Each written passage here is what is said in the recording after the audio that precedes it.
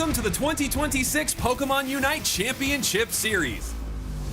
This season introduces a new and exciting league format, hosting 8 teams in 3 regions: North America, Europe, and Latin America. Each region will play in a double round-robin format that will be played out in 5 weekends of competition. Once all of the matches are played, the top 5 teams from each region will qualify for the playoffs. The bottom 3 teams will have to fight for their spot and avoid relegation in the 2027 season. Each region's playoff bracket will play out over 2 days, where lower seeds will need to fight their way to the top. The top 2 finishers from each region will win loads of cash prizes and, most importantly, an invite to the Pokémon Unite World Championships in San Francisco. Who will rise to the top? What stories will emerge throughout this season? Make sure you're part of all the action.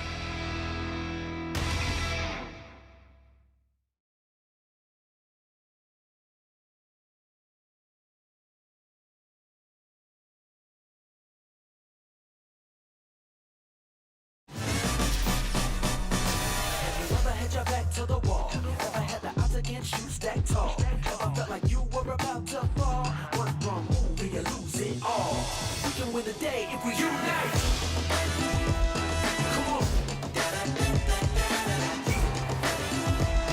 Hey, we can win the What day. just happened? It just flares is what happened! Oh my god! Oh my goodness, the steal! Sign News is single-handedly shutting down Zeta Division! Oh my god! One of the best to ever do it, Luminosity Gaming! It's a turn! It's a turn! Peru Unite are your world champions!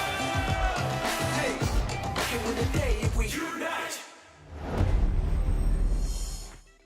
Welcome back, everyone, to the Pokémon Unite Championship Series Regional Leagues. Here we are in Week 2, Day 1 of our leagues. And what you're taking a look at right now, of course, is Thea Sky Ruins, our battlefield here for the Pokémon Unite Championship Series. Hi, everybody. Jake, your resident content cowboy here, a.k.a. Spraggles, ye to the ha, and I am joined by some incredible casters here today to bring you all of these amazing games in EU, LATAM, and North America. First and foremost, I gotta introduce them. Hello, Doom Snacks. Hello, Cowboy. Excited here for week 2 of competition here in our league format. EU, NA, and LATAM did not disappoint week 1, and I'm looking forward to some great matchups again today.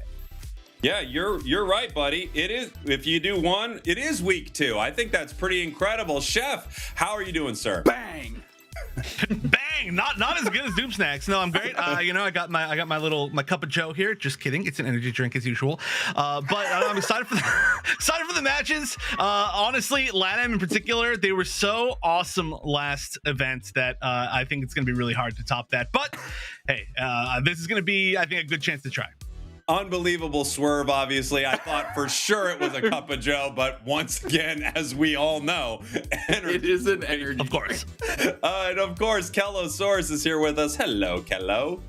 Hello. Well, it is very important to stay hydrated there. So, whether or not, but otherwise, yeah, ready to get this party started. Considering how exciting last week went. 2 weeks ago. That's confusing. We are at week 2, but you know what I mean. 2 weeks ago, I'm excited to see how week 2 ends up panning out.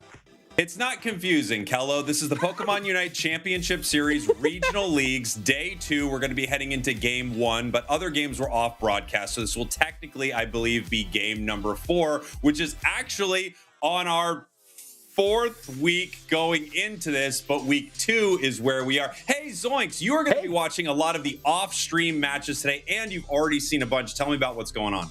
Yeah, it's my turn to be hiding out in the tall grass this time around, and I also got my cup of Joe, or so you think, probably water. It's going to be a really fun weekend. I'm so excited for these matches, and like you mentioned, a few of them have already been going down. In EU, we had BH3 and Team Peps increasing their already dominant hold on this regional league with wins over Avalanche and Je Le Palais, respectively, but a really exciting one happened in game number 3 between Komai and Los Kaducados. We got to see some double speedster compositions, flexing around. Galarian Rapidash, Talonflame, things like that. Also, Mimikyu got a fitting in that role, but Galarian Rapidash, a big standout for me, had a 100% win rate in that matchup. A Pokemon to watch this weekend for sure.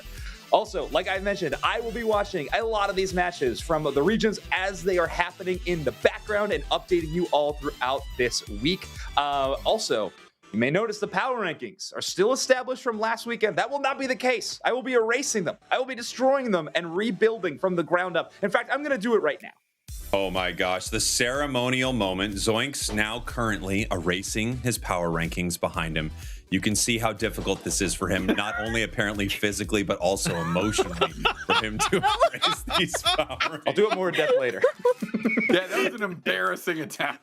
Okay. That was taking way too long. Oh, I thought I did a really good job. Anyway, I think you did. I think you did as good as anyone can, Zoinks. But it's true. It takes longer to erase than people expect. I can't wait to get more updates on those matches. But of course, we have so many good ones on broadcast. We're gonna take a look here at our broadcast schedule. You're gonna see what games we are going to be watching here. Doob Snacks, tell me about them. Here we go. We're kicking ourselves off with EU again here in week 2. Engage and BH3. Team Peps, Voltagons Unite, and Los Kaducados are going to be scrapping against Avalanche straight into LATAM, which was an electric region in week 1. Dream Max and Stamina, CACM and Tuesday, Peru Unite, and Entity 7.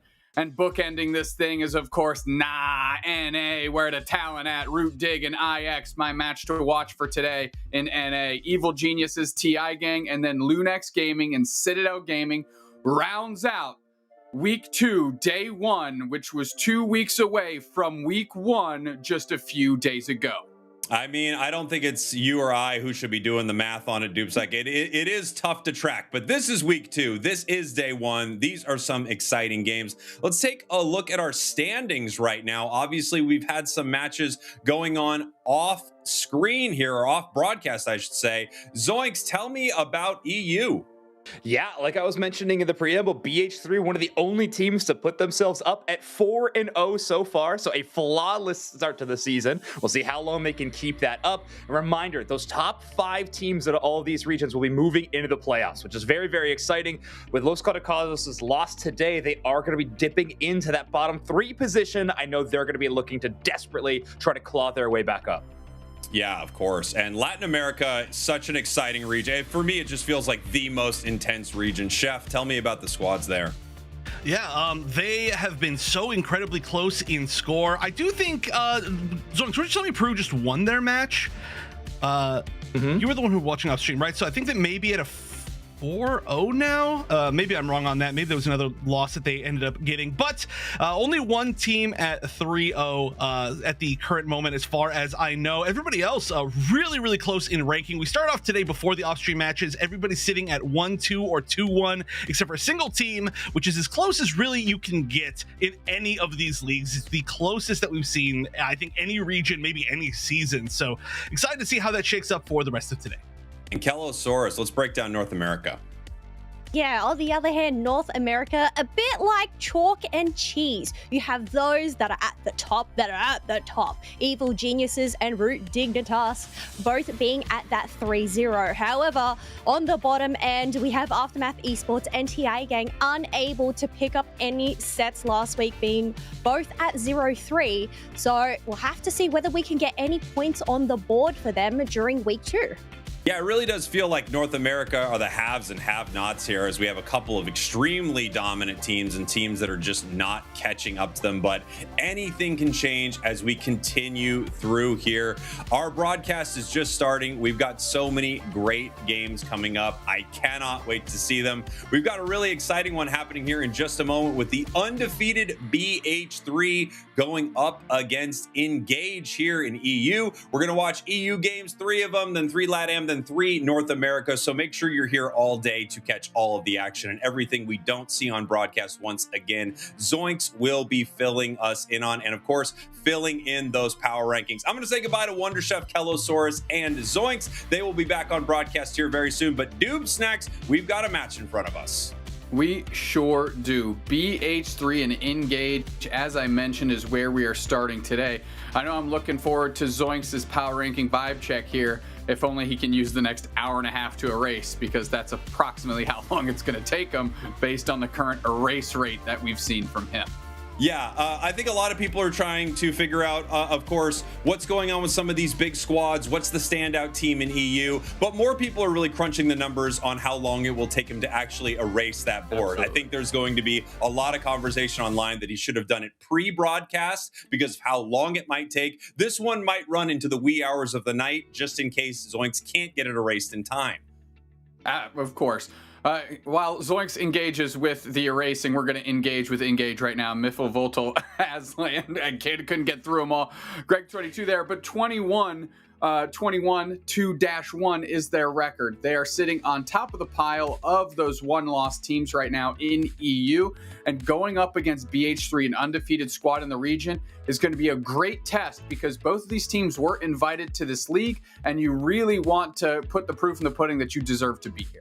Yeah, I mean, BH3, obviously, as we've mentioned many times already today, top of the pack in EU, 4-0, the only undefeated team in EU, and the only 4-0 team currently in the entire league. Obviously, EU is playing before the other leagues. We could see that out of Force, out of Dignitas, out of Evil Geniuses later in the day.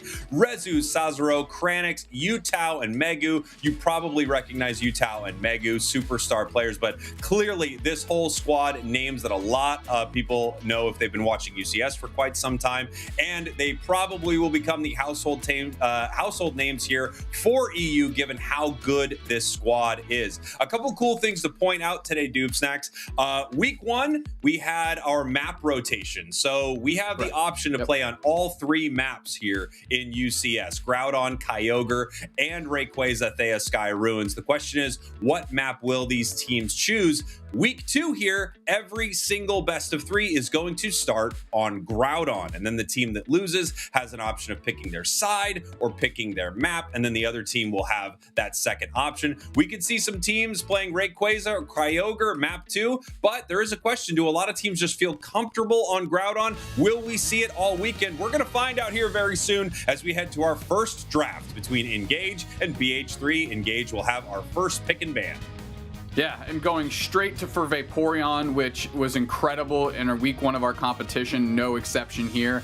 And that is a Mega Charizard Y, also catching a ban. The Hoopa, though, feels a little targeted. A Pokemon that we thought would be performing very strongly actually had a pretty mediocre week 1. And of course the Duck, which is insane, by the way. I've got to say, we talked so much before the broadcast about Psyduck, and I was even wondering, does this thing start catching some huge bans after the buffs? And I'm not shocked to see it. I think Mega Charizard Y is possibly the best Mega going in the game right now, competing pretty closely with Mega Gyarados, but the recent Mega Gyarados buffs, nerfs, I think are actually a bit more devastating than what they did with Charizard Y. And as we see, Mega Gyarados makes its way through this draft. Vaporeon banned out, Blastoise banned out. Another Pokemon that got some huge buffs recently, Darkrai, is a consideration as the first pick for Engage.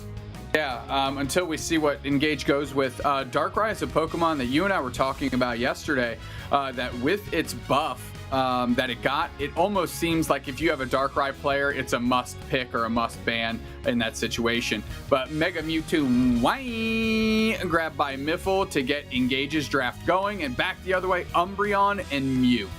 Wow, I mean, these are some really interesting picks out of these two squads. First pick Mewtwo Y feels like not only you want this Pokemon, but you also would like to shut your opponents down from getting it, right?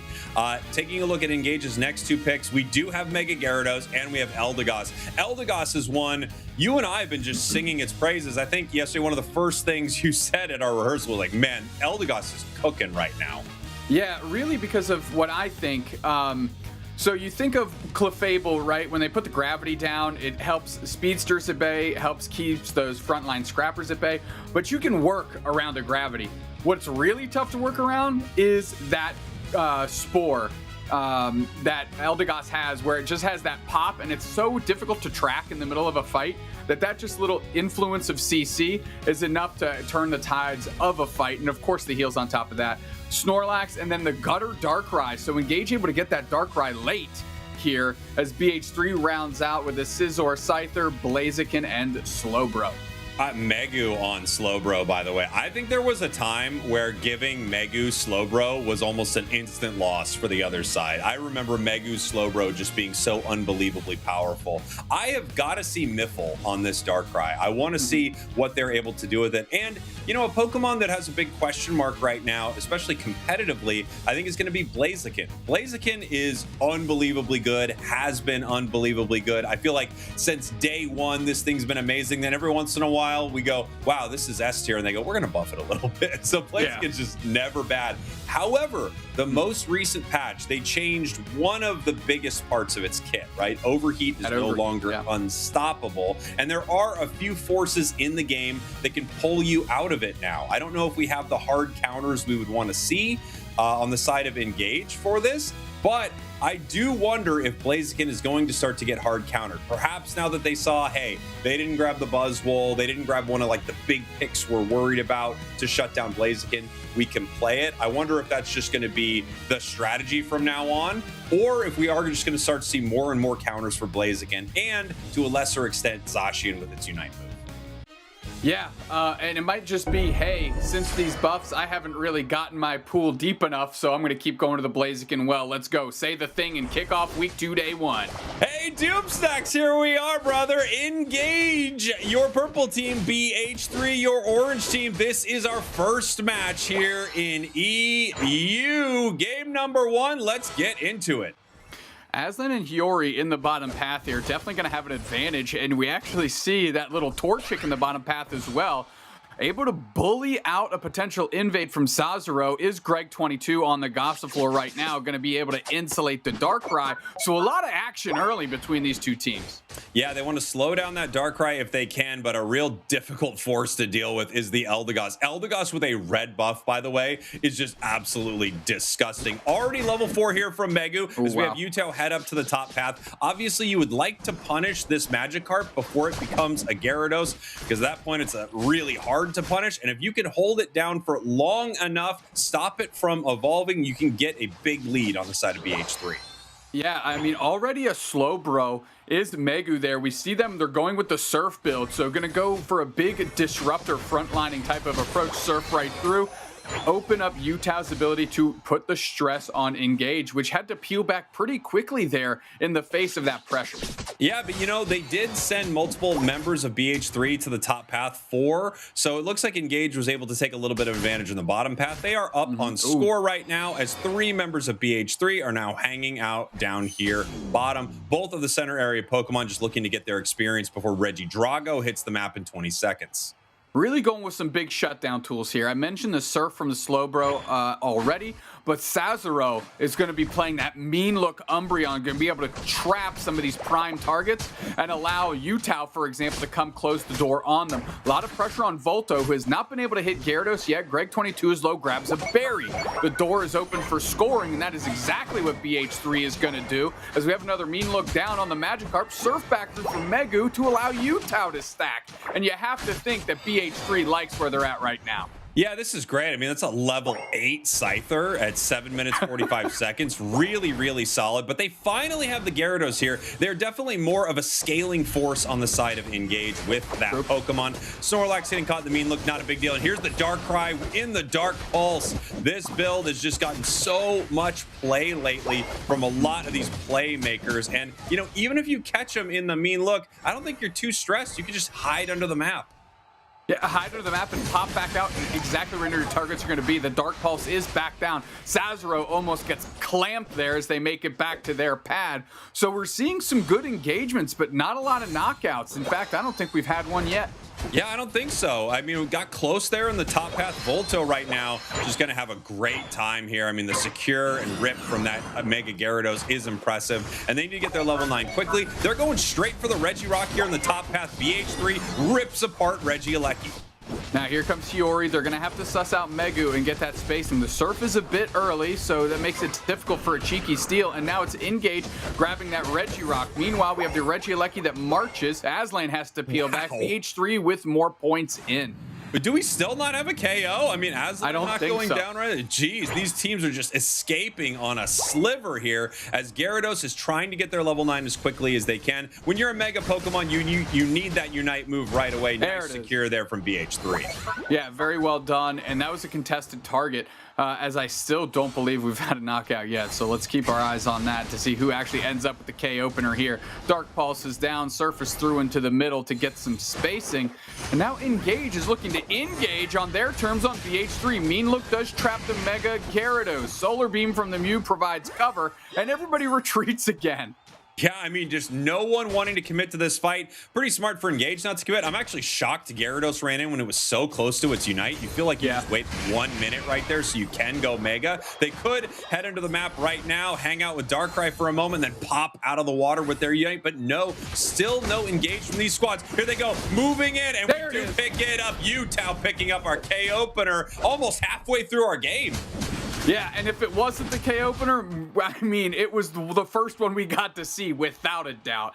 And BH3 just getting on the board now, not only from the fight aspect, but obviously leading in the score aspect, have to feel pretty comfortable. But Engage, in my opinion, has been doing okay, keeping pace with levels, and it'll just take one good fight for them to turn the tide. Surf pins down Mega Gyarados, big Solar Beam there, huge cover, and they are putting the 4-person blender.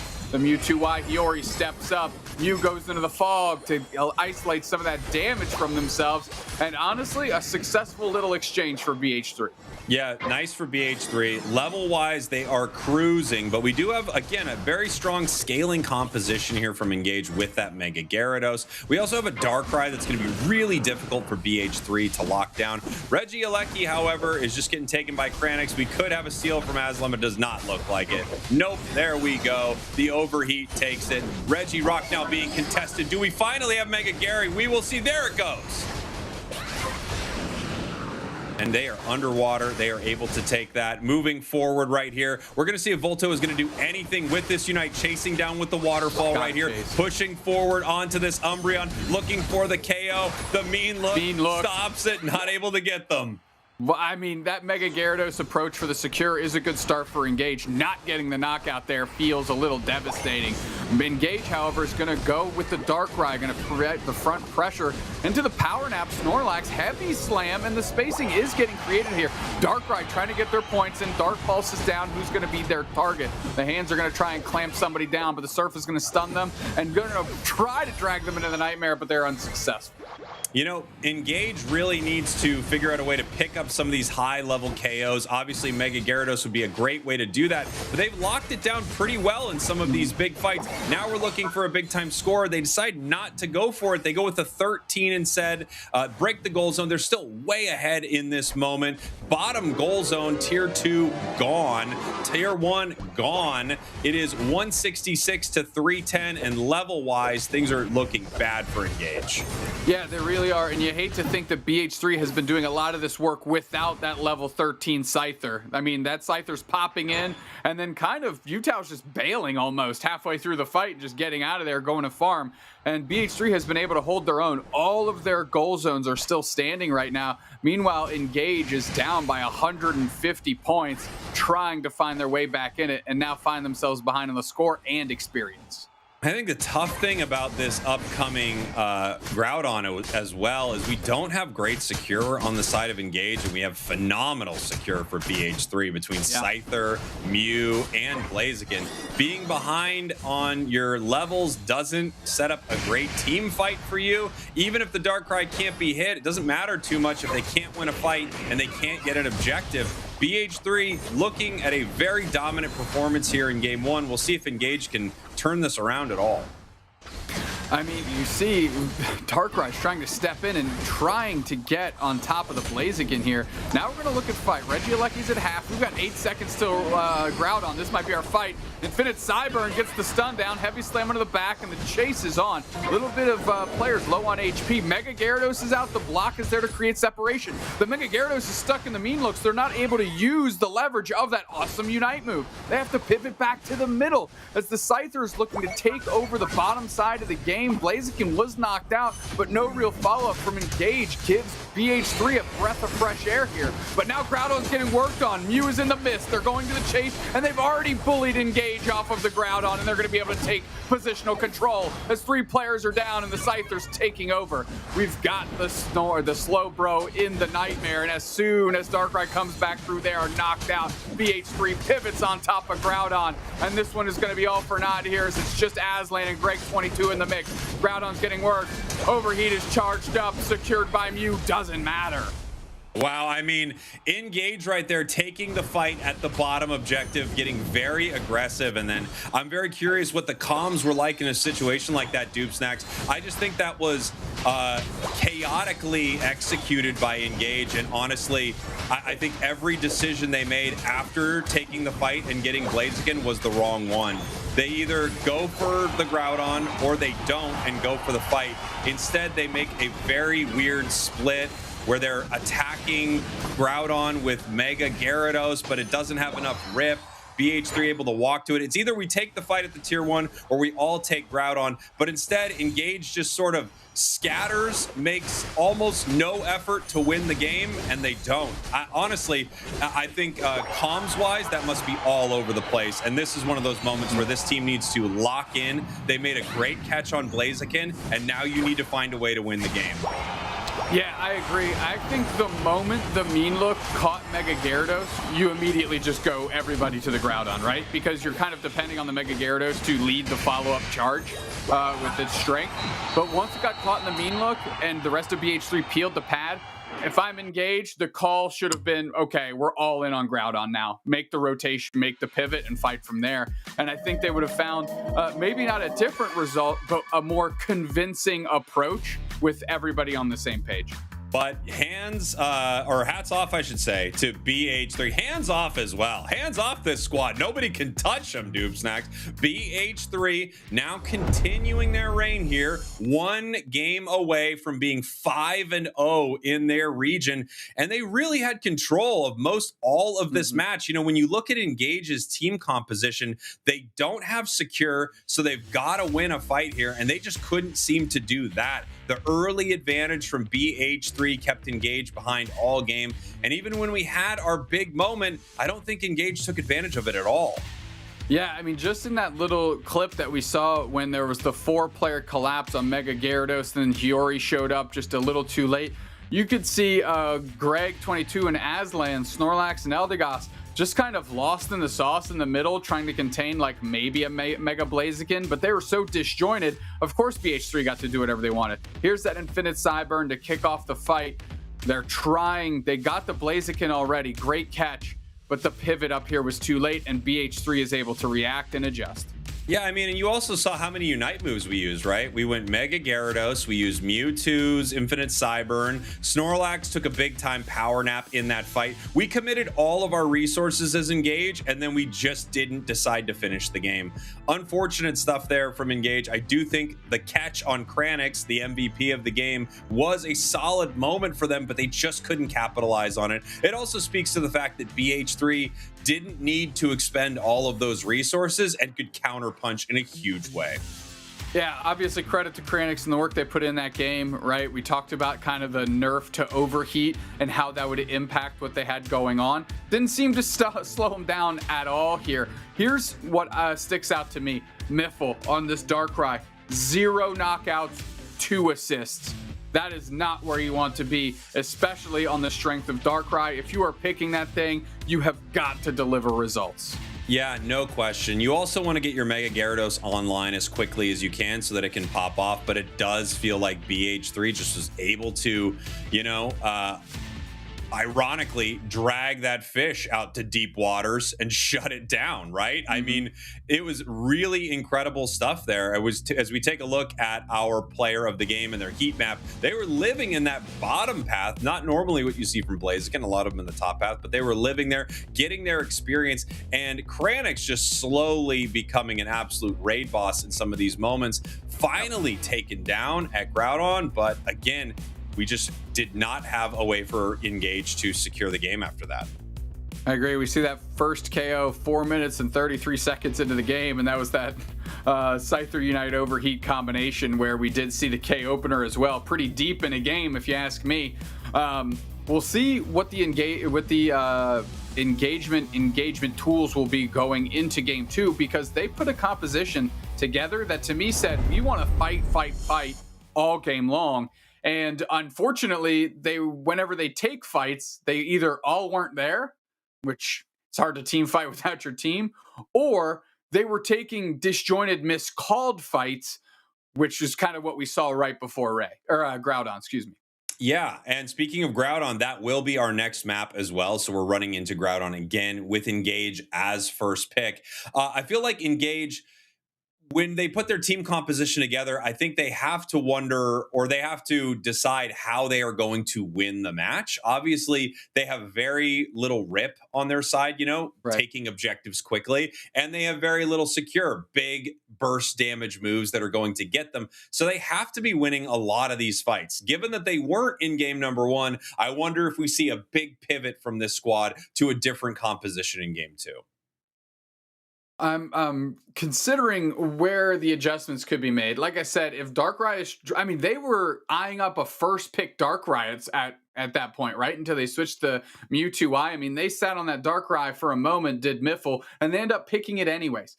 So if Darkrai is truly a recipe for success, I'd like to see them put more resources in getting kind of Miffle online and above and beyond what's going on the other side of the map. Because as we know, a Scyther gets ramped up so incredibly quickly and can start impacting the paths immediately that it really requires a focused attempt to get Miffle online to be able to contend with that. And, they also had Mega Gyarados that they need to get online, right? So you've got a few things that you're trying to make happen here on the side of Engage. And BH3 just taking the approach of almost one of the speediest Pokemon in the game in that Scyther. They're basically 2 Pokemon that walk through that central area faster than any other, and that is Scyther and that is Leafeon. So with that Scyther, they just cruise through center and start taking over the entire game with a massive level lead. As we're looking at our bands here, Mewtwo Y, Charizard Y, Hoopa Y, Psyduck Y, and we're going to see what the next 2 are here, but I bet I can continue the bit depending on how it goes here. Yep, Vaporeon Y, and final band to BH3 Esport Y is going to be Mimikyu Y? No, Mega Lucario Y. Mega Lucario Y has been called. Okay, we're going to see where Engage goes. Want to talk about the map choices while the draft starts here. Of course, we're starting on Groudon, but a lot of teams in week 1, when they had the map option, they were also selecting Groudon. So I would be unsurprised if we see a lot of back-to-back Groudon maps here in week 2. Volto going with Blastoise, a big switch up from the direction that they were in game 1 here. Megu and Resu grabbing Umbreon and Mew opens up their flexibility, right? Megu was playing Slowbro before, could flex to the Umbreon, as the Umbreon was playing more of a support role for them in game 1. Of course, Mimikyu and Clefable, no questions asked there. We know what they're up to. I have to say, I love what I'm seeing for Engage because it's a completely different look. It has, way more options for rip with something like Mimikyu. You've got great secure, and Blastoise is just insane right now. Sazero on the Blissey, BH3 hovering. Oh, I'd love to see it. I want to see this. We got huge Garchomp buffs recently, and this was a Pokemon, especially in EU, it felt like, that would just get slotted into that top path a lot with some huge success, especially with players like Potato playing it. So I'm excited to see the buffed Garchomp come out here in game number 2. Next couple of picks over to Engage. We've got the Miraidon as the attacker, and finally Aslan landing back on that Snorlax. I like where Engage is at right now as compared to game 1. I think this is a much more in tune, in line type of strategy. Now, Utah was going with that other incredibly quick clearing Leafeon until switching to a bear. And I'll tell you what, Cubfu doesn't clear too quickly. No, this is the exact opposite, right? We're going from one of the fastest Pokemon moving through the central area to perhaps one of the worst. I mean, maybe tied with Comfey. It's one of the worst moving through that central area. But I am excited to see how Utah wants to play this. We could be seeing a Wicked Blow. That would give them some good secure on the side of BH3 Esport. But a lot of players recently are running that rapid style, the water bear build. Looking at the items though, you really could go either way here. That setup works great for both of these builds, so I'm excited to see it. I'm leaning towards Wicked Blow given that they have the eject button, which again, I don't see that. We don't see this Pokemon much, and I don't see this build much at all. Yeah, I mean, in the days of yore, a Wicked Blow Urshifu was just the bee's knees. It was the best thing you could pick for your squad, right? In terms of secure, sometimes you get that and the pre-nerf Blaziken overheat, and it was just like game over whenever you got to an objective. But I must say, I know you're leaning towards Wicked Blow or that Sure Strike, the Red Bear. But I love Surging Strikes myself, the Blue Bear. Just the movement that you get in when you pop that Unite move and you just see the players just kind of cutting through the back line, getting on top of all the opposing players. That's personally what I like to watch a little bit more, but we'll see where we end up. And here we go. Engage your purple team, BH3 Esport, your orange team. They are up one game here, Doob Snacks, and they are the undefeated squad out of EU. If they win this next match here, they will be the only 5-0 team in all of our leagues. That's exactly where BH3 wants to be and how Megu and Utah want to put themselves back on the map here in the EU region and put the world on notice.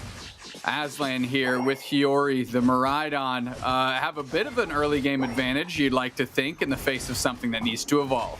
Ooh, and here we go. Kranix in a little bit of trouble right here, getting very aggressive, having to run back as we have Clefable stacking on the other side. Blissey scoring here, and you can just see the amazing control you get early out of something like Squirtle. The Clefable does evolve. Miffle makes it to the top path here. We also have Utah running to the top path. We might have a bit of a skirmish here as Snorlax is moving through the central area, and it looks like they have caught Utah, and it is the Wicked Blow Urshifu.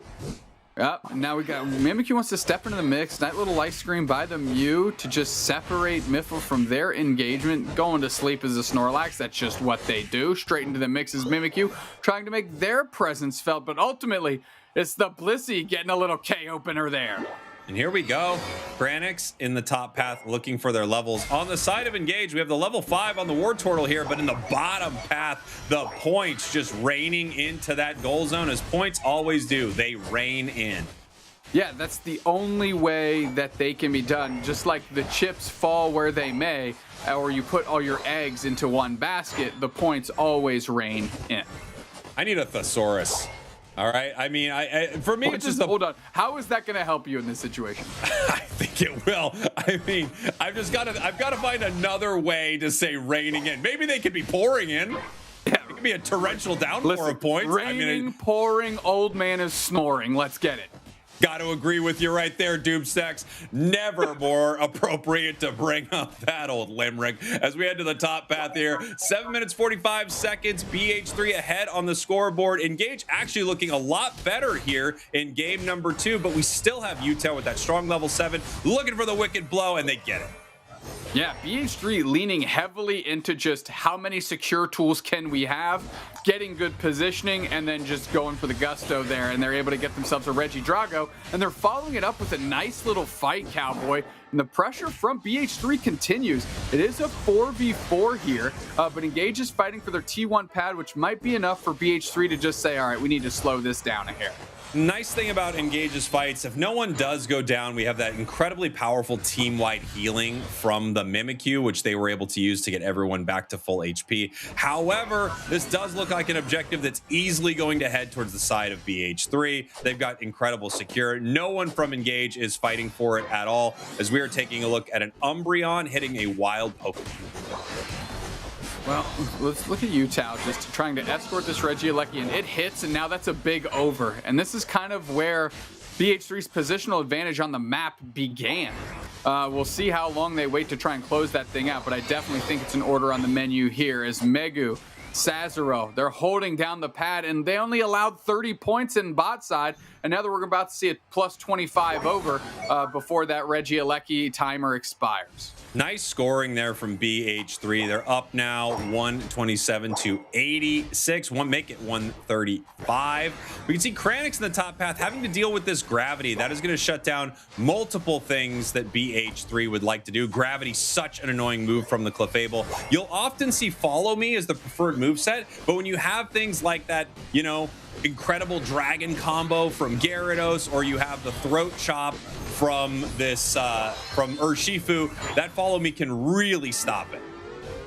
Yeah, that's kind of what I was talking about a little bit in our draft here. Eldegoss versus Clefable. You know, gravity does one thing, but if you go with that spore, right, that cotton spore, there's the pop from that spore. That knockup is... It's so difficult to time out because of just everything that goes on. It doesn't have a gargantuan indicator like gravity. That effectively does the same thing, right? Because what you're trying to do is catch somebody in their move on an engage, and Eldegoss does that very well. So I think it just kind of expands the toolkit a little bit, Eldegoss compared to nice Shadow Sneak. That's a good knockout. Heavy Slam. Gotta convert though. Please. Bliss assistance. No! On to Kranix. Finally, the Blissey goes down, but now the fight is on. BH3's looking for a push. What a stand. Surf back, pressure on, Heavy Slam back. This might be Engage's opportunity. A power nap right in the middle. Mew has to get in the mist. Hydro Typhoon, they're knocked out. Now the Meteor Storm's out. They're trying to catch Kranix, who has been just absolutely unable to be knocked out. The Blissey's already back, healing them. They drag and rush them over the wall, and now it's Aslan that has to Heavy Slam back over. Lion Witch Wardrobe, get the heck out of here, kid. Get out of there, Aslan. Come on now.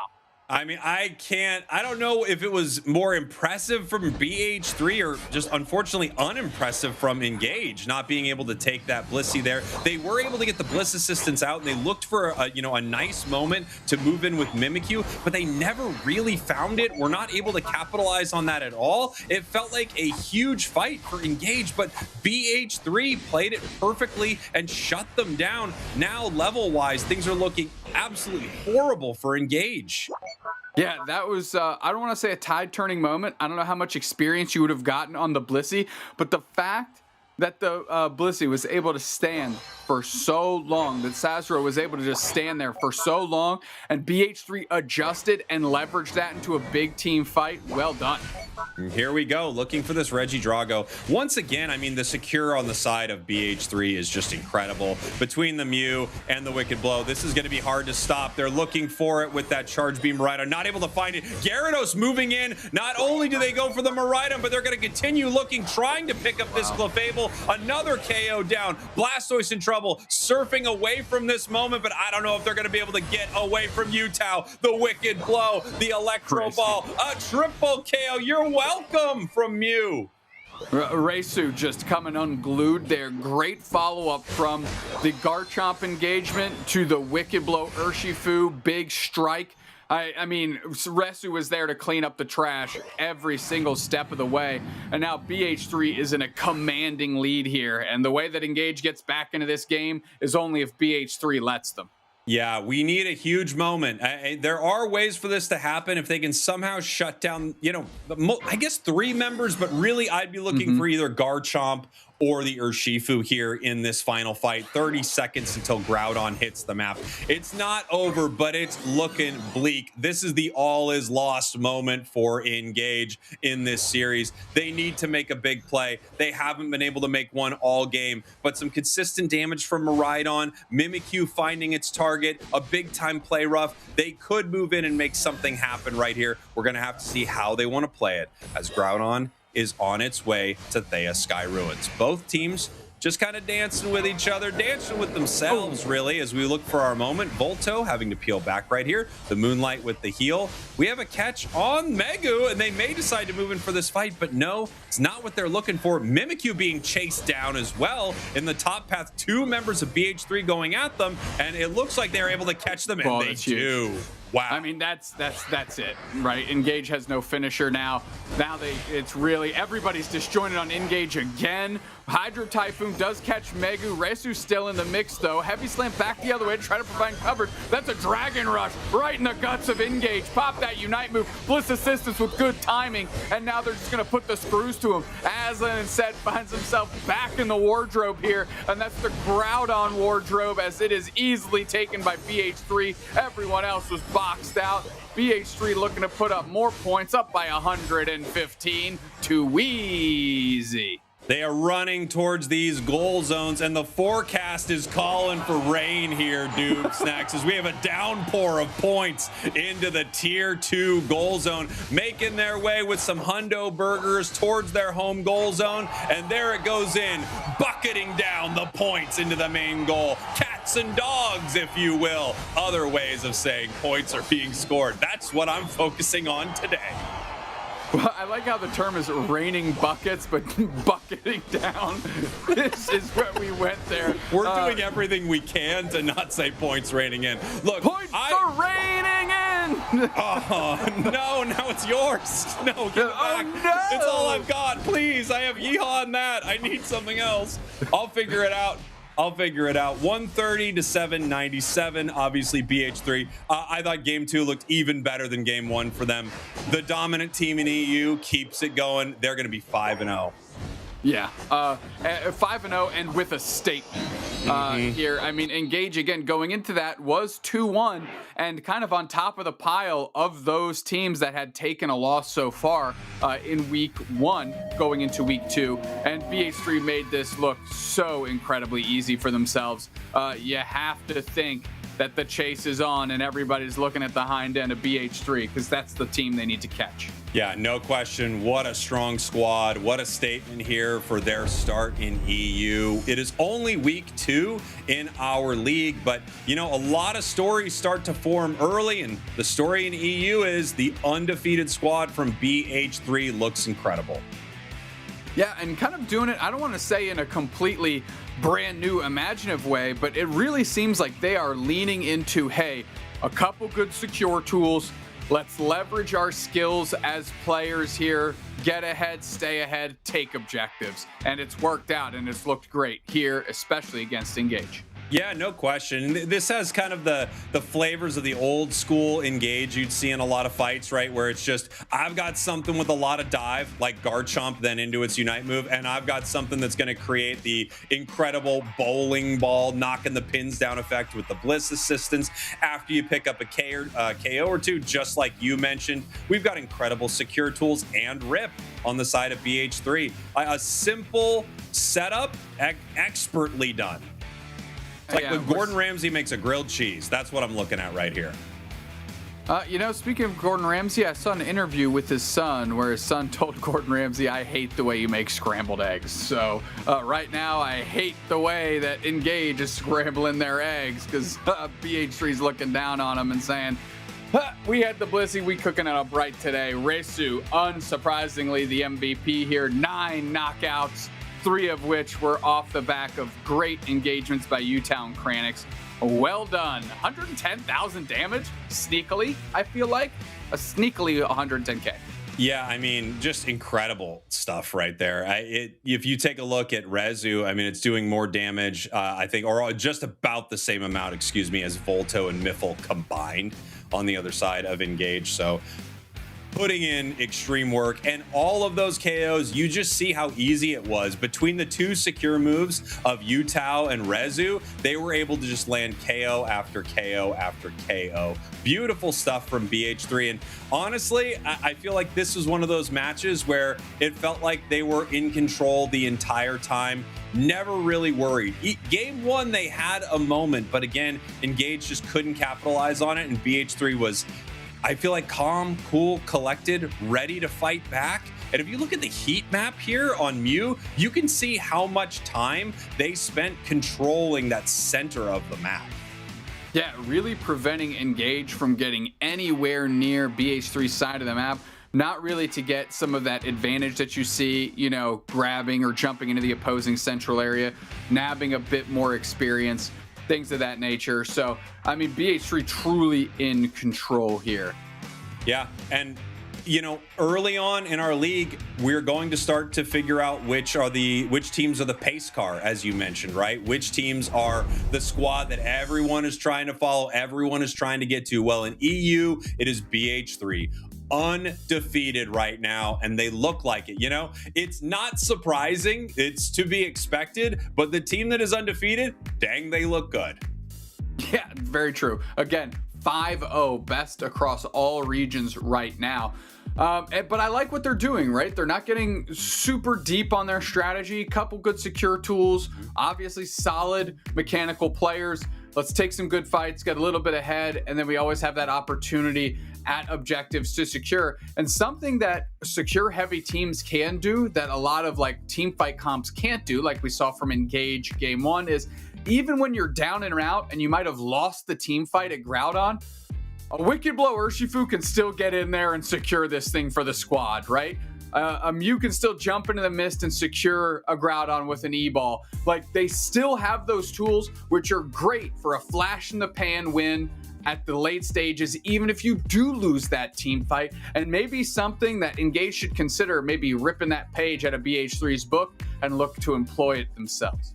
All right, well, Doob Snacks, you and I are going to take a short break. Obviously, I'm going to be looking for ways to say points raining in a different way. Maybe they're flooding in. Drizzling in, possibly like, you know, like it's a little foggy with points right now. I've got to figure it out. Moisting in? Is that what you just tried to say? The fog wetnessing in is what you just said. I think that's what I tried to say. We will be right back. We've got more exciting matches here in EU, but stick with us. We've got great games all day. Don't go anywhere. Don't let the fog moist you. They won't. I've got to figure it out, man. Just got to figure it out.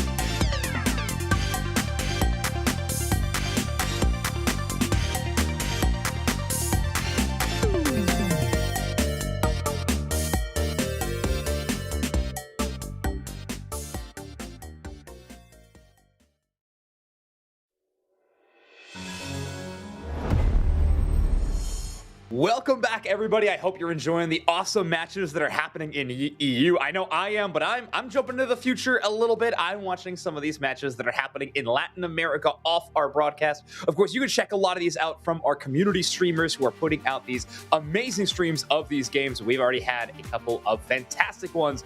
We're going to be talking a little bit about Peru Unite and 2Z Esports in this next one. So we're going to jump right into a clip from game number 1. This was a really exciting moment. This was, we can just even pause already. We can see that this is a very close match, 223 to 251 to start things off. I think 2Z right now, I'm going to put this down to 50% speed so you can check it out. A very great engage. Buzzwole pulls and is immediately followed up by a Mewtwo Unite move. So just every bit of crowd control they can do actually cleans up that Machamp immediately. But what Peru Unite do next, I think, is really interesting. We kind of get this split push scenario going on. You have the Blastoise and Alcremie Unite kind of down here at the bottom side. Ooh, it's a lot of circles. That's my bad. But you got a split push going on the top side otherwise, which works out really, really well and kind of splits 2Z Esports connection. You got the Palmot diving into the back line, which buys a lot of time, and Blastoise moves to the other side of the battlefield and makes so 2Z Esports team fight win here just really gets elongated. More on that later. As we fast forward a little bit, as the Groudon becomes in contention, we have the entrance of Machamp. Now, this is where things get really crazy. Tempo in combination with Kea, this Machamp and Alcremie duo is crazy. You see this submission chasing down Massey's Charizard immediately, and you kind of get a submission attack, pulls the Charizard into a really scary position, but that's not even the highlight I want to talk about. Take a look at this Machamp Unite move. A perfect eject button reposition maneuver sends 2Z Esports flying, and one thing leads to another, and these teams are going to clean up the Groudon. So there's really impressive game 1, a close one from 2Z, but Peru Unite really just locked in on this one. We'll jump to the next one. This one a little bit more handedly in the favor of Peru Unite in this matchup. I want y'all just to watch Zainus clean up on this Liquidation Inteleon. The amount of firepower they have in the backline, and just look at the backup they have. They got Umbreon making way for them. No one able to touch this Liquidation Inteleon is able to pick up a KO streak of 2, dunk some points, break this goal zone. Really impressive stuff. At the end of this one, Zainus closing up the shot with 13 KOs and your MVP award, and Draken notably with 13 assists as well. So just such an impressive showing from this team early on. I think 2 different schools of thought. They draft like a triple melee composition in game 1, and then they just let Zainus get to work on that James Pond Inteleon in that game number 2. So impressive stuff there. We're going to be jumping back into EU, everybody. One look at my current vibes-based power rankings really quick. We got BH3 leading the way. Everybody else kind of trickling down towards the bottom, but I can't wait. We're going to throw it over to Wonder Chef and Kellosaurus to get you into our second match of the day. Thank you so much, Zoinks. I'm excited to see how those vibe-based power rankings continue to play out, but it's time for the Pokemon Unite Championship Series Regional League Week 2, day number 1 for the European region, match number 2, game number 1 of the day. And I'm Wonder Chef, and that is Kello. How you doing, Kello? I am doing great. That was a lot of numbers there, Chef. That was a mouthful. Well, we got a lot of games. We got a lot of games going on over the course of this season, of course. It's going to be 5 weeks, 2 days per week, and 3 regions per week, and 3 matches per region, and 2 games per... Okay, anyway, we've got Team Peps coming up against Voltagons. We can talk a little bit about Team Peps. That's a team that I'm really excited. Both these teams, actually, I'm very excited. We got Klaus, Zante, Potato Bruv, and Marv. Some names that, of course, if you've been following along with Pokemon Unite, you should be very, very familiar with every single one of those. They've been all playing for years, I believe, and in the actual championship series. So very cool to see them doing quite well, and also just really fun players to watch. So they've been doing, I think they're only at 1 loss so far for the season, and it was a pretty close one if I do remember correctly. So they're still looking to place in at least that top 5, if not higher. Yeah, then they have already played one of those off-broadcast matches already today, so already warmed on up. Otherwise, on the other hand, we have Voltagons Unite currently sitting at that 2-1 as well. So both of them going into this week, we're both on that 2-1.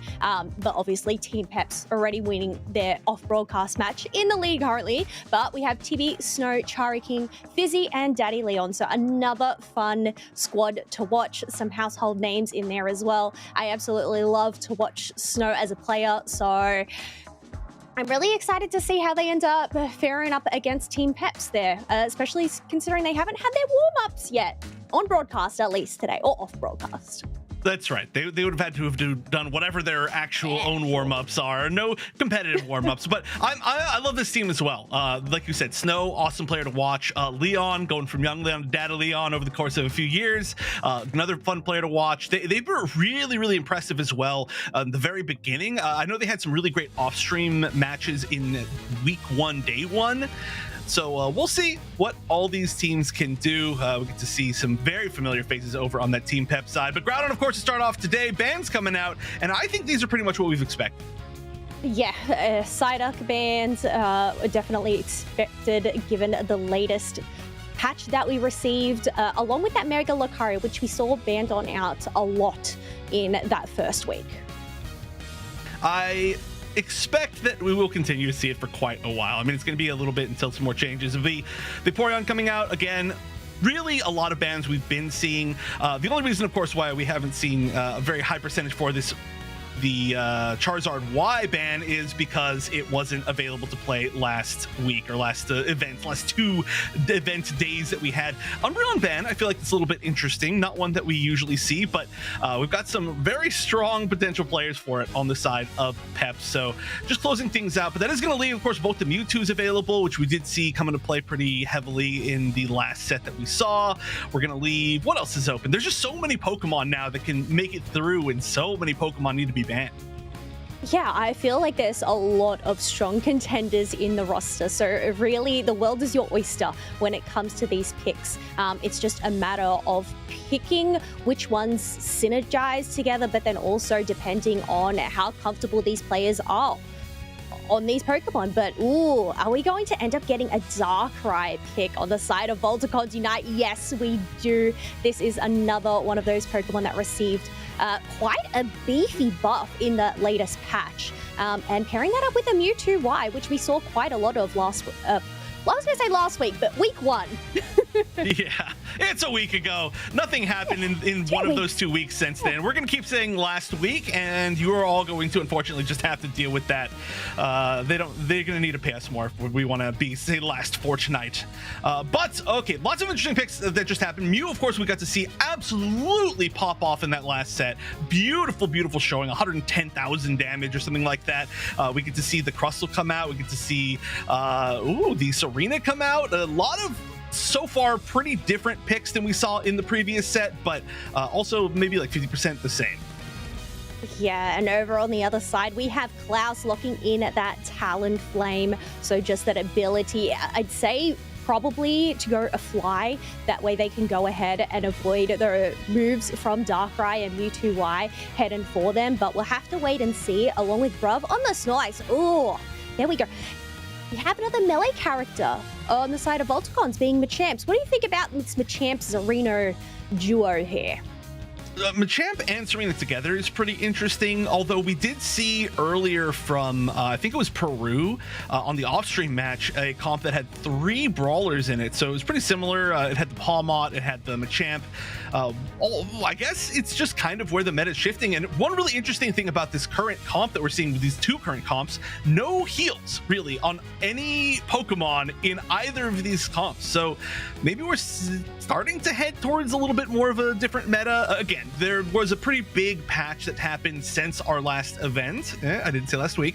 And we're all still trying to see kind of how all of these competitive teams, not only just these competitive teams, but how all 3 regions are changing their metas around the patches. So we're starting to get to see how EU wants to play. We're starting to get to see how LA or Latin America wants to kind of change things up, as we've only seen the off-stream matches. But hey, I think 0 healers is pretty cool, and we should have some pretty fun fights because of it. Yes, well, I guess no heals, all damage, all disruption when it comes to these squads. But here we go. We are heading into our first game with Team Peps over on the purple side of Voltagons Unite on the orange. And are we going to see a little Swinub invade here by Marv? Ooh, I love it. Swinub, excellent Pokemon. Oh, this is the too cute of an invade battle. Absolutely just too cute. Maybe not Darkrai. I won't say the Darkrai's not cute. That was a nice attempt. Wait, where did the Swinub successfully getting the red buff. It's just really tiny. Yeah, the buff is so tiny on Swinub. I feel like I've never seen that in all of my years watching and playing this game. It felt like it was even tinier than usual. It's hiding underneath it. But wow, what a great steal. Absolutely amazing steal. Of course, I mean, that move can do so much damage early on. So really good stuff to Marv. I can't believe I couldn't see it. I was just like staring at all three Pokemon. I'm like, where's the buff? But it's just hiding under its little, like, I don't know. What are those? Those aren't legs. Vacuuming it up. Okay, yeah. It's just the little Romba that could. But yeah, I think that was quite successful. Being able to get the red buff, but also one of those other wild Pokemon is such a great start for Marv here. Already being close to that level 5 mark. We do have those birds already spawning up in that lane. And here comes Marv as we do have that Machop being already taken down. So this just allows Team Peps to go in and get their first goals. But Voltagons Unite, on the other hand, managed to win that bottom path and 1 point ahead now. Ooh, but again, a lot of aggression coming from Peps into the center area, and I mean, just it led off the fact that a 1v2 invade works so well, but we're actually kind of just trading now. We're just taking all the buffs from everybody's own respective center areas, as I don't think that Bruv is going to be able to defend against that. Yeah, that's a pretty strong combo. That was such a great rock tomb by Fizzy to just stop Bruv in their tracks, that they could go and secure that blue buff for the Darkrai. So trying to make some catch up, being able to get some ducks, but they do end up paying the price by getting knocked down and sent to Pokemon's at the butt. They have managed to reach that level 7 mark, which is very important considering they had that slow beginning with Swinub taking the experience away from them. I'm not really surprised to see such aggressive games from both these teams. I was mentioning this beforehand, but I really like watching both these teams. They're very fun teams to watch. I'm a fan of both of them for sure, and I hope they both do well. But right now, obviously, only one of them can continue on with wins. Luckily, there's still plenty of time in the season, but I would expect that the rest of this set could end up looking like this as well. Pretty big posturing up top now, looking for this top Reggie, whichever one it ends up being. Just the defenders down on bottom, and ooh, big fight already, a big KO, as that was the Machoke getting the KO on the Zacian. That's going to be a pretty nice little advantage for Voltagons. They've been, I feel like, kind of down on most of the fights, not really in a winning position, but that at least is going to set them up pretty nicely. They've just got to survive too to at least get them a champ before they can be at full strength. But there's the fight that Serena trying to get out the flying line directly on it, and a great way to avoid the Unite coming out from the Talonflame. Klaus is still going to be in a great position though to just take this Regirock, so not the worst in the world. An attempt to steal, but no, it is going to be Klaus once again getting that confirmed. The slam on the Swinub, as Leon is going to try to back up, get as much defense as they possibly can. 3 members here, and it looks like Peps doesn't even want to try to challenge it. They're just going bottom, as there's another objective there. Yeah, it makes sense considering there is that Regieleki down in that bottom side. It was 17 points on that top pad. This bottom pad is still quite healthy for Voltagons and unable to get any dunks, but Bruv being able to make a grand escape from that Mewtwo, and that way they get ready for this next fight for that bottom Regieleki. Voltagons with a little bit better positioning. The fact that they have Fizzy there on the Crustle is going to be a big advantage if they can land a great Rock Tomb to pull everybody away, but really not a big engage from Voltagons. They maybe had the damage to burn it down, but instead they're going to fight. Marv actually getting the first KO, defender on defender right there. Some harassment coming in from the Mewtwo, but it's only going to do so much damage. I mean, the big thing is, of course, there's no heal, so all this damage is going to be semi-permanent. And a nice way to space out with their own defender for the side of Peps. Regieleki is getting burned down. There's an attempt to go in and Dark Pulse, try to steal this away. The Mew Unite trying to hold on to maybe try to use it for the secure, but no chance. Fly once again, as Klaus is going to secure the second objective out of 2. A chance for Peps to push forward if they really want to. In the meantime, I will say, by the way, Potato, I think, of the Zacian was taking their whole center area, so just win after win for Team Peps in this situation. You have got to give a round of applause to these defenders. They are really doing their job well. The fact that Bruv was able to hold them off, utilizing the shield from the block move, and even with Marv being able to just hold them Voltagons at bay was absolutely incredible, which means Team Peps are able to go and successfully break that bottom tier 1 pad. But yeah, Bruv is still left standing here. How? Not only standing, but fighting, and then finally going home on the rocket ship. Love that return animation. But yeah, defenders are huge. I mean, obviously, especially with Bruv. I mean, we've been saying Bruv has been one of the top defender players for such a long time, right? I mean, it's always great to see. Oh, Leon is going to get a chance to get a submission right there. Oh. Great jump and a huge unite from the Mewtwo. It's going to take him up to a little bit lower, but unfortunately, they didn't stack up all that much. The fly coming out is just going to try to steal some of these center birds. Looks like maybe not a huge engage. Bruv once again trying to use that wall to space everybody out, but they're just going to go ahead and initiate, and the Unite is going to counter that perfectly. One member down already. Losing that Machamp is going to be huge for Voltagons. They're going to trade it out, but not damage for damage. So this is a little bit of, again, an awkward exchange as we're going to get the reset on the Registeel. Snow going in, trying to see if they can find a singular big target. No Unite available for them. They're not going to be able to solo out that Mew if they really want to. So just poking away at this Registeel, still nobody guaranteeing it. No, nobody guaranteeing it just yet as Mewtwo is whittling away. We do have that Mew beam across into the grass to go and ward off that Darkrai. But look at this wall from Fizzy to block off Team Peps. But wait, a huge snipe coming out from Zante to take away all of Voltagons Unite's efforts. 3 for 3 on the objective takes for Team Peps, and some weird ones too. I mean, not that any of them are uncommon, super uncommon, but it's not like they have an obvious secure that you would normally see in these situations. So a lot of flies. I believe that was just the solar beam, right, that got the steal away from pretty far away. Yeah. It was, I believe it was the light screen solar beam pair up there. So absolute cinema there coming out from Team Peps. But, you know, I know Voltagons Unite, they are currently behind in points at 72 to 269. But I really feel like they are matching Team Peps' energy quite well. The only downside is they are trailing behind in terms of levels. We already have a level 14 Talonflame on the side of Team Peps, whereas the highest levels are 4 level 11s on Voltagons. So a lot more spaced out. 30 seconds left until Groudon. Oh, almost said Kyogre. One of the final objectives. I just try to stay vague now because I always forget. We are going to see an attempt to push down this top gold zone maybe before the final stretch, but we're getting really, really close. You don't want to use any of those Unites. Now, I agree with you 100%. The level difference is really bad, if I'm going to be honest, for Voltagons. But luckily for them, they've got several Pokemon that have Unites that are specifically for targeting out solo Pokemon on the other side. So potentially if we get to see like a Serena Unite or a Darkrai Unite onto that Talonflame before it can really get what it's trying to get, you might get a chance to be able to take that out in the kind of like the unfair 1v1 situation. Same thing with the Mew. And then if you can just take out maybe one or two good targets, your level advantage doesn't, or I should say disadvantage, doesn't feel quite as bad. But still just farming up a little bit, maybe trying to get back. No, every Unite in the game is available, so maybe just trying to get some levels, even that up before the fights. And they are starting to get some level 12s, but this is going to be tough, especially in already Fizzy getting caught out with the Ice Fang, getting very low, but the initiation is going to happen up top. Darkrai going down without being able to take out a target, even use its Unite, and it's going to be a nice trade at least. Potato on the Zacian will be going down. Klaus at half HP is going to be flying back and forth, having to back. Like I said, no healers means that we're going to have some awkward backs, maybe if people are not getting fully KO'd,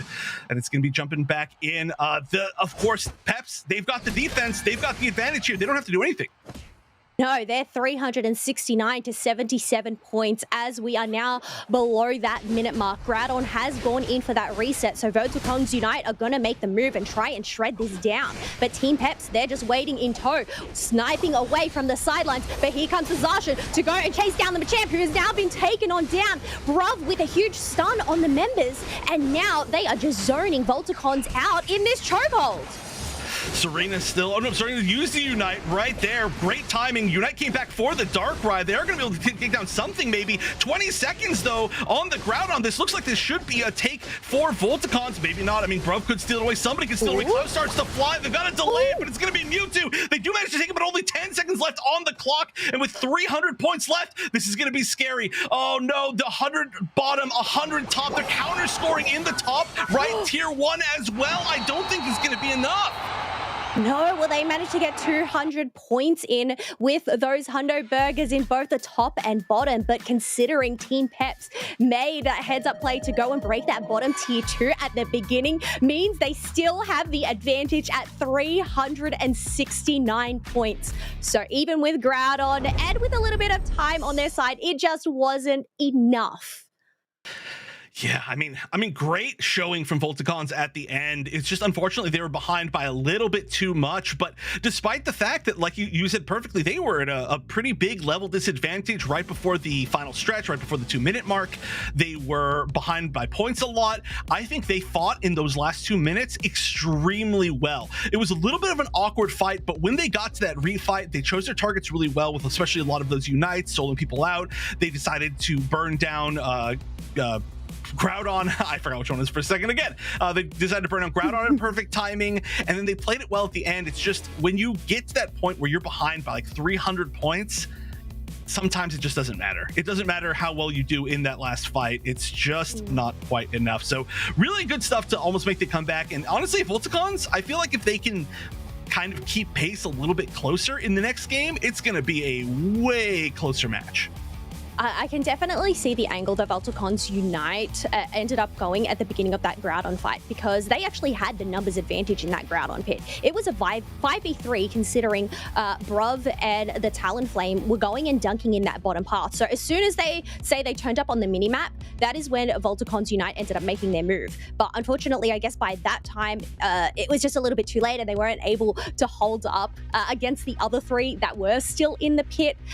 So I guess that really just goes to show the level disparity, the fact that Team Peps were able to hold up on their own with a 3v5. Right, which is very impressive. Klaus, by the way, our player of the game, and I would say that is pretty true, especially with all of those objective secures early on in the game. And now you'll notice that the damage overall in this match extremely low, and that's what happens when you don't have a single healer in the entire game. So it looks Heals. I need heals. Yeah, we have true. heals. True. You don't need heals if the enemy Pokemon is knocked out before they even get to attack you, and that's really what the strategy is here. But yeah, relatively, low damage. A lot of people would look at these numbers and be like, oh, this was a bad game. But it's like, no, that's just how it is when nobody actually has any sustain. So you just got to look at these numbers sometimes in different angles, and pretty high damage across the board, I would say, all things considered. It felt like it was a pretty good game for everybody to just brawl and fight, and it was entertaining because of that.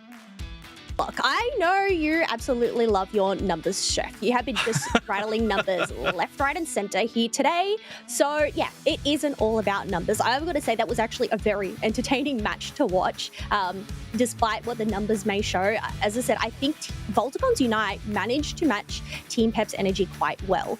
They were, yes, even though they ended up falling behind in terms of that later half of the match, they were still going in for those contests and everything like that, focusing up in that top path. But I guess, some great snipes from Zante there just took away their effort. So I guess they're the things that you have to be wary of, especially when there is a Mew on the other side, and especially when that Mew is being operated by none other than Zante. So yeah, this isn't the first we've seen from them stealing objectives.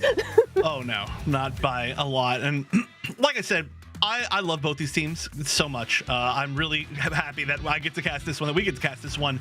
But they showed why I like these teams. Both teams showed it, I think, very, very well. Peps, of course, they have so many fans. It's pretty wild, but there also are just so many players that I think have come together to make this team that are just so incredibly good. And like I said, if you haven't followed, I guess, Pokemon Unite competitively for a few years, you might not be familiar familiar with them, but you can look back and you can find these players in teams for years and years and years, and you can really see a lot of that experience in situations like that, right? When in stealing away the objectives, or Bruv, of course, I think had some amazing plays spacing out the enemy team as they were trying to take the objectives, or during fights, or baiting out people to use their cooldowns and their unites on him, and then as soon as like he was low, he used his own unite to like counter that. Like just so good at the limit testing and knowing where to be at what time. So it's always really impressive to watch them, and it's always a great show. But as far as draft, we're going to be getting into that next draft, I think, relatively soon. Is there anything of this draft that you think particularly did work or didn't work? Because it doesn't feel like anything was that like obvious to me. I think if one thing that Voltagons Unite were lacking in terms of their draft from that last set is they didn't really have an answer to Zante on the Mew. They didn't really, yes, I know they had Snow who was running that Darkrai, the Dark Pulse move, but I feel like Mew has a lot of maneuverability, especially when it has that ability or whether it's Surf. So just the options to get out. And I know in terms of having that Zarina and the Machamp, it does have that chase down with the submission, but honestly, I just feel like Mew's too slippery. They need probably maybe something with a little bit more dive, maybe a Leafeon, rather than say a Darkrai if they were to change their speedster picks. Yeah, I like that a lot, actually. It's true. Especially when you're running double not healer comp, poke damage is huge, right? Obviously, they each had kind of one ranged Pokemon on either side. It was the Mew or the Mewtwo. So we'll see if they choose to do that again and how they choose to counter the ranged option, or if they choose to bring something that can bring them a little more sustain or something that can dive. We'll see. The band so far, though, looking pretty similar. I'm assuming we're going to see the Mewtwo Y, or sorry, not the Mewtwo Y, the Charizard Y. So not used to being able to say that on the band next, and that's exactly what we're seeing. Yeah, I feel like we ended up seeing, it's only been available to play this week. So that's why we're probably like, this is available?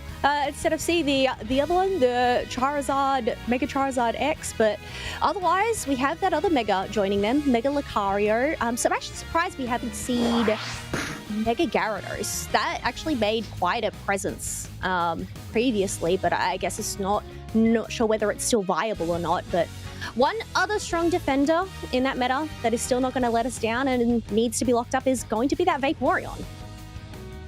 The Vaporeon still as strong, basically, as it was. By the way, first pick, once again, Zacian, but this time from Voltagons. So trying to steal that away, I do like that a lot. Zacian has proven to be quite strong in the meta and didn't really get any changes. So just one of those things that it does a lot, especially too now that we see a nerfed Blaziken. It is one of the best options for secure and safest options, and it does run in kind of the same area. So I do like taking that away pretty quickly. And then the Bruv this time stealing away the Crustle. So I do like that pick a lot. Both teams stealing away a Pokemon from the other side, and then Zante immediately just going back to that Mew, which Mew might be the MVP Pokemon of today. It's looking really good. Yeah, got to pick up that Mew from them. But, okay, so we were talking about range and how Voltagons Unite may have been lacking that, or whether it would be dive. I think Miraidon is actually a great pick, whether it wants to go for that range moveset with the electric, the charge beam, or whether it wants to go for more dive, which is a bit more riskier with the Electro Drift. So we'll have to see which moveset Jelly ends up picking up if they're the ones that end up playing it with this Miraidon. So I think having those options there is actually quite good for Voltagons Unite here. That's true. It's like, well, are they going to dive? Are they going to choose range? It's like, well, we can do either with the same Pokemon. Yeah. Are interesting, though, Gyarados coming out, but normal Gyarados. So Mega Gyarados is on the table. However, not being picked. And the normal Gyarados was doing so well the previous 2 days. So I'm not super surprised, I guess, to see it, but it is pretty interesting to see it over the Mega version. Ooh, yes. Well, I guess Mega Gyarados did end up getting that nerf to it. So, hey, got to pick up the other fish. But Klaus rounding out this composition with a Mimikyu. once again, another one of those Pokemon that can go either moveset, whether it wants to go for more dive with that Shadow, Sneak, or whether it would try to prevent that ranged outside damage with that Trick Room. I guess it's just these options to play around depending on how your opponents end up selecting these movesets as we go.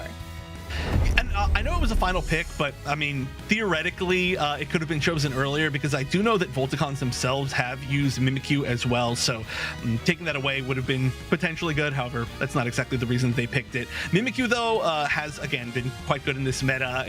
It's also going to be able to deal with potentially, if they do go a more ranged option with that Miraidon, I think you're going to have a pretty good option to try and deal with that. So I like that we've seen a pretty big shift and a whole lot of steals. Another thing didn't get a chance to mention is we got to see the Mamoswine stolen away from Peps by Voltagons. So I think it was like 3 or 4 steals from the other side altogether in the match. So they understand each other for sure. As we're going to go to game 2 here, Voltagons on the left, Team Peps on the right.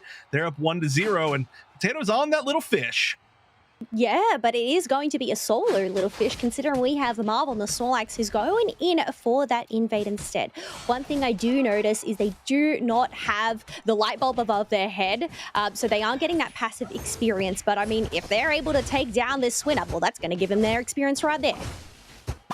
Ooh, getting pretty low there, but so aggressive. Bro, eject buttoning in just to be even more aggressive. I love to see it. Absolutely love to see it. Not as successful, of course. Both teams kind of just running into each other and saying, all right, no big invades this time.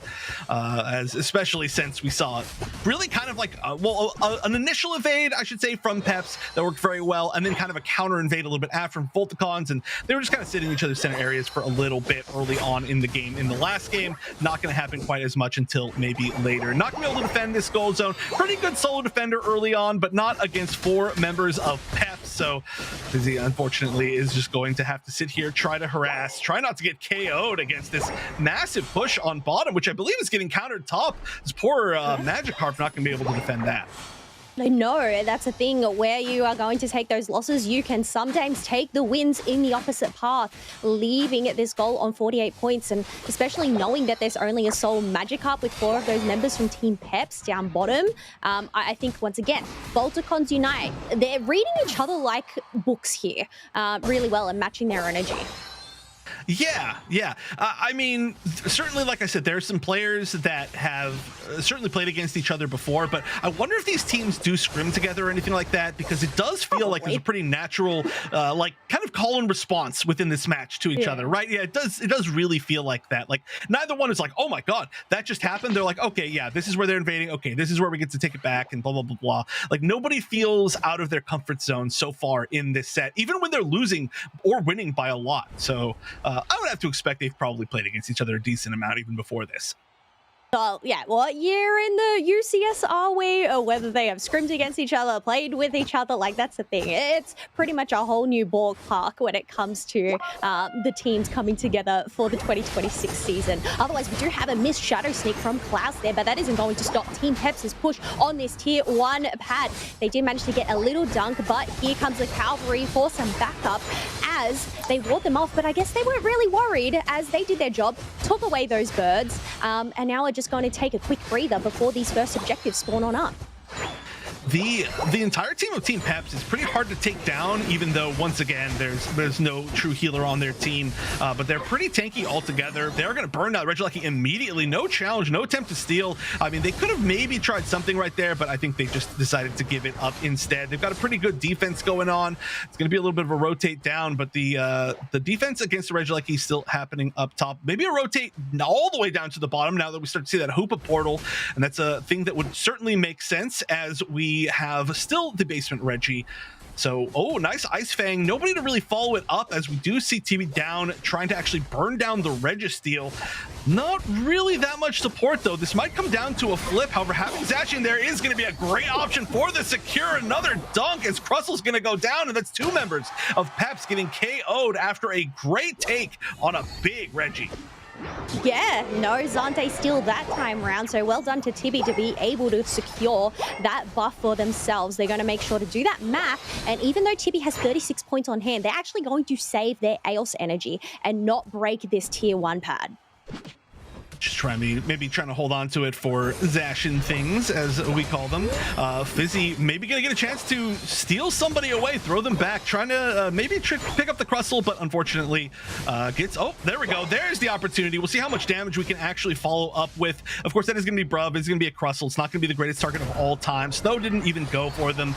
They don't need to prioritize that. They're not gonna get all that much off of it, but a big unite from the Hoopa for everybody to rotate up, and that's gonna be Deadly Leon pulling everybody up to try to maybe take down this goal zone, but unfortunately they don't really have that many points in pockets for a counter push as they're still fighting. Marv this time being the annoying one on the Snorlax. Kind of funny actually. They switched who was playing Snorlax, and there's just fights happening all over right now. I know, I feel so sorry for our observer. Where do you even look? Because there's just action happening literally every single area of the map. We do have a Jelly here taking down Marv, who has taken a trip a little bit too far away there, but I guess this is the benefits that Hoopa provides to Voltagons Unite. Being able to just go and match wherever Team Peps is, but I guess with that bottom pad left on 2 points, Brub having 5, they're not going to be able to stop that. So that is actually going to hinder Voltagons Unite maneuverability across the map.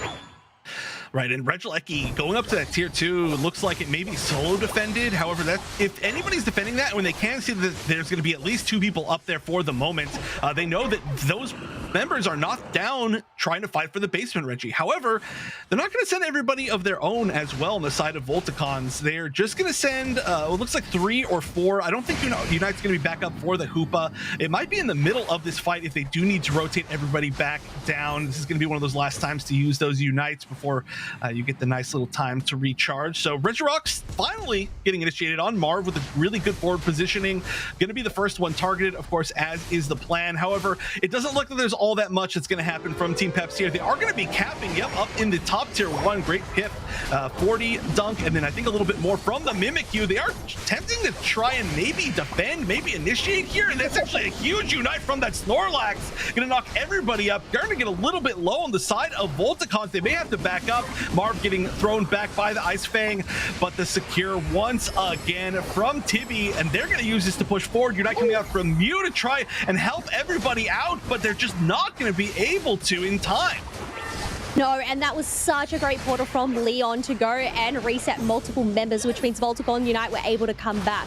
But Team Peps have this bottom pad advantage. Nonetheless, we have Gyarados being knocked on out. Once again, even though we're early in this bottom path, I feel like the fights are really split here, which means Voltagons Unite, they managed to take the buff, grab some KOs, and I've got to say, in terms of these levels, they are looking good. They have managed to keep 2 members, being the defenders, Snorlax and Crustle, at that level 9 with 45 seconds left to go until this final objective.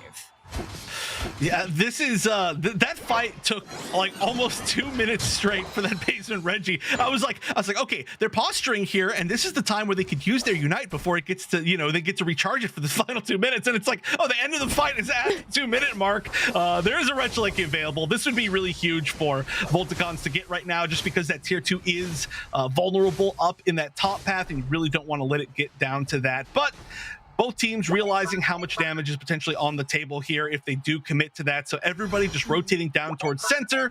And we're looking like we're getting ready for a fight with a very close game this time. Yeah, it looks like they're trying to split away from Voltagons Unite as Team Peps heads down into that bottom section. Also, just realized we actually have Rayquaza this time around. So that was the man that was selected. Surprise, by the way. As we do have Zante trying to poke out and chip away Voltagons Unite's HP bars. Oh, huge picks there, Chef. Oh, that's going to be a 5v4 off the bat. Unite came out from Leon as well. Going to start hurting Klaus pretty bad. Now their damage line is in a pretty tough spot. Great Shadow Sneak and the Unite for the Mimikyu, but in the meantime, Crustle is the one that gets the secure on the flip. Flipping Rayquaza. What kind of game are we playing? And a great showing from Voltagons, but they're down to only 1 member and a Rayquaza buff on the entire other team. Peps definitely going to be closing this one out, I think. Look how many points in pockets. That's going to be another goal zone. That's going to be another nearly hundo burger going into that main goal zone. And that was a match reminiscent of a year ago, maybe, because that didn't feel like it was down to a coordinated team fight. It didn't feel like it was down to a secure. That felt like that was just happening. And the fact that I think it was a Crustle that took the Rayquaza for the flip is just the perfect sign of that. Potato's still waiting up top to get another back cap. Cloud's waiting to get another back cap. So even if Voltagons does manage to get some points in here, it's not going to matter. No, 167 to 566 now, as Mimikyu ended up getting another 32. That is definitely a tough mountain to climb for Voltagons Unite, considering they just do not have the AOS energy in their pockets.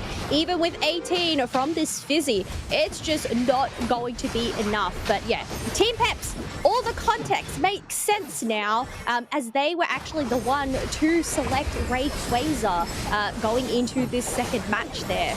So I feel like they must have had this planned from the get-go. Do you think so? Is that it, Chef? It must have been. Honestly, I feel a little bit like a fool for not realizing that it was Rayquaza on the draft screen, because I'm just so used to not seeing it now that I was just looking so much at the actual Pokemon. But yeah, I mean, hey, they did a great job of it. They did 100% a great job of it. They were behind, so they put themselves into a situation where the Rayquaza was a perfect opportunity for them to bring this back.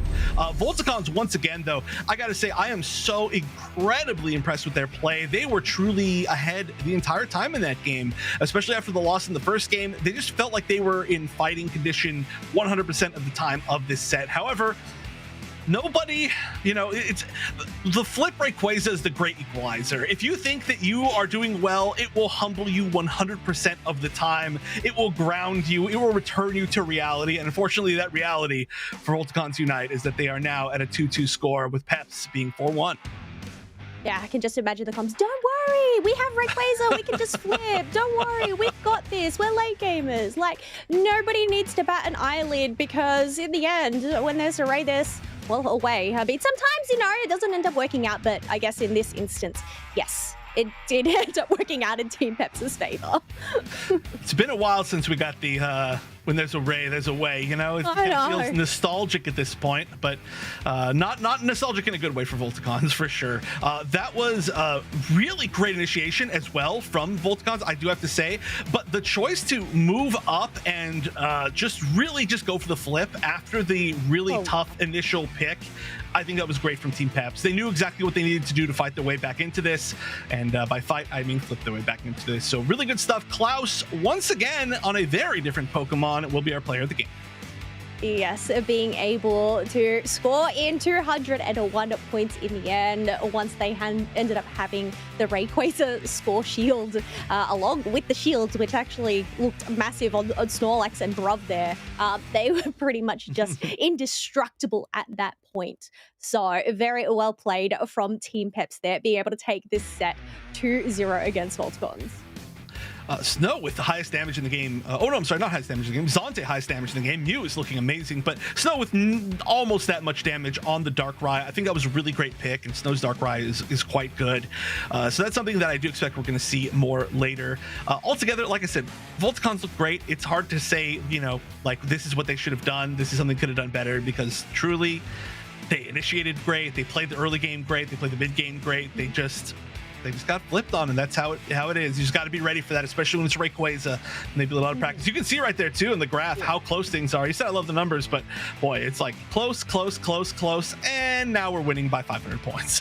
But no, you made a good point. Voltagons, I think in terms of their draft, in terms of just the way that they played the first 8 minutes of that match, they actually played it really well. So yeah, it just comes down to that final flip, and that's where, well, tables pretty much get flipped. But yeah, you can see Klaus expected on the Mimikyu, especially with that Shadow Sneak, to just be here, there, and everywhere on that mini-map. Like, there's a lot of red splotches there. So it makes sense. Yeah, that's some of the most red I think I've seen on one of these heat maps. It's just like, yeah, you're anywhere, and anywhere that you're at, you're threatening that half of the entire map. So good stuff to Klaus. That's the thing, when there's a Mimikyu on the field and all grass, like you just don't know where they're lurking and where they're going to pop up. I know Darkrai is the one to bring nightmares, but I feel like Mimikyu can sometimes also bring nightmares to Thea Sky Ruins, especially with its Unite move. Like it just gobbers you down with the play with me. Locks you down. Yeah, especially if it gets a good target and you're just like, Yeah. well, that's rough. I mean, do you even do?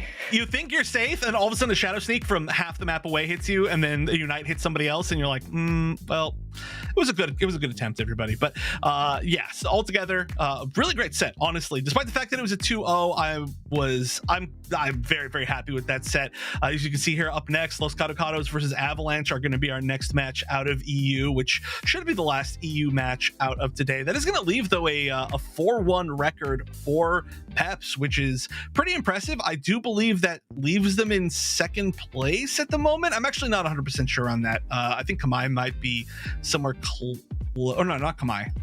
Yeah, Kamai might be. You're the close up there numbers too, guy. right? You should know this. Okay? I don't know. There's too many numbers. There's too many teams. Too many numbers, too many teams, but that's all right. We have those two coming up next there with Spraggles and Doob. So I say we're going to end up heading to a break there, and we'll be back very shortly with the final set of matches for the Europe region. Doob.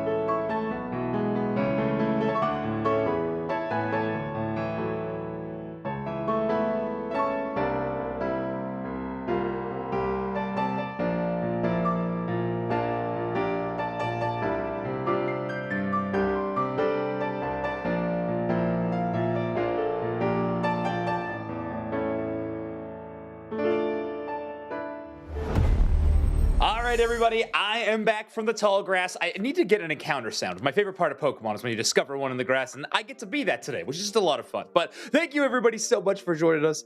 We are going to be jumping into this next matchup very soon. But before we do, I got to update you on yet another amazing match that's happening off broadcast in the LATAM region. We had DreamHack Gaming versus Infamous Gaming. So let's jump into the first clip that we got to break down how this match has been going. Infamous Gaming having a pretty dominant team fight win, however, with Pokemon like Vaporeon and Blastoise on the other side, which are amazing at extending team fights, it's set up for, well, this. A Leafeon steal of the Groudon works out expertly for DreamHack Gaming and forces us into the game 2 with DreamHack in a 1-0 advantage. Things went pretty handedly for Infamous Gaming in the second game, so that brought us to game number 3, and folks, we got a Gengar. 2 games bringing up the Gengar. I think this pick here is kind of interesting. The Leafeon obviously followed it for Infamous Gaming, which I think was a good answer, but into Pokemon like Vaporeon and Blastoise and even Psyduck having some of that poison tick damage to hit that maximum HP, kind of a fun look.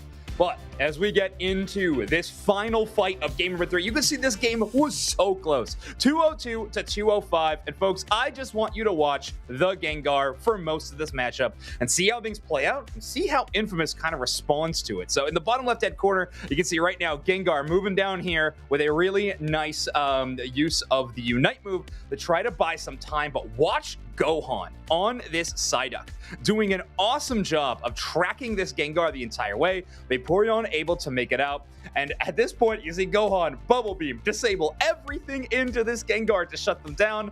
But in this moment, they got a little bit of backup. They got the Dodrio to work with as well. 2 games is a full HP bar, and it just evaporates.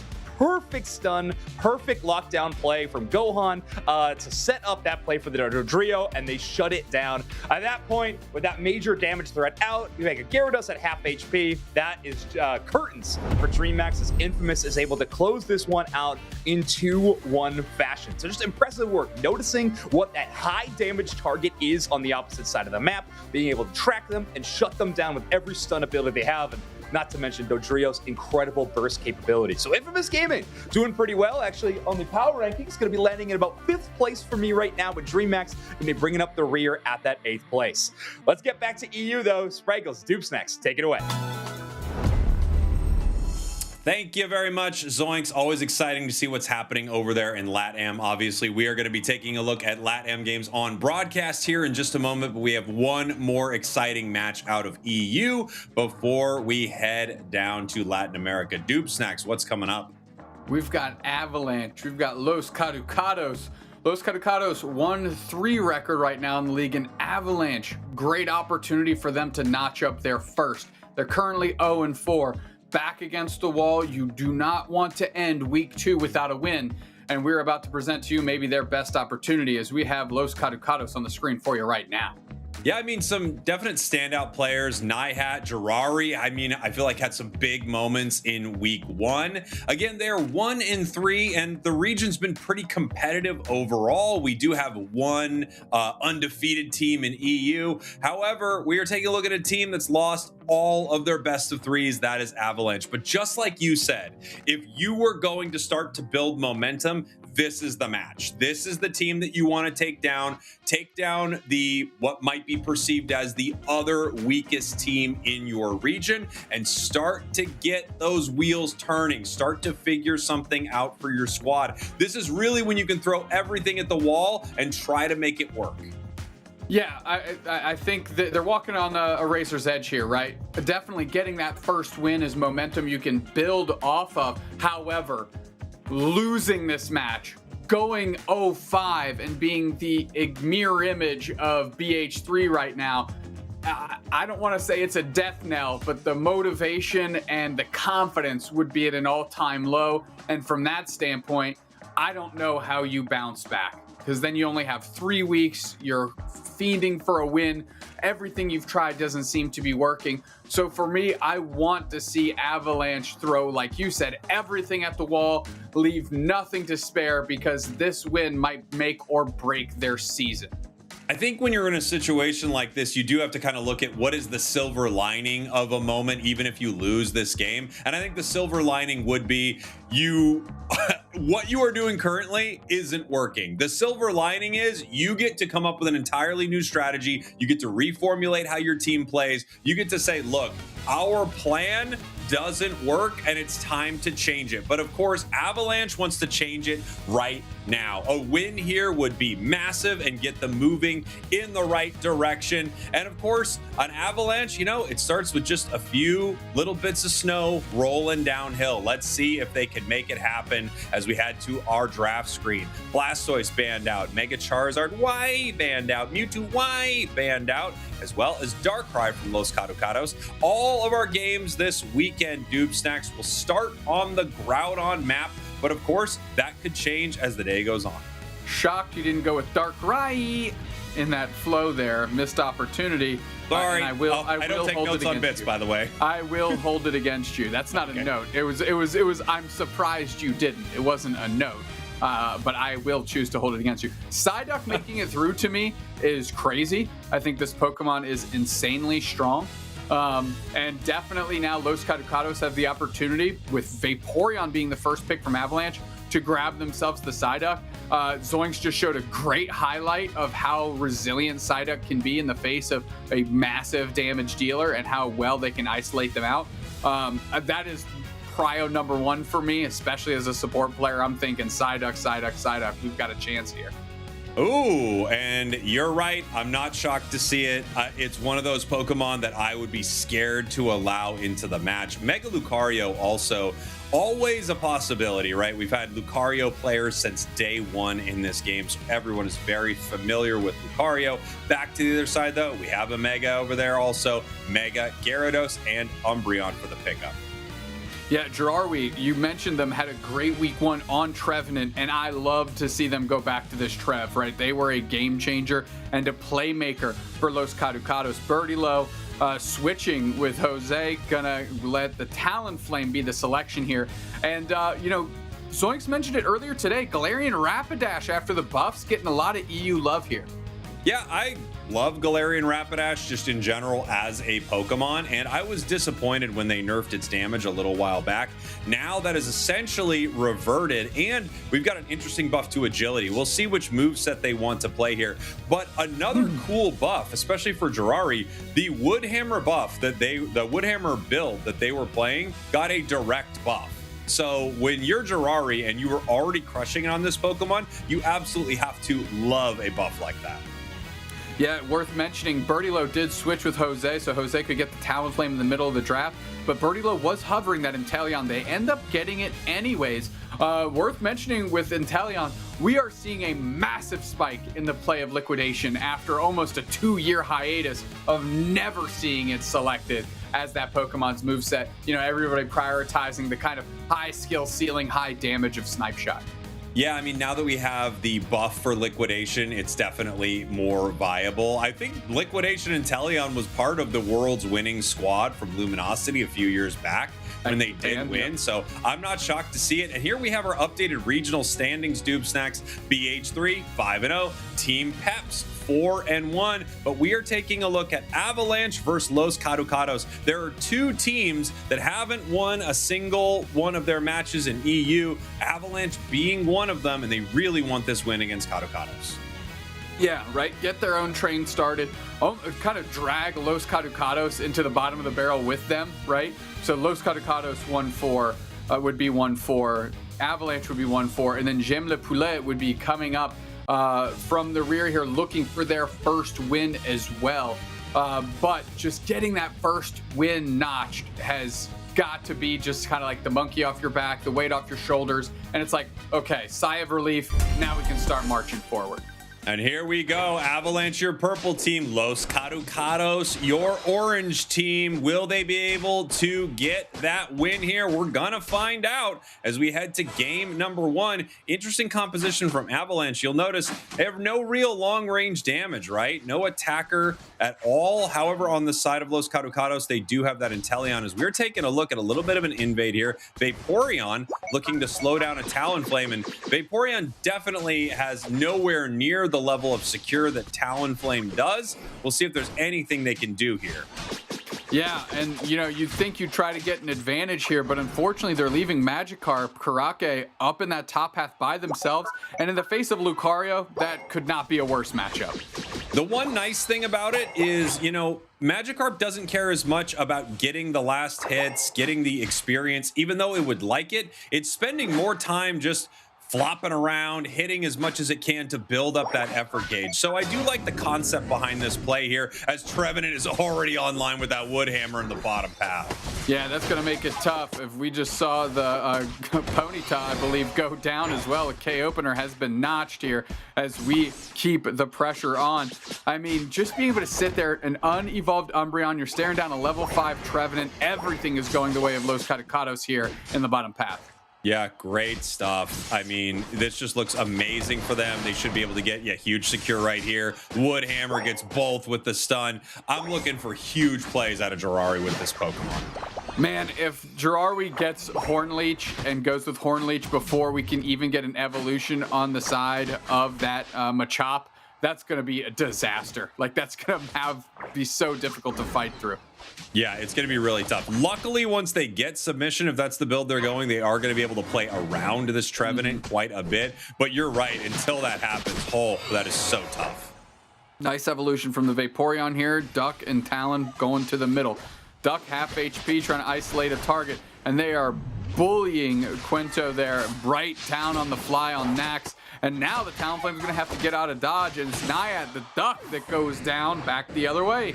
Looking for the KO on Umbreon. It's the snipe shot that picks it up. However, this Galarian Rapidash picks up the Talonflame. That is a massive level 7 KO swinging towards the side of Avalanche. They're chasing down the Inteleon, looking for the Smart Strike, just barely not able to catch them as they are able to make it out with a fell stinger there. We are seeing the snipe shot intel. I mean, with the range that they've got here, I'm not surprised. There's really no one from Avalanche that's going to be able to do too much against this until they can dive into the back line, perhaps with the Galarian Rapidash, maybe Machamp.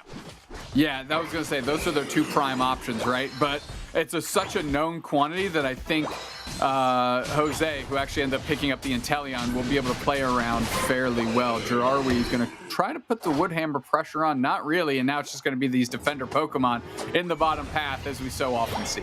Yeah, fighting down here in the bottom path as we have a bit of a skirmish happening up in the top path, big time close combat, but we had the top objective, Reg Ice, secured by Los Kaducados. 3 members rotate up. We actually have the Gyarados in the central area of Los Kaducados, just trying to steal some experience as we have them rotating down, and it looks like they have found that they were there, but they based just in time. Nice play. Yeah, get your value, get out of there so you don't immediately punt it back to the other team. We're squaring up here. The basement Reggie is still open. The fly takes to the skies, doesn't hit a mark. Tao right into a wall one. Oh, well, this right in the prism, actually. The Unite move from the Galarian Rapidash kind of pinned them down. Rapidash able to get out. Not a lot of damage put on, but at least preserving their HP. Yeah, really great stuff. I mean, Talonflame finding new walls to hit every day with its Unite that move. innovator. It really is the most innovative Pokemon in the game. Big time Unite move here from Lucario. They are looking to Mega, but Machamp, or Machoke, I should say. Still not Machamp, does not go down. This is secured by Los Kaducados as we have multiple members of Avalanche pushing onto this top goal zone. Looking for a play here. Submission grabs Lucario. Machamp doesn't go down, and they get the KO. I mean, great submission there, close combat. I can see what they're working on, right? They wanted to guarantee the ball toy getting hit in the close combat, hoping for another target, but that didn't materialize. However, Avalanche, all the effort they put into getting 1 KO upstairs leads to a tier 2 goal zone being broken by. Yeah, this is rough, right? I mean, Los Kaducados, they were just pushing with this Regieleki. Sure, Avalanche did make up some ground in the top path, but losing your tier 2 this early is not fun. Big time Horn Leech right here as we have Trevenant brawling with Vaporeon. Just trying to make it out. Unite move doesn't quite catch the Inteleon. Machamp grabs the Psyduck. In comes the Talonflame. We have Megas on both sides. We're looking for a fight here. Talon finds another wall somehow, Doob Snacks. Just immaculate work out of the Talonflame. If there's a wall, it will be destroyed by the beak of that bird, and so will 3 players from Avalanche as Los Kaducados take the better of that exchange. Now we have Naiad so low, they get the quick boost from taking the Reggie, and now they can keep fighting. Bang, knockout. Vaporeon goes down, 4v1. As the Umbreon steps up, we've got the Galarian Rapidash trying to make a difference. Gerarwi gets pinned down. They're taking tons of damage. Hornleech, doesn't get them out of dodge. However, the pressure is not going to be enough from Avalanche at this time. Yeah, well, they're moving back in, looking for a fight, catching 3 with a Dazzling Gleam right there, but they might be biting off more than they can chew. Here comes the Unite move from the Galarian Rapidash. It goes down, but so does Lucario. Yeah, I mean, I think that's a fair exchange. You're a little bit behind in experience, use that resource, get a quality knockout there. Fly lands on a couple, gets back to path. Avalanche is being pushed diagonally to the bottom left hand of your screen there. Back to the skies. Do we have a target isolated? We do. It's the Umbreon. Umbreon is easily dealt with an A-press from the Intellia. Regieleki getting ripped apart here, but this is actually not the worst situation for Avalanche, right? This Regieleki is going down under the 4-minute mark, which means there will not be another one before Groudon. So while Avalanche does have to deal with this, they are not going to be having a Regieleki walking towards their home goal zone near the 2-minute mark, which is very nice. It's a huge situation they don't have to deal with. It could be a game-losing situation for them. Yeah, we saw the big Aura Cannon come through and Mega Lucario stepping up, using their Unite move for that last opportunity that they have to try and make a difference here. But really, they're just opening the door to close that goal zone out. Plus 47. Gargantuan overcap there by Los Kaducados. And I'll tell you what, I absolutely hated how Avalanche approached that last 30 seconds. It's tough for Avalanche here. They're behind everywhere, and they just can't seem to really make headway on any of these fights. Disable from the Duck, and those snipe shots from Jose landing true in all of these moments. Saw some big KOs throughout this match. Level-wise, we've got 13 on Talon and Lucario. Still looking for our level 13s on the side of Avalanche, but these Megas are game-changing. If we can have a big moment from Mega Gyarados, we could see a difference here as we are heading towards our Groudon fight. Machamp in a little bit of trouble, but they catch Talon as well. The snipe shot misses. Talon takes to the sky, but also misses. Snipe shot once again, slightly off its target, catches Gyarados here twice. Do they move in? That's the question, Doomsnacks. They don't know that they hit one target 2 times, but they did, and Gyarados has to back because of it. Yeah, that's huge. Right now, Los Kaducados can take all the pressure off. We've got a decent flank by the Machamp. Snipe shot rings true on the Umbreon there, right to the teeth, knocking a couple of them out like a carnival game here. As Los Kaducados Hornleech back, trying to poach the Umbreon, not successful. Oof, these snipe shots are brutal, and Machamp looking for its moment, doesn't find it. Snipe shot misses Vaporeon. Vaporeon Unite move into the enemy team. It looks like we're starting. Mega Lucario goes Unite.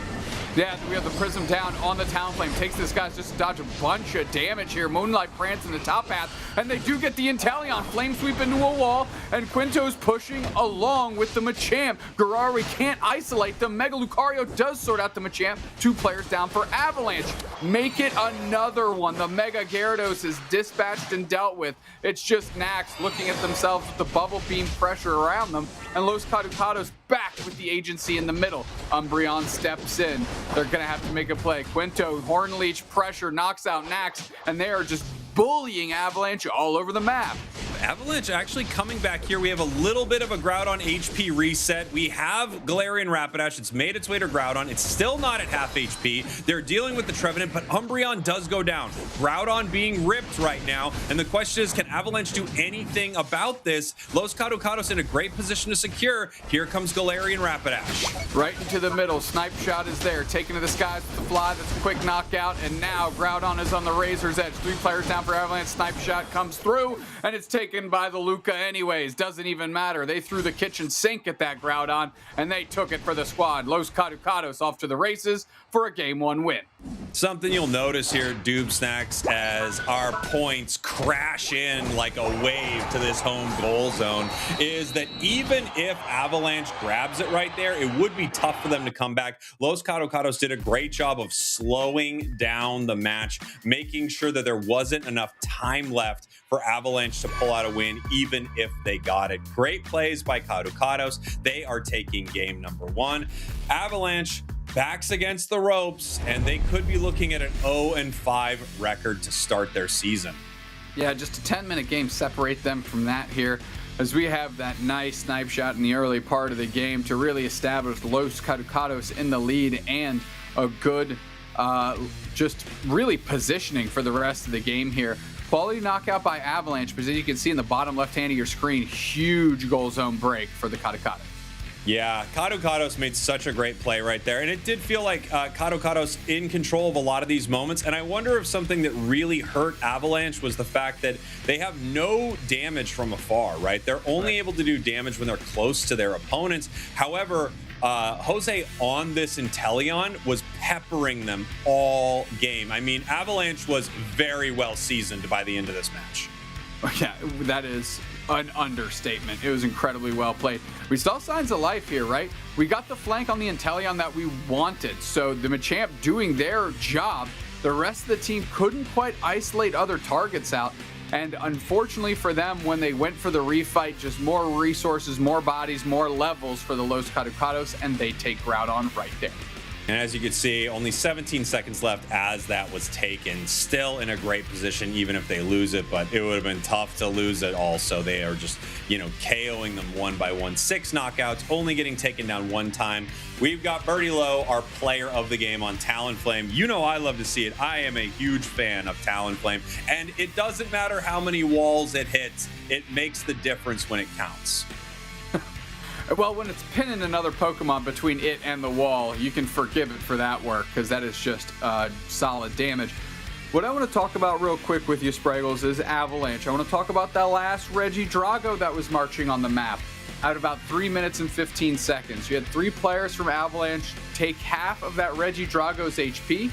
If you recall, it was when that Regieleki was marching to the Avalanche home goal zone, and all of a sudden they sent people back to home base. They gave up on the Regidrago, so they had people trying to protect the home goal zone from the Regieleki.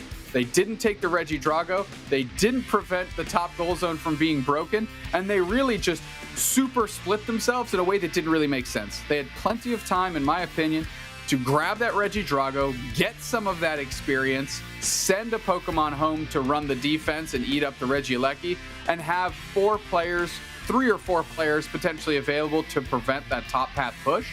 And I think just that bizarre moment of being disjointed led them to losing a bunch of experience, a goal zone, and misappropriating resources across the map. So I really think that was where I said those last 30 seconds, I hated how they played that. Those were the 30 seconds I was talking about. Yeah, I mean, I was happy to hear you articulate that, because I was wondering which part about it you particularly didn't like. And, I feel like when things are going bad in Unite, things are going worse in Unite. Yeah, when exactly. it rains, it pours. When you're losing, you're making bad decisions. When it rains, it pours. When it pours, it's buckets. And Yes. when it's buckets, It's bucketing in. it's bucketing in, baby. It's bucketing into the goal zones.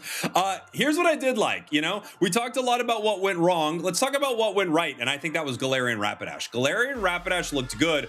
Both Machamp and Mega Gyarados, I don't think worked well together. I think they need to pick one, is what it felt like to me. And they need some damage from afar. They just ran into so many of these moments where they couldn't quite take anyone down on the other side. Meanwhile, Inteleon is just sniping everyone on the map. So I think if they maybe had an attacker, something that they could, deal with their opponents with, something that they could start to put out some consistent damage with, more of these moments where Mega Gyarados jumps in, more of these moments where Galarian Rapidash jumps in could have been successful. Okay, so what's the hot swap you make, right? You mentioned maybe Machamp or Mega Gary goes away, you put in some range. What if we, assuming the rest of the team is built out the exact same, right, on both sides, what's the swap that kind of comes to mind there? I like things like Mew. It would be hard to dive Mew and deal with it, and you get a lot of range damage. I also like Miraidon just in general. I think Charge Beam is unbelievably good in a lot of these fights. I think there are a few attackers you could play, though. You could even play something like almost hybrid attacker, like the Darkrai that we've been seeing, or even a Latias, you know, where they're not really an attacker, but they do fill that spot slightly. And then there have been other Pokemon that have been meta on and off, like a Lowland Raichu could be a decent choice. For sure, it's tough to enter every fight with Pokemon that need to dive and pick up KOs with no kind of support that's ripping through them. As we head to our game 2, we do have once again Groudon being selected as the map and Los Kaducados with the first pick. They are taking Citadel. Completely unsurprised. Nayat had a very solid game on that Pokemon. And again, if you're going to let it through the bans, you got to make sure it ends up on your squad. Los Kaducados agree, and they grab it quickly.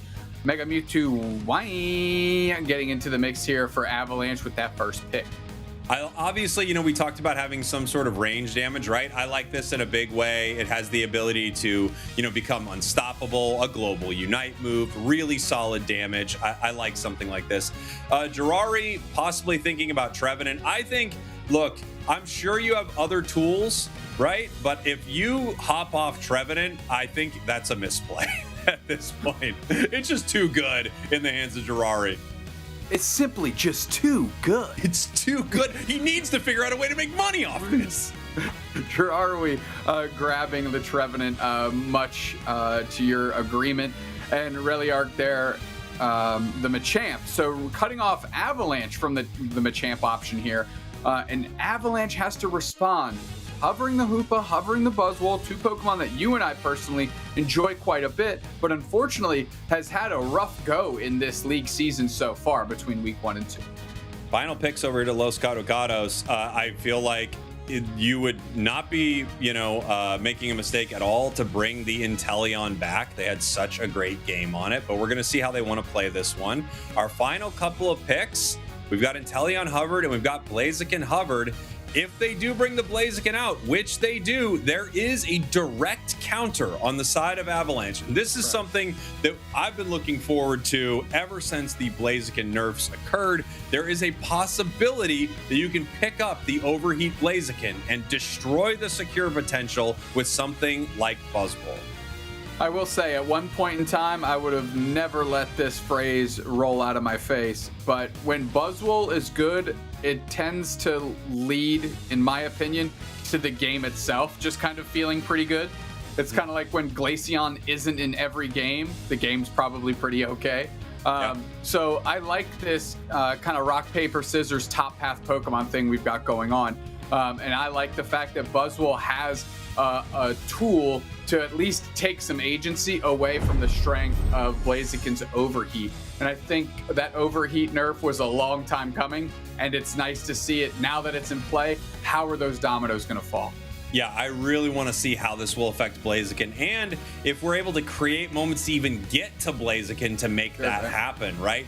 I want to talk about the last pick we saw here too, a Pokemon that recently got buffed, Ceruledge. We could be seeing either build with this, but the Bitter Blade build is the move that got the biggest buffs. So Bitter Blade and Phantom Force are kind of the more buffed moveset. However, just in general, its passive being buffed means that Ceruledge is better than it was before. I think we could see either version enter this match.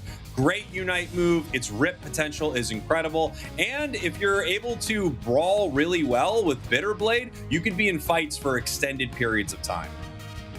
Yeah, that's personally the moveset I would like to see employed here. One, just to see exactly how those buffs materialize in, you know, coordinated competitive play. But also, Ceruledge games are just fun to watch. However, Charcadet needs to get online quickly because it falls in the Cub Fu category for me. It is pretty slow, but at least it's not Cub Fu slow. That's an unfair characterization of Charcadet, and I simply won't have it. But you're right, it's slow. It needs to get online. However, once it does, the rip potential and farming potential of Ceruledge is so high. That thing just cruises around the map. Exactly. Nice little stun there, a little pop by Nax. Nayat easily and content being on the duck here, and I want to see how we're going to scrap up with this Machamp. once it gets online, Relark's Machamp, to see if it can really make a difference, because I don't think we got it to shine last game. We got to see it shine last game. Yeah, we didn't get to see huge Machamp plays last game. We have the Bitter Blade in the bottom path already. They're pushing onto this goal zone here, and it looks like it's going pretty well for them. Mewtwo in some trouble, though. They're going to have to peel back, and now we are going to look for the secures around this objective. Top path, obviously, 3 members in favor for Los Kaducados. Bottom path, Avalanche in control of this. It looks like they take just about everything as they're pushing onto Jirari. I mean, this is night and day difference from game 1. By this time, we already had Jirari on level 5, a Trevenant. We already had the Drizzile as well online. But now it's Avalanche really just flexing some control here as gets onto the screen there. Naiad going to put some pressure on Nax, but they catch the portal back home. For those new to the broadcast, that is normally how Dupe Snacks talks about Combuskin. It does disgust him to a level where it's hard for him to get the name out. Yes, that is accurate assessment. Just seeing the pip move around the mini map is real. It's just giving me the like sweat mouth. You can't even handle the mini map. Wow. You know what? It is a not good looking pip on the mini. I have to agree with you. It's pretty rough. But now it is a Blaziken, and they get the Cerulege. What a twist of fate here for Avalanche, and they're going to be able to look for the secure on Reggie Drago in the center here. Los Kaducados in a great position as we are moving up towards this Reggie Drago, already being chipped by both of our teams. Nice little rock from there by Quinto. Gonna have to get, that was an early overheat. Tons of damage put on Jose there as they're trapped in the rock tomb again. And Buzzwell's going to be able to take the Reggie Drago. So Avalanche, night and day difference here, as I mentioned before. Nice little poke slam on the bird. And good damage back. Great support by Nax on that exchange. Avalanche is alive and swinging here in game number 2. That was a beautiful eject button for a huge play. They were able to get the score there from the Cerulege as well to stack up the attack weight. Now they're going to get a free Regieleki. They've got the Hyperspace Highway up, sending members of Avalanche down to the bottom path. We could be looking at both objectives here for Avalanche. Depends on how things go down here. Regice already being worked on, though. Los Kaducados looking for their secure, and they got it. They got it. With the tools there, it's unsurprising. How does Avalanche? You can't get poached like that and get knocked out, Mega Mewtwo, eh? You just can't do it. Trying to step up is the Hoopa. Nax gets flipped, actually out of the snipe shot, fortunately. Huge horn leech for 2 players. Quento's going to try and grab that nab and get the portal back. Crustle's back in action. But is my brain ready to keep up? I don't think so, not yet.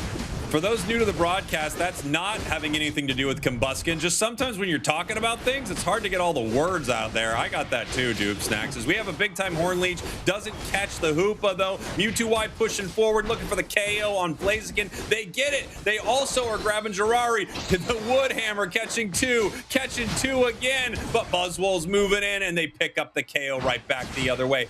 Avalanche is playing a night and day game in day 2. This team is ready to scrap. Definitely, and I can't wait to see once the Cerulege actually steps into the mix with some of these fights, because they've been completely absent, and Avalanche, although I wouldn't say convincingly winning these fights, is certainly holding their own here in the face of multiple players on the side of Los Kaducados. We'll see where Avalanche looks to rotate here, as it looks like a 40 banger is going in downstairs for the Kaducados. Yeah, nice stuff, and it leaves the goal zone at 6. They're still able to get a huge overcap there. Avalanche is up right now, 161. More points could go in. Could get another 5 here from the Inteleon, bringing that goal to 1. Oh, they 6. They even break the bottom goal zone. Interesting play. I did not expect that. Yeah, well, I think they're sensing that the Hoopa portals are really helping Avalanche stress the map better than Kaducados can. Nice. And Sideburn, huge Cerulege Unite, can't quite get the Machamp, but the Cerulege is in deep waters and they get knocked out. The Rock Tomb can't cut off Birdie Low, so they don't get the Inteleon Unite. And now Machamp steps up, gets out of the way from the Swole Slam, but the Inteleon is at least poached off pad and knocked out. Where's the rest of Avalanche? They're really giving up Karake right now to get knocked out by 3 players, as that Horn Leech is enough to get the knockout.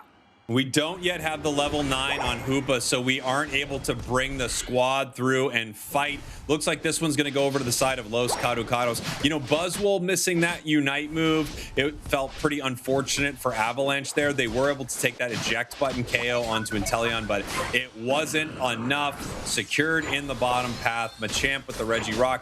This should be a good secure here for Avalanche, though. Blaziken looking for a possible? No. No, I mean, but the Hoopa is split from the rest of the team. Portal is down. They're moving to try and catch the portal back. They are successful. Oni charged up. We've got that Bitter Blade right there. Snipe shot comes through. Bang! Knockout. The Forest Curse is on the Crustle only, and that's enough for a knockout. Bang! The Wood Hammers come down, and we're finding more targets. Jirawi is just a straight-up difference maker for this team, my guy.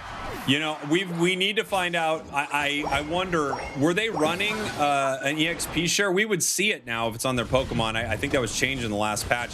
This Hoopa staying level 8 until the 3-minute 30-second mark is absolutely devastating for their team. Criminal behavior. Yeah, I mean, you want to get at least 2 rings unbound. This is like kind of a really late one, to be honest. Yes. It's Infinite Cyber, and they're just looking for targets to try and get experience, so I can't fault them for that. They're trying to make plays here. They're trying to make chicken salad out of chicken scratch, but it might just be a bit too late. They are still up on the scoreboard, Cowboy, and we have to give them that. Inteleon goes down, good move by Oni, but Naiad, X-scissored into the Rock Tomb. I want to see more out of Avalanche. They have to take this Regidrago, in my opinion.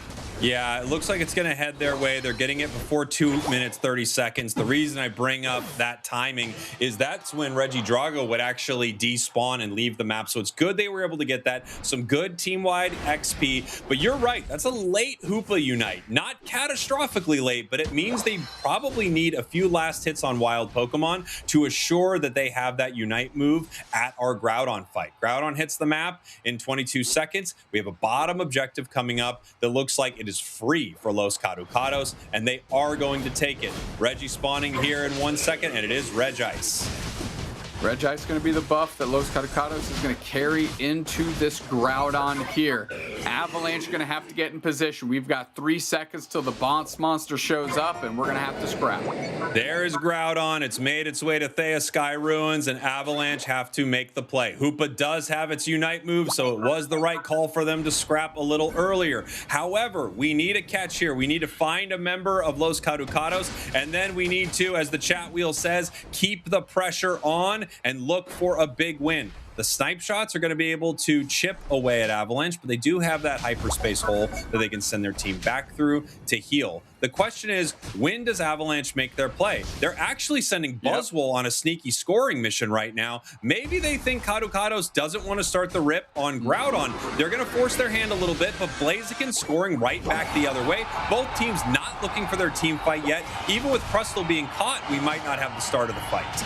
I'm surprised we didn't see a Rings Unbound right there. See that the Blaziken is gone and try to put the screws to them, as we now have a Crustle going in way deep. Infinite Cyber pop, big stuns, nice fists of fury from the Rings Unbound Hoopa. Forest Curse, Trevenant pops their Unite move. They don't mark anybody though. The fight continues. Where will the domino fall? It's the Inteleon down first. Karaka able to punch out the Blaziken. The chase continues. They close out a goal zone, plus 38, 45 seconds left. Avalanche is looking good, but right back into the middle. The work is being done by Jose. Adjustment by Avalanche into the mix. Nax has got the eyes on him. Joxo gets pushed. They got to jump back through the portal, but they're separated from it. The overheat gets the knockout. Inteleon's back in 1 second. There they are. They're populating on the map. The pressure is on the Buzzwole. The Buzzwole's knocked out. Now it's 3 players down, and Los Kaducados have 20 seconds. They're sending the tree to score. They're going to try and take the Groudon. They need to secure it very quickly so these scores can actually matter. Small differential between these two teams,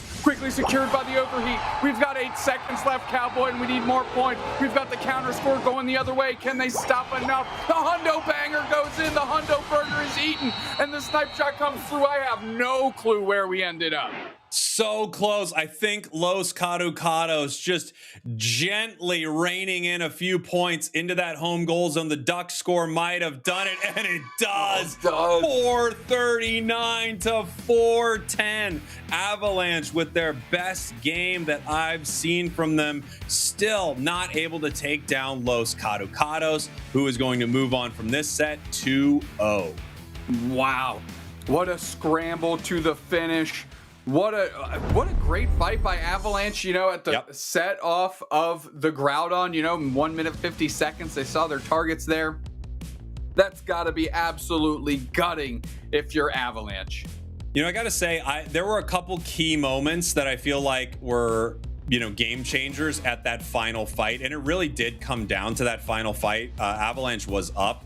I wonder if Psyduck's Unite move, the damage reduction it provides, I wonder if that hitting so many members of Avalanche was one of the reasons that they won that fight. There also was that really beautiful play where they were able to have Blaziken pick up that overheat KO and then continue moving through the rest of the squad and head towards that secure. Basically, when Los Kaducados had the player advantage, they knew they were safe for that Groudon rip, and that is when they went for it. As we get close to our 2-minute mark here, I would like to see, here's that infinite Cyburn. We move in with multiple Unite moves. Look at the Psyduck Unite move, though.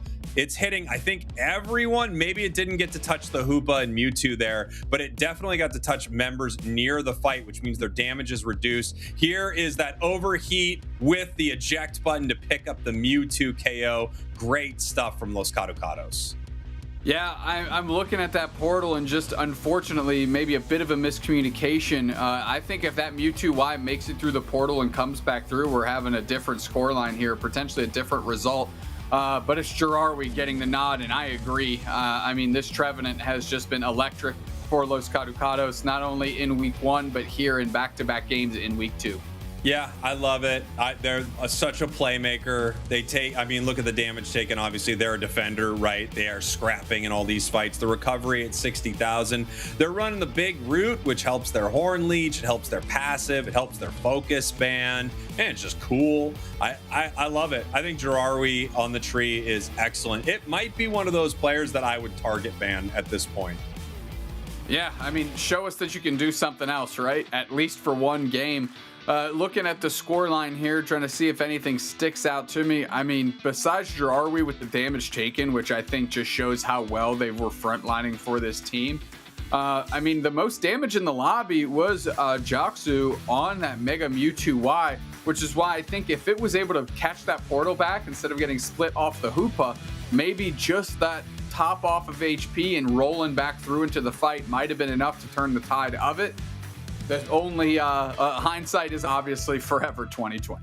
And here we go, 410, 439, right there at the end, so close. Avalanche with a score lead until we had the big time secure, and Los Kaducados was able to scramble and make something happen.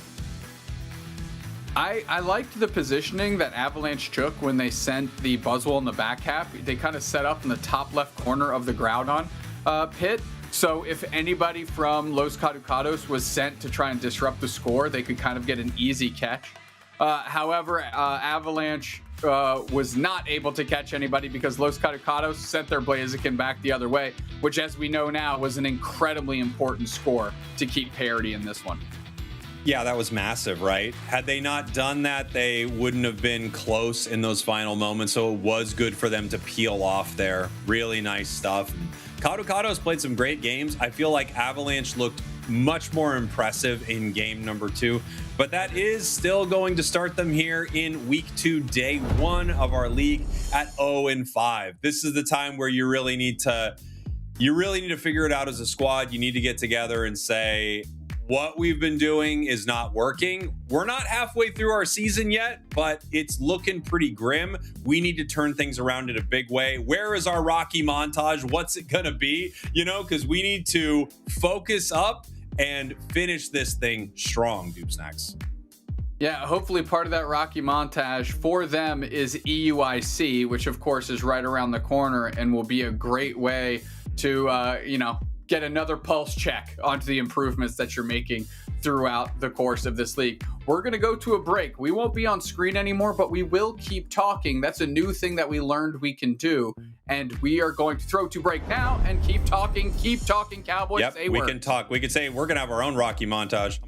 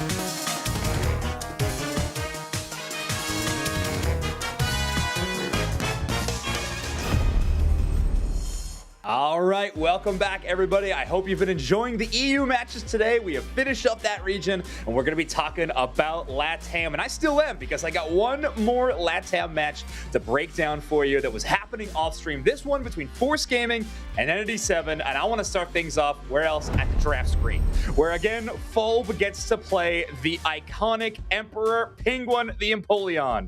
You might be asking yourself, but why? Because there is a mountain to get to, and that mountain is Soto on Snorlax, which I'll show you in this next clip, because this is one of the best Snorlax clips I have seen so far in these regional leagues. We'll get this up to full speed here for a sec. Watch Soto Snorlax in this tall grass primarily. They're doing an awesome job of bubbling out space and making sure, and a triple heavy slam. The submission doing a pretty good job of this, but take a look. Soto gets so extremely low on HP, taking poke damage, but that block shield and Regirock buff, followed by an eject button into a Unite move. So great patience on withholding that Unite move resource and doubling down a little bit later with that eject button entry. Gives Fulb a little bit more room to work on that Empoleon, longer time to farm, and get set up for a great team fight win. This leaves Fulb's esports and Force Gaming's esports into a great position in this game. Soto, by the way, still up in this fight somehow with this Snorlax. Elagos, Regirock buff, a lot of defensive utility for them. I'm going to jump into our next match, and I thought one thing that was interesting about this draft to point out was that Entity 7, after getting just hurt by that Inteleon on the other side, actually elect to pick it themselves and pick up this Ceruledge. This Ceruledge, a newly buffed Pokemon in the game right now, has been having a pretty decent impact on some of these matches. I want to show a final moment in this match. You can see how close it is, 183 to 170. And on your right-hand side of your screen, we got a classic Mega Charizard X attempting to 1v3 on that side of the battlefield. But it happens on the other side too. We got Ceruledge trying to 1v3 on this battlefield. Eventually will have to relent. You see how close the scoreline was? That stayed the same throughout the rest of this matchup. The parity was extremely close, but in the end, it was Force Gaming who were able to hold on to their lead. I'm going to take a look at some of these final stats so you can see how close that game 2 was, just in terms of damage even. Angel, of course, with 102,000 damage on that Mega Mewtwo Y, really leading the way there. But Roju and Genji on the other side putting up very impressive amounts of damage.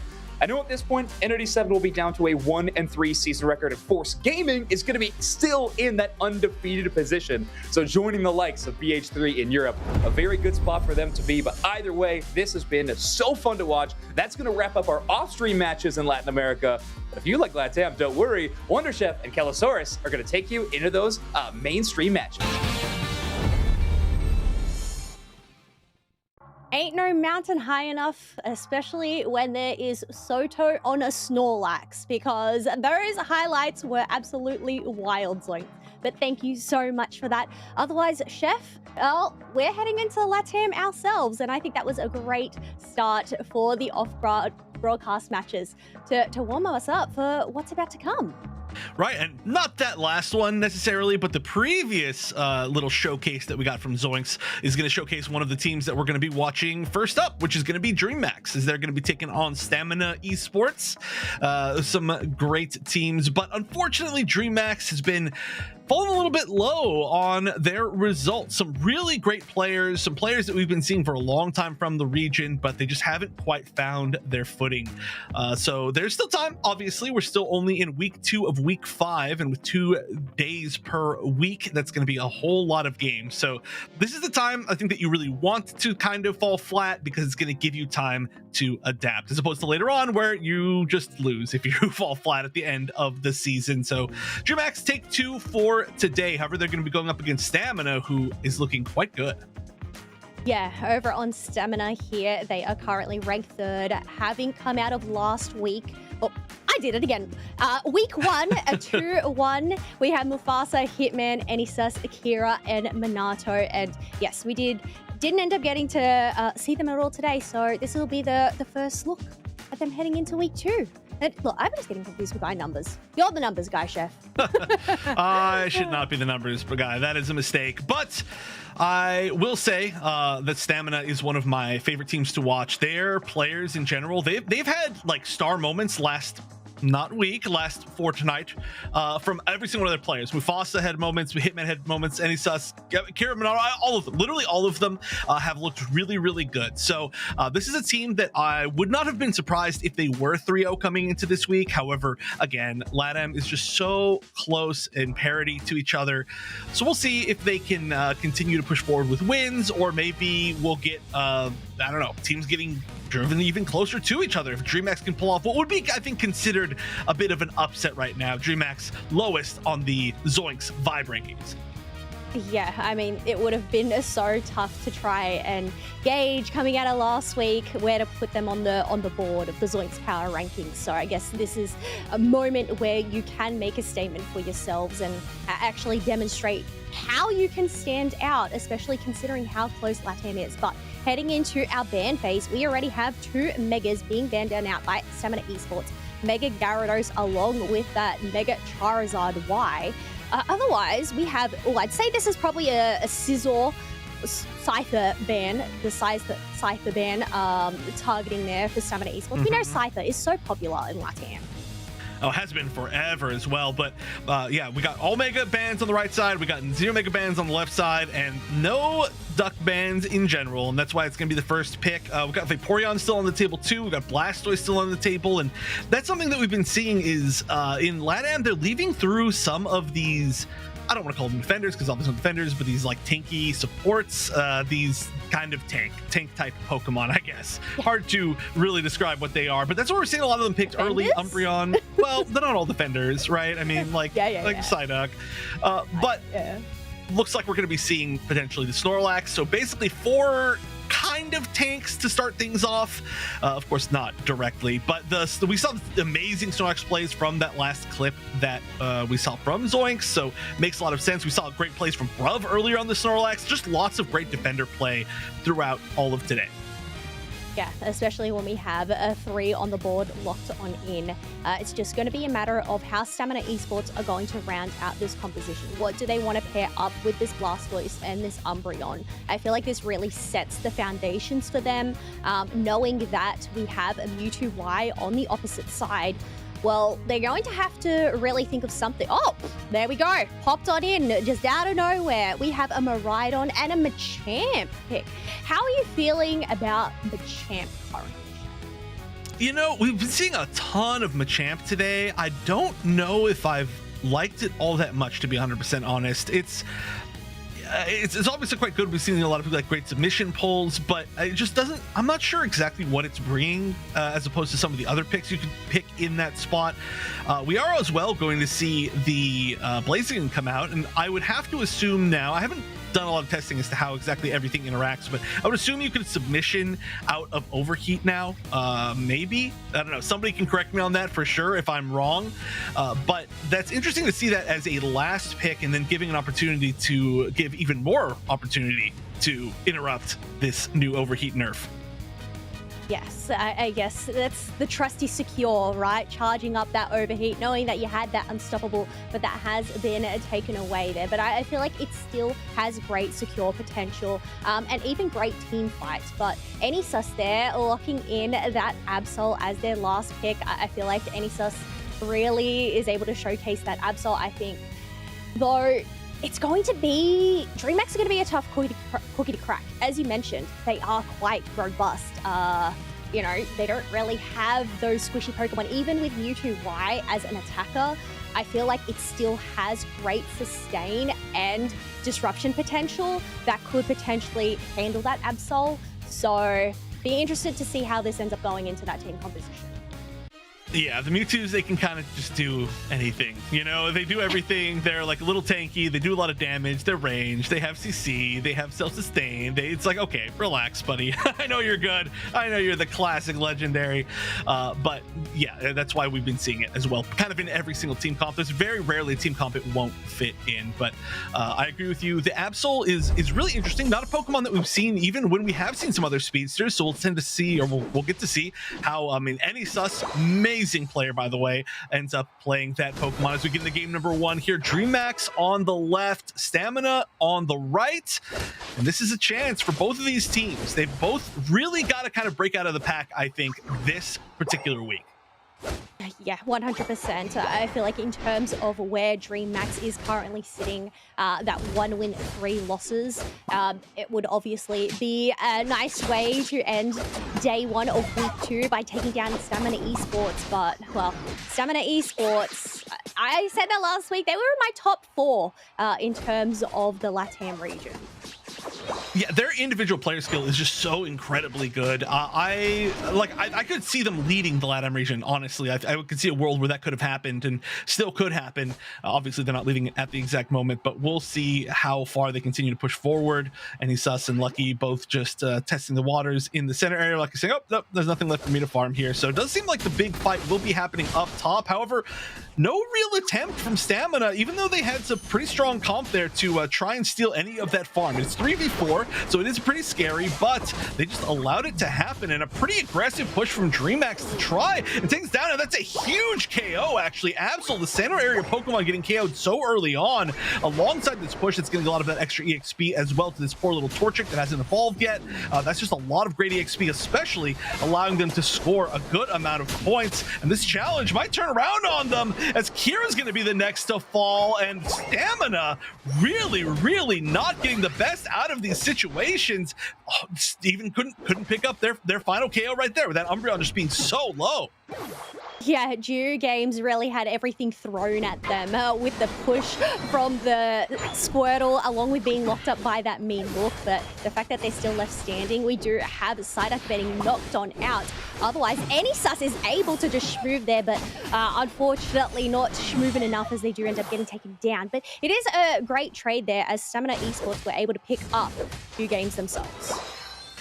We are seeing the submission run in, gonna realize, no, we're not gonna try to take this fight. Not quite yet, not till with them a champ, probably. Once both these top Pokemon evolve, we are gonna see probably a lot more real true team fights. At the moment, though, we're just seeing some skirmishes as they haven't hit their full power spikes. We are 20 seconds away from the first objectives, and it does seem like we're remaining kind of in, actually, everybody's in their exact path that they started off with, which is pretty rare for this moment in time.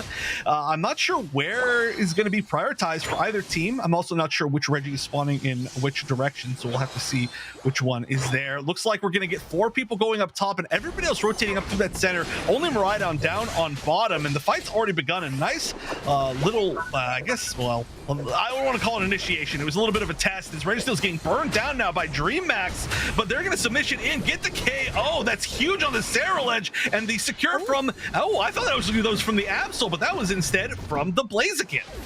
Look, Blaziken may have lost that Unstoppable, but it is still that great securing tool. We have Mewtwo getting knocked on out, allowing Stamina Esports to empty out their pockets into this top pad, leaving it on 2 points. Snorlax trying to replenish some HP, but they do end up getting bursted down by that Blastoise. Still pushing, still being aggressive here. No, actually, no, 2 members now defending. So if they wanted to break that, they were going to have to break it with just a few points, which they didn't have. They really want to, I think, overdunk with the 40 in pocket of the Blastoise, which is just not happening. See a little bit of poking back and forth, but actually a push back was pretty risky. I'm really curious as to why we ended up seeing Blaziken all the way on that goal zone. Maybe trying to get a few more stacks in. Maybe it was kind of an inting for stacks thing a little bit late in the game, but obviously didn't quite work out all that well. Might have gotten 1 score in, but it didn't quite look like it. Fight, though, potentially on bottom. Although, honestly, I don't think these teams are going to full engage on each other. Just get little picks here and there. Yeah, little picks, as we still have both of those bottom tier 1 pads available. We do have that second Reggie Alecki there available for the taking. A great block to go and provide those shields for Snorlax that they're able to sustain. Absol's also going to go in with a Unite move of their own, but now 2 members of DreamMax Esports have been knocked on out. So this is free pickings for Stamina Esports, unless, well, no, Mewtwo, they ended up having to back away because submission, but Champ is chasing them down. That was a really funny moment. We saw the Blaziken charge overheat and then get out of, like, I think it was some sort of like CC option by eject buttoning away, and then they just sat there charging it, and Absol just walked up and one-shot them. So it was pretty funny. It was a good attempt, but unfortunately didn't really work out for them. And Stamina Esports now leading pretty significantly, I would say, in all areas. 137-point lead, something like that. This is why you're the level 2 level. I know. I'm guessing. guessing here. That's probably incorrect. But they've got level 10s and 12s across the board, while we still have even a level 8 on the side of DreamHack. Not looking good. They're going to need to have to fight back right here, right now. But again, all this damage is coming out from stamina. Yeah, right here, right now is the time to make a move as we have Reggie Rock at low HP. It ends up being Cider to capture that for DreamHack Esports. So at least giving them a bit of experience points. It's just a matter of whether they can utilize it to take down the tank that Blastoise is. Going with a Surf, providing them some shields, and eventually they do end up falling, giving Seralich a 2 KO streak and an opportunity to at least dunk in some points, unless Absol has something to say about it. Ooh, and a little bit of defense as well from Umbreon. They're just holding out as long as they can, not letting them get anything in. A KO on the side duck. An interesting target, but one that really is going to force them to have to back up because there's no longer going to have the support of that side duck. Another KO from the Absol, going for 3, got the triple, hitting the quad maybe? Okay, the quad, can you get the Penta? Come on, one more. You got to find it. There's 2 people here. You got to easily find somebody. Come on, and the Penta, let's go. Let's go, Anisasa is, oh my gosh, going in with the Hexa there. I think that's the 6 KO streak. So Anisasa, some great team commitment there from Stamina Esports, and other than getting taken on down, making sure to just go and provide that highlight for Anisasa there, and also take down that top tier 1 pad. They are now leading at 230 points to 55. You know, Anisas pretty good. Anisas pretty good. I'm just going to put it out there. Like I was saying, Anisas, I think, mechanically is just such an incredible player. Like, unbelievable. But, of course, like I said, everybody on this team is. However, putting them on something like the Absol, you get to see those awesome pop-off moments. That Regieleki is getting taken out very early. They weren't defending it at the pad. They just defended it where it spawned, basically. So that was kind of a net zero. But running out of the bush, the submission onto the Snorlax, not going to be the best target of all time. Does make them use the wall, and right now I think they're just trying to scare each other as we're getting ready for the final stretch. Yeah, 20 seconds left to go until we have this first objective spawn on the map. We do have some members of DreamHack retreating on back to their central area as we have Machamp checking the bushes, but there is nobody to be found. Stamina Esports, they have great positioning here, but they don't need to make a move considering they are the ones that are leading in points currently. I'm really curious where we're going to see this Blaze can end up. Immediate overheat. It's just going to cancel it. Or we're running forward with the submission, just trying to test the waters. Everybody had backed up already, though. And so we are just going to see where everybody is. Cutters are going very early and getting a little bit caught out. Huge Hydro Typhoon. That's going to be the first KO for Anisas, potentially of many. 5v4 the side of Stamina Esports. Groudon not taking all that much damage. The fight's now moving down to the south. We're going to see another pickup, this time from Mufasa. Gonna get another great submission. So hard to run away from submission. Machamp, lucky, is just gonna be able to get back to that pad, but that's not gonna do them any favors. Another KO in the meantime, all the way from the back, as we're gonna see Miraidon get a KO on the Mewtwo. That Groudon just staying completely healthy. I'm not sure Stamina is gonna ever really want to try to take that down, especially if they know the Blaziken is still up. No, they don't need to take it down, and we can see there on the pip that we have Absol scoring in another 100 points, just trying to solidify this win. But there's still a minute left on the clock. Members of DreamHack Esports are currently below half HP, so needing to retreat on back. But we have Absol picking up another 2 KOs. 3 members of DreamHack are down, and it's up to this Mewtwo and Snorlax to try and make a difference. But even with Mewtwo's 0.7 points, that's not going to be enough because Stamina Esports have rushed towards their goals to just go and make it impossible for DreamHack to win this game. This is all wrapped up. 25 seconds. One member of DreamHack on the east side of the map, and they're not going to... Oh, they won the 1v1, but that's not going to matter in any significant way. And they're about to get KO'd as well, I'm sure, by Anisas, who... Oh, well, they managed to get away, maybe. But the point is they weren't able to get anything going over there. So great stuff to Stamina Esports. What a way to just show off. This was definitely a show-off game. Anisas, obviously, with an incredible showing. I cannot wait to see the stat screen for this game in particular. But also, I do have to say, I was saying I wasn't sure how I felt about Machamp before this. This was an awesome Machamp game from Mufasa. The way that they landed the submissions and used just submission in general to be able to walk forward, get vision, and then back up with like a cross drop. I think all that was so incredibly valuable, and that's what led to a lot of these big KOs from any sus. Just again, like I said, every single member of Stamina Esports is an incredible player. They're all-star players, and it shows in games like this. Yeah, the team synergy just really complemented each other. Just those three members being Mufasa, Kira, Minato to get those setups. A Hitman to go shred it down with that charge beam, and then any sus to come in and just finish the job. Honestly, just well played from Stamina Esports there, holding their ground up against DreamMax.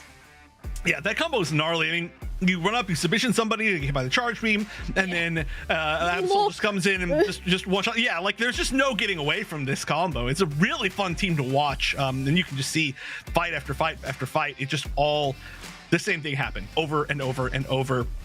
I'll also say, I felt on the other side that, especially just because of the way that this team comp works and because of the nerfs to Blaziken, I felt like the Blaziken didn't really get to do as much as it wanted to. It was supposed to be there for a lot of these objectives, but it just wasn't ever there. It was either KO'd or being CC'd or running back from somewhere. Unfortunately, that just led to it not getting the mileage that it needed to. So Stamina, a very dominant game. And like I said, I'm looking forward to this stat page a lot. Yeah, I think for one moment we just saw there in that highlights page, Kaduzera pretty much getting taken away by a rip and unable to escape. They pretty much just drowned amongst all of the crowd control that Stamina Esports bought. But there we go, the numbers chef, 18 knockouts on any sus via the Absol. That's what we want to see. 18-3. I think that's more than everything else combined, right? Because that's 8, 10. No, it's not. It's not everything combined. Sorry. They actually had kind of a lot on Kira, actually. 5 knockouts on the Blastoise. But yeah, 18-3, an incredible stat line, and an additional 6-1 on Mufasa. And of course, the damage dealt not going to be super high. They had some pretty tanky teams in general, but not a lot of healing. So we don't get to see something like, I mean, the fact that we have 73k on an Absol in this situation is pretty huge, but you know, it could be 120k if we'd seen a healer on the other side of the map. However, we just didn't. So not that it maybe even would have helped them that much with the amount of burst damage that Stamina Esports was bringing out with their comp. I think this was an awesome draft. I'd love to see it, and you got to deal with it in the next game. You can't let them do that again. Yeah, I guess that's the thing. Sometimes there's that option. Do you end up banning those ever so powerful Pokemon in the meta, or do you utilize one of those to end up going and getting a bit of a respect ban? So whether we'll end up seeing Absol, well, whether it's banned, and depending on what the pick is, could probably potentially steal it away, but we'll have to wait to see. But yeah, just look at this heat map. They pretty much had everything covered throughout this match. Yeah, pretty bad. Yeah, and if you remember the start of the game, actually NESUS started off kind of weak, right? Like leveling up very quickly and then getting KO'd is like the first KO in the game. So that was looking a little bit tough. But if you can even imagine if NESUS had won that first interaction and then snowballed even more, I actually don't even want to think about it because that is ridiculous. So great stuff to NESUS, obviously well deserving of this MVP moment, but it's gonna be tough. It's gonna be tough. I think DreamMax, like I said, they really feel like they just haven't found their footing yet, and Stamina is looking amazing, and that's a little bit of an understatement. They are looking so incredibly good. Like I said, it's almost surprising that they have a loss at all, but with Latin America and their current strength of teams, I guess it's not surprising. Yeah, 100%. And I think this is why it's such a fun region to watch, because you don't really know what eggs you're going to get when pulling up these matches. So we still have a game 2 underway, but I do want to take a step back. I was talking about respect bans, and you can already see NESUS's picture here, Absol and Scyther, right? DreamMax obviously banning out that Cypher in the first match. They are going to prioritize this again. Are they going to stick with the Suicune, or are they going to go and ban this Absol? Oh no! Psyduck! Oh. I think that, I mean, as a ban, it makes sense, but the problem is Absol's in that weird spot, right? Where Absol, whenever it's been good, it's almost never been bannable good, right? Yeah. It's so hard because it feels like there's so many options you can flex to instead of that. So it's I mean, I guess maybe you just got to give it to him. Maybe you got to deal with it in a different way. It's just not quite good enough to ban. You don't want to give them something else really strong, but getting the Suicune first, maybe that's an idea of somewhat trying to control the speedster options on Stamina Esports a little bit better so that they can't just run around quite as freely. And I do like that. Suicune, however, we haven't seen it very much recently. It has been banned a pretty decent amount today. Yes, I think considering, Isola did end up utilizing the Psyduck last time, and it makes sense to go and ban that out, pick up the Suicune instead. And I think if there's one thing that hinders speedsters a lot, would just be a lot of crowd control, right? And if you have double Ice Team also picking up this Mamoswine, I feel like, yes, they couldn't waste that ban on there. So picking up these picks, this could potentially be the answer. Yeah, I mean, every Pokemon that they chose here is quite good against, or at least at dealing with an annoying speedster. And I kind of feel like any sus might go a different direction. This would be a great Scyther game, I feel. Obviously, Scyther's banned. But if there's anything else they go, like maybe something like a Leafeon to kind of get a similar effect, maybe that could be an option. It looks like they're going over the Urshifu, which I like that a lot as well. We got a chance to see the single strike Urshifu earlier today, and it won. So I'm not sure if we're going to see that or the multi-strike, which looks like the move or the items are maybe leading towards that a little bit more. However, whichever way they go, I think it's quite a good final pick. They did set it up where it's like, well, we're going to go the same comp. You're going to have to deal with the speedsters. And then they're just like, well, we're just not actually going to do that exact thing. So smart stuff from Stamina. I like that shift at the end, but also start smart stuff from DreamHack to realize that they had to deal with the issue and choosing some great options for it. Yeah, I think that's a thing. It's, well, got to be proactive in your picks here.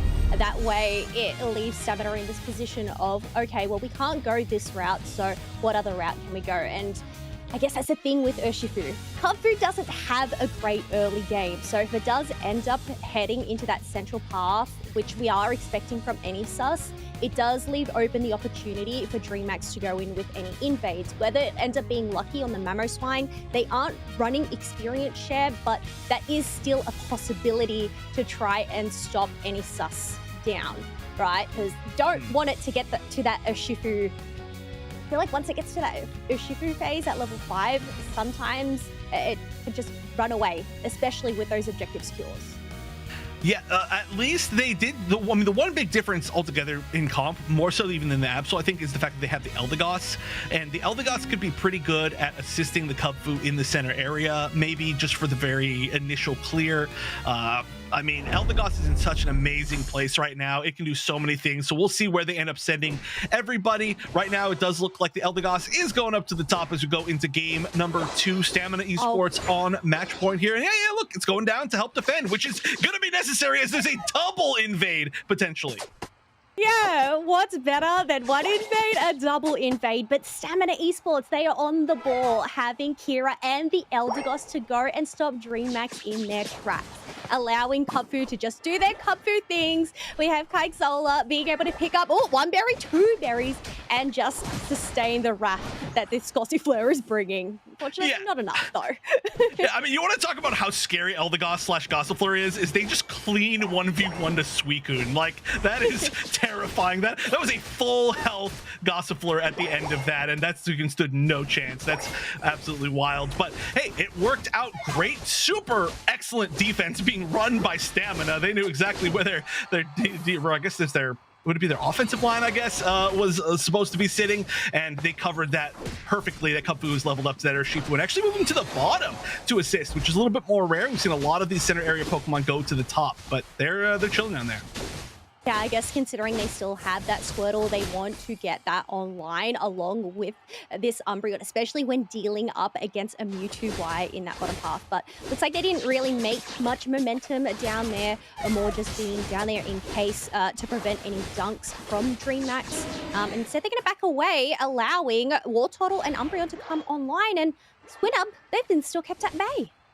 And our little aggressive monster, the Eldegoss, is in the center area. Looked like maybe they were going to go for a little bit of an invade. They followed along that Serral edge, but they are just going to be moving back up top to fight. So a pretty passive fight down on bottom, and it does seem like we're going to be potentially, well, I don't want to call it fighting, but that was a somewhat of a fight over the center area EXP, which will be cleanly won by Stamina once again. They're looking to start running away with this like they ran away with the last game. Kira looking a little bit low, but they actually do have some heals now, as we're going to see right there. Eldegoss, honestly, I am so terrified of what Eldegoss is right now. I'm almost surprised that we haven't seen more Eldegoss bans. Oh, you reckon Eldegoss is worthy of a ban there? I'm almost there. I'm almost there. Oh, you reckon? Oh, I don't know. I guess we'll have to wait and see. But we do have Umbreon being knocked on out as we have members up in the top half waiting for these birds to spawn. The question is Eldegoss good enough to take down a 1v3?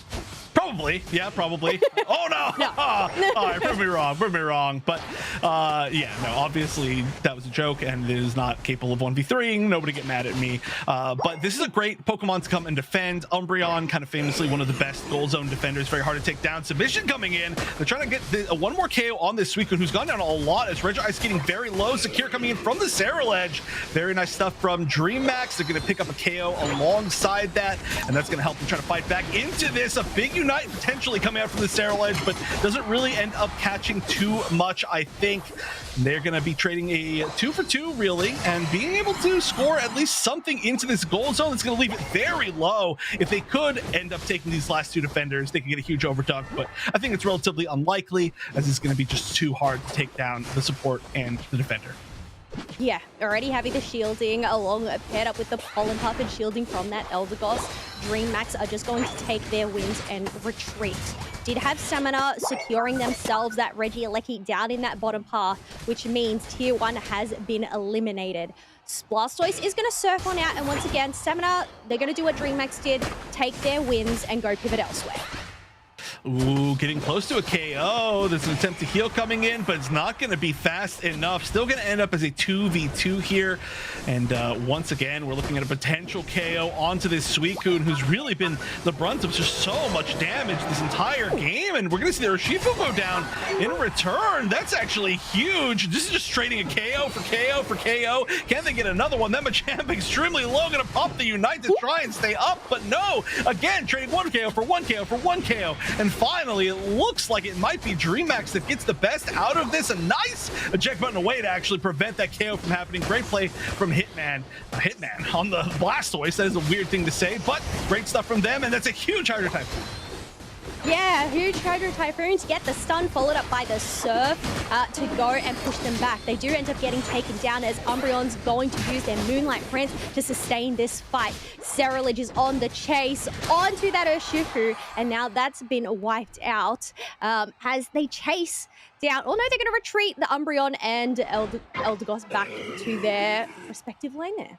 Well, we ended up in one of those situations where if you look at the mini-map there, every Pokemon is spawned. Every wild Pokemon basically has spawned in the course of that fight because they just kept fighting back and forth and back and forth and back and forth. And realistically, they weren't getting all that much out of it. They wanted to get the KOs and some XP and position for these objectives, but instead the objectives spawned while they were still fighting with nobody winning. So now they're going forward for this Regice. The Secure probably going to attempt to be from the Serral edge once again, which it does work out. That's been a great job from Do Games getting all those objectives, and now probably continuing on to try to get even more KOs. That's a great Hydro Typhoon. Not sure if they're going to be able to follow that up, though. Not a huge amount of damage. Mufasa came in, and any sus as well on this Urshifu, but the Urshifu has not been able to find nearly as many KOs as I think they wanted to. Big Unite to bring them all back up to health, but just Unites all over the place. This is kind of the last chance to use it before they have to regain them. Oh, and I don't know what just happened with that Ice Fang. That was really weird, but he managed to get out of it in a weird way. Going to pick up the KO on the Gyarados and the Surf, pushing a few members of DreamMax all the way back. However, Hitman probably paying the price for it, trying to give some space for the damage dealers to get out. Any sus not going to be able to get out as well, but they did at least manage to save one member of their team. DreamMax, though, really fighting into the lead in this game, I feel like. Yeah, I feel like that was a bit of a fumble there from Stamina Esports side. The fact that they just managed to give DreamMax all of those KOs and not get really anything in return, you can really start to see the level disparity is starting to appear, with DreamHack already having that level 13 Cerealage, and that's really going to give them this advantage to try and take this Reggie Alecki, unless Stamina Esports can come and take the steal, but no, Kaduzera is going to lock that in for DreamHack.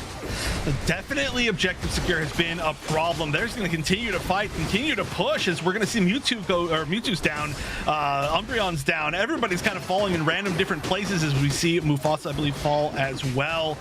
Things are getting really, really low as far as HP for DreamHack, though. We could see, yeah, a nice cleanup.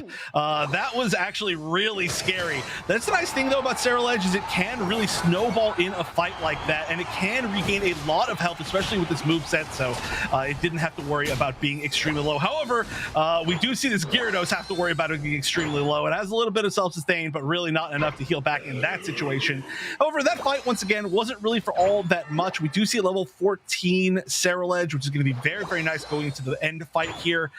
We just have to kind of chill for a moment, regain all of our life, make sure that we have all of our Unites, because we're only 10 seconds away from the final stretch. Yeah, well, that's the thing. DreamHack did end up diving on in to Stamina Esports during the last boss fight. This time around, they do have the points advantage, so they don't need to make the same moves unless they are, because Lucky ends up getting a pick on the Eldegoss and knocking him out. Oh, what a beautiful pull. That was an extremely good Ice Fang, throwing him over the wall as well. That is the absolute optimal situation. Lucky jumping in as well for a second beautiful engage. They're going to catch out Hitman all alone. Everybody all together. The Mewtwo Unite is going to burn down a lot of the members of Stamina Esports. That was actually a massive amount of damage, as they're going to be chasing down any sus as well. Only 3 members up, and they're all defenders or supporters on the side of Stamina. Now Hitman is kind of their highest damage that they have left for this. DreamHack are looking to maybe burn down Kyogre. It's already down to about 60% HP, and that's a really risky move. You know, they don't necessarily need to do that. This could be a flip situation, but it's going to go to Gyarados, a very, very scary potential flip. However, they have every single person up, every single person with the buff. They're going to push forward. They've already got the lead, but they're getting hit a few times from a few different members of Stamina Esports. If they can get back and defend, there's still a chance to push back. Well, that's the thing. Yeah, they do have the point advantage here already, so they only needed to retreat, but that isn't going to stop them, as they're able to pick up 2 KOs on Stamina Esports and dunk in even more AOS energy. Definitely got to give it to Lucky there on that Mamoswine with such a great initiation, and even if it was risky for DreamHack to shred down that Kyogre, with Stamina Esports still available, 3 of them were out. So even if they did end up losing the secure, they probably would have been able to take down the Umbreon and the Eldegoss and take the shields for themselves. So I guess in those risky plays, in the grand scheme of things, I think they played that really well. Yeah, I mean, it was a little bit scary, but they also, yeah, their lead was not that huge, so I do love the choice for the play. I do have to say, though, Stamina, I felt like they maybe could have attempted to defend a little bit better, but they did kind of trickle in one after the other and never made like a full 5-man defense to try and get a team wipe and a return push, but they made the call as far as who could potentially defend, and it unfortunately just didn't work out. So DreamHack, they're fighting back. They looked great that entire game, and it's looking much better than basically almost any of the other games that we've seen from them so far this week. Stamina Esports currently looking to be one of the best teams in the league. They could potentially get knocked down to a 2-2 record if DreamHack continues to play like that. I feel like this is just the story of the LATAM region this season. It's so close in terms of just the ebbs and flows, the pushbacks and forth between all of these teams as they go up against each other. The fact that we are heading in to round 3 is just showing this region's perseverance and abilities to reflect and think back, well, how can we improve for the next match on the ball? And DreamHack really encapsulated that. One thing, if we're looking towards the next draft, one thing that it feels like, maybe I'm wrong, maybe I was just misjudging kind of the impact, but it felt to me like potentially this multi-strike Urshifu was not quite as valuable as it could have been. It was around, it was fighting, but one thing that I think that was really, really necessary for Stamina that they didn't have, that really kind of pushed them into a losing position slowly over the course of the game, was secure. They just really did not have secure compared to what DreamHack had. And I mean, the ability to secure with that Sterile Edge was so good. Two Games did an amazing job. Almost every single objective, obviously until the end right there, where they were all just kind of attacking at once. And if we had seen a single strike Urshifu that might have been able to give them a little bit more of an advantage, it would have comboed really well off of the submission. There were just a few different things that could have happened. But we can see right here, Kaducados is our MVP with that Gyarados. Yeah, they did end up picking themselves up a 4 KO streak during that match. In total, 10 total knockouts. And, you know, there were just many instances where it looked like they were going to faint, but they were able to go and utilize their waterfall. And I know up at the top part, they followed it up with their own Unite move as well to just go and dodge all that was coming from Stamina Esports. So very well played from Kaducados there.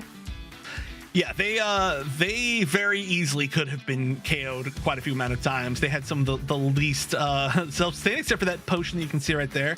And once again, you can see it was a pretty close game altogether up until the final moments. And that's why, with that closeness, is why we decided, or we saw DreamHack decide to try and take down take down Kyogre. We'll get this eventually. Try to take down Kyogre instead of just playing defensively and just hoping that, you know, it doesn't get flipped or whatever. So good call from them for sure. It was still a really close game. Well, you know what? I don't blame you for these stumbles. This is the first year that we are going into this type of format. And I'm going to say it's pretty epic though, even if it is, I guess, struggling on the brain, trying to remember who's going to be appearing what, where, and how. I'm just going to call them all Zapdos. Does that work? Do you think? Gosh. Would chat appreciate that? I'll just be like, yeah, it's Zapdos. It's big green Zapdos, big blue Zapdos, big red Zapdos, right? Like, it's whatever. They're all...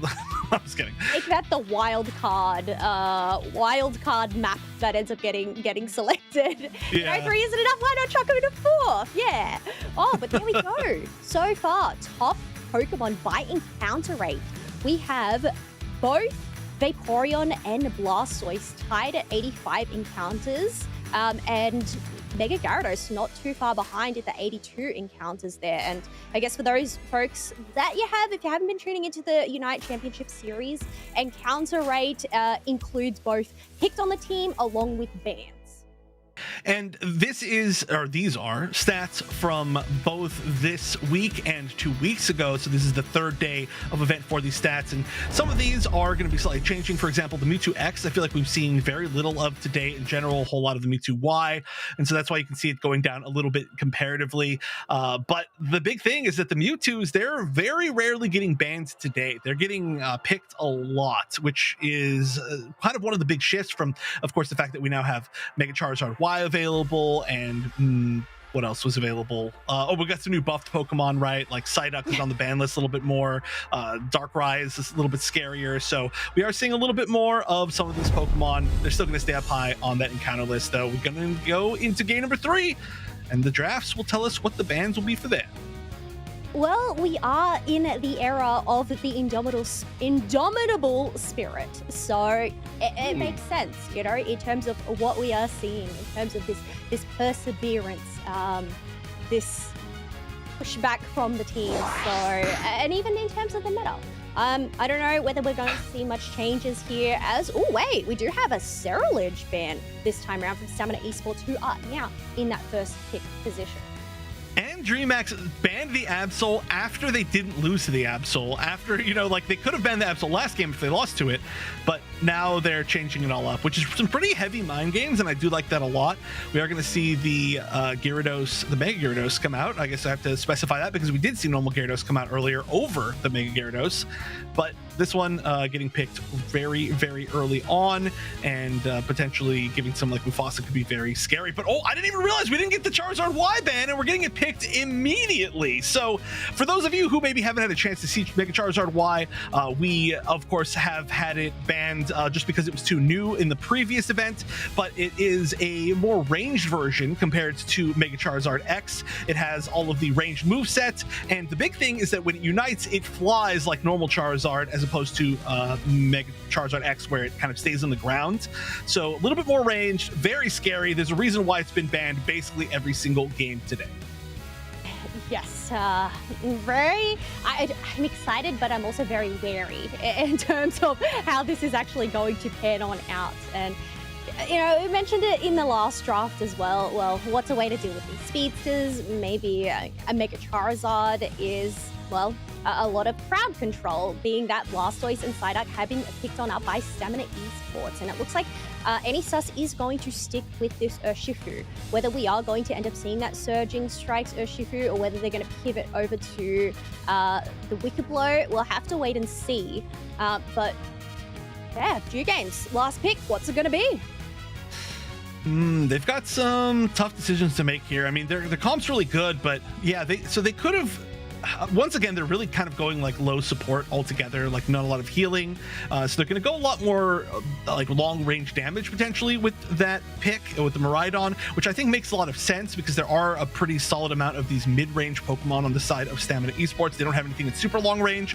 Hitman, who's usually a little bit more of a strong attacker player, is on the Blastoise, which is, you can see, is a damage build and does do quite a bit of damage as a Pokemon, but they're not going to be sniping, for example. You know, it's not going to be the Inteleon. So getting that extra damage, having the highest range in the game with the Miraidon, I think is a cool pick. Yeah, I mean, I guess that's the benefit of the experience share change, right? Is, well, you have these picks like Blastoise, like Psyduck, that are able to just go in with these full tanky or damage builds. And whether this is going to be enough to handle that Mega Charizard Y, we'll have to wait and see, especially considering, well, it's paired up with this Suicune and this Mamoswine, which bring a whole another lot of done themselves with their kits. Yeah, there's a lot of crowd control on the side of, wait, that was Stamina. Yes, on the side of Stamina. I got confused for a second. They're switching sides. Yeah, they've got a lot of crowd control that is going to be really important. But the big thing is that, you know, when Charizard Y pops that Unite, that's when it gets so incredibly scary. And that's when you really have to deal with it. And then at that point, the crowd control doesn't mean as much. So we'll see how they can deal with it. One of our first matches with Charizard, Mega Charizard Y, on broadcast today. Stamina Esports on the left, DreamHack on the right. This is the final match of the set. See who's going to move forward and get closer to a positive winning record. Yeah, and if DreamHack are able to take this against Stamina Esports, that's really going to be a massive boost, not only in terms of standings, but also in just of team morale. And excited to see where they end up landing on the Zoinks Power of board rankings. But so far, no KOs. Miraidon just trying to protect this Swinub as they secure this wild Pokemon.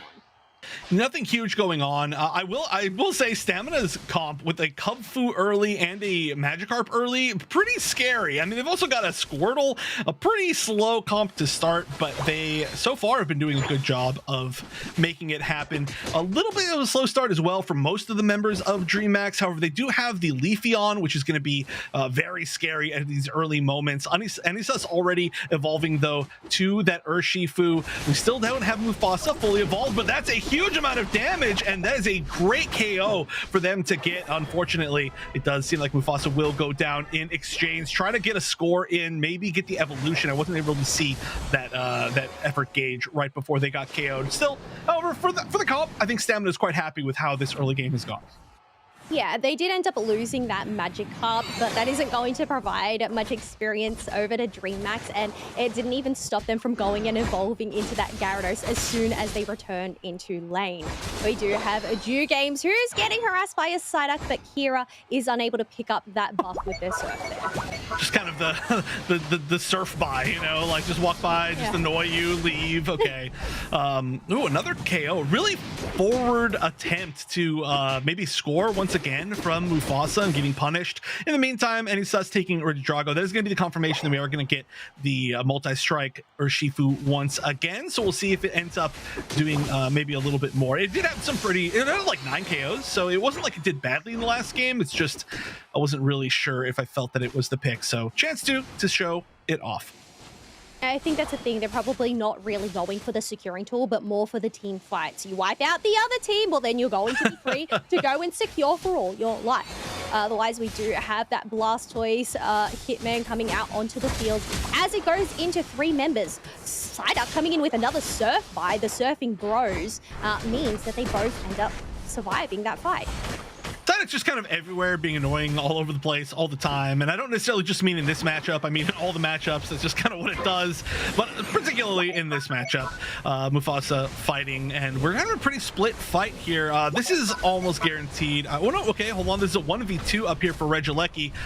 They are going to be chasing away Charizard, but on the bottom, they are going to be fighting a little bit more, I think, for this Registeel. This is a guaranteed Regieleki take for sure, and it looks like on bottom, they are going to take it with the Leafeon. Leafeon, a Pokemon that as well has been extremely popular in this region for what feels like 10,000 years, and for good reason. Yeah, I feel like it ends up getting buffed every second patch, but I mean, I guess it did avoid this one for the past couple of times. It is that level 9. No resources on hand for either side just yet. One thing though, even though DreamHack managed to secure that Registeel, Stamina Esports did get that Regieleki to crash on in, but they don't have enough points on hand up in the top path to go in for a break. Yeah, no goal zones broken yet. This is a very low scoring game, honestly, now that you mention it. 44-20 at the nearly halfway mark. We're starting to get there, and it doesn't seem like there's going to be any big attempt anytime soon to push down one of these goal zones. There's so many points in pockets from DreamHack. If they want to try to take top, that could be something that makes sense, but there's just so much defense. I don't know if they're going to get a good opportunity to make it through. We do finally see, I guess, the opportunity for a big team fight with pretty much everybody hitting their main power spikes. Oh, no, actually, I'm sorry. We still don't have a Mammoth Swine yet.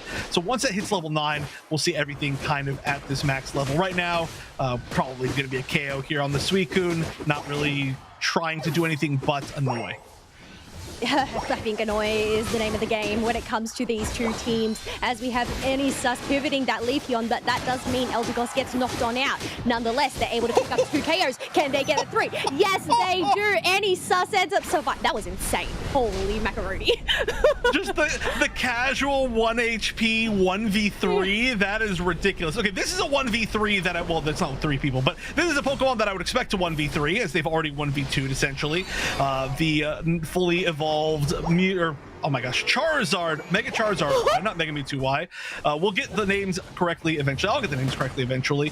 But wow, that Sus 1v3 was amazing. That one needs to go on the highlights for like the entire season. That was ridiculous. So proving me wrong about saying that I didn't really think that the multi-strike was the call. Well, it was the call in that instance for sure. Otherwise, we do have a Reg Ice going to the side of Stamina Esports as Emerald Two-Step is going to knock out that side up. Leafeon is quite low, ends up getting knocked down by the Hydro Typhoon as Blastoise comes in for a surf. Charizard takes to the sky, which means they end up getting knocked on out. We have Miraidon trying to pivot back into that Flux Zone, making sure that they don't get knocked on out. But that means they end up giving away this bottom tier 1 pad to Stamina Esports. And now it's 174 to 79 points in Stamina Esports' favor. First goal zone of the game going down past the 4-minute mark is wild. It took over 6 minutes for a single goal zone to go down. I don't know what Hitman's doing. Hitman is way far off right now. Certainly was trying to get some farm, and wow, not even gonna get KO'd for it. Distracting 3 members as there was another push and another goal zone going down. Stamina Esports pushing into the lead pretty significantly just within the final few minutes of this game. Another objective taken, and especially after that tier 1 goal zone was taken, that Regieleki has to be dealt with at the tier 2. And Sus now moving forward to try to see if there's any experience in the enemy center area to take. An attempt to maybe get the 50 dunk in this bottom goal zone from Hitman is probably going to be defended, so they probably will just go back up. But Stamina Esports, they just feel like they can take the initiative on anything that they want right now. They're in control, and only a minute until the final stretch. Look at Hitman here in this bottom bush, waiting for making sure that the coast is clear. They have 50 points on hand. Are they actually going to go and make this play? Well, I have to keep an eye on the mini-map, but we do have Kaixola, Lucky, jumping over the wall, finding themselves a Gyarados, but they are just going to pivot back, considering, well, there's a lot of tall grass to hide in on this Kyogre map. This is an awkward, I don't want to call it a fight, an engagement. It's like everybody can peek around these corners at each other and realize that they're all there. By the way, this entire time, 40 seconds of Hitman standing still. Hitman is gonna, okay, finally moving forward, actually not even going for the score, maybe actually just forward positioning, but like I said, Hitman, if Hitman didn't move, they could have gotten kicked for being AFK. That was a little bit scary. I can't believe how long they waited there. They could have gone and got the Hundo Burger in. They're actually gonna get the Hundo Burger up top, and that's gonna get close to evening up these scores. But now that they see that Leafeon is not there, we could see a quick engagement. No, still pretty even split from Stamina Esports. Yeah, that definitely made them catch up in levels. Psyduck trying to find a pick. Unfortunately, they are unable to.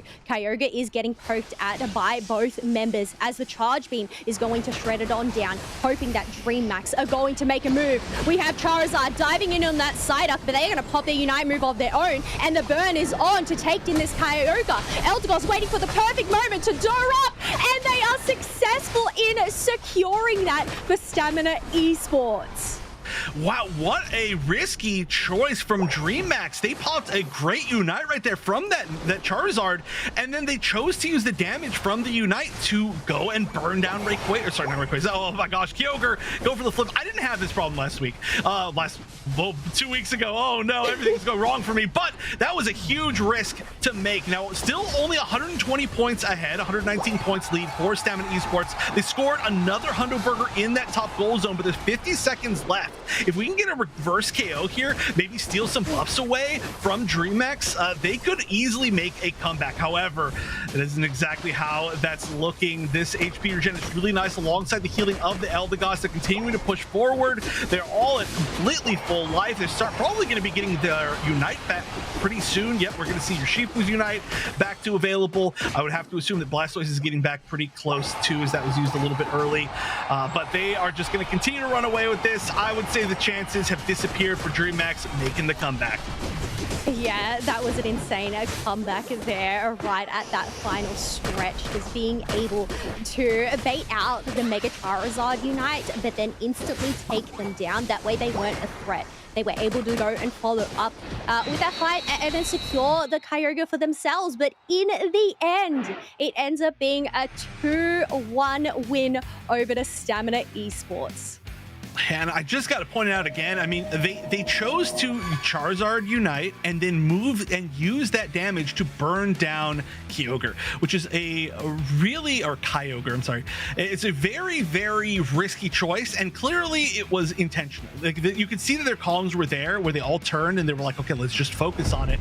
But that's kind of, I feel, I don't know. I would have liked to see, I guess, what the fight actually turned out as if they continue to attack with Mega Charizard. Why? Because that is the scariest moment. It's so good that it's able to fly, unlike Mega Charizard X. It can fly over all the walls, which we saw it do to fly back over into the, I guess, Kyogre pit, into the center pit so easily. But it was in a spot where it could have easily followed some of their more vulnerable targets over that left side wall. You can't really get it away from you. It's going to do so much damage. It's got some great self-sustain, and you can see it happen right there.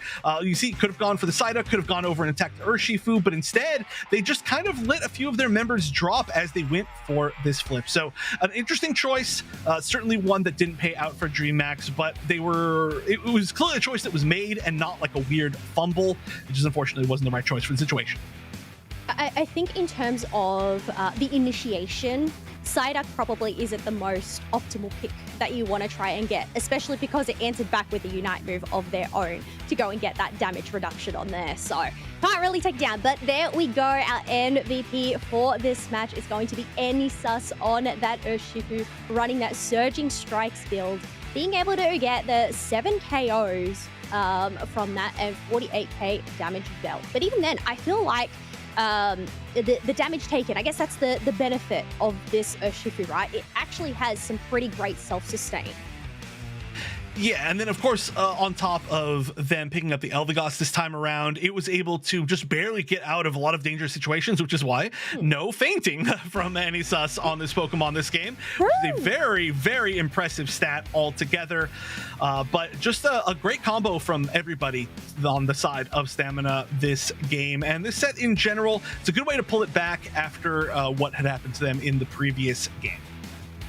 Yeah, and then to see there on that graph, Stamina Esports. It was I would say it was a pretty slow start to this game. Both teams really just testing the waters, trying to respect each other. But then that halfway mark, once we had Pokemon reaching their levels, getting their evolutions, that's where things really started to ramp up.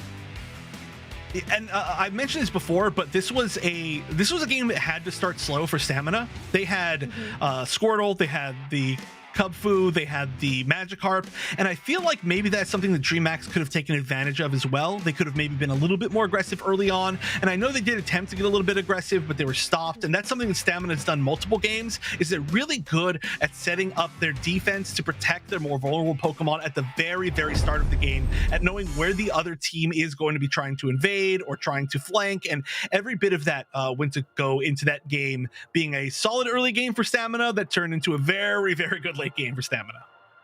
Yeah, 100%. I think in terms of that early game, trying to get that advantage, especially against a Magikarp in lane, it can either go against you or with you. And I think sending those 4 members, that's going to give Magikarp a lot of that effort gauge. And we saw that even though they ended up getting knocked out, as soon as they ended up coming back into that lane, they ended up just needing to make a hit on a wild Pokemon, and they were at that Gyarados face. So their plan kind of didn't exactly work out in their favor.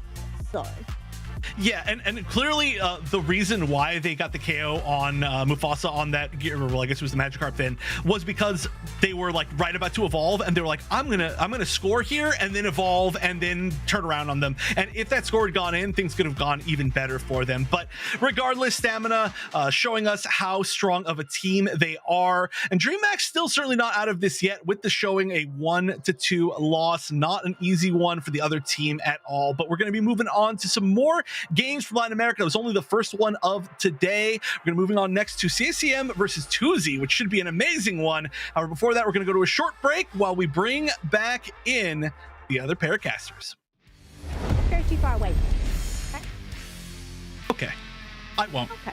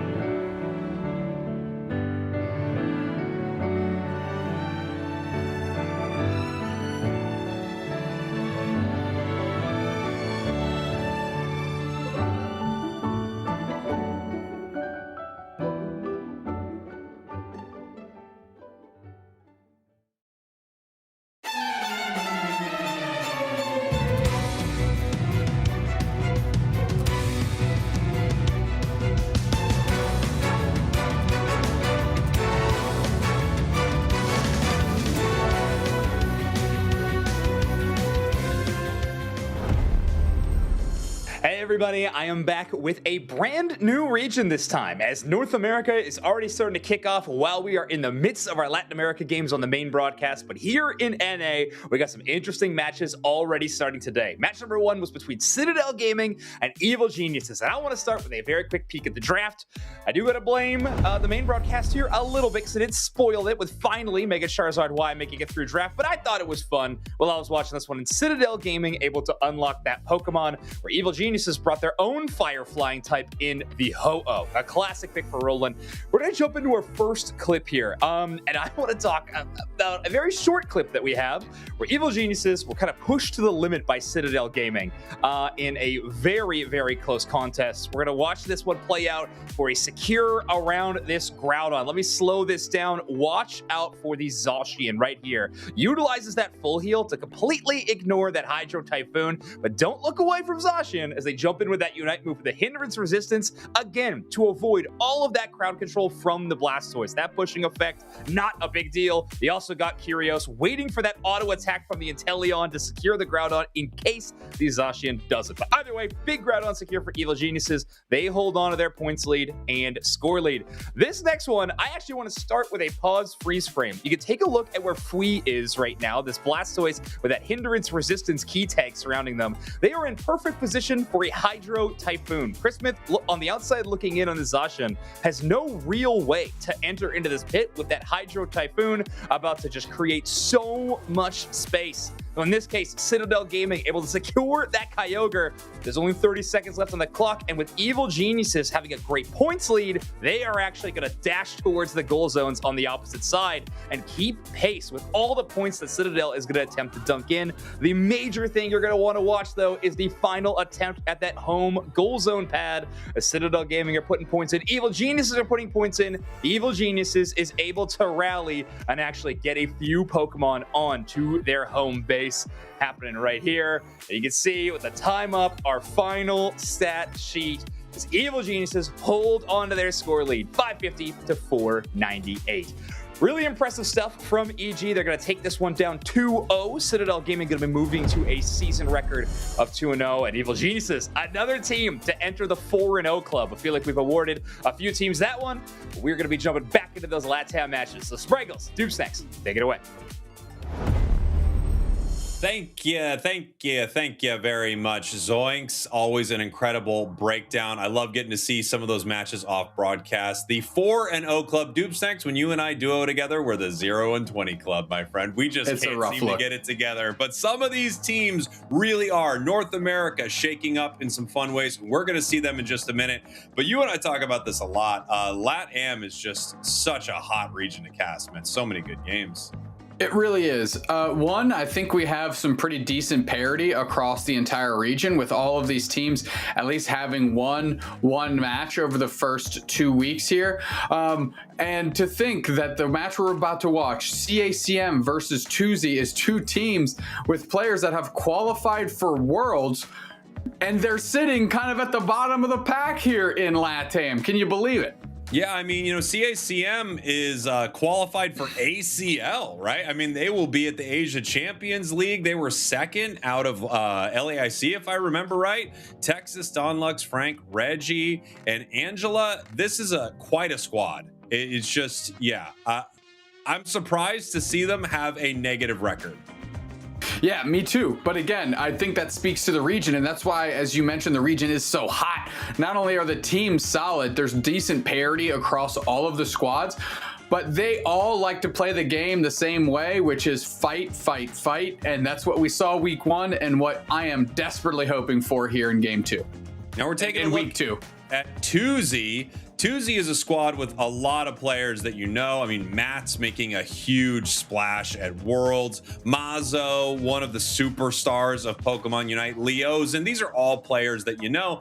But Tuzi struggling here, 1-3 in LATAM. Obviously, the competition is fierce in this region. This region, unlike the other two, doesn't feel like we have a team that might sit winless. Well, in fact, we doesn't have a team sitting winless, but it feels like this region is much more at parity, and that's probably because LATAM is made up essentially of multiple regions that got put together, right? We had Brazil and LATAM North and South, the best of the best, turning into this crazy region with so many teams that are wildly competitive. Yeah, exactly. So whereas NA and EU are pretty top heavy in their teams that have qualified for Worlds, now we have the top teams from 3 regions coming together to form the LATAM League, which means very competitive matches here. 2Z Esports going to be the first pick as we get well into this. And I'm seeing a Meowth ban. So something is up here, my friend. I mean, I've got to assume that's some sort of a misclick, or perhaps they just didn't realize that Meowth was banned for this week. When new Pokemon come to the game in the Championship Series, they are not allowed. I think we have it right now for the first month. I hope they lower that to a couple weeks personally, because I would like to see them in play a little bit faster. However, very common for a game like this, a MOBA style game, to have the newer characters banned from the competitive circuit. Now I'm not. There's no way we're not resetting this. There's no something way. going on, right? This is gonna remake the draft. That's what I like to hear. Looks like it. Looks like we're remaking the draft here. Obviously, this started getting kind of crazy. CACM's draft here, very supportive. You know, very supportive. Very supportive. Were you a part of the all support 5v5 match that we played? That like Zonx and I played like. I feel like you were. There was a bunch of casters. It was during a charity stream or something, but we had like we went 5v5 with all the rule was all supports. I'll tell you what, not the most exciting games of Pokemon Unite you can drum up. Well, the idea sounds fun, and then you start playing it for a little while and you go, you know what, no one's doing any damage here, we're not really doing much. I think it turned almost into a score comp situation where we were thinking, all right, let's get some goal getters on us and just run to get some points in, because these fights aren't going anywhere. Yeah, and that was before like pre-duck, you know, actually like offensive support powerhouses, right? That actually had the support background to them. But we sorted out, we had a good time, and it was nice to just dip your toes in and be like, okay, that was all right, never again though. Yeah, well, you see why that doesn't happen. Now we recognize that there's a good reason that you never see this. It was fun to try, and I'm glad that it's over, you know? I know indeed. Something we have been seeing, you mentioned it off broadcast when you and I were chatting, is that these LATAM teams really enjoy the Ceruledge. And as you mentioned, we saw the Bitterblade buffs come into play in our EU match.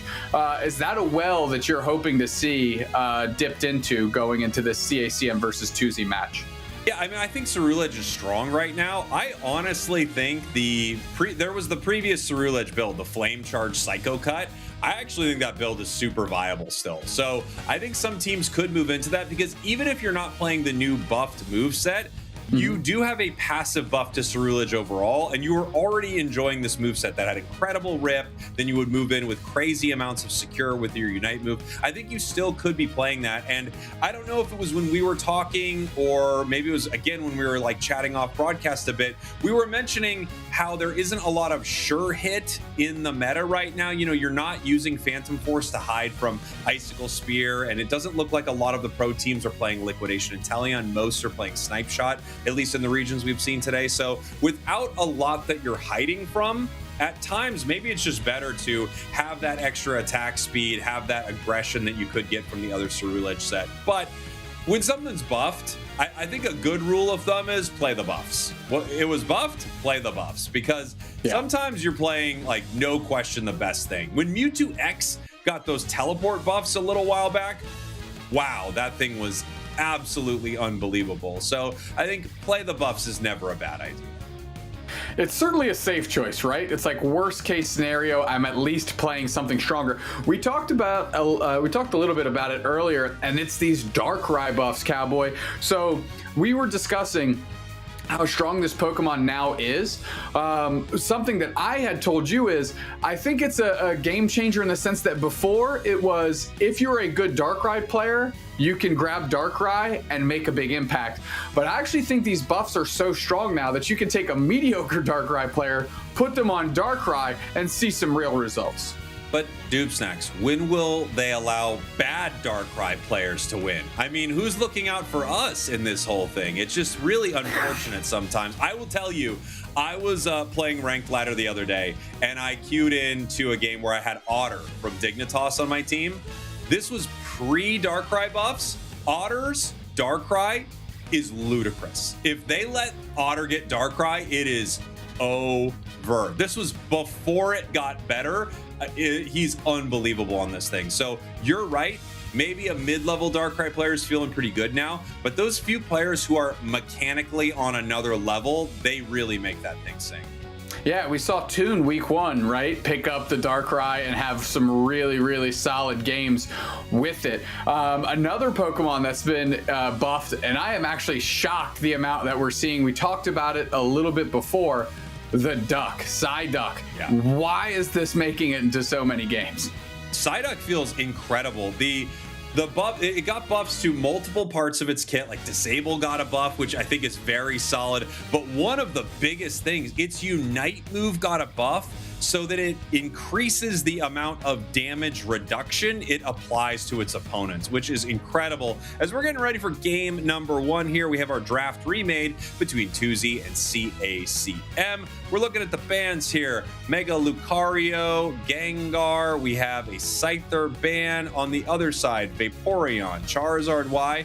And our final buff, it could be the Blasty Boy, and it is. Yeah, I mean, Gengar obviously stands out to me as being a targeted ban. Everything else, you know, I think we've seen before and are a little less surprised than maybe the 1% Meowth ban we somehow saw from our last go-around here. And Leozen grabbing the Duck, as we just discussed. It's a power pick. I do agree with not nerfs, bans like Vaporeon and stuff like that. I still think Vaporeon is one of the best things in the entire game. It's ludicrous, but Duck is right up there, especially on a coordinated team. You can set up so many great plays with this thing. CACM grabbing the Mew, grabbing the Blissey. Over to 2Z, we're gonna have to decide what kind of support or defender they want. And they instantly lock the Umbreon. Yeah, I mean, that's a very high priority on the Blissey, given some of the Pokemon that are available here. Mazo grabbing Mega Gyarados, something that we rarely saw week 1, now nerfed down back to normal size here. And Anthras grabbing the Umbreon, as you mentioned. Angela covering the Slowbro, great isolation tool in its Unite move that can really pin a single character down, switching up to make me look foolish. And Reggie grabbing the Dodrio, which is a Pokemon we've seen them on quite a bit. Yeah, Dodrio it's in the camp of the Mimikyus, the Mews, even the Leafeons. Do you have a player that runs it? And if you do, they can take over games, be incredibly annoying, put so much pressure on in a very unique way. Great Dodrio players are very solid. You can see its encounter rate here only 16%. So it really only falls into the hand of the players that are playing well. Final pick is the Garchomp on the side of CACM. You wouldn't have seen this at all a few weeks ago, and it got some really solid buffs recently. Buffs to its HP, special defense, and its critical hit rate. So just overall, Garchomp is in a much better state. Yeah, we saw a little bit of signs of life of it earlier today when you and I were casting, but I'll tell you what, my eyes immediately snapped to that Pawmot, a very low encounter rate for this Pokemon, but a Pokemon that is gaining a lot of favor within LATAM as well, and we saw a little bit last week out of NA. Thoughts on Pawmot? Yeah, this is one I can't seem to pin down. I mean, I don't think it's bad, but at the same time, I don't think it's amazing either. And I'm kind of wondering if pro players like it because you just get to outplay and fight forever. I've noticed that pros like to play things where they can kind of, outperform their opponents specifically rather than something that has, let's say, a sure hit in their kit. And I feel like Pawmot is in that area. I just never see it as a superstar of a game. Like once in a blue moon, it has a great game. Other times, it seems fine. Well, hopefully it can look very solid here for the side of Tuesday. Again, both of these teams, despite being loaded with Worlds qualified and Worlds caliber players, find themselves at the bottom of the pile here in LATAM with a 1-3 and 1-2 record respectively. Yeah, you know, another Pokemon that I've seen play in LATAM that I also can't get a real beat on is Empoleon, right? I've seen a few teams run it and have some great success for it, and it's great success with it. It's interesting that we have Pawmot and Empoleon. They were released right around the same time, kind of back to back, and they both had like an interesting ride through Unite, Empoleon being unbelievably turbo broken to another reality. Nerfed in a day, nerfed in 24 hours. Nerfed in like a day, and then brought way back down. I'm wondering if more teams will start to pick it up, but the clip at which they are releasing new Pokemon, I think leads to things falling through the cracks. For instance, I don't know, is Dhelmise really nerfed so much that it's not viable, or did we just not spend a lot of time with Dhelmise and now all of a sudden it's out of people's minds, you know? Yeah, it's probably a false positive type thing with Dhelmise, right? It was so broken, like Power Whip first, then Whirlpool second, and then it was like, well, okay, they kind of nerfed them to the floor, but really back kind of where they should have been. I actually think on release, they could have just tuned down Power Whip a little bit, boosted Whirlpool a bit, and then you probably would have just been fine with that Pokemon. It would have just been a fun release. But, I mean, there's cool ways you can build with Dhelmise that I talked about a little bit week one, and kind of this tanker role, right? Use Power Whip with that big shield that it gets, and use that the anchor shot to kind of be your engagement tool. So it's a little bit clever, right? Instead of using something like a frontlining tank to go ahead and get started and then have your Inteleon be like a snipe shot finisher, you're actually dragging Pokemon into the deep water so you can have big burst damage, maybe like something like a Pawmot, right? Well, we're going to head here to game number one, Dupe Snacks, between, again, yes, these two world's class teams that are a little under in their region. 1-3 for 2Z Esports, your purple team. 1-2 for CACM Esports, your orange team. We're seeing Mew and Mewtwo square off in the bottom path, looking for the secures. Don Lux is able to take that. Good little setup here for Tuesday in the path downstairs. Again, they are theoretically going to have a bit of an advantage here just because of how Umbreon operates. I think that gives them just a hair of an edge, but good pressure forward and phenomenal Mew play can really help poach stuff off the side of your opponent and give yourself the lead here, and it looks like that's exactly what CACM has succeeded in doing. Yeah, you know, Umbreon is very mean, but all of the secure went to the side of CACM because of that Electro Ball and Mew, and then you even saw, you know, that big time smack there from Blissey getting that final secure. 2Z Esports, Emiraki and Mats are ranked number 2 and 3 in average damage in LATAM with 72,877 and 72,587 respectively. Yeah, those are great numbers. Unfortunately, they're not converting to wins, so that's the next gear they need to hit as CACM is defending their pad. Big time engagement, and that's a fast Gyarados. Quick knockout here, and it's the Pawmot that goes down quickly. Wow, Reggie playing the Drill Peck build. I mean, I feel like I haven't seen it in forever. It doesn't get a lot of competitive play. After being nerfed a while back, it feels like Tri-Attack just completely took over for Dodrio, but I am excited to see how they want to play it here in this match. It feels like there are a lot of hindrances to it in this game. I think that was mean look Umbreon, so I don't know. I'll be honest, as someone who loves Dodrio, I feel like I would have a miserable time playing it into this. Yeah, I mean, it's going to have to be, you know, scalpel level precision with the cuts here as the Dodrio goes for the engagements. Good attempt on the steal. Fortunately for Tuesday, they still walk away with it. Psyduck, if I'm having a bit of a migraine here, nobody around to catch the receipts of it as they make it back to bad. And here we go. We've got the fight about to break out in the top path. 4 members of CACM are eyeing down this top goal zone, as well as eyeing down some of the Swablu and Altaria that are about to spawn, looking for the Psyduck, but they just barely miss.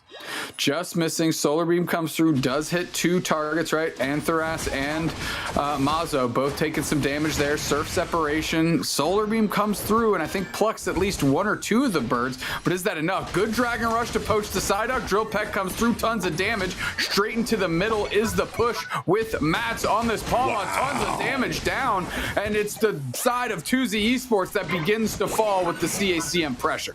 That was an insane Dragon combo right there from Frank, picking up multiple members, and then CACM moving on in with Dodrio, looking to clear that up. Big time Reggie Rock secured by our orange team, CACM. Reggie now level 9. Things are looking great at the start of this match here for CACM. They look incredibly strong. I mean, this is what you want to see out of a Garchomp early, right? Almost a level 9. I mean, outpacing the Gyarados, the Mega Gyarados on the other side. Really, CACM is posturing to put themselves in a strong position for this Regieleki as well. And I think we're going to have a scrap here on the horizon. Solar Beam just clips Karis as we have a little Earthquake engaged there, and they're getting A-pressed down by the Mewtwo. Why? But we're working through the Regieleki now, and good spacing. It's going to be free. And at this point, this Dodrio is level 10. So with this massive level lead, a Unite move on the way, this is just so dangerous for Tuesday. It's going to be really hard for them to fight here. But they can use this gold zone to their advantage, fight back. Here comes the Supercell Slam. They're moving in. The Drill Peck right into a Bliss Assistance, not picking up the KO. The Unite move still doesn't get it on the Umbreon. Umbreon somehow still in this fight. And here comes the push back from Tuesday. That just absolute disaster, right? They were baiting, waiting. Reggie goes in. Good Bliss Assistance. Drill Peck caught in the mean look. Can't close the distance with the Unite move. 2 berries into the Umbreon's hands is enough to stop the whole fight, Cowboy. And that was a lot of resources CACM just expended for no knockouts and no points scored. I guess the silver lining for CACM is they also didn't give up a big KO on their side. But man, you got to be shocked that you don't catch anyone with that. Dodrio, Drill Peck, the Bliss Assistance, and still Umbreon living on almost nothing in that fight. The Wish keeping them around. And now we can see what a close match this is. 15-57. And level-wise, it's evening up a little bit more for Tuesday. Yeah, now there's an idea that Regieleki is the one getting worked on and prioritized by Tuesday, so CACM rushes right at him. Anthras has to just back up as we have a quick pause. Quick pause right here for our teams, and we're going to go ahead and make sure that everyone's connected and playing before we get back into that match. Yeah, I have to say, that push, I thought this was a lights out push when I saw it start. You know, you've got a Blissey Unite move onto a Drill Peck moving in. You've got a level advantage. This just felt like it was going to be horrible for Tuesday. But what an amazing defense from them on that tier 1, using the Palmont, the Supercell Slam, building up that shield, the recovery that Palmont naturally has in its kit, and you just like basically Hodored that moment, just holding it right there, holding it until they had to leave. Yeah, again, Anthras, the Umbreon, the patience they had to not just dump the mean look on a miserable target, right? The Dodrio exposed, jumped out of the tall grass, bang, a mean look in the middle of the Drill Peck, can't convert on a big knockout. The Wish ticks off for the Umbreon, tops off their HP, forces out that Dodrio Unite move into the back line. Umbreon kind of feels what's going on here, is able to leap on top of the berry and then beat the Dodrio to the other one. And all of a sudden, you have a Bliss Assistance gone. You have a Dodrio Unite gone. You have the Drill Peck on cooldown. And they didn't get a single knockout, and they're still staring down a Palmont and Umbreon ready to go. And they had no other choice but to retreat then. We're making our way back into our match here. We are at a little under the 5-minute mark, halfway through, and you can see, you know, that goal zone push in the bottom path was great for CACM. They were able to score, but here we go. Dodrio once again with the Unite move, the Psyduck Unite, Gyarados into the water looking for some KOs, Garchomp Unite move. Everyone is throwing their Unites. Gyarados moving in. Those sure hits on the autos, but Gary's in trouble right now. The Drill Peck doesn't take it down, gives it a double KO, looking for another, and Mewtwo is going to pick it up for Tuesday. I mean, by the way, this went back and forth. That's 3 players down on each side at the end of that exchange. Tuzi, however, is the one with the players still standing last, so they're the ones putting the pressure on to CACM, who's just trying to maintain their own buffs at this point. Earthquake straight onto the pad. What is Tuzi going to do? Are they going to fight? Or are they going to hang out? Psyduck surfs through, tries to slow down Dodrio. Jump kick. There's the Bliss Assistance. Reggie low. Solar Beam is there. Secured by the Palmot in the face of all the action CACM was throwing. Nice drill peck there. Can they convert on KOs? No. Mega Gyarados is about to hop over and get out of the way, and now the Mean Look traps that Mamoswine, and we are just putting all the pressure on right now. I mean, that was a great play by the Palmot. I think it was just a basic attack after they threw a move that was able to get the secure right there. That's what it looked like for Mats. Mats continuing to fight on this tier 1. Palmot's got the recovery, and somehow it makes it through. No way. Yeah, making it back out, dodging the Ice Fang there, so they're able to close out a goal zone, take the score lead, and the Palmot gets out of dodge. Matt's doing work. You know, when you do get to see a Palmot walk away from a fight with just a sliver of HP, and you recognize how much of this kit is about playing at that razor's edge, right? It's almost like limit testing all game. You get a player like Mats, you have a moment like that, and you go, yeah, okay, I see why they're picking Palmot. This thing looks pretty solid. It really does. I'm surprised to see Leozine using the Surf here, especially with that Mewtwo Y in the corner. I think I would have loved to have the Bubble Beam triggers off of that, but they're doing good work here, and maybe just the spacing they're trying to get with it is enough. We got 2:20 on the clock here, and you can see CACM is actually positioned insanely aggressively, looking for a possible catch here. Multiple members of Tuzi hanging out right near the pit. Massive beam, huge Ice Fang. Oh, wow. Right into the middle as the Garchomp pops their Unite move. The Cyburn comes out. Bliss Assistance back into the middle, but it's on the Mamoswine. They're going to keep pushing through, and now it's 3 players down instantly. The Palmot step into the mix and putting him into the blender with the Mega Gyarados. 4 players down, 5 players down. CACM is scrubbed clean, and they don't even get a knockout for their effort.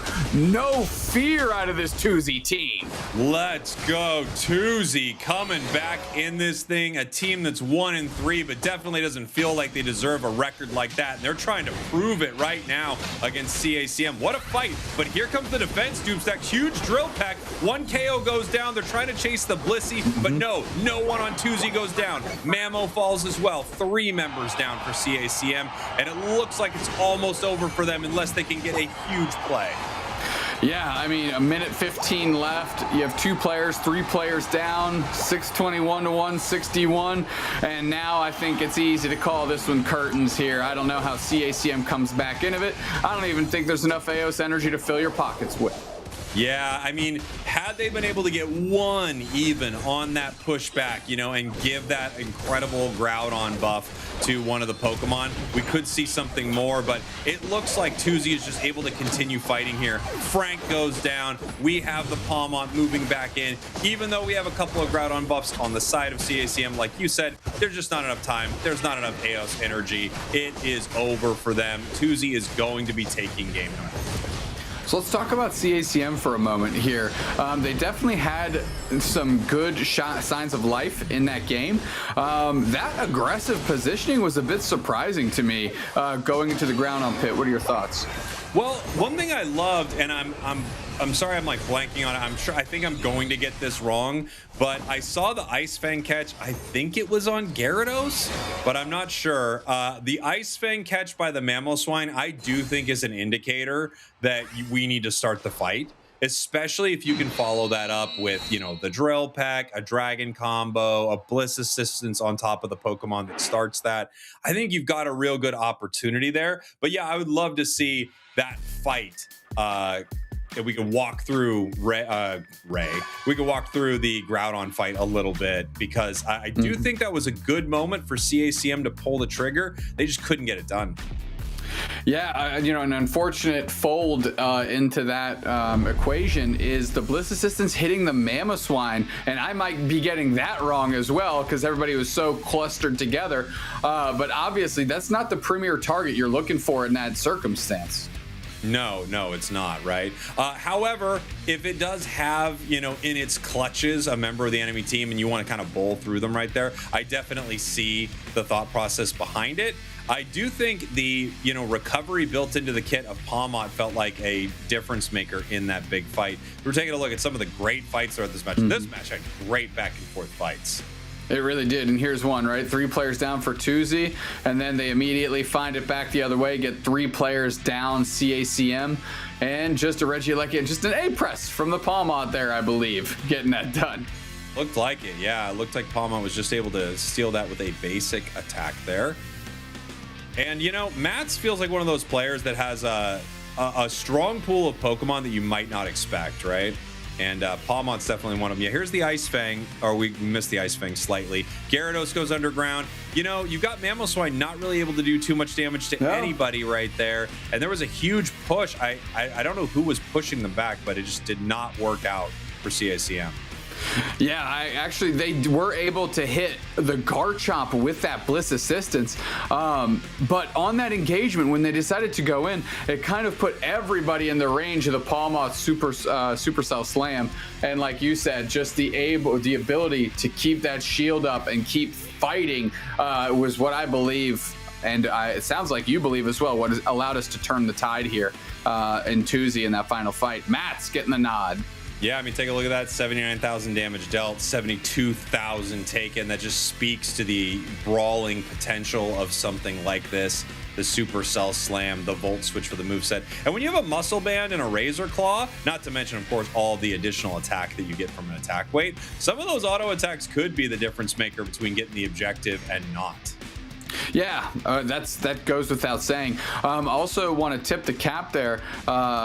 Anthras, I believe, eclipsed 74,000 damage healed with the Umbreon Wish. So nothing to scoff at there. It's no reason, it's no question why Tuzi had so much sustain going through these fights. Yeah. Really good plays. I love when we have a Pokemon, its encounter rate was 3%. We just really never see it. I think when it's untested, there are a lot of question marks around it, but matches like that might let people take a different look at it. All right, here's our fight.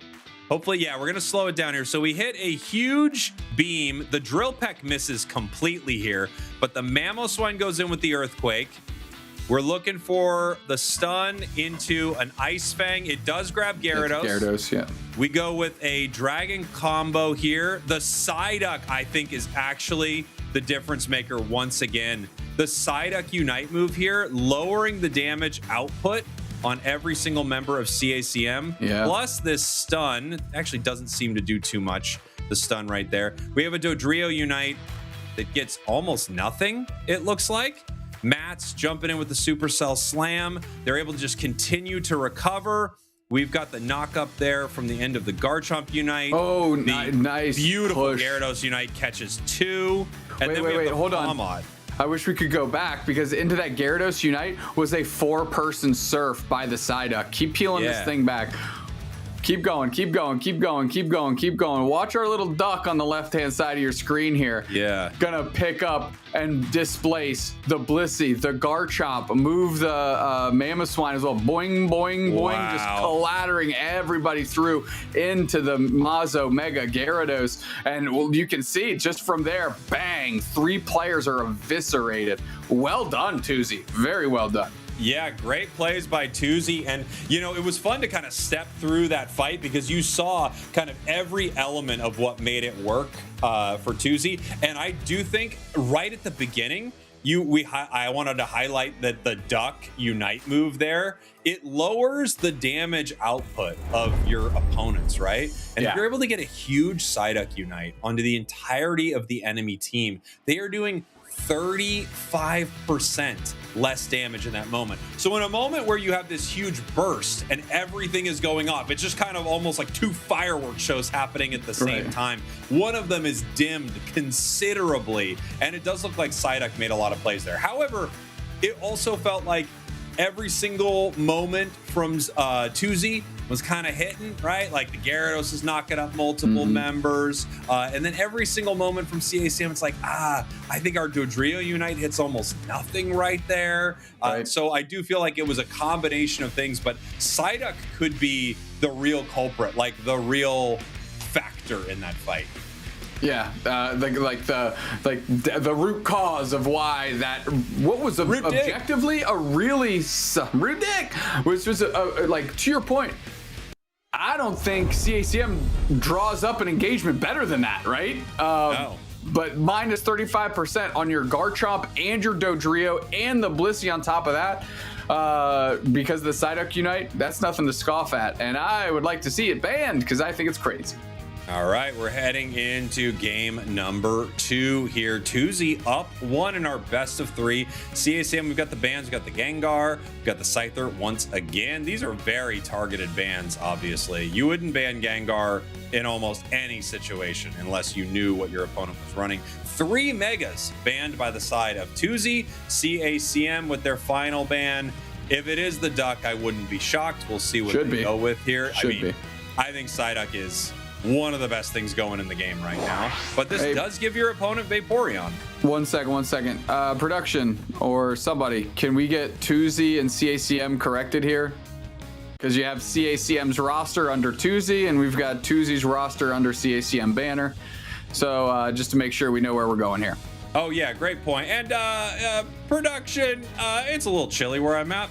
Can you turn up the heat, please? I could also use, and I know Cowboy can as well, some iced coffees. So go ahead and just Instacart deliver those for us as well, directly to our homestead. Greatly appreciated. Thank you, production.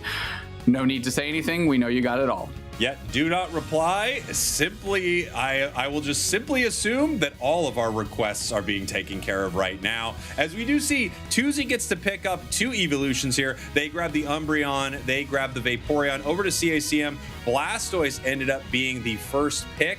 We've also got Buzzwole from Frank, and we've got Blissey on the side of CACM. That did feel like their Blissey was extremely impactful.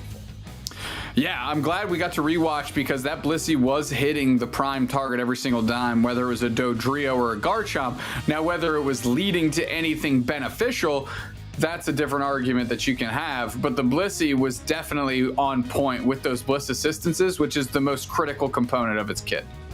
Reggie on the Talonflame. I do love to see it. Final pick over here to 2Z. We're going to see what they want to grab. I want to point out, Raichu not getting a ton of play recently, only a 6% encounter rate, where we have Mats once again locking in the Pawmot. Encounter rate now up to 4%. We'll see if these impressive matches from Mats convince the rest of the regions to raise this encounter rate even higher. Yeah, single-handedly moving that needle right now is Mats for the Pawmot statistics.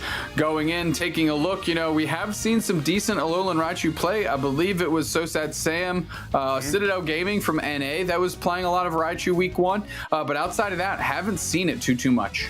No, not a ton of it. I know at one point Dignitas was running it for a little while. I think there was a brief period where it felt like one of the best possible bottom path attackers. I want to point out a cool item on Reggie. I don't know if it's going to stay, but they had that Curse Bangle on the Talonflame. So every time Talon crashes in, whether it's Fly or Brave Bird, they are going to also apply that curse, which could be pretty fun for some of these fights. And a Pokemon that got a glow up recently that's showing up everywhere today, Garchomp. And it looks pretty great. Yeah, I don't think you and I have gotten to watch it win yet, unfortunately. But it hasn't had a bad showing, my friend. This is the moment, right? It is here. This is the moment. It kind of feels like our Hoopa call from 2 weeks ago where we're like, man, Hoopa's having some crazy strong games, but still losing somehow, which kind of gives you a false positive, right? Like, is the Pokemon really that good if you're selecting it and you're never winning? I mean, we will find out as we head here into this next game. Will the caster curse exist? Will Garchomp finally get a win? Have we been incorrect and it's been winning all day? All of these are possible as CACM, your purple team, squares off against 2Z Esports, your orange team. 2 teams ranked under the win of 50% in their region. 1 and 2 for CACM, 1 and 3 from 2Z, and they want to make a statement here. Yes, and disclaimer, we are talking about the matches we have watched on stream, not all matches. Of course, Garchomp has won somewhere in that equation off stream when we haven't been watching, but here we go. We are fighting. We've got a quick rotation. Reggie's coming up as the Fletchinder, I think is what it's called. We're going to look for an engagement. No, they're going to set up for the Swablu and Altaria. Hey, production or whoever, could we figure out if we've watched a Garchomp, Doobsnacks and I win on stream? Also, no update on those coffees. I'm getting very stressed. Thank you. We did say do not respond. We had a heavy do not respond disclaimer on that as well. Disregard the do not respond. Thank you. Please respond. The Gibble getting some points in, Cheeky. Is our K Open going to happen now? It does, and very much so. 2Z Esports taking advantage. The good knockout on the Palmot for CACM, though. Did you see the amount of damage that Mew did on Electro Ball? The Mew's Electro Ball there completely stopped the push from CHCM, the fight back. That was, I mean, we know Mew is good, but wow, it fully shut them down. As we have CACM now looking to make something happen. They are currently 0 on the scoreboard, but they're feeling pretty good experience-wise after that engagement. Frank, however, grabbing Umbreon, picking it up, slamming it down. It might be one of the most satisfying moves in the entire game. It's just so rewarding to pick up an enemy Pokemon. When you pick up an enemy Pokemon and you slam it onto an objective for a secure, that might be one of the greatest feelings in our game. I have a tendency to agree. I've never successfully pulled it off, but it is pretty darn cool to watch as Reggie steps up with the rest of CACM to deliver a knockout and start attacking the goal zone as well. Here we go down in the bottom path here. Muddy Water just pushing back members of CACM. CACM taking a great fight in the top path, but that does mean, of course, they weren't able to get that Regidrago. Gave some team-wide experience over to Tuzi. Palmot looking to move in and fight. The Supercell Slam, but Talonflame right back in the other way. Both of them barely making it out. That was a huge collapse there by CACM and a solid attempt. But man, if I'm on CACM side, I'm just asking myself, what do we need to do to get a knockout after the engage that we want? Because they're engaging incredibly well and in sync, but they're just not getting the results. Now Umbreon straight lining here, attacking CACM into the backline. Leozine putting themselves on the line as Tuzi secures, and we'll see what they do here for the rest of the time in the bottom path. You know, Talonflame just going on to get some experience. I understand it for sure. They're looking to make sure that they're over leveling the enemy team, and they need that level 13. Talonflame's level 13 Brave Bird is an unbelievably busted moveset. So we are going to see how quickly they can get that online. Brave Bird is incredible, and they have a few great targets on the side of Tuzi. We're going to have to see if they can land those hits, however. We got the Gabite scrapping with Lowland Raichu downstairs. Surfta can't get anybody off the pad. The Solar Beam certainly hits a couple. Pick up, put down, back onto the pad here. Tons of damage on the Vaporeon. They're going to make it out. And now the chase continues because Mats wants some action. Can't really convert on their little pseudo engage. So Regieleki is now called into question by both teams. Right into the back line here. Tons of pressure on. Good follow-up by Vaporeon. Are they going to be able to get a knockout here? They are. Flame sweep into a wall because obviously can't change that script up. Nice little boosted auto take care of that Talonflame. Regieleki is now in the mix. We popped that Buzzwole Unite move, and it's a Lowland Raichu cashing in the checks for CACM. According to production, Garchomp was played by Kranix in a BH3 Esport versus Engage Game 2. Yes, you watched that. However, production, the question is, did it win? At this point, I'm not sure our coffees are coming. It feels like they didn't recognize whether or not it won. It could have won. But well, right we know now, it won, right? Because BH3 2-0'd Engage, and BH3 is undefeated. So unfortunately, we were incorrect. Yes, it won. How infuriating. How infuriating. Well, you know, that's just how it goes for us, my friend. You know, we can't wrong. Win. Just being wrong. Yeah. You know how unfortunate it is for us. We just get unlucky with being wrong. It's our superpower. Big solar beam here. Regirock is at half. Hydro Typhoon and a flame sweep with a little bit of a bliss assistance to deal some damage to get into the back line there. I guess their own back line kind of returned back home as we got 2 down on Tuesday. Just CACM losing their blissy here, and Karis getting knocked out. Frank with the pressure, and I'd love to think they'd want to knock out on Mazo here. Blastoise steps up with a surf, creates some space. Can they close this goal zone? They're going to get it for free with a big plus 30. Wow. I mean, this has been huge for CACM, and I have to say, their Brave Bird Talon is absolutely cooking in this match. About to hit level 13, which is just very scary, right? They're going to move through this central area. They're probably going to be at least 12 and a half, 12 and 3/4. That's just so tough to deal with. If they land on multiple enemies from Tuesday, that thing feels at times invincible. Yeah, watch the gigantic shield it's going to pick up. You'll be able to see its health bar if it can hit multiple targets. And just gets one there, good pressure, and another flame sweep straight into a wall. Of course, you just can't change that. There it is, bang, that's multiple targets. The shields go up, the engagement follows. Frank with the amazing Buzzwole support there. Going to start super powering people down, picking up, putting them down, and look for some knockouts as Mew is forced to sit on this T2 as Mats is in the absolute blender KO streak of 2 for Franklin. And actually what you're going to see, it's not going to look like a shield, but it's going to feel like one. So when it crashes down, once it hits 13, it gets pure damage reduction up to 75%. So the shield will probably come from a Unite move, which is usually what they do.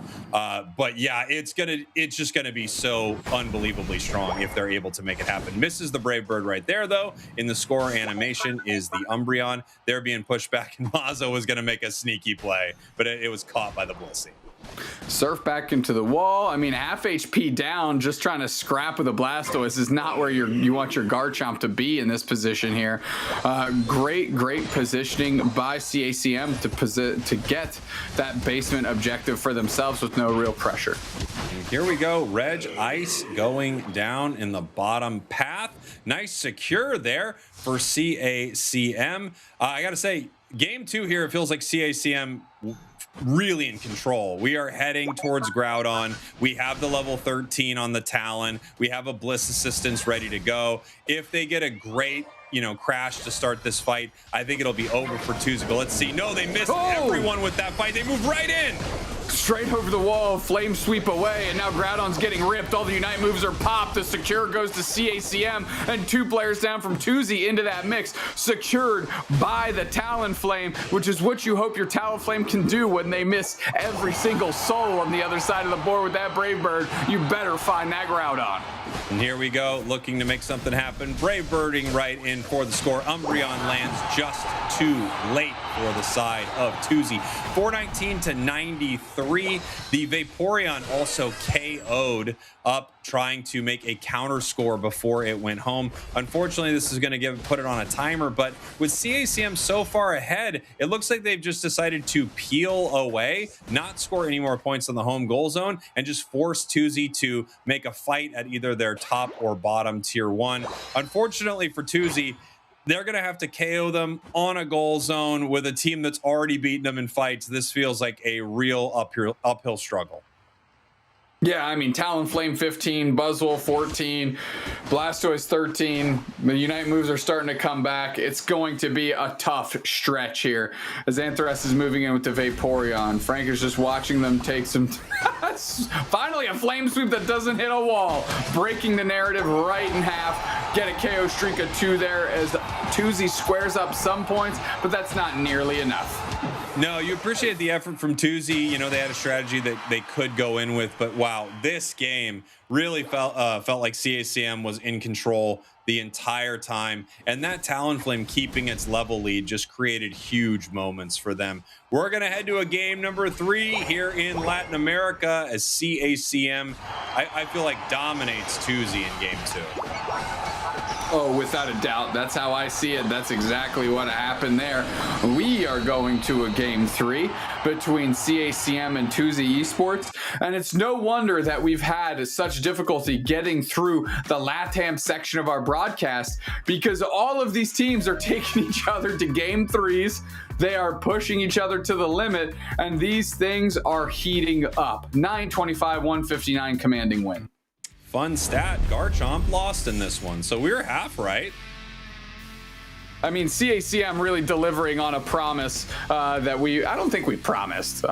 Maybe that's a bit of an exaggeration, but I definitely love that they took our future into their hands and delivered a Garchomp loss.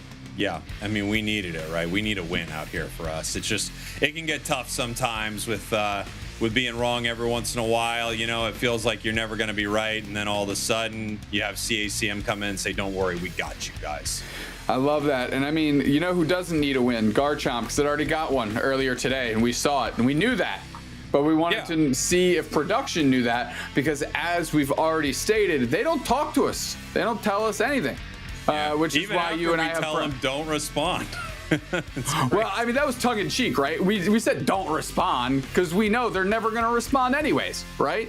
So it's like us kind of acknowledging to the folks at home, they don't respond anyways, but production knows that they never respond. So it kind of becomes like an Ouroboros, you know, a snake eating its tail. That's exactly what it becomes. You took the words right out of my mouth. I was about to say it's a very Ouroboros-like with this production. Boom! Look at that secure right there, by the way. Flying in from off screen, Talonflame with the Brave Bird, closing it out. You know what? That was such a blur with everything going on in the middle of that fight. It really turned into, like you said, kind of like combating fireworks there, but no duck to dim anyone's light. Still coming through was Reggie on the Talonflame, but Frank going electric in the final stages of the game. 11 knockouts for this Buzzwole. Wow, incredible stuff. I mean, we saw huge moments from Talon. It's hard not to when it flies in like a cruise missile from somewhere and just crashes into the enemies. But clearly, Buzzwole putting in the real work here. 11 knockouts, only going down once, and assisting with 7 other KOs.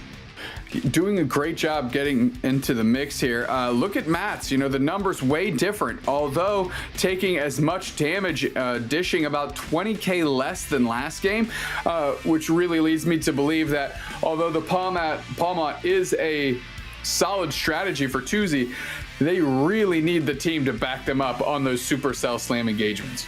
Yeah, we can see here 91,000 damage from Reggie, pretty impressive. The numbers from the Vaporeon, they're a little tricky because we don't actually get to know how valuable the shield was on flip turn or something like that, but it didn't feel as impactful as I would have expected. Yeah, you know, a rare occasion of a Vaporeon feeling silenced here in a game. Usually it's front and center in every single thing we're watching, but falling back to the wayside is Anthras on that Vaporeon. And really, you said it, CACM really in control for a majority of this game. I mean, look at that. The scoring, the knockouts, the crowd control. No surprise with a smackdown super power Buzzwole. But yeah, looked fantastic in this game. CACM tying it up in game number 2. This is a great matchup for these two squads, and I'm very excited to see what they pull out in game 3. You're watching how these teams are playing, and all I have to say is, what would their record be if they were in EU or NA, right? I mean, the way these teams are playing, you can't punch a lot of holes into their execution or strategy. They're just kind of going for it. So, you know, LATAM is just stacked. Like you said, it's 3 regions, the best of each region coalesced into a single LATAM section. That's why these LATAM games in the middle of our broadcast are bangers. Yeah, they're so good. I totally agree. And yeah, you do have to wonder, what would these records look like in another region? Because in EU and NA, we still have teams that have, you know, not been able to figure out a way to get a win in the first couple of weeks here. LATAM does not have that problem. LATAM's problem is too many good teams. It's oops, all good teams. which for us and for those at home, it's a phenomenal problem to have on broadcast here. And I love that we're actually getting some of the off-broadcast coverage through grassroots streams, and of course, Zoink stepping in from the tall grass and giving us an idea of what's going on. Spraggles, walk me through the top Pokemon by pick rate. We got Blastoise, Mewtwo Y, Mewtwo X, Psyduck X, Eldegoss Y, and Umbreon X here. Obviously, if you're going to be a top Pokemon by pick rate, it means that you're not going to be getting banned enough, but you're still an extremely powerful meta choice. No shocker to see Psyduck there. I don't know if these are from this week and last week, because I feel like Mewtwo X, after the nerfs, has been completely absent in the games I've seen. Please don't prove that I watched it today.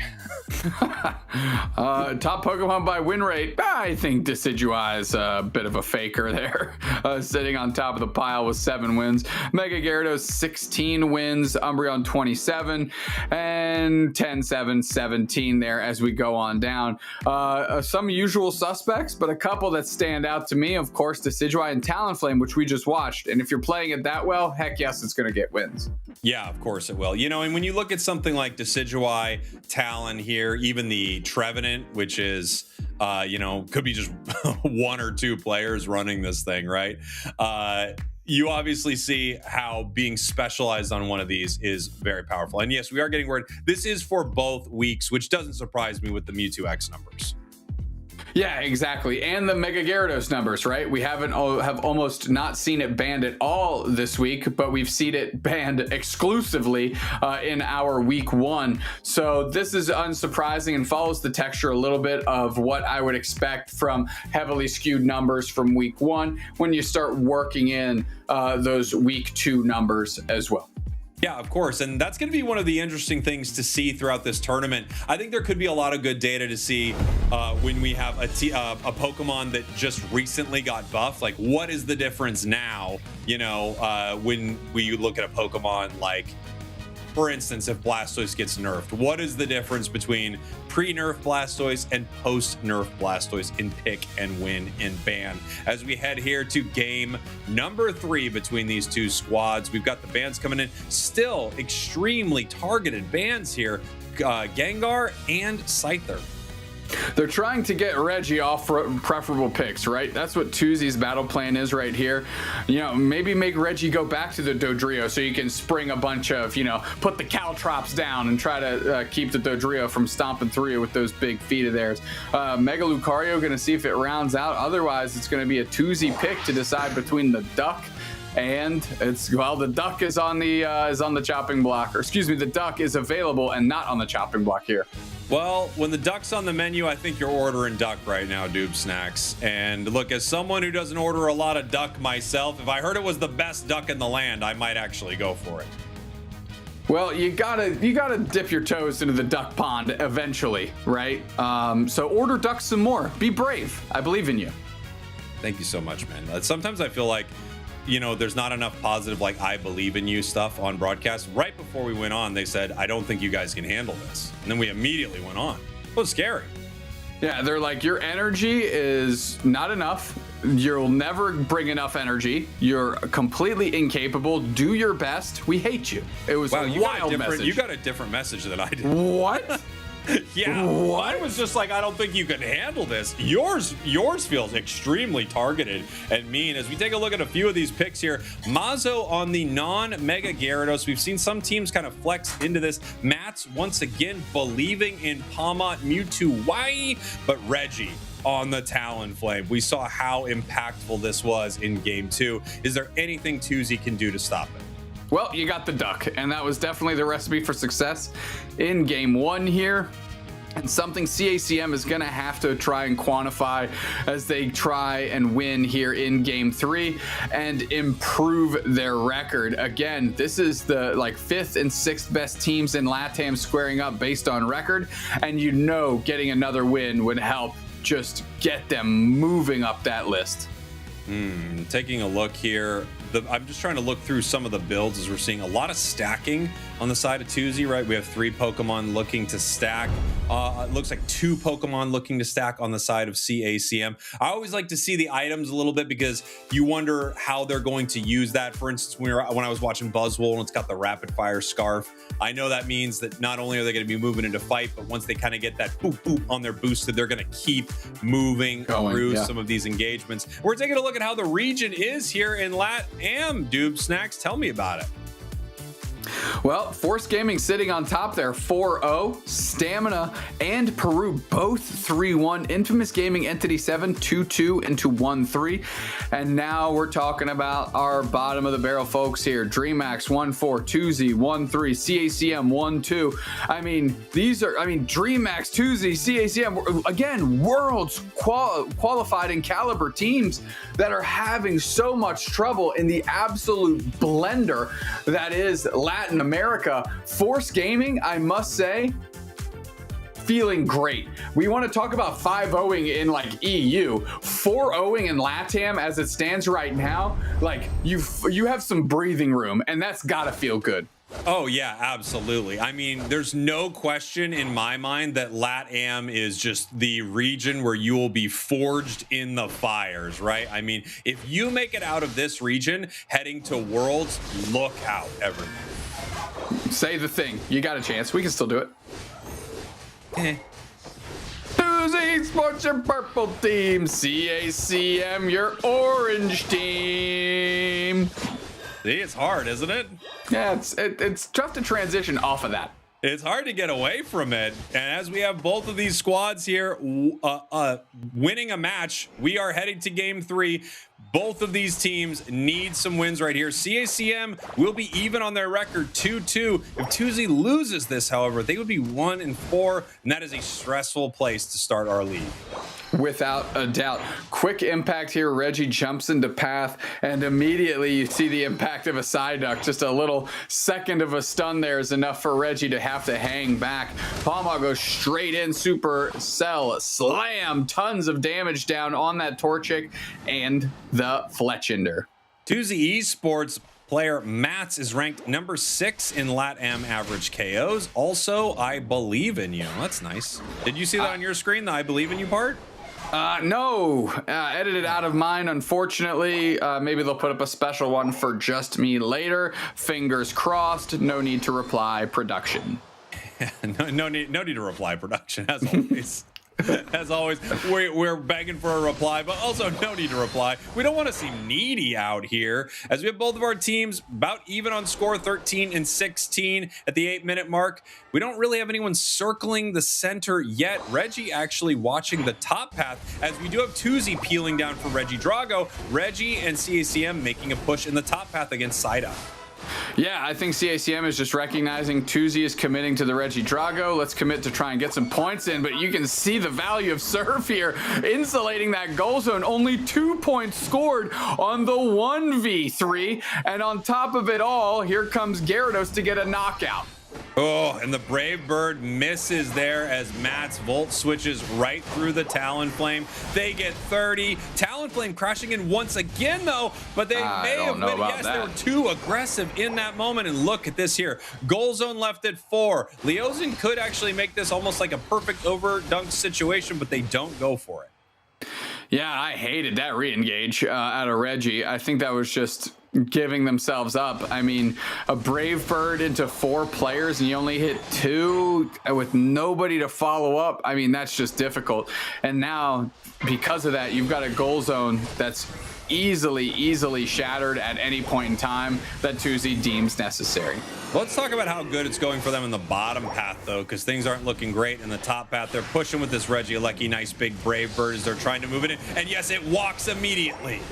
Straight in and allows the Talonflame to score some points, so Reggie can get out, but everybody else is going to be collateral damage because of it. Umbreon is down. Mew is down. The big Surfs from the Blastoise are coming through. They're down, and now straight back in is Reggie. Big Flame Sweep able to poach 1. Are they going to get that knockout? Not too sure, but I know Tuesday's knocking out this goal zone with a bunch of points. We can see Vaporeon here, a little bit of a different look than some of the Vaporeons we've seen. It is running the Aqua Ring, so it's got the healing potential, whereas some have been running Flip Turn, definitely playing as more of a defender core with that build. Talon caught by a Psychic, caught by Mats, and they go down. Man, these serves by Ranma have just really, really, really done the best they can, but it's still not enough. Poor CACM is, like I said, they're taking engagements that it seems like everybody's on the same page for, but they're not getting the knockouts. Look at that beautiful Psychic, bringing in another Blaziken. Brought to the Gyarados from Tuzi and dragged underwater. Goal zone now sits at 155 to 130. They're setting up a huge overcap potential in that top half. Yeah, I mean, I love Psychic from Psyduck. I mean, if you trap 2 players in that, I mean, that is a game or a fight changing maneuver. So I'd be on the lookout if I'm CACM. I mean, this duck is hitting that leash very well this game. Yeah, they are. It sets up huge plays for the team, and it does counter the hindrance resistance now on overheat, if I'm correct. I believe you can now pull Blaziken from that moment. So Blaze is going to be stuck standing in one position, and they actually have a direct counter to it for Tuzi. Another quick rip on the Regieleki by CACM, so they're trying to take this thing on the scoreboard. However, they're down there too by 65 points. A quick Registeel captured by Tuzi Esports, and now they're on the hunt. Everybody's in the middle. CACM, tons of pressure. Bang! Talonflame goes down. Reggie's gone. The Psyduck stepping up. Psychic can't find their target, but that's enough for CACM to retreat here as Tuzi has adjusted well. You know, we take a look at the bottom path here. Regieleki, it looks like it's not going to be doing too much. We have multiple members here of Tuzi fighting back. I think that was a Mewtwo Unite move real quick, maybe just to give them information or push them back to let them know if they were coming in to do anything right there. It also could be just on the timer, right? There are certain timers with these Pokemon where you go, well, I don't get to Unite again until, you know, Groudon anyway, so I'm throwing it now. Yeah, at least Mewtwo's Unite move when you're in that situation gives you at the very least, information. Heck, you might secure a cheeky wild Pokemon at the same time, whereas other Pokemon have Unite moves that are quite literally useless on their own. Straight in is the Talonflame. Can't knock out the Duck. Flame Sweep back the other way. No pressure, though, being able to put back on. No, Surf Crossbody the other way by the Blastoise straight into a Hydro Typhoon. Opens up the door for a KO Streak of 2 from the Mew, and this is the first sign of life I've seen out of CACM. Vaporeon tries to get in there with the Aqua Ring, but it's not enough. Trapped into the mean look is Mega Gyarados and goes down. Mega Gyarados plus 35 on that score. Still down on the scoreboard, but all of a sudden we're fighting again, Cowboy. Why not? There goes Blaziken, gets knocked out. What is happening? The Palmot's about that action and gets a 3-piece combination. And look at it here. I mean, they're not giving up. They got a 4 KO. They want to get one right back the other way. They're looking for it on Rema. No, stolen by his teammate. You know that they're going to get in trouble for that one. You took the 4 KO. That's unacceptable. Unacceptable. I mean, I would be livid if I was Matt. Not enough to maybe like throw the game away, obviously, but I'd be a little disappointed. Palmot doesn't get a lot of shine. Yeah, I mean, this was really their chance. I mean, I'm not saying this is the moment where the team breaks up, but this is a stressful moment for sure. Without a doubt, another big prio on the Regieleki by CACM Esports with just over 20 seconds until Groudon hits the map, and this is the pressure that they're looking to put on. Somehow working Regieleki, but somehow behind on the scoreboard this whole game. Regieleki is probably just going to walk right here as Tuzi is looking for the center right here. Palmot's moving in. The fight's starting right now. Gargantuan catch with the Psychic by Psyduck, and Mega Gyarados goes underground, goes under the sea, and as the underground sea risen up, that's a black and blue typing there from them as they're going to put more pressure on. 2 players down for CACM, and Tuzi Esports called their shots and made it very easy. Texas is just hanging out, moving up with the Wish. Solar Beam is there, Groudon's at half. Straight back the other way, Psyduck pops their Unite move, which means CACM won't necessarily have the damage to get a knockout here. Ranma tries to step up. Surf into the wall isn't too bad for separation. Groudon's doing their part with the rocks from the sky, and it's secured by the Vaporeon of all things. That is good enough for Tuzi, and that is good enough for points to go in.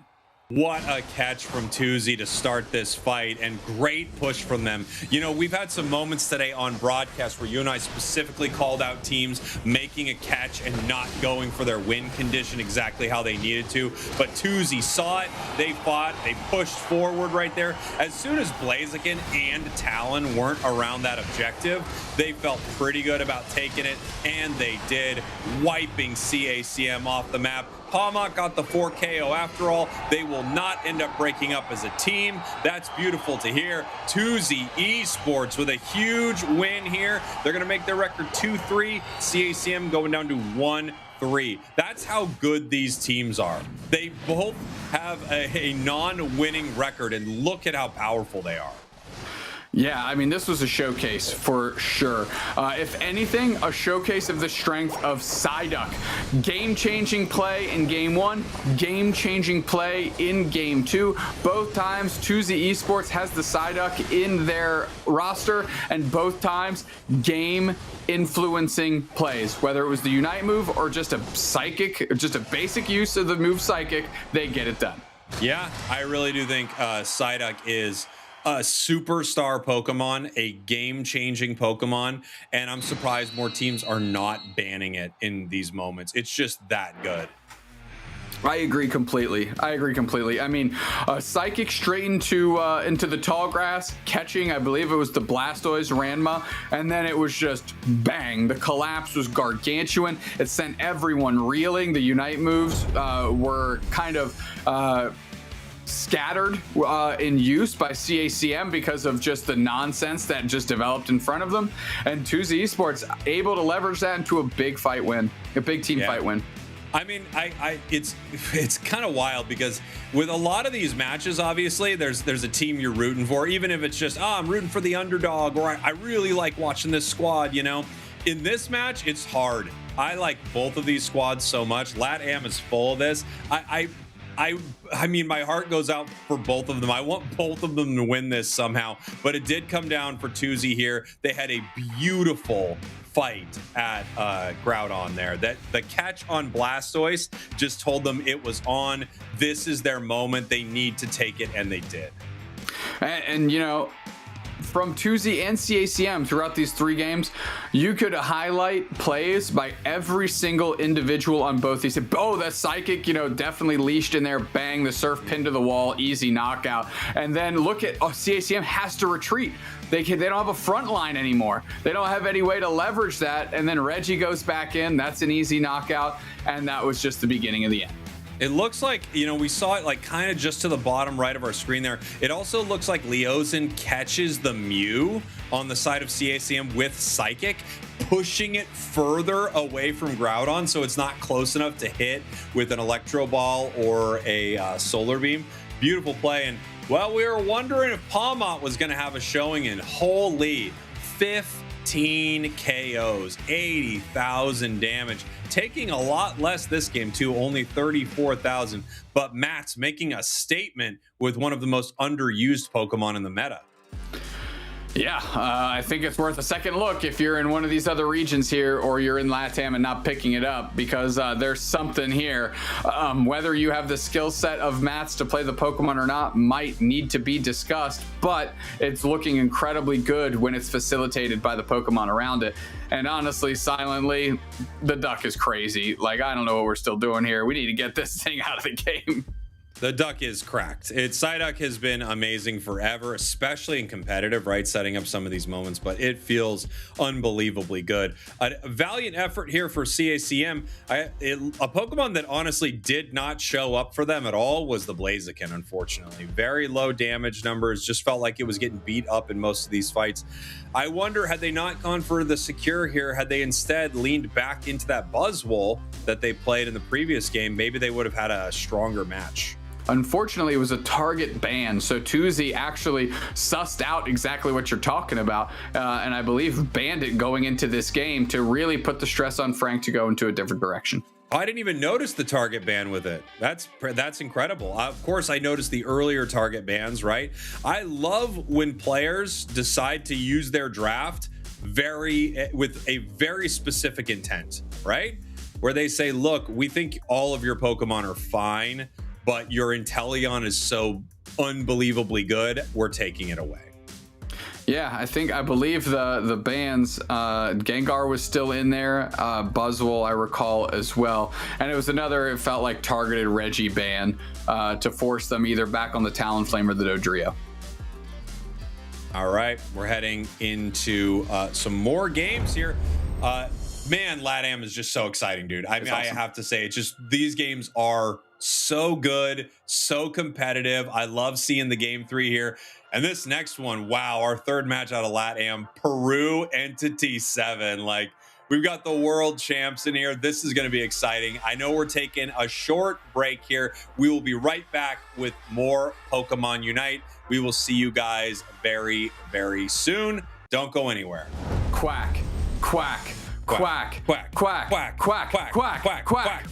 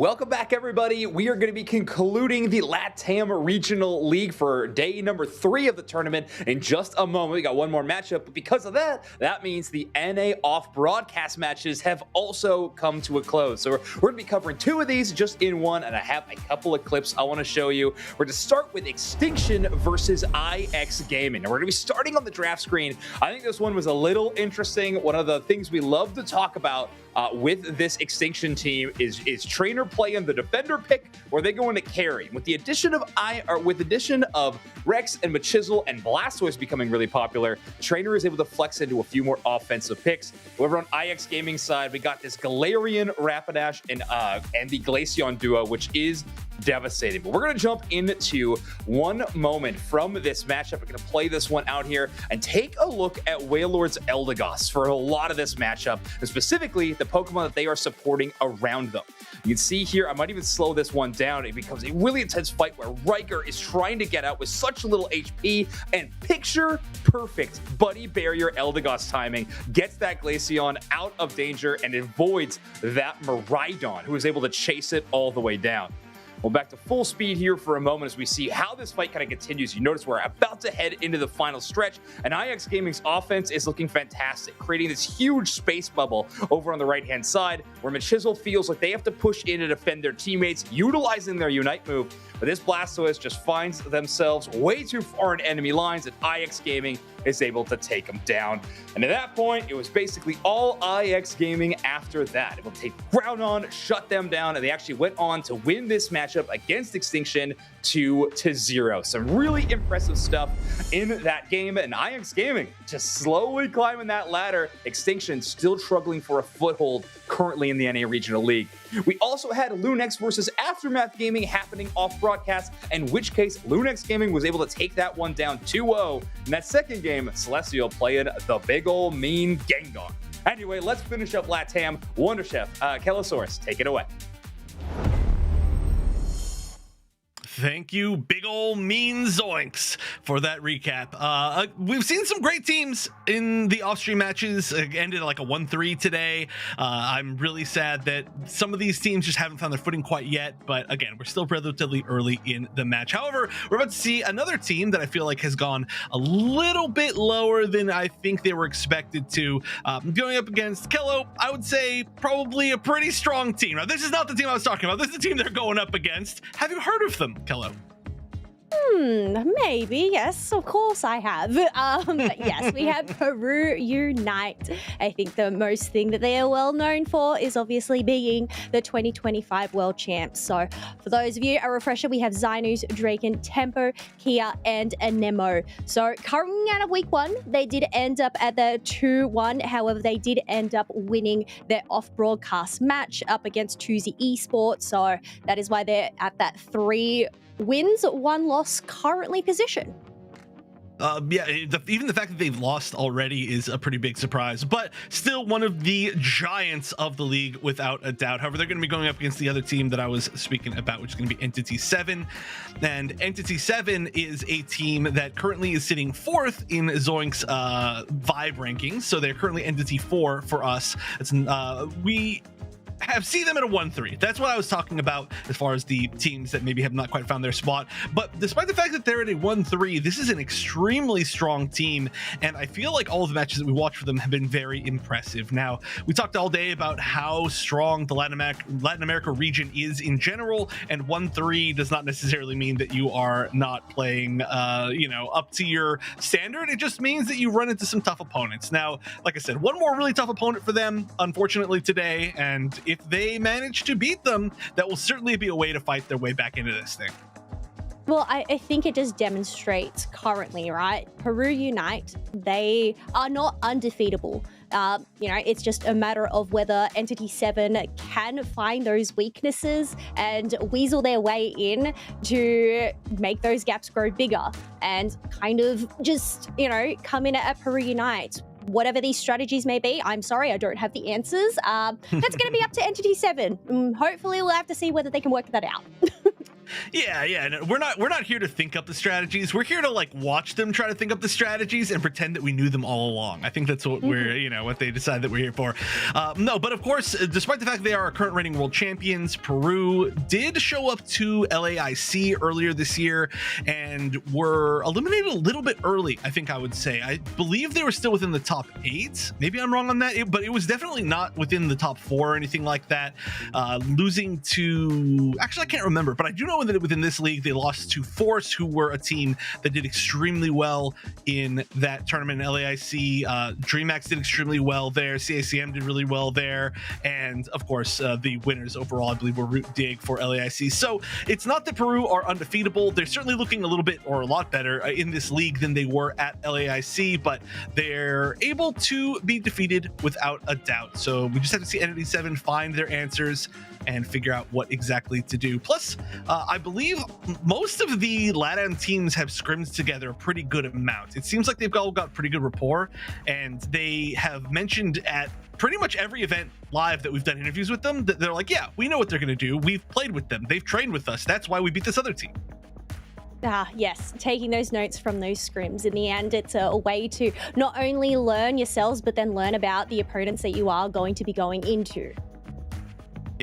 Yeah, it's really it's tough too, because there really aren't that many teams altogether that are super close, especially when you're in LATAM, I know. So I do know that, for example, a lot of the teams that come out of like primarily Mexico in the LATAM regions, you know, formerly of course they were LATAM North in the previous years, but now this year they're just LATAM, would scrim a lot with the teams like, of course, formerly Nemesis, I know, or some of the other NA teams, or some of the other teams that were, for example, like further out east would scrim with some of the Japanese teams. So a whole lot of different ways that you can try to get your experience. There just aren't that many super good teams. So if you're at the top, you got to figure out who you can play to get that experience. You can see right here, current standings, Force Gaming, still one of our only undefeated teams amongst the entire league, but Stamina, Peru, both at 3-1, and then it just goes down from there.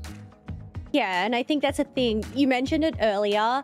While it looks like Entity 7 being currently at that 1-3, this only paints part of the picture. Yes, they may have lost these matches, but in terms of the quality of matches they've had, whether they've actually been close, whether it's just a matter of, you know, losing that final objective, you know, all of this ends up coming into play. And I think that's the thing. Latin America, it's just such a volatile region in that sense of, it's so close, especially coming out of week 1. Those standings really demonstrated that. And I think we're starting to get a clearer picture in terms of where these teams stand. But also, not gonna lie, like it still isn't clear to me. Maybe I just need glasses. No, you know what? I think we all need some wise glasses, because it is a tough one for sure. I mean, we just saw two teams that were, I think one was 1-2, one was 1-3, play against each other in a really high skilled match, and one of those teams went over to 1-3. So it's going to be close, but we can see our top Pokemon by encounter rate now throughout the entire tournament, which is going to be, of course, today's day 3, or I should say the entire league. Blastoise staying solid. Some of these Pokemon being seen a little bit less today than we saw all of last weekend that we did this show. Mostly V2X, I think, is the one that's falling off here. You actually saw it go from about 90 to about, 74 over the course of today alone. So we'll see if there's any other big changes. Certainly some are going up. The Mega Charizard Y encounter rate has to be going through the roof right now. I think one thing that would be Lucario, Mega Lucario, 86 encounters. I feel like 90% of those encounters have probably just been in that banned section. Yeah. Some of these Pokemon definitely banned a little bit more than they get to be lit through, and some pretty common ones here, the Blastoise, the Mega Gyarados, the Mega Charizard Y, which surprisingly on broadcast has had a pretty negative win rate, but nobody wants to get that thing through and give it a chance to not be at a negative win rate. Another one that's banned all the time that actually just got first picked is this Mega Lucario. Yeah, funny that we were just talking about that Pokemon, and here it appears actually getting banned. But here's the other two Megas, Mega Charizard and Mega Gyarados, been locked away. So one thing though that hasn't been locked away is this Vaporeon. And you know what? Something we'd notice about these off-stream matches as well. We haven't. We asked you earlier. Have we seen any Alcremie on broadcast yet? And I believe the answer was no, but we get to see Alcremie because it has been played quite a fair bit in those off-broadcast matches. I guess Peru heard you. You very much did just ask, like, where are all the Alcremies? And yeah, I'm glad we get to see it, but I'm actually super surprised that it was such a high priority pick. There are so many good supports that are still on the table. For example, giving away Eldegoss here is, I mean, like, it's not like, oh yeah, like, well, you first picked Alcremie, now I have to go Eldegoss. It doesn't feel like it's like that bad for Entity 7.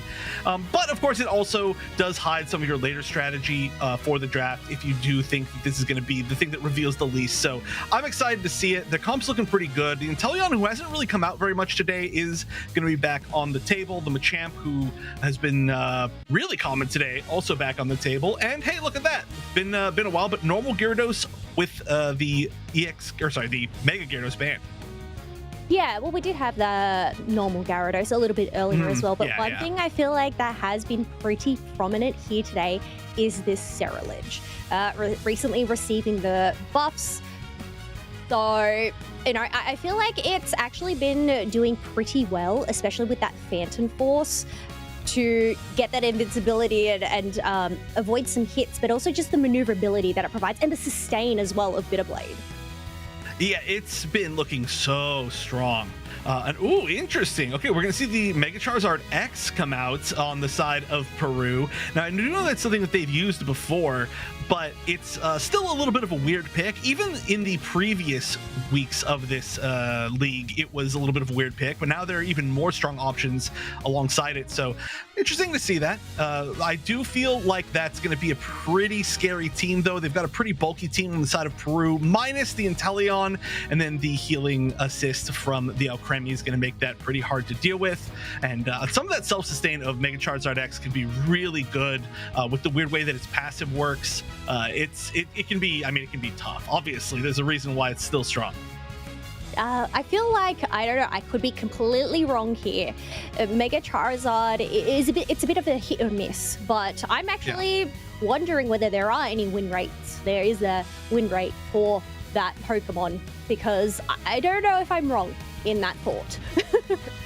No, I do think that's definitely true. But of course, there are so many really strong megas out right now, right? For anybody, of course, who maybe is just wondering how the meta is working. But a lot of the strong megas are Mega Lucario, Mega Mewtwo, Mega, what's another one? Mega Gyarados. Now, the Mewtwo and Lucario don't have to evolve at all. Gyarados, these teams have really locked down how to evolve, whether it be Gyarados or Mega Gyarados. Charizard, it's still Charizard. You still have a really weak early game. You still have a very vulnerable early game. You still have to find your power spikes. So that is one of the biggest problems with that Pokemon. And while in a solo queue game, it may not mean as much, it can be very scary here. Especially, you can see already some invades as we go into game number 1 of Entity 7 versus Peru Unite.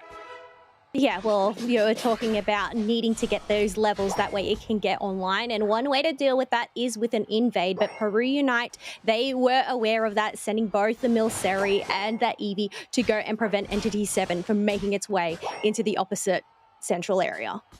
We've seen that a lot today, where people will send out, or teams will send out 2 of their members to kind of just guard that center area in those exact spots and just say, nope, you are not getting past me. You are going to turn around right now. Like I said, it's very much like a football, like defensive lineman or offensive lineman, I guess it should be, where it's just like, no, we're protecting our big center area Pokemon. And right now, ooh, that is a nice double berry steal. Not that they're going to get that much. Oh no, it wasn't a berry steal. That was theirs.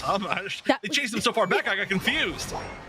No, that was theirs, and unfortunately the sustenance wasn't enough, and that Milcery is left starving, heading back to the Pokemon Center, allowing Entity 7 to dunk in a bunch of points, but also secure all of that experience in the top path for themselves.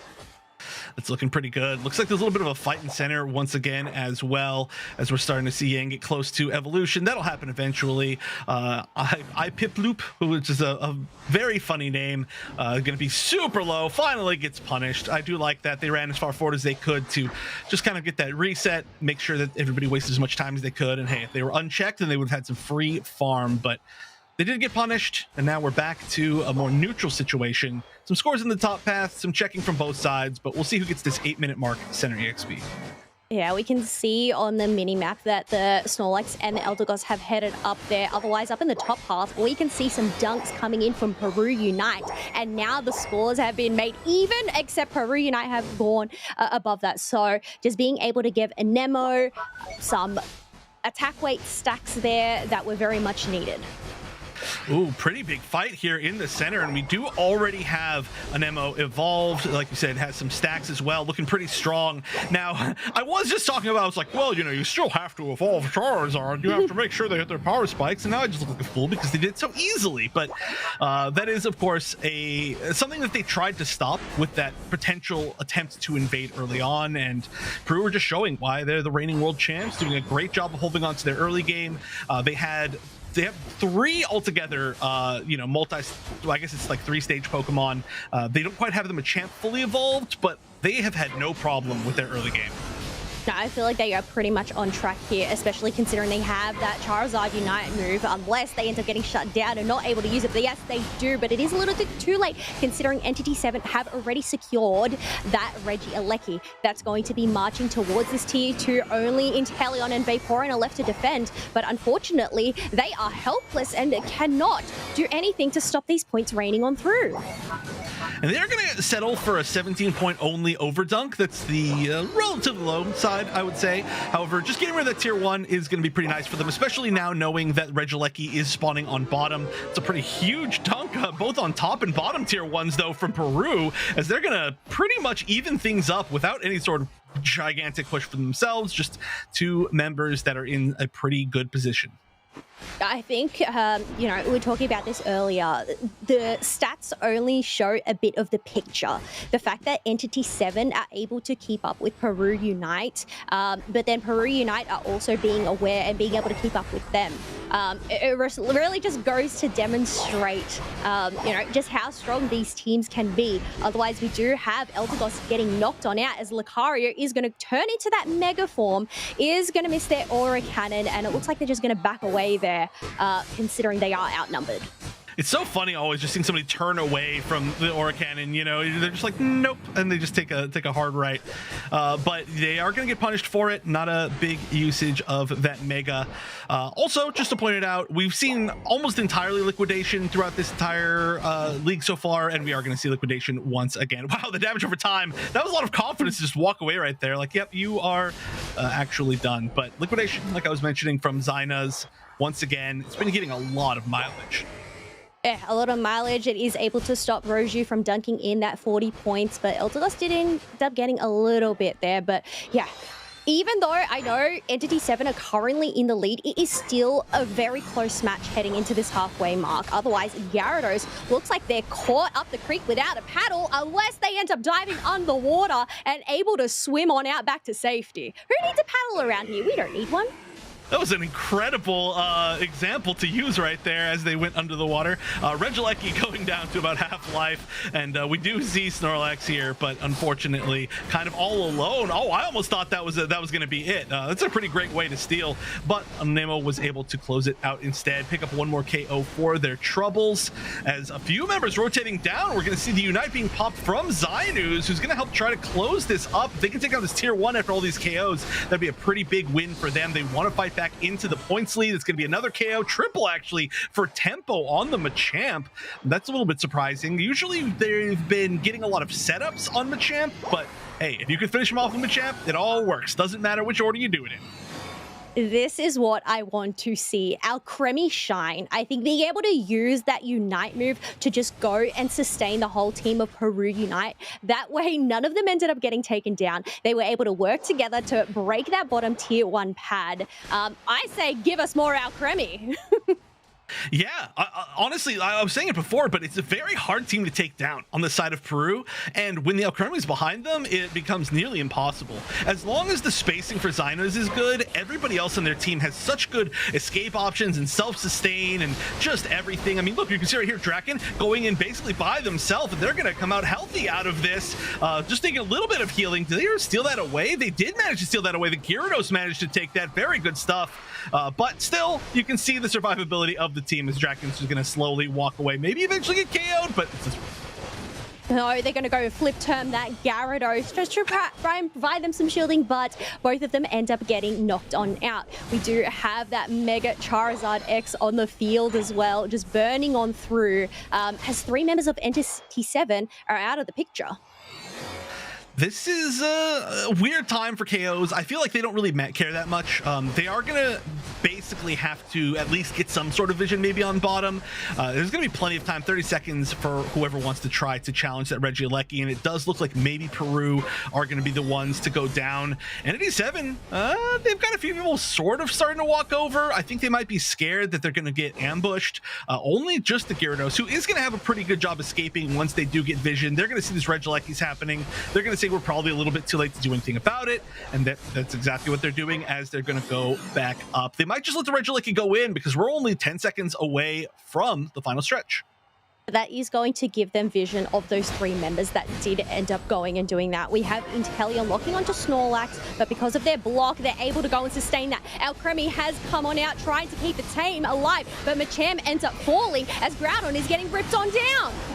And it's going to be Lucario to take it. Very nice. 2 members down of Peru Unite. They've got to back up. They've got to defend. They still have the points lead, but only by about 60 points. And that's a double KO streak from Citadel. Been a real MVP of this match. This is a really strong team of 2 to try and sustain, try and defend. But unfortunately, the goal zone goes down anyway. Vaporeon getting picked off, having to go a little bit too far out for the attempt. Pretty big score lead now, about 136 points for Entity 7. They don't necessarily need to push, and I think it might in fact be a smart choice to just retreat. You don't want to give up these buffs back to the other direction, so they are going to back up. They did see that there were a few more respawns. Gyarados actually may be hiding down in that bottom path. Go for the back cap. 50 points in pockets. There's also 50 points in pockets for Lucario. I love this. They faked the retreat while like 3 of their members have basically gone all the way around for the back cap. I feel like Peru Unite ended up just getting baited by Knight here on this Eldegoss and taken on a trip around the sun as they ended up getting distracted. But Draken is going to attempt that 33, but Ipip Loop is there to go and stop that dunk from going on in. Nonetheless, it doesn't really matter because Entity 7 have already reached 798 points of their own. And they're even getting a little bit more, but all they really have to do is make sure that, I mean, there's really nothing that they can do at this point that they need to do for Entity 7's side. This is just a score that is far too much to come back from. They allowed Peru to basically score in that bottom goal zone as well. Just kind of said, okay, we're not going to over commit to defending that because we know that we're ahead by enough that we can just defend our base goal zone. And that's exactly what they did. Excellently played from Entity 7. Hey, you know what? A 1-3 versus a 3-1, and the 1-3 coming out on top solidly. Again, I can't say it enough times, and I'm going to keep saying it for the next 4 weeks or whatever, but LATAM is just so close in skill. Oh, yeah, 100%. And we were talking about this earlier. These numbers only paint part of the picture. The fact that Entity 7 were able to come in and weasel their way through, find these weaknesses, I say, but also just being able to match up against Peru Unite. Probably, I'd say, given their track record, known to be one of the toughest opponents in LATAM, but you know, I feel like there's just too many tough opponents in LATAM at the moment, so hey, whether Entity 7 can keep this momentum going, we'll have to wait and see, considering past 2 matches we've had have gone to that round 3. Yeah, we could definitely see this one go to round 3 as well. I would not be even a little bit surprised. I was really happy, honestly, with both sides' draft. It didn't feel like anybody's team comps were just not working out at all. It looked like they were kind of doing what they were supposed to do, but I mean, I think the biggest thing is, of course, letting the Mega Lucario go to the side of Entity 7 was pretty tough, but they built this comp, this triple brawler comp, which is something that we're starting to see a little bit more kind of from everybody, which is weird. But they've got this triple brawler comp with the Gyarados, who's extremely strong right now, and the Citadel, who has been one of my MVP Pokemon of today so far, and they all look so good together. I actually agree with that, but you know, another Pokemon that has been an MVP for me, Gyarados. And it isn't even the Mega Gyarados. And look, as I said, that was good Yang timing. Popping on up there. Yeah, playing that regular old Gyarados there, being able to get 6 knockouts that time round, a deal out 50 K damage. But even then, I feel like, yeah, this is an all-rounder. And I guess the Rocky Helmet, the Focus Band, it actually helps in terms of this build because they actually took a lot of damage from Peru Unite. Yeah, there was a pretty high damage altogether. I mean, especially when you do have liquidation in Teleon, that is just so much poke damage. It's a ridiculous amount of poke damage that you can't do anything about. Luckily, there was a pretty solid amount of healing on the side of Entity 7. Plus, they just have so much self-sustain. I mean, you can actually see some of the healing is pretty high on everybody, like about half of what their actual technical healer could have been. But altogether, it's a Pokemon that is looking really good to me as well. But this isn't necessarily just for this for today, right? We saw the normal Gyarados come out a few times even last weekend that we did this, and it was looking really good. We saw today one time normal Gyarados getting out prioritized over Mega Gyarados. When both were available, normal was chosen, which is really funny. We saw that earlier today. So Gyarados is just in a good spot right now, which I think is cool to see. I think what's interesting as well is we actually saw Yang take the Magikarp down into that bottom path, where traditionally I feel you end up seeing it up in that top path. So I guess just taking a different approach for that, and it still ended up working out successfully for them. And yeah, it is very much very red down there. You can see them hanging down around there for the majority of the map. Yeah. Which is it's a nice little spot to be. The objectives were pretty big altogether for this particular matchup, but that's another big thing about the Ceruledge. Going back to the Ceruledge, is that it's been really good at controlling a lot of the objectives. We actually saw a take, or in this game, exactly in this game, where it wasn't even like a Bitter Blade or anything. It was the Unite move that was used to stop everybody else from getting it, and the Unite move kind of like launched up everybody else, and then the hit from the Unite managed to take, I believe it was the bottom Regieleki, I think. But it just has so many good ways of doing that. It's got such good self-sustain. I think that teams are going to have to start answering a little bit more, but I don't know if there's a particular answer to it. It's a pretty tough Pokemon to play effectively, but if you can play it well and land all your like skill shots, it's scary. It's hard to take down. I think, yeah, when it comes down to Mega Gyarados and when it comes down to Ceruledge, right, they do actually require that timing in order to get those iframes to go and avoid these moves. And I feel like Yang and Ryu actually utilize that really well. So it's not just a matter of, you know, mashing these buttons and hoping for the best. In the end, these pro players, okay? There is method behind, I don't want to say the madness, but, you know, there's method behind these picks. Yeah. We're gonna go back to Kyogre, by the way, and we are once again going to see the Scizor ban, which is basically a Scyther ban at this point. We just know, especially in this particular region. So not super surprising. But I'm really curious as to why it's been kind of the first ban for every single team. Obviously, it's good, but there are some other really scary potential first bans. Yeah, well, not only are we going to get one Gyarados ban, we're at the other Gyarados ban as well. So taking that away from Entity 7, it'll be interesting to see what they end up picking up here. But I think, look, they're going to end up sticking with this first pick, Mega Lucario. Yeah, I'm really surprised that Mega Lucario was allowed once again. That was such a big reason why they won. And then I believe it was the power-up punch that actually secured the objective in the end. I couldn't quite see. They were a little bit behind the the notifications, but altogether they did secure it regardless. And of course, just being such a strong brawler alongside the rest of theirs is pretty key to exactly why they won. On the other side, they might be stealing away the Eldegoss. I think that's a great call. I've been talking about it today. You know, I was saying Eldegoss is so scary.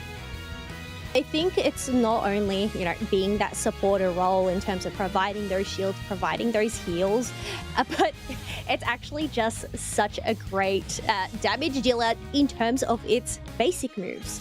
The fact that it also provides the slows on every third hit as well actually just plays really well into whatever team comp it fits into.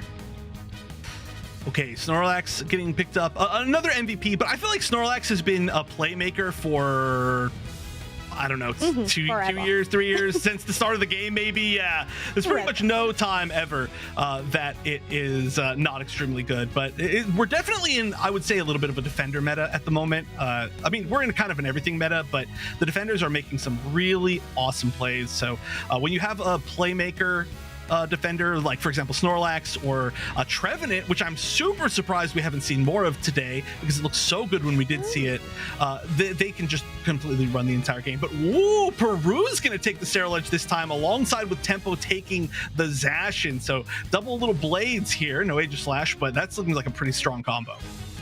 Yeah, a strong combo, but to match it, we have the Urshifu being coming on out once again, and Miraidon as well, just to go and provide that shred from that back line. And I'd say, given this front line that Entity 7 have brought to the table, pairing it up with the Snorlax, the Vaporeon, but also just these two brawler characters, it's gonna be down. I mean, that's the thing. There is some dive in terms of a Nemo. If they can get a hold of this Miraidon, I think that's really going to be key. Just trying to displace it. But we'll have to wait and see whether these weaknesses will end up being patched on out and whether Entity 7 will be able to find these again.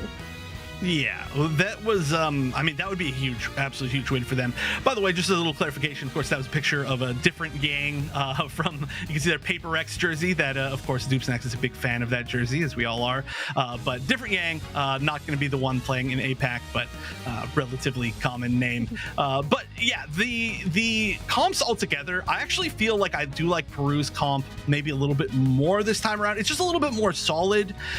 They did a really good job last time, though, so again, it's kind of hard for me to say whether or not I like it any more or less. A lot of really common picks going around, but the Ceruledge, the fact that they were able to steal it away is just looking like such a big part of maybe at least trying to shake up what Entity 7 has to do and how they have to change up their game plan. And I don't know. We'll see if Ceruledge is just kind of the key to winning today as we're going into game number 2. Entity 7 up 1 game on the left, and Peru fighting for their life on the right. And we can already see in these early days the Eevee and the Snorlax making their way across that central area, catching out Kea as a Draken is going to come up from some backup. Popping that X speed though, that is going to allow Kea to make an escape, but they didn't end up getting any berries. Oh, the berries hadn't spawned yet. It's so early, so much chaos. Yeah. Okay, wow. Was able to steal that away, was able to nearly get a KO, honestly, and okay, sorry, for a second I thought Anemo was the one that got KO'd. That would have been huge right there. I'm surprised that Knight actually didn't kind of greed for that follow-up KO, because that would have been a really, really beneficial trade, but again, they certainly delayed them more than long enough, as that little Charcadet, you can see, is still a Charcadet. They're looking for some EXP up here to try and evolve, but it looks like that was stolen away too, or no, actually, I think they got it, it just wasn't quite enough, so we're gonna get this first set of spawns, and look, just barely are we seeing Anemo evolve. Entity 7 really trying to ride their momentum and keep it going. Yeah, especially considering they had the 2 level 5s, now Urshifu at that level 6 with the dunk going on in. So 50 points on the board for Entity 7. And I was going to say, this isn't going to stop them yet, as Knight is lurking about, seeing who they can spot out from Peru Unite. But the defenses, you got to protect your Ceruledge.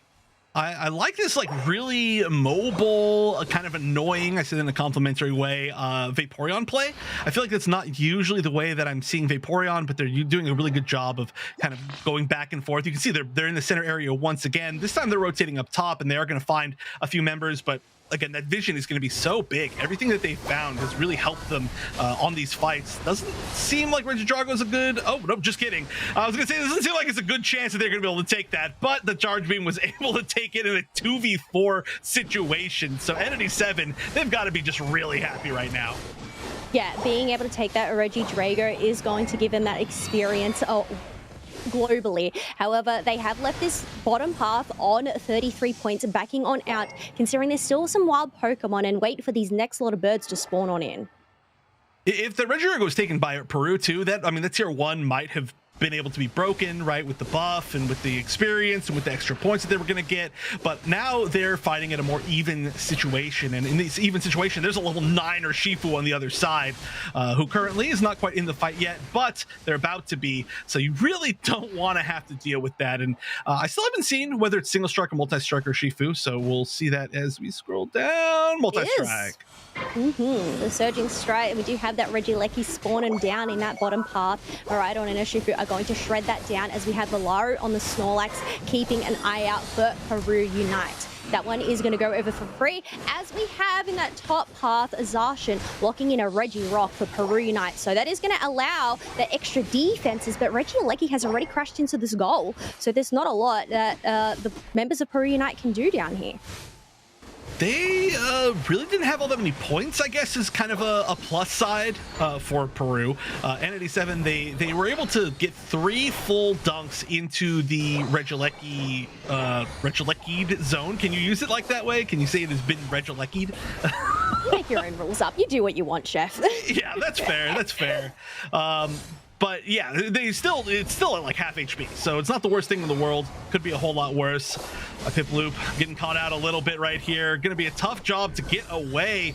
Oh, they've got a little bit of health, but yeah, no, they realized it was not going to happen. Decide not to run back and help these two steal some more of those berries. But Peru, they're still in fighting form. They still have a chance, but they are down by levels pretty significantly, especially against this Urshifu.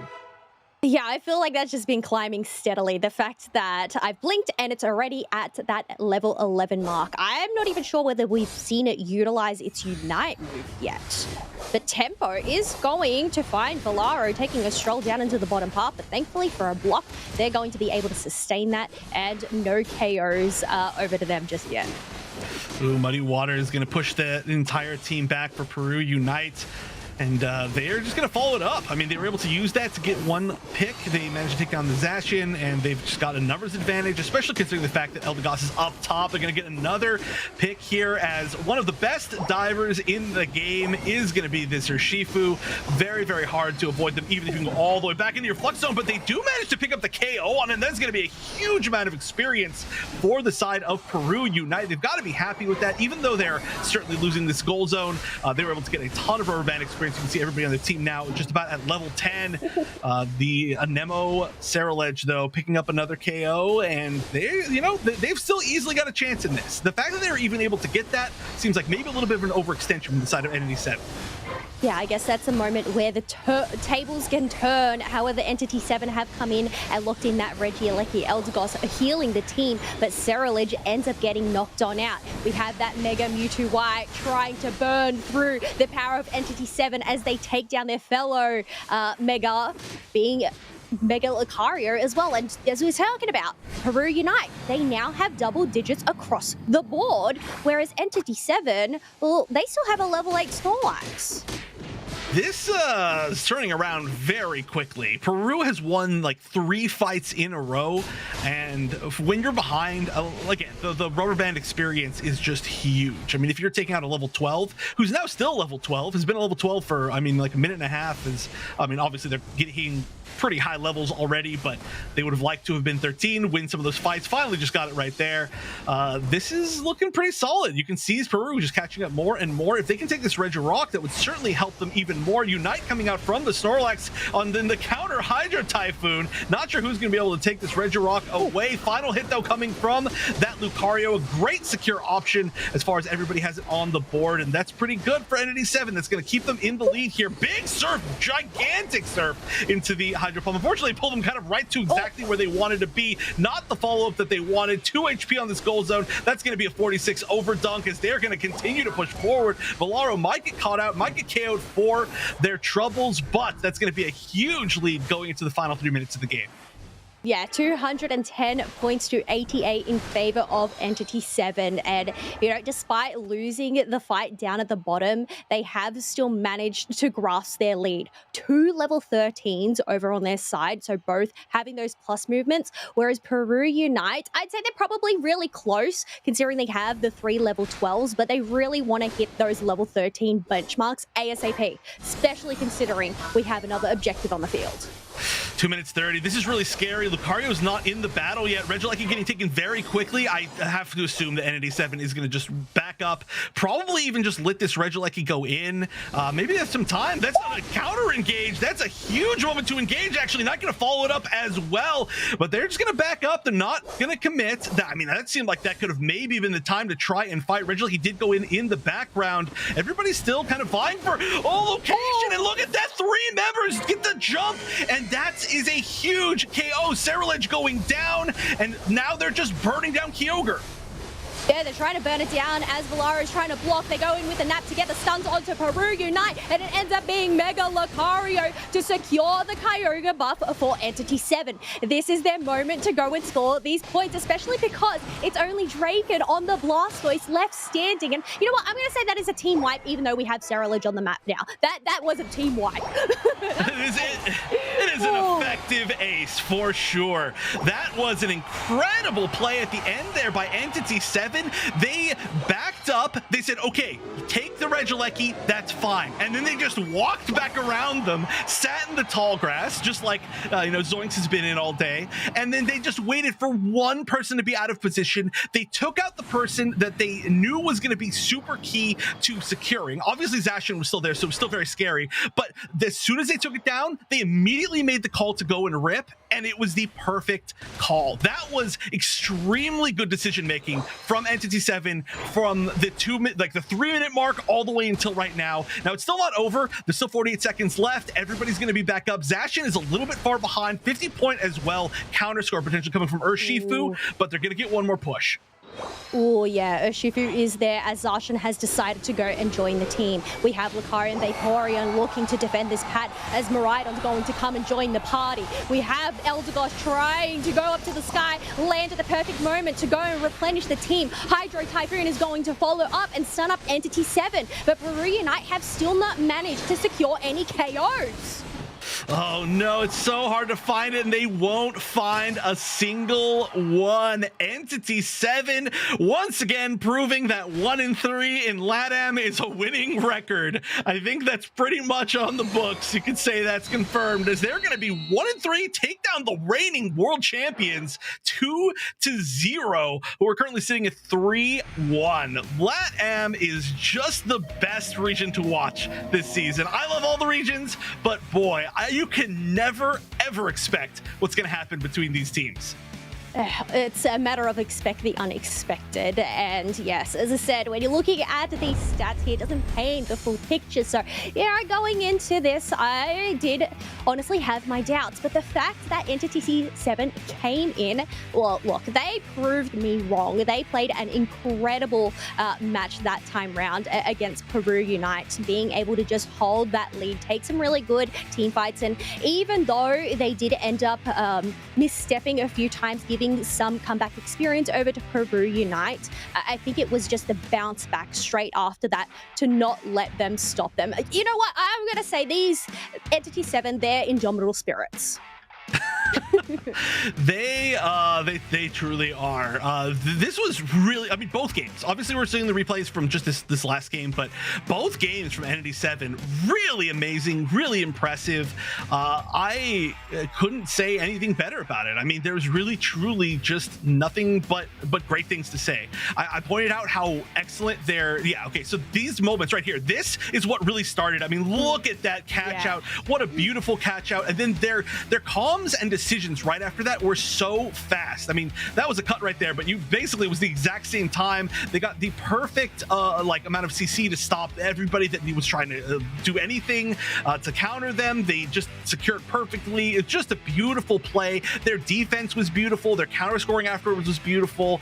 Entity 7, I mean, world-class team, showing it perfectly. And Piploop, funniest name, it's going to be our MVP.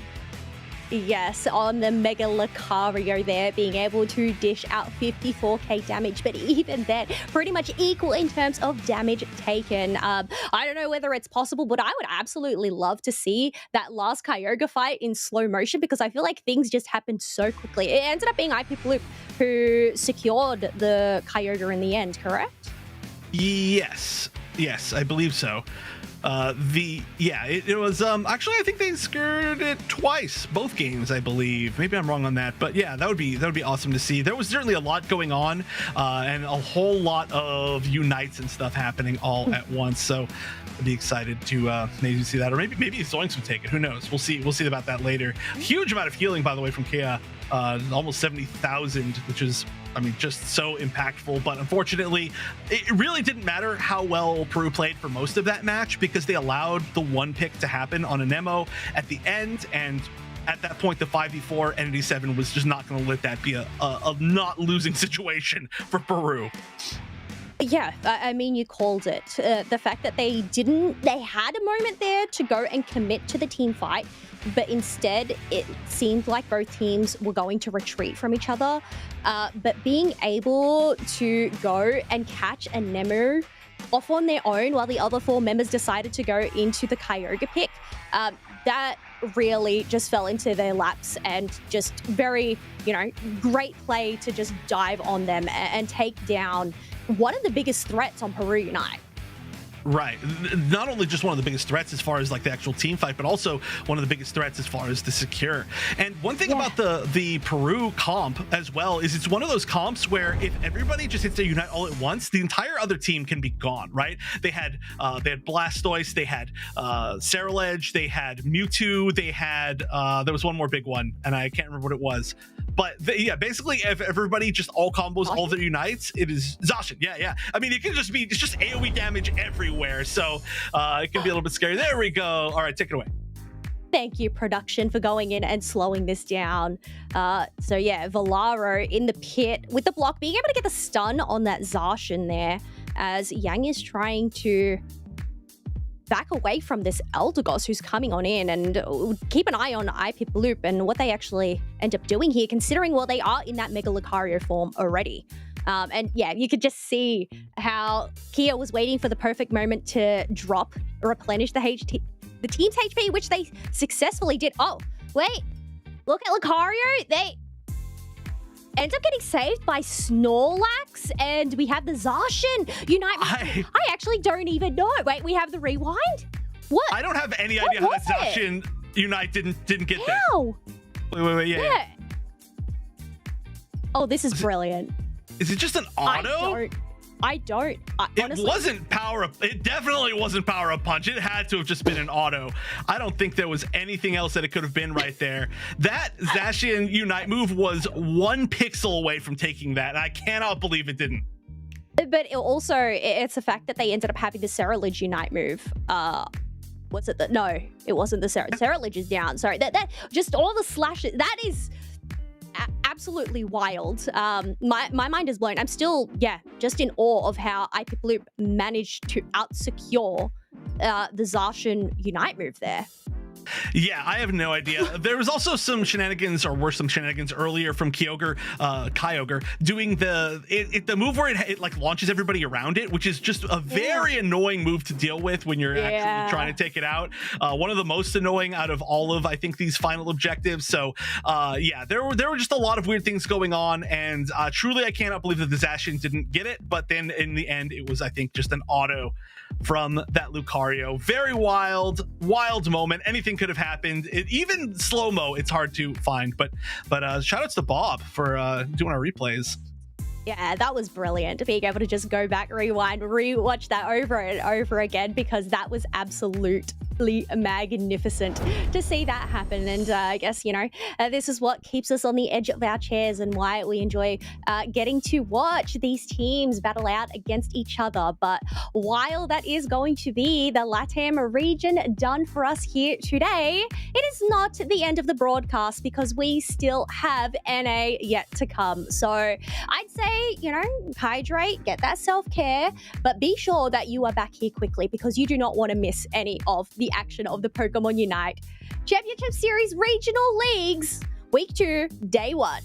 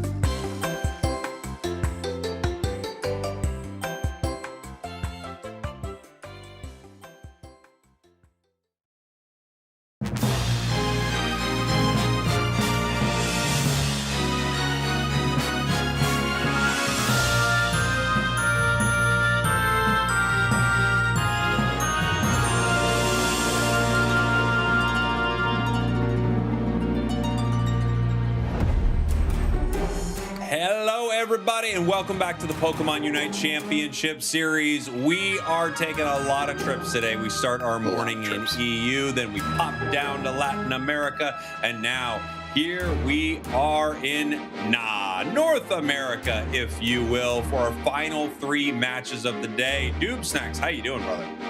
Doing good. Excited to get back onto home turf here after racking up the frequent flyer miles all over the map. And we're going to be kicking this off with a good one. Root Dig versus IX Gaming. Yeah, Root Dig with a current perfect record right now in North America. Only 2 teams hold that. That is Root Dig and Evil Geniuses, of course. But they're running into IX, and IX is on a bit of a run right here. Obviously, Root, Dignitas winning LAIC. They will be in Japan representing the West at ACL. One of the teams to watch, maybe one of the best teams in the world right now. But if IX can pull off a huge victory here, that would be amazing. That would be amazing, and they're on a decent run here. They're doing well. Before we get too deep into, obviously, this matchup, take a look at IX Gaming, qualified for Worlds last year with a bit of a late season miracle run. Waylord crushing it on the Vaporeon last weekend, and they're going to use that energy to carry the team this year. And Smuglax on the tree, right? Yeah. You talked about there's maybe 2 trees that were ripping today. Jararwi and Smuglax is certainly the other one. So that is IX Gaming and Root Dig for NA. But before we jump into that, let's take a look at our LATAM. That's the region. LATAM standings, so we can talk about it. Yeah, let's go through it here. We've had quite a day in LATAM. The games are always incredible. Force Gaming sitting at the top of our pack. 4-0. Stamina is 3-1. Peru Unite starting the day off 3-1, but you know, it was Entity 7 coming in, handing them a 2-0 loss, which was really impressive. But we talk about this a lot, Doob Snacks. It just speaks to how unbelievably competitive this region is. Even the lowest ranked team, CACM Esports, the team with the worst record, well, I guess maybe DreamHack is technically a worse record, right? But the team with one of the worst records is a team that is qualified for ACL. That's how good this region is. Yeah, and they are beating the pulp out of each other there. Peru, again, your reigning world champions, getting taken down by Entity 7 there. So that wraps up Latin America, but let's see how NA is shaking out so far as well. If we could get the NA regional standings, bang, right on there. Evil Geniuses 4-0.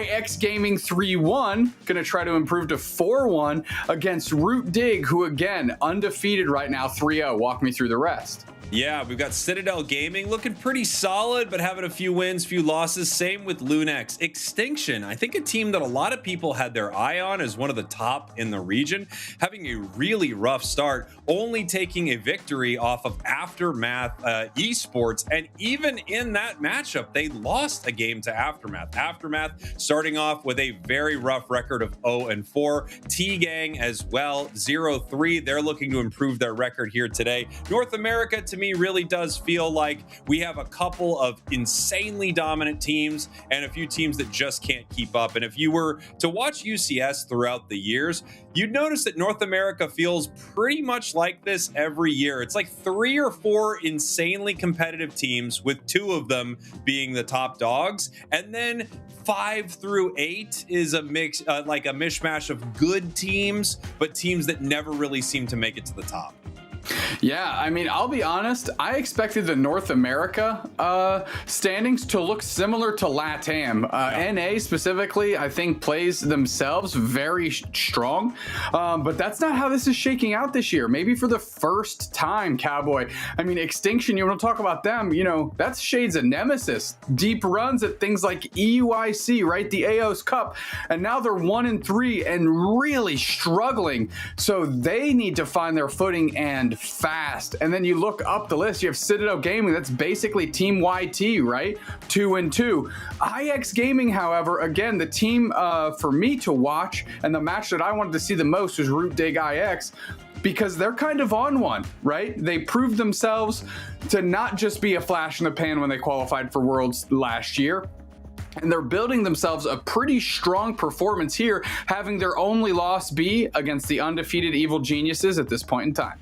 Yeah, I mean, the matches we have coming up for you, Root Dig IX, then we have Evil Geniuses TI Gang, and that's a tough one, right? It's a 4-0 squad against an 0-3. After that, Lunex Gaming and Citadel. That's going to be an interesting one. Both of these teams kind of sitting at the middle of the pack, and I'm sure they would like to, distinguish themselves from like the bottom 4 teams that we are seeing. Unfortunately for Aftermath Esports and T-Gang, it looks like they are going to be walking away today all the way at the bottom of the pack, possibly T-Gang 0-4 after they run into Evil Geniuses. Yeah, again, we talked about how difficult it is being at the bottom of these standings, and all you're looking for here is a lifeline, right? Just one win, just to get the train out of the station, to prove that you should be here. Aftermath Esports getting that invite into this league really wants to show that they deserve to be here with everyone else, and that starts with getting that first win and see what they can build off of. As we're going into today, they picked up a new coach, and hopefully they can shake them things loose. One of those things being a win that they can pick up. Well, I can tell you, tomorrow Aftermath is playing both Root Dig and Evil Geniuses. So they've got a really tough run ahead of them. If they took a win off one of those teams, though, imagine like how things would turn around for that squad. I know they recently just got a new coach. I saw them announce that. So hopefully they can turn some things around, because when you're starting the league, with such a rough record, it is going to be hard to get out of the bottom 3, and T-Gang is running into that same situation. Yeah, absolutely. You definitely, at least I hope we don't get to a situation where we have an Ofer squaring up against an Ofer to see who's going to get their first win at the expense of the other. That's not the look we want in this league, right? We want the most parity we can find from 1 to 8 all the way through. So get your wins, make a miracle play, if you're Aftermath, against one of the top teams in your league, and use that as a building block for the next 3 weeks to come. Now let's talk about the match coming up here. Root Dig obviously looks incredible. They look like one of the best teams from all of the teams we are watching. Proved it at LAIC. I mean, this is shades of Luminosity from last year. They're flawless in our region right now, and they just won the first IC of the year. They could be going on to have a similar record to Luminosity. However, Evil Geniuses had a really rough start of the year. Their LAIC did not look good, not making it out of groups.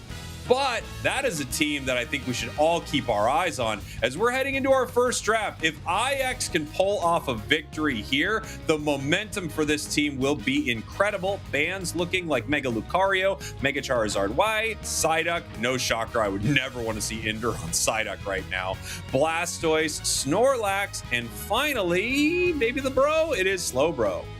Yeah, some of these top teams, especially in NA, are often banning that Slowbro. Don't even want to open the opportunity for that big Slowbro Unite to shut down one of their key players in a key moment. And wow, look at this. IX prowling the first pick Darkrai, something that we know Toon has played just a few weeks ago. Interesting. I thought for sure, given how good Wailord's Vaporeon, that's what we would see. But no, Vaporeon and Mega Gyarados over to the side of Root Dig. IX Gaming quickly grabbing Umbreon and Eldegoss.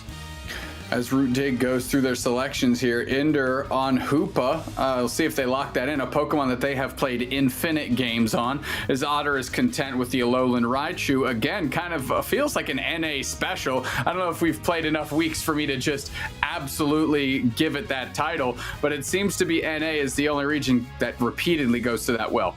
Riker sitting on the Glaceon. If they keep this build, I'm guessing we're looking at Icy Wind. Glaceon was nerfed recently, but the Icy Wind build remains untouched. And finally, we have Burzy. Is it Burzy or Breezy? I've been saying Breezy.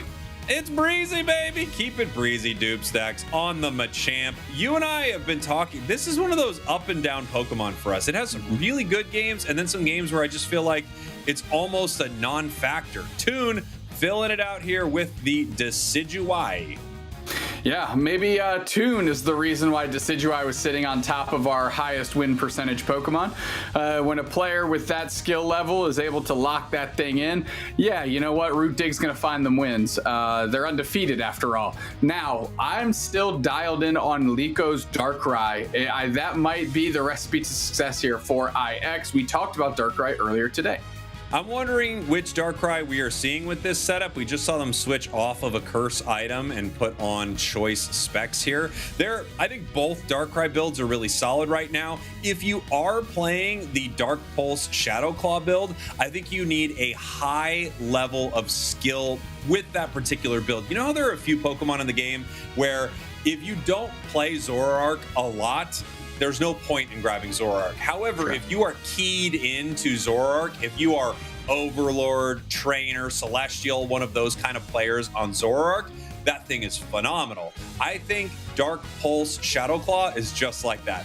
However, I guess the simpler move set for this Pokemon, the nasty plot, I think it's Dark Void, that is pretty easy to pick up, and it just recently got multiple buffs, so we could see them play that. Yeah, just lobbing out those discs, trying to put Pokemon to sleep. Here we go. We are in the game. Say the thing. X Gaming, your purple team. Root Dig, your orange team. We're here in North America, everybody. This is game number 1 of our best of 3 between these two squads. And already, Ender is coming to steal a blue buff. Yeah, why not? Yeah, I mean, that hurts, right? Because this is a very unique approach to the central area that IX Gaming is taking to try and get the Glaceon online early, and you cannot get knocked out here on top of everything else. Finally, the Gossifleur Wailord rotating into A press Ender down. We know their Magician already plucked a berry, so now they just have to run away. I think they're looking to either run or hide in base right here, but no, they make it out. Beautiful stall right there. Glaceon doesn't get the experience they need. Luckily, level 4 is solid for Glaceon, but slowing it down from getting its 6 and really getting its build online is pretty incredible. Yeah, you know, you'd think they'd already want to have that Glaceon in path, maybe with the Darkrai switching back into the middle to start that next rotation, but that has all been stymied by just the pressure of a lone Hoopa. And look at that there, the Electro Ball setting the landmine for the Swablu and Altaria right here. And we can see them just kind of spinning around this goal zone right here. Getting ready. Zealot trying to get online, getting pretty close here. They held that Bunnelby so Zealot could use it to charge the Mega Gauge off. Really great play by Dig. Yeah, now you're seeing Zugrug leading the charge with this Vaporeon in the face of IX Gaming, and they are familiar with what that Pokemon can do. And here we go. It is a Shadow Claw Darkrai, so I'm going to see what kind of value it is able to bring to the team. Otter now down here in the bottom path. You see the Dartrix in that central area for Root Dig. They're moving up towards the top path now. Zealot has evolved. Ender giving them the Trick Shield. And we're going to have a possible fight here at the Regidrago. I think that seems more than fair. Good presence from Root Dig. We'll see how Smuglax wants to approach this. I mean, they had great plays 2 weeks ago in week 1. We'll see what they can do here. Already the shred begins. Regidrago's at half, and IX Gaming is bullied out completely. I mean, no real chance here. Zugrug sacrificing their body just to get the attention. Spirit Shackle rips through. Smuglax is low. Wailord is low. They've got the puff down. Little bit of HP. We've got the Icy Wind Crystals ready to rock and fire on the first target to step up, and there it is. It's on a Bunnelby, but it's not enough to get the knockout, Cowboy.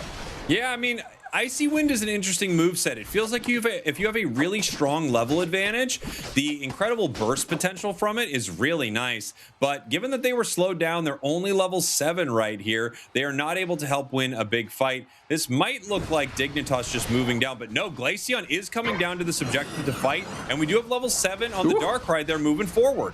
All right, Dark Pulse is down, trying to grab a couple targets here. Ender really using the Phantom Force trick combination. Nice reposition. Zugrug goes in.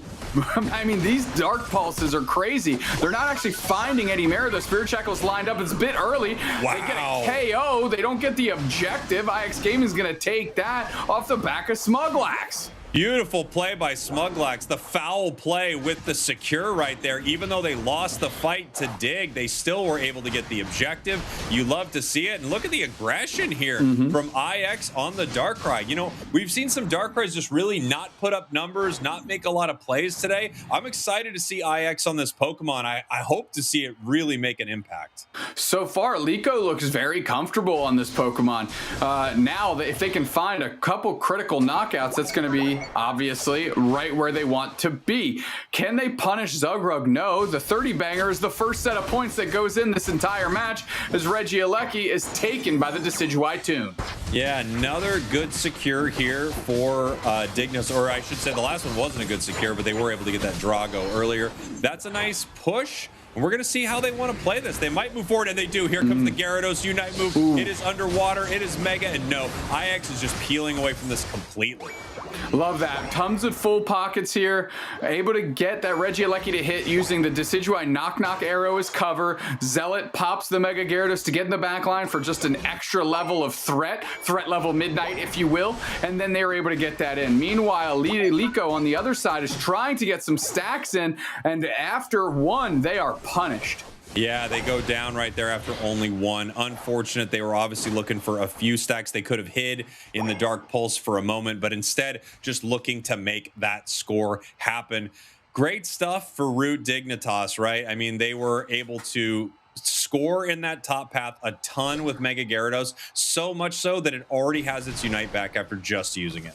All right, Dark Pulse is there. No targets acquired yet. As we're just sitting in the middle, get back. Nice sus out by Toon. Big chunk of damage. And now IX Gaming is getting bullied just because of one good Spirit Shackle on the Darkrai. We're in the Pulse here. We try to identify Zug on the Vaporeon. Not enough damage goes in. Regice is there. Good collapse on Smuglax on Toon. Rings are unbound, and we're trying to stun them down as we're trying to save Otter as well. Zugrug still putting the pressure on after Toon has gone down. They're trying to regain control of this Regice pit, but it's the Darkrai that finally steps up and bags themselves a knockout at the expense of Otter. Regice is there, Mega Gyarados is out. They flip up Breezy, they put the pressure on. Breezy wearing the miner's helmet, trying to mine some Regice, but no, they only find Cole Santa Claus style. They weren't a good boy this year as the pressure continues. Root Dig keeps on going for him. Wailord is low, Wailord is gone, and now they're squatting on this goal zone, and they're gonna make it theirs. What a show by the kids, Zealot. Yeah, beautiful stuff right there. I mean, what a great fight for Mega Gyarados. IX had their moments in there too. This Darkrai actually putting in some serious work. Unfortunately, Machamp and Glaceon don't seem to be having the effect that they are looking for. Root Dig also at this point, you have to look at the level lead. That's a 13 for the Gyarados, 12 for Raichu and Decidueye. They're doing pretty great right now. Minute 30 until we have our Groudon. Yeah, I mean, Zugrug's just living in their kitchen in this bottom path. The Vaporeon is so strong. They feel so comfortable. They're pushing forward, and they're going to start grabbing all the stuff on the opposite side of the map with Otter and support to just shell in some high-quality damage. Darkrai forced to use the Dark Pulse just to try and secure one of their own Swablu and Altaria. Glacial Stage is set. Can they actually convert this into a knockout? No, it's just to get out of dodge. Yeah, I mean, I guess it's fine. They're going to be able to have one very, very soon. Maybe they could get a little something if their opponents decided to overextend, but I don't think you're going to trick Root Dignitas with a play like that. They're in a commanding position, 227 to only 40 for IX Gaming. However, IX has had some decent moments. I do think their team fight feels underwhelming. Machamp has not made really any impact. Darkrai, you know, they have picked up a couple of KOs. And unfortunately, Glaceon really hasn't done anything. No, it really did not deliver any wallop at all, as we have 20 seconds until our Groudon hits the map here in game one. I mean, look how Zugrug has no fear, just playing so far forward, believes in the strength of Vaporeon. They know exactly where they're at. Liko's looking to put on some pressure here with a Dark Pulse. Spirit Shackle goes through, goes deep on Otter, can't find their target. Yeah, beautiful play right there. You saw Otter place the Electro Ball right where they thought Darkrai would pop up, and Toon hits it with that beautiful Spirit Shackle. Whoa, Glaceon's in trouble, and they end up jumping out with the Icy Wind and getting KO'd because they left the Shackle range. That is crazy. Wow. Here we go. Now we're just ringing Spirit Shackles, and it's just all about protecting the center of the map here. Make sure Gaming can't make any plays. Dark Pulse is out. They're going to look and eye down to target. No fear. Unite move out of the Vaporeon straight into the back line, putting pressure on Breezy. Mega Gyarados steps into the mix. Dark Pulse drags that Gyarados into the void. However, it's the Decidueye that gets the knockout upon its return. And really, Root Dig is just kind of hanging in there, having fun, hanging 10, and I'll tell you what, when you hang 10, that's too many bodies, my friend. And look at this. Groudon in some trouble right now. The Spirit Shackle hits. They're moving the Glaceon out. Vaporeon goes to score. At any time, Root Dignitas could turn on this, but they don't need to. They're looking for Glaceon right now. Following it up with Gyarados. The waterfall for the chase. Machamp is trying to get out, but the birds can actually take it down. Needs to eject button away from a Swablu. The Glacial Stage. Could they push forward? Finally, could Riker get something done here with the Glaceon? Caught a little bit by the Alolan Raichu Unite move. Smuglax in trouble and goes down. That's a double KO. Machamp is punching some air right here, and they go down. Triple KO for Otter, and that's about all she wrote, Dupe Snacks. I mean, Otter 1v1 the Darkrai within the Dark Pulse range, and that is never a good sign. Of course, cleans up the rest of the nonsense there with 2 more KOs, and this is nothing but Root Digs as they are going to start rocking the scoreline up. Groudon still sits in the middle of the map, and we're just chucking all our moves into each other's foreheads. Yeah, Root Dig looking to possibly score more in that home goal zone. Fire a couple more points in. Maybe it needs to be hot. That's the trick. It's not points raining in. It's points scorching into the goal zone. But Root Dig in there. Root Dig scorching the whole match. Real scorched earth on the Groudon match. And look at that here. 363, 140. IX, you know, they had a few good moments in there. I think their comp is just a bit of a head scratcher into this IX comp. Excuse me, into this Dig comp. Yeah, I mean, as you mentioned, Glaceon, Machamp, I haven't been sold on it yet from what I've seen today and a little bit last week. Root Dig was really in full control, and if we're talking about a first pick of Darkrai and it's 2 knockouts that it's got, you're in bad shape, right? You need to, if you're going to be expending a first pick there and giving up premium support Pokemon to the likes of Root Dig, you better have the absolute hammer to spike down Root Dig players, but that was not the case here. I'm wondering if it's also a strong counter pick. I have seen members of Dignitas play this Pokemon. I've seen both Otter and Toon play it. So it's possible that this, pick does a couple things. They say, look, Lico's good on this, and it makes sure that Otter doesn't play it. That being said, I do think it was one of the more interesting factors for IX. But unfortunately, Glaceon just really didn't get a lot of work done. Machamp didn't get much done at all. I'm still chewing on this Darkrai pick. I understand cutting off Toon and potentially Otter here. Lico is Darkrai. I mean, they certainly looked comfortable with it. They didn't look lost. I thought they actually played. This is one of the better Darkrai's I've seen on broadcast. I feel like it's looked pretty good. My concern is if you're that worried about it, ban it, because this just didn't deliver for you. It just didn't. No, I don't think so. 5 KOs, 0 times going down with 4 assists from Zealot on Root Dignitas. They're going to be our MVP on the Mega Gyarados, but I think a lot of great plays across the board from that squad. Take a look at the other side. IX, 0 KOs on Machamp, only 1 KO on Glaceon, and of course 2 on the Darkrai. Multiple members of Root Dignitas have more KOs than the entirety of the squad. So you can complain about the comp a little bit, but at the same time, they kind of beat them all over the place. Yeah, I mean, Wailord with an incredibly rare off game. No points, no knockouts, not even an assist in there. I mean, your Eldegoss is supposed to be in the cut anytime you square up to the other team, and those points, that stat line does not reflect that whatsoever. Yeah, I mean, looking at this, Breezy, this could be a fluke game, but whatever it is, we're not playing Machamp today. That's what I would be saying if I was IX. I'd say, look, we had a strat, but 16,000 damage, getting out damaged by the enemy Hoopa, that's rough. That's tough. Back to the drawing board. find another all-rounder that you like more. There are a lot of great ones.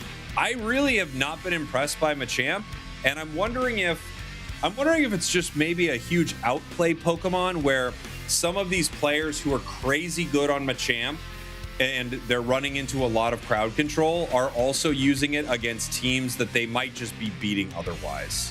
Yeah, right. Kind of, it's, you know, we've talked a lot today about false positives, things that can lead you to a decision like as this is why this is good, when in reality it's a bunch of other factors that have just made that good by proxy.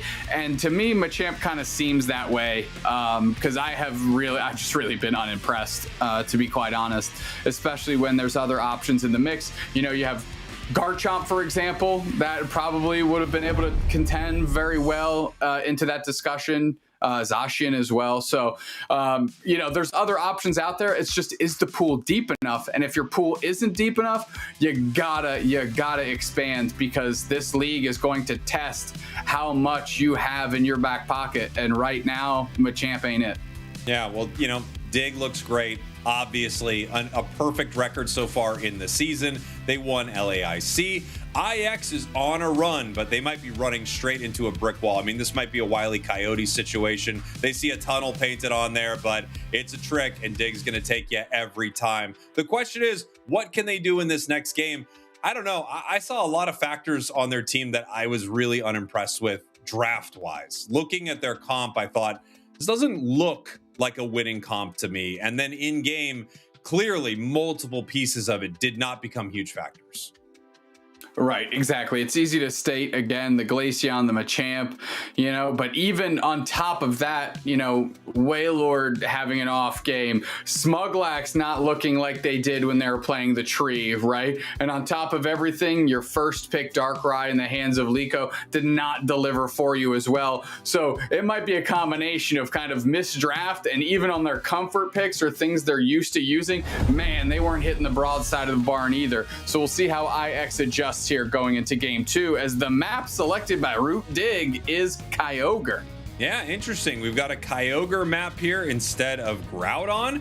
As we have our Pokemon bands, we've got the Mega Lucario, Mega Charizard Y, possibly finally the Psyduck for IX, very fair. Blastoise, and it looks like Dignitas is saying, no, actually, we don't want to deal with that Darkrai at all. We're going to ban it here so they don't take it first. They could get rid of Vaporeon here, but no, they go Snorlax instead. Interesting. So what this opens up IX, they can go Vaporeon, which gives Greg Umbreon, right? A very strong pick. They might be able to grab the tree as well because they don't really care about Smug's Umbreon. No, Mega Gyarados is selected, and now they can get Umbreon and Vaporeon if they so choose. We'll see where they end up. Yeah, I mean, Vaporeon feels like a great pick for them right here. They might be trying to get Zealot's Pokemon right now, but given that Mega Gary was already taken, you could prioritize some other members of the team also. A couple of moments before they lock it in, we've got Zugrug on Vaporeon, and Zealot is going to be playing Darx. I doubt Dragonite, maybe base Charizard. We're going to find out here in just a second, as it looks like we're waiting for our draft to kind of catch up to what these players are doing. And no, they switch with Ender for the Umbreon. They want to take that away. Yeah, I mean, I like this. The flexibility between those two Pokemon and on this team specifically is terrific. That means IX Gaming is going to have their pick of the litter here. Smuglax quickly going with the Mamoswine. Don't even want to play the tree at all. And now it's Liko to select their Pokemon of choice here. I mean, LD felt pretty good. Yeah, that's what I thought. Eldegoss felt pretty good in game number 1. I wouldn't be surprised if we're going defender and support. And now we get to see a little bit from Root Dig, what they would like to play. And they are actually grabbing the Machamp. Otter hovering Alolan Ninetales. I mean, I'd love to see it. It could absolutely be a pick, but I would be surprised. Here we go. Mewtwo Y. Mega Mewtwo Y makes a lot more sense. And the Zealot Machamp pick almost feels more of a I'm going to rub your nose in it type situation. Because, I mean, there's still some great Pokemon that Zealot can play that are available. So going with Machamp specifically raises a bit of an eyebrow. Riker and Liko round out with Scissor Scyther and Miraidon as Toon grabs the Talon. Toon with the Talonflame here. This will be an interesting one. Obviously, once Gyarados goes Mega, you could take to the skies, you could fly and make sure that you're away from the fight. But we've seen some incredible Brave Bird games today, and it's possible that we will see another one here. Riker hovering this site. They're not hovering, locking in this Scizor, but oftentimes that would mean we are seeing a Scyther. That Pokemon feels incredibly good in this meta. I feel like it's been good basically since last Worlds. It really had a splash at Worlds, obviously, and since then it's gotten kind of some buffs and a very light nerf. So it feels like that Pokemon is incredible right now. Yeah, it's in a very solid spot. Also, it's kind of faster to get into the game than anything really on the side of Root Dig right now, which leads me to believe they're really going to push for this, get ahead early, stay ahead, keep that marginal lead and try and build on it throughout the map. However, Root Dig understands that's what's part of the equation here, so we'll see what they do to contest with that. And we are heading into game number 2 right here. IX Gaming, your purple team. Root Dig, your orange team. IX looking to take down one of the undefeated squads here in North America. But man, it is tough because Root Dig is playing great Unite. They really are, as of course we watch Ender get a stack in. They're the ones carrying the Vaporeon here. Zugrog going to be on the Umbreon there downstairs. His Otter's just having their fun in the tall grass, pressing everybody down. And the K opener goes to Root Dig, the Machop taking out Miraidon. Yeah, Machop taking out Miraidon in the bottom path right here. It looks like Talon supported with that. But here comes the Scyther. They would love to get an assist in one of these moments. That way they could help this Magikarp turn into a Gyarados. Not able to make much happen. And Talonflame now moving top, getting extremely aggressive at peeling back with the Flame Charge. Yeah, really just trying to bait them into following into the tall grass where Otter was lying in wait. 850, bang, dual wing beat is there. I have no idea where that experience went, but you'd like to think they each got a little bit, as Machoke is definitely getting experience because they're beating the tar out of this Miraidon. Yeah, and things aren't looking too bad for Breezy on this Magikarp. They're close to getting their Gyarados here. However, in the bottom path, Zealot is just stacking at will, already level 6 on the Machoke. Yeah, no jokes. Zugrog with no fear either. They're carrying the same, they're carrying a level advantage to the Miraidon. So really everything's in the hands of Root Dig. They're feeling incredibly comfortable. And look at that here. Ender playing the Hydro Pump version of Vaporeon. Feels like Muddy Water is just so dang good, but every part of this Pokemon's kit is incredible. That's just what Vaporeon does. It really feels difficult to mess that one up. Regidrago favored by Root Dig. Good attempt by the Miraidon to steal. Unsuccessful, however, as Root Dig is just growing this experience lead, and that is bad news if you're IX. Zugrug having to run away in this moment here as they're going to go towards this goal zone. Dupes next. They are scoring, but down here in the bottom path, we have Miraidon getting KO. That is the third time our Machoke has taken out Miraidon here in the early stages of this game, and Toon going to be able to stack very easily in the face of a Miraidon that's just trying to keep themselves together. Riker now trying to secure some of their wild Pokemon, but Ender is fighting them for it. It looks like they were able to get that here. Ender now peeling away from their central area. Zugrug moving in. They're just keeping the pressure on IX Gaming, trying to starve them and take away all of their experience. Zug in a little bit of trouble right here. Might give up a KO, and it's looking like they do. However, here comes Ender getting caught by the charge beam. Big Miraidon play. Once again, Machamp is back looking for a Unite move possibly. No, they peel back. No, they don't. Go right back in. Yeah, that was a huge Machamp Unite. Able to do the submission into the cross drop, into the Unite move, get a knockout, KO streak at 2. Meanwhile, Toon's taking Regice. The attempt upstairs for IX to grab Regieleki and have it walk continues as Riker is still forced to retreat, just level 9. And look at Root Dig. They're getting huge. Yeah, Root Dig looking pretty good right here. Riker is really the member of the team keeping pace, though, and if they can get a huge KO, they can chain that into multiple ways for them to win. Obviously, Scyther seems to be able to reset better than some of the Pokemon in the game after their KOs, especially with their Unite move. We'll see if they can make something happen here. Liko only level 8 right now. They would love to be 9 so they could have their Unite for some of these big fights. Yeah, gotta get there. They're gonna need all the tools in the tool belt and everything at their disposal to try and shut down Root Dig, because they are just growing this lead every second that ticks off the clock. Zagrod kind of just putting some pressure on the goal zone, but they don't really have any points. Probably just better to leave them right here. Talon looking for a moment. Nice little Ice Fang onto Ender, but Ender is going to back away. Maybe IX wants to start this fight. They pick up the KO. Toon grabbing the berry out from under the nose of Enders, and they got knocked out by them right on charge beam. Has to hurt as Toon goes for a cheeky score there. How is Root Dig going to adjust? They didn't lose much, but you don't want to, like we've said, hemorrhage too much of this experience, catch-up experience. Yeah, and here we go on the bottom path. Another big KO. It looks like Zealot has just been absolutely skating on with the Machamp. It's unfortunate because you and I have been saying we haven't been loving Machamp. I haven't really seen Zealot, but every time he's off screen, he picks up a KO. Yeah, that's the thing. Maybe if we're seeing it, it's not doing great, but as long as we're not watching, it's fine.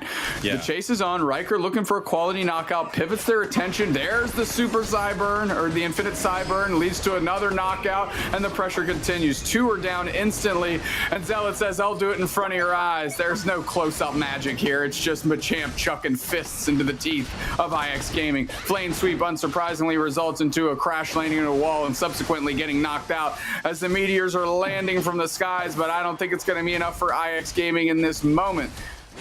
It is, actually. It's enough to buy time and allow them to take this Reg Ice, and Root Dig has to run. Hey, production, why don't we just roll that back about 30 seconds? Snacks will say it looks like it is going to be good enough for IX Gaming, and then we'll cut back to normal time. Thank you. Yeah, perfect. Just edit all that out, please. Thank you. You much got it. Reggie Drago being ripped apart here. IX looking for a secure, but no, they're actually looking to take a KO right now, moving towards the side of Root Dig. We've got Ender in some trouble. Gyarados looking for the KO with the waterfall, not able to make it happen. Catches him with the Dragon Breath in the tall grass. Breezy is going to pay for this as 4 members of Root Dig are here. Now, the waterfall keeping him around a lot longer than I expected. Yeah, I mean, that was a heck of an adjustment. At least they left with a knockout there. Unfortunately, it was on Ender, so not the quality target that you'd be looking for. But listen, IX Gaming is showing signs of life here, and these Pokemon are working together in a way that was not materializing in Game 1. I gotta say, I'm loving seeing the Machamp gameplay here from Root Dig because I really wanted to see a team have amazing games on it. I felt like I had not seen it, but Zealot is absolutely skating on them. I mean, he is moving through their team with the submissions, setting up huge plays. He has multiple big Unite moves. Great plays so far out of Root Dig. IX able to secure both Regice and Reggie Alecki with a minute left right here. However, they will not have that Reg Ice buff. It's going to wear off here in 10 seconds. Yeah, IX Gaming is finding some good opportunities on the map here. Like we said, the Reggie Alecki marching, 2 players from Root Dig dealing with that. IX Gaming is eking out value when they can. They're down by 70 points, so there's still work to be done with 30 seconds until Groudon. And here we go. I mean, Toon has a ton of information for their side. Do they move in for a fight, get knocked up by the Cotton Spore right there? Not bad for the Eldegoss. You talked about this earlier being such a frustrating move to fight. Yeah, absolutely. A quick rip on the Regirock, and that's going to be a decent buff to take into the final fight here. Zugrug is already positioned to get all the information they're going to need to make the big plays. Yeah, and here we go. Mamoswine looking for it. They possibly start to rip here, but it could just be to pull Dig in. They grab the Mamoswine. They're going for it. Mamoswine into a Unite move. Machamp as well. Right up top was the Machamp Unite finding a different target, not the Mamoswine. Infinite Cyburn comes through, close it out. 2 players. Wailord is down. Smuglax is down. And now Root Dig is on the chase as Toon is in the back line trying to find more knockouts. Otter is split to score, and Breezy is trying to hang tough in the face of what Root Dig. Okay, Riker coming unglued. Gonna close the door on Ender. Here comes Toon for the support. Taken to the skies. Prevents the reset and gets the knockout. Massive moment there from Toon, finding them in the tall grass. Riker may have been able to get away if they ran a little bit faster. 15 seconds until they're back. No Unite moves for either squad. This game is not particularly close. IX needs to score a lot. Smuglax cannot go down here, but no, Toon continues the chase, and they've lost their defender. I mean, that was just a huge pick and not particularly difficult either, but it makes it so hard for IX Gaming to step through now. Poor Waylord is eviscerated with the fire flying double weakness on top of that grass type Pokemon Eldegoss. It gets smothered. Cheeky back cap by Zugrug is going to extend this lead, make it 200 points. As Otter's just going to sit here and try and A-press down the other squad, and IX Gaming has no choice but to make a move. They are going to get Otter here, but their attention is focused away from Groudon, which means they're not going to have time to take it and score. Meanwhile, back cap for 98 points by Zealot. Whoa! And even though Waylord took it, I don't know if there's enough time here because Root Dig has been scoring the entire time. Beautiful play there from Root Dig. They are scoring, trying to keep this score lead. IX right now looking for any bit of Eos energy they can. They've got 15. They scored 100, but I don't think it's going to be enough. Another 2 goes in, and they're not able to score on the home goal zone. We're going to take a look at it right here. Something going in the bottom path as well. Could IX have pulled off an upset here at the end, Doob Snacks? I don't believe so, but that 100 calls it into question. Oh, so very close. And you think with just maybe another 10, 15 seconds, you know, this scoreline has a real chance. But Root Dig playing the clock well and playing the positional game well, able to lock down a win. Great fight there from IX. A lot of big moments as we move through the end of that match. But, you know, I mean, it can't be overstated just how well Root Dig was playing this entire game. The Machamp, such a difference maker. Maybe IX not only looking to play Machamp game 1, but also steal it away from Zealot, who had a phenomenal game on it. Yeah, doing a great job hiding those Unite moves. Good submissions into cross chops. You see submissions to kind of draw the attention away, right? Put Mamoswine behind them. And then when the rest of the team steps up to support Mamoswine, hey, that's where I'm chucking my Unite move. Great work. Yeah, it's really impressive, but it's always impressive watching Root Dig. They are going to continue their undefeated season here in our league. And I mean, hey, throw LAIC in there. You know, they won that thing too. They are definitely winning. And with that win, they are now 4-0 and sit on top of the standings in NA, along with undefeated Evil Geniuses, also currently at 4-0.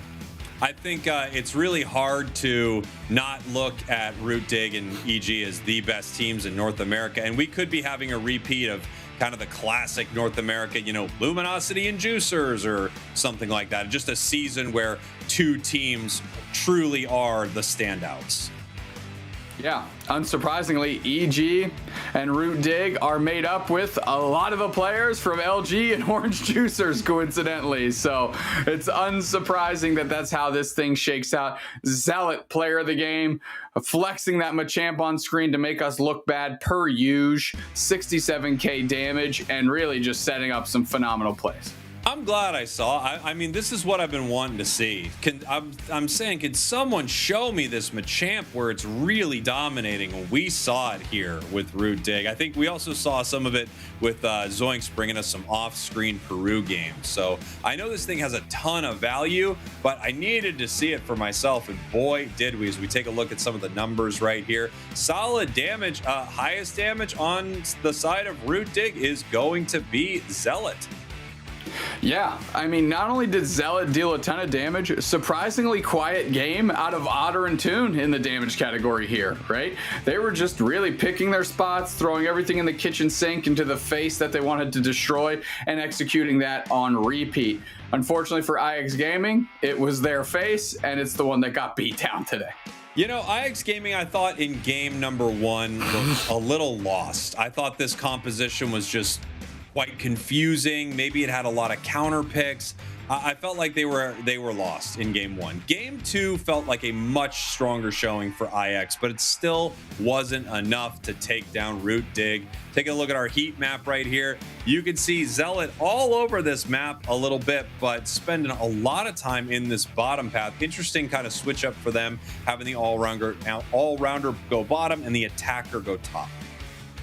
Yeah, and it worked well, right? The first 3 KOs of the game were this Machop and then Machoke twice on the Miraidon on the other side. Poor Liko could not escape this gray beast that was chasing them down in the bottom path. And if I was finding so much success, that's where I would stay too. And that's what happened.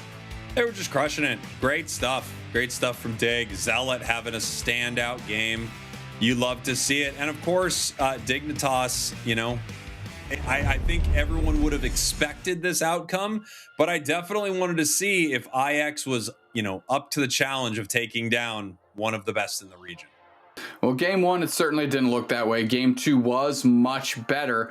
But, you know, you think, man, if we could have gotten this Miraidon into the mix a little earlier, you know, they weren't that far off, and they were finding some clever ways to get some good knockouts throughout the course of that second game. So IX, another opportunity for growth, as you and I are going to take a break and for our own mental growth.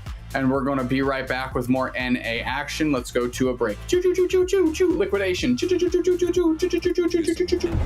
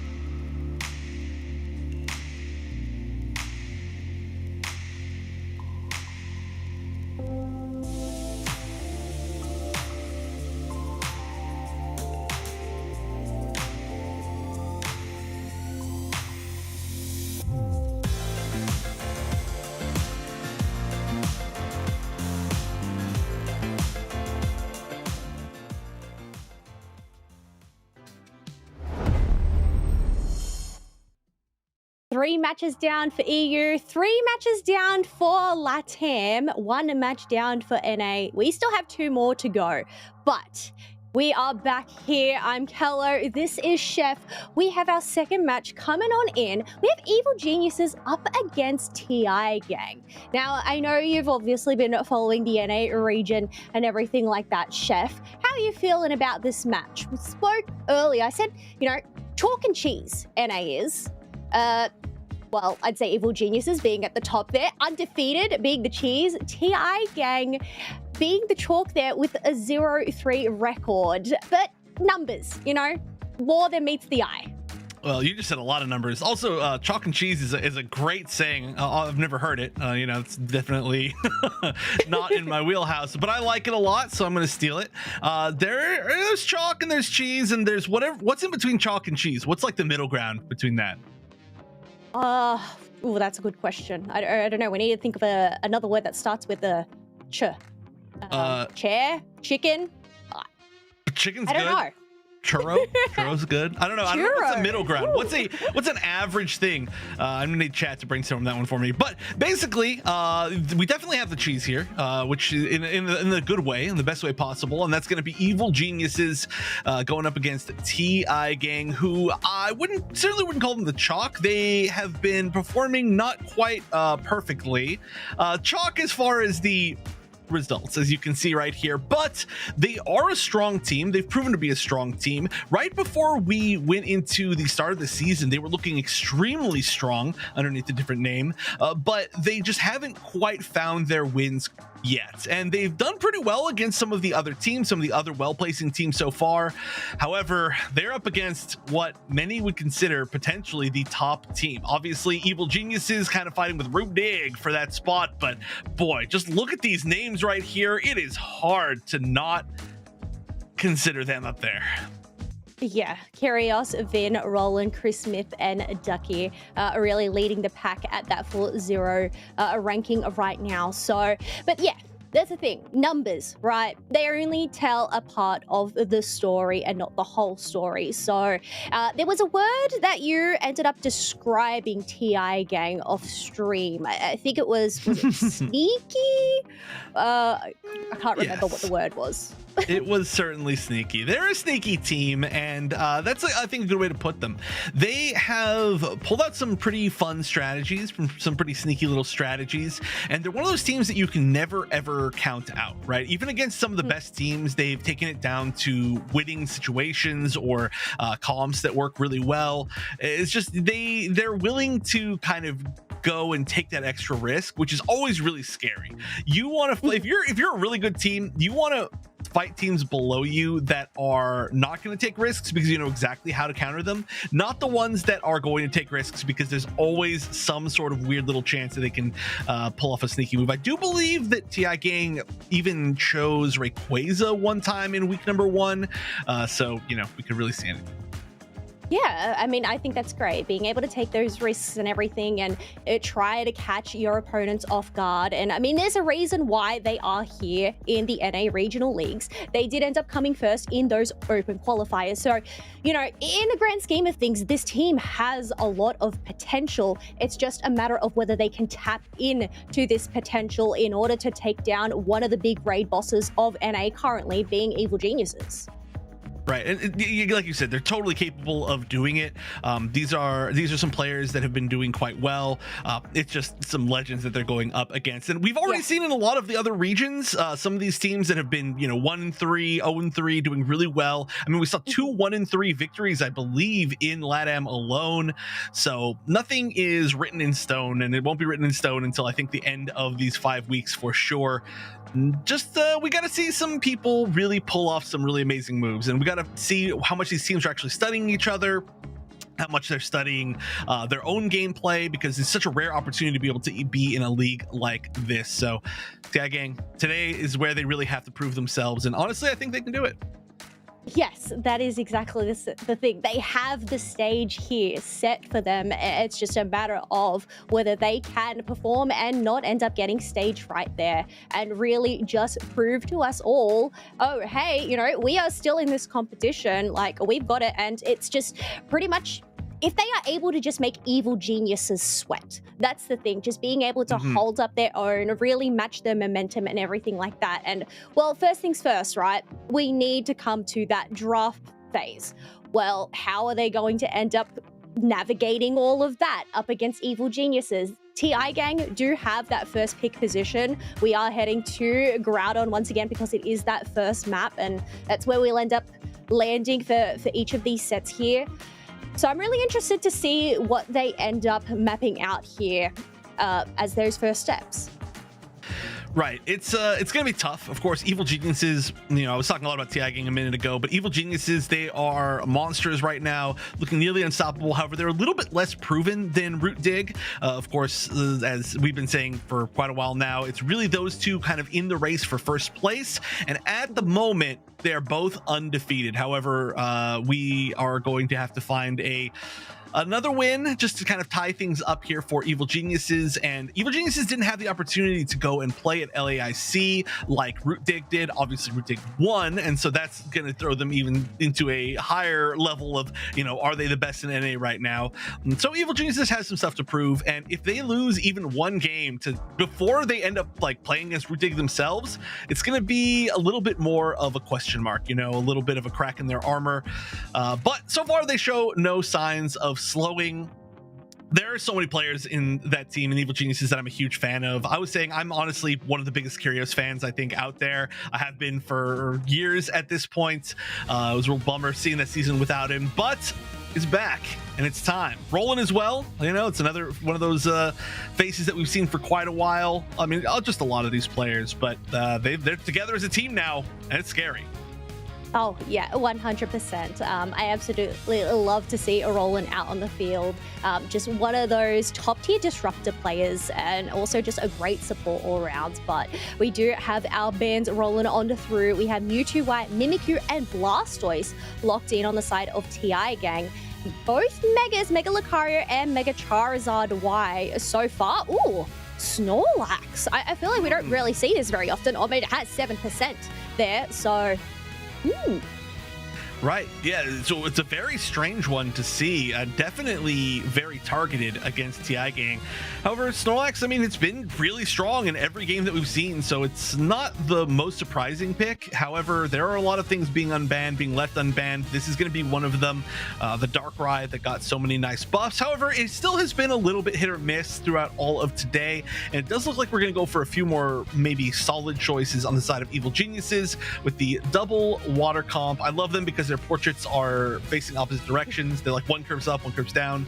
But that's such a solid core, and they can build anything around that, really.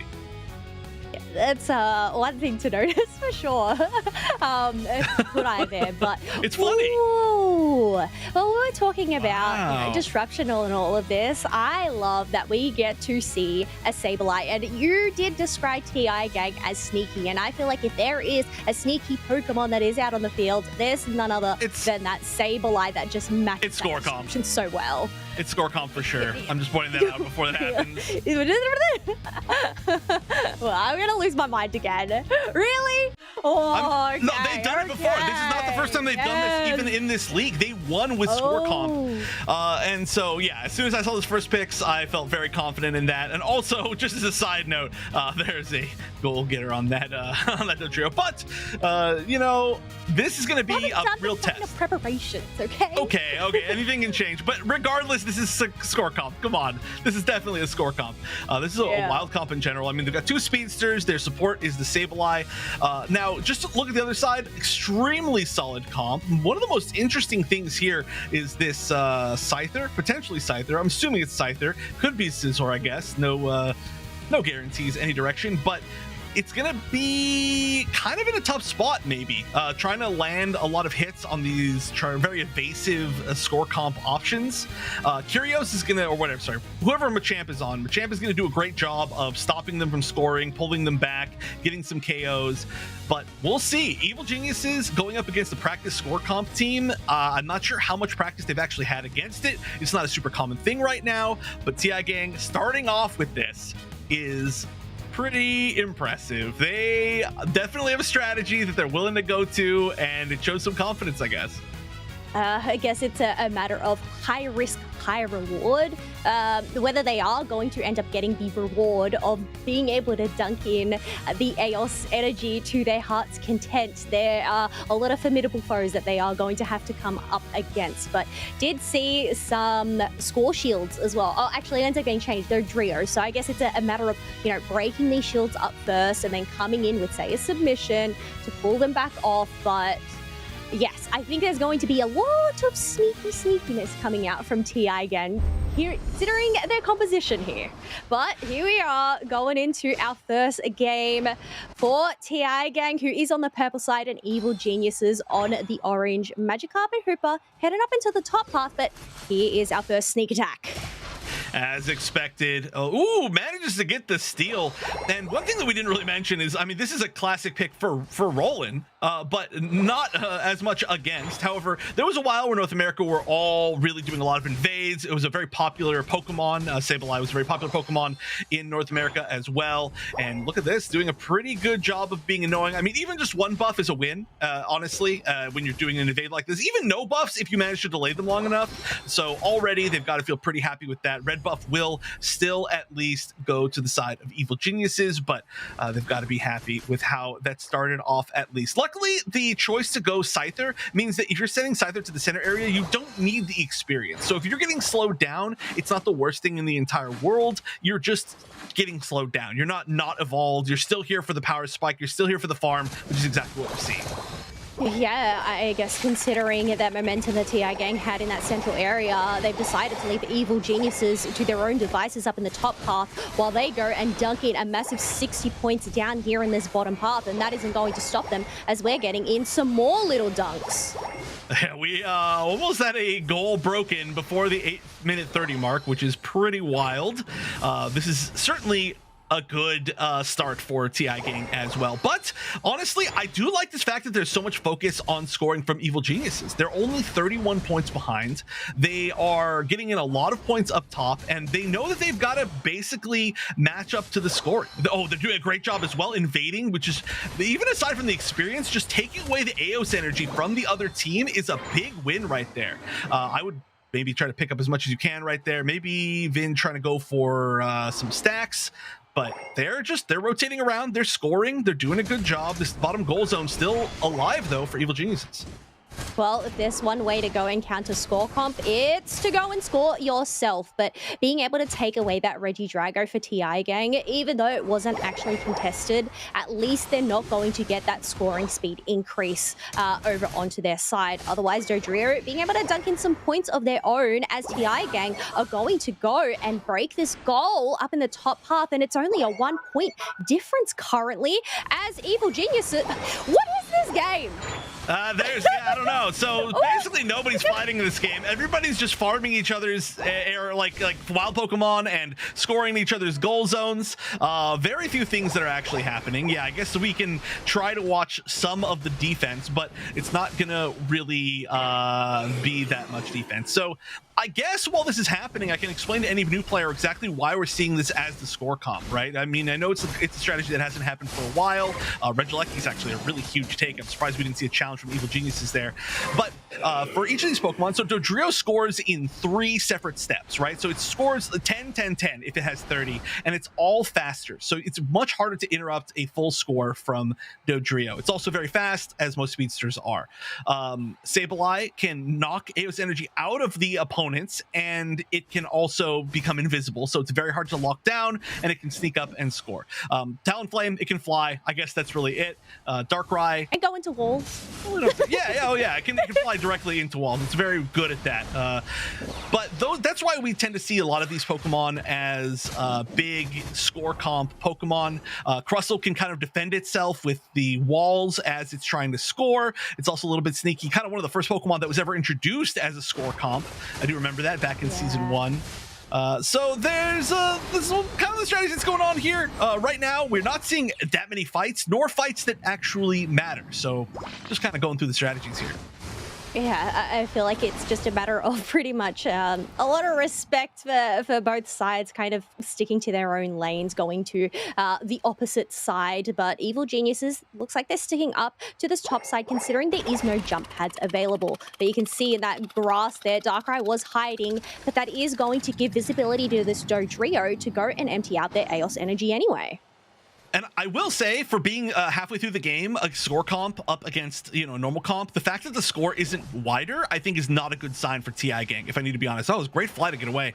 But you really want to be leading in score by a lot. However, Evil Geniuses very quickly just decided, well, we're just score comp back. And one of the biggest advantages for them, I think, that we got to look at for the rest of this game is Hoopa. Now, Hoopa obviously is really good just as a support. It's really good at, you know, helping your team, but its mobility in giving you the ability to back cap at the end of the game and then return to defend, or opposite direction of that, is unrivaled, right? Like, if you have the points in pocket, they have the points in pocket, you can just send purely just the Hoopa to go and attack. And right now we're going to see an actual attempt to push down a goal zone from Evil Geniuses. Regieleki going in. Going to be a pretty big overdunk. It's going to be like 36 points. And look, they're in the lead. Yeah, and that's a sign that they are shutting this score comp down. Being able to take that Regieleki, being able to secure themselves that Registeel, going and invading TI Gang in their central area and just starve them out, not only of experience, but also the Aeos energy that these wild Pokemon give. Talonflame is going to come in with a Flame Sweep, but not going to get much value, as Vaporeon and Gyarados end up walking away scot-free. Yeah, that's just unfortunately, I mean, that's why it kind of feels like I've just been talking about strategies this entire time, is there haven't been that many real engages. What just happened there? That was weird, right? That looked wrong in some way, but they are going to get some more points in, be able to escape, and they're probably going to get KO'd for it because of submission. But like I was saying, the KOs right now don't really matter all that much. People are just, they're running forward, they're scoring, they're getting KO'd, or they're walking back, and it's really not making all that much of a difference. So really, it's going to be the final 2 minutes that mean everything, and how well Evil Genius can keep up until then, which is extremely well because they're winning in points. Well, yeah, it's really going to be a matter of, well, hoarding the Aeos energy, especially when it comes down to the double points, which can really turn the tables. Like right now, as that 3-minute mark, there's only a 5-point discrepancy between these two teams. In terms of levels, though, I mean, it's still pretty even across the board as well. It is pretty even. Yeah, definitely. I mean, of course, any team that has a Sableye is going to be a little bit down as far as like the team fight ability. One thing I would say is I think it's really important for them to prioritize this Regieleki at the end of the game, which is exactly what they're doing. Surprisingly, we're actually going to see a priority from TI Gang up top towards this top Regi, whatever it ends up being. This Regieleki, though, is going to be a huge opportunity for Evil Geniuses to just counter score instead of focusing on any sort of objective or anything like that. We'll be Regirock up top, and there are actually a few members of Evil Geniuses that are ready to challenge it. I didn't even realize that Crustle had Fluffy Tail there on the Regirock, but even though they didn't even go take the opportunity to shred it on down, Evil Geniuses being able to secure Regieleki, which we can see on the minimap, ended up crashing into that tier 2. Along with securing this Regirock, they really have the advantage going into this Groudon pit.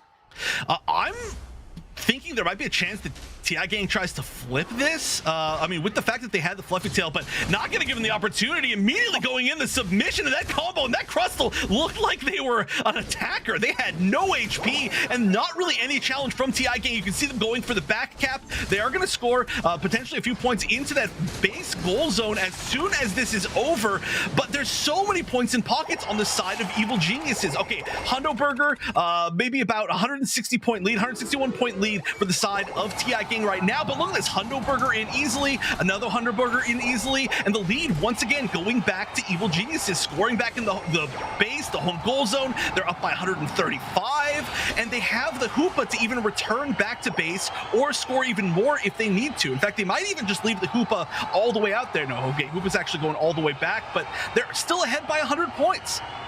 I'm not gonna lie, I'm currently panicking. I see the Crustle on the minimap, and why didn't they go and stop any of those dunks? They instead went to go farm the wild Pokemon that are on the side, and they're continuing to do that while the rest of them brawl it out here. We do have Machamp getting knocked on out, which is going to give, well, did they end up getting a shield? Groudon buff? Who ended up getting it? I don't know. You know, I would actually love to see the Crustle, if our observers could see the Crustle on the very west side of the map. I would love to see if they ended up getting a buff, because they have 50 points in pocket. No, they don't have a buff, and that's actually huge. They're the only person that has enough points in pockets that they could bring back the lead for the game, but they're just sitting here defending, so now they're going to have to score on the east side. This is just going to be pure defense here. I'm so confused though, because what was the point of going and filling up your pockets with 50 points of Aeos energy only to go and stay there and defend? We do have a successful dunk into that top tier 2-pack, but it's not enough unless the goal get it. The birds, they just got shut down. No. Well, I said high risk, high reward. I feel like that was a matter of high risk and no reward. I don't know if you saw what happened right there, but their strategy was to use the flame sweep from the Talonflame at the very last moment, push them off and score points, and the Talonflame ran directly into the wall. I'm sorry, I don't know if Bob can get the replay for that. They literally the final few seconds of that game, but that was such a tragic way for that attempt to end. And TI Gang, they scored a lot, but Evil Geniuses, they held on to that so incredibly well the entire time. I cannot believe how that last few seconds went. That is hilarious. I mean, it was a good attempt, but what a classic Talonflame moment. Look, I said it. You've said it. I feel like every single caster has said it. Talonflame loves kissing walls. I know, but literally the worst time possible for that to happen. Oh my goodness. I mean, okay, a great attempt with the score comp. Evil Geniuses, like I said, beautiful counter to it. They played perfectly. They just 100% just said, well, we'll just score while you score. And if you want to try to fight us, sure, you can just give us some of your points. They prioritized all of their objectives really well. They prioritized getting the Groudon at the right time. They managed to get this beautiful pick that led to them getting a big advantage in the end. If that Crustle was up, anything could have happened, especially like you mentioned that they had Fluffy Tail. But really, I gotta see this last moment of the game again. It is kind of everything. I do see the play in terms of TI Gang leaving the Groudon to Evil Geniuses there and just focusing on scoring. As I said, just one of the things I notice is I feel like if they're going to go and commit to that, they should have at least left somebody on base. I guess this Crustle Bunny. Oh, here, look rather right here. Okay, wait. Northwest. Pause the talk. Oh no! Wow. And they needed to go in and score with they literally timed that perfectly to push them all off, and then the Dodrio jumped in and tried to score, but nobody got pushed off because they hit the wall. Oh my! That could have been it too. That could have been the win. Okay, anyway, sorry. I do completely agree with what you were saying, though. The decisions, I think, from TI Gang as to who was farming and who was defending, maybe were a little bit mixed up at the end. And that Crustle was just holding 50 points in pocket for so long, and that could have been the game. Yeah, well, I guess it's also the fact that they were running Stealth Rock on Crustle, right? We're going to get another replay here of this, the slow-mo of the dunk up at the top path. Wow, I feel like this is savage if we're gonna go watch this in slow-mo. It's honestly, it was a very smart play to attempt to make it the very end, right? I mean, you can see just how many people were all lined up directly on. Like, this would have hit everybody if it didn't hit that wall. Immediately, we see the jump kick over, and unfortunately, that Dodrio just got absolutely deleted. There's no other way to put it, because it just didn't have any cover running into a full team of 5. So smart attempt, but unfortunately the flame sweep just truly. Oh look! Oh, there's also a goal getter activated. I don't know if you see that underneath the Talonflame. No, Talonflame. Yeah. No, Talonflame. Did they have? No, it was the Dodrio that had the goal getter. I They ended up think using they had it. gold. Here, look, we're rolling back. We're rolling it back. Bob, you are awesome. Look, right before you see the clock They underneath it. did. Yeah. True. So So, they and- popped the yep. goal getter, but because they ended up running into the wall, I guess it ended up expiring because they felt like they were there forever. And then Wu ended up going in with no backup from their fellow bird there, and pretty much got obliterated. Okay. That's rough. Thank you for showing us that back. I'm sure Tiagang not very happy about that. But like I said, it was a cool attempt. It was a cool thought. But Talonflame moment. Maybe the Talonflame moment of all time. So there's still game number 2 at minimum in this set. And now it kind of feels like Tiagang's going to have to try something wildly different. Obviously, they went for the score comp and it was cool and it almost worked, but it just didn't quite. And I kind of feel like if you go for score comp 2 times in a row, you're just asking to be countered maybe even a little bit harder this time now that they've got your rhythm. So I'm curious if we're going to go to a pretty normal comp, if we're going to try anything even, trickier that we haven't seen yet in the league, or if we're, I don't know, maybe you just try again. Just try again. Well, if it, just to make a little bit of a joke here, I suppose, if I think about score comp, I feel like I would say it's a pretty evil, right? A pretty evil method in terms of playing a match. And, you think you'd be geniuses running this comp, but, well, evil geniuses, they are the OG evil geniuses. It's literally in their name there. So, you can't beat evil geniuses at the game. That's true. That's true. I mean, they do say fight fire with fire, but I don't know if you fight evil with evil. I don't know if that's how it works. Bans, Score though, comp with score comp, okay? we're banning the Dodrio, which is pretty interesting, just in case, I guess, they want to go score comp again. I mean, that was a pretty scary situation. If that last play had worked out, there is a chance that we are 1-0 Tiagang right now, but that's not the world we live in. We live in the world where birds run into walls, and we are going to see the Mega Gyarados as the first pick. That's extremely solid, and of course, just one of the most prioritized Pokemon, especially now that it's not banned. We have our first lock in there. Darkrai is going to be selected once again. It looks like it looks like we're pivoting from score comp, but wait a second. We have Crustle here again. Two out of 5 of the previous score comp, but these are also 2 that are very solid no matter what comp you're going to choose. So there is a chance that Tiagang, they're choosing them first because they didn't choose these as the first 2 in the previous set. They might just be kind of fronting, trying to bluff. However, going with these next 2 picks, I think also excellent choices, especially picking up the Hoopa, such a key Pokemon to being able to counter score comp. And even if they don't go score comp, which is what's happening, they were trying to bluff. Hoopa is going to be just good no matter what.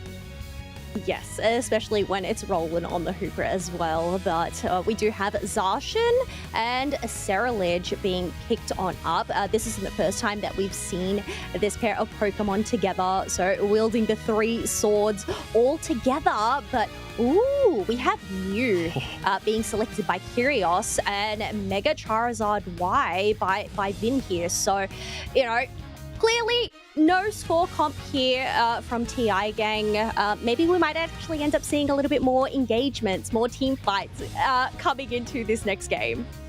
Now, this is a pretty interesting situation. I kind of feel like, so they chose Kyogre. I kind of feel like Tiagang in this situation could have chosen a situation where they choose Rayquaza, and this could be a flip comp, right? If they're going to stick with the Fluffy Tail on the Crustle, that's kind of a classic, like, burn down that objective right now. They've got some great secure with the Ceruledge, they've got some great secure with the Zacian, and then they've got 2 solo targeted ults on whoever the secure is on the other side. So that's going to be the Darkrai and the Slowbro, and they still do have that. Obviously, being able to, it's not going to be stealing Rayquaza, it'll be stealing Kyogre, but that might be their strategy. I'm not 100% sure, and it's something else that I've seen them do as well, where they ended up flipping Rayquaza. They have chosen Rayquaza previously in the league. I believe it was last week on day 1. Not sure if that's what we're going to go for, but it's a really solid team for Evil Geniuses, whatever the enemy strategy is. Yes, I feel like they have answers there to what is going to be thrown at them at this time round. One thing coming towards these team fights is really going to come down to Bunny, who is on that slow bro. We know how effective that slow beam can be on locking down one of these targets, whether it be a Mega Gyarados, whether it be this Mega Charizard Y, whoever is going to be presenting the most commanding presence and whether they can actually successfully catch them out. But as we head on into game 2 of this set, Evil Geniuses on the purple side, TI Gang on the orange. Well, Evil Geniuses, they have this one up, so can they keep this undefeated streak going so far? And a double invade. Roland, very well known for the invade. Roland, the most well-known invader. I think that might be not the hottest take of all time. And then on the other side, we do get to see an attempt to invade against that Charmander. Now, that Charmander, I think there's a decent chance that they might end up in a path a little bit later on. Charcadet, though, very well known for being easy to invade early on, a pretty slow clear, and Hoopa, just a menace. And in that vein, they also managed to get a KO up top, get some scores in. Evil Geniuses with a really strong start, as Roland is just being an absolute menace. Hasn't stolen away a buff, but I mean, was able to nearly get the KO. Oh, they used the eject button to try to make it happen. Not quite. No, they are doing an absolute phenomenal job at keeping TI Gang at bay. The fact that they didn't even get to rotate into any of these paths, instead sending that Squirtle there for some backup. And yeah, that was just a great delay from Roland there. Another invade. We're just seeing this entire set from like weird perspectives is what I feel. However, we are going to kind of make this, I think, a slower match just because Vin does have to evolve. Wow, that's actually doing a lot of damage, honestly. I'm surprised that the Charmeleon is doing so much damage, but in the meantime, I mean, there's a pretty big fight down on bottom. They're just going to be slowing down the evolution of that Charizard, and it does seem like we got a few more KOs, a few more points in though from TI Gang. They are maybe starting to fall behind in level just slightly, but you know, keeping things relatively even for how many times they've been invaded so far.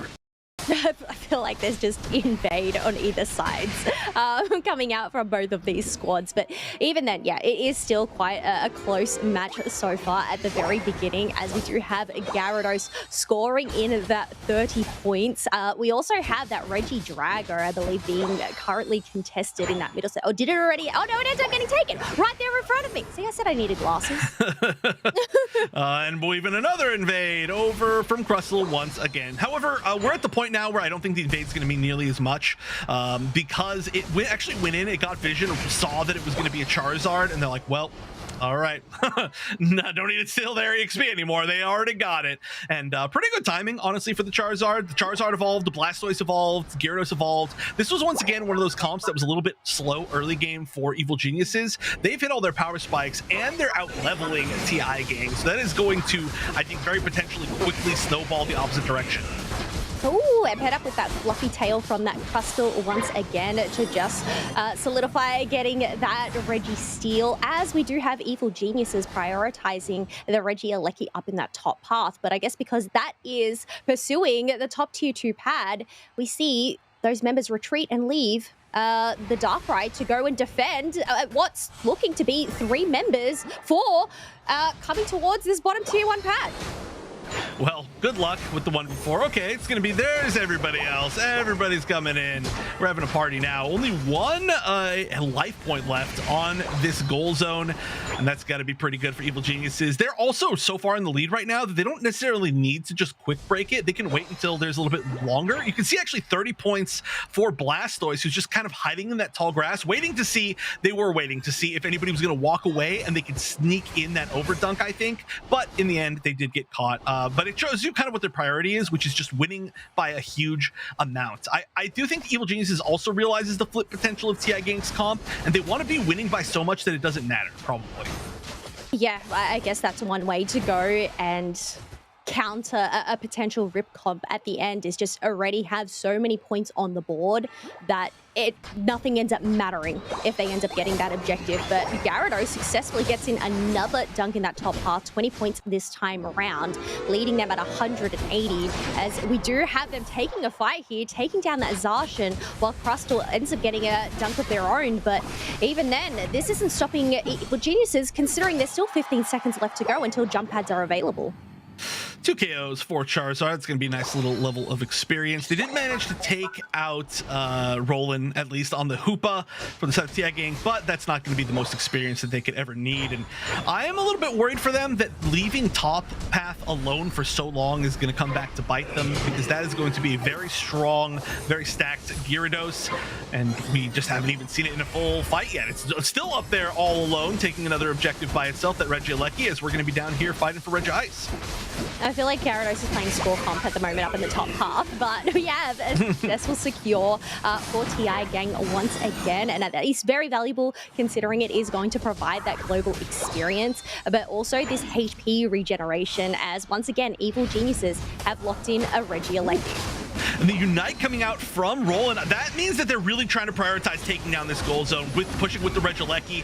A lot of resources being used, slow beam being hitting the Gyarados, and they're going to target it down really heavily, but the Unite comes out before they can get the KO. That is gigantic. Oh my goodness, 4 members hit, followed up as well by Ducky with the gigantic Hydro Typhoon. This is looking like it could be an ace. Buddy, the only one left standing, but has to run away. This gold zone is gonzo. That is a 200+ point lead for the side of Evil Geniuses. What an amazing team fight from them. And like I said, they want to get to a point where they don't even have to care about the objective in the final 2 minutes. They're doing exactly that.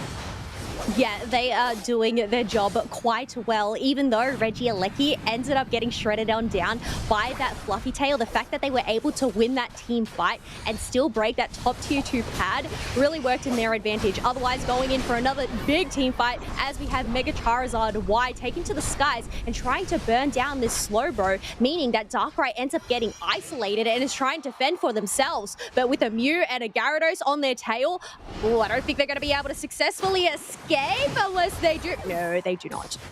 That was a nice little attempt. I actually think that very potentially they had Waterfall earlier and they realized that they could keep the KO, but they might have just been waiting. They might have just delayed it so that they actually waited a little bit longer to respawn, because they don't really have all that much left to do on the side of Evil Geniuses. At this point, they're just sitting on, well, they have a few things spawning right now, but they just had to wait and sit for this top Regieleki, which has been obviously a huge win condition for them. And I mean, look at this. Going into the final moments, they control everything if they control this Regieleki. Yes, they do have all the marbles currently. They just need to try and delay this Regieleki, but TI gang are aware of this. They're going to pop that Fluffy Tail on it and shred it down for themselves. They just need to make sure they don't risk getting it steal, and it ends up being Bunny to get the secure. Gyarados goes underwater into that Mega Form and is able to go and take down this Darkrai. There is still 15 seconds left to go until Kyogre. Even though Regieleki ends up crashing up into the top path, there's no one from TI gang there to go and capitalize on that.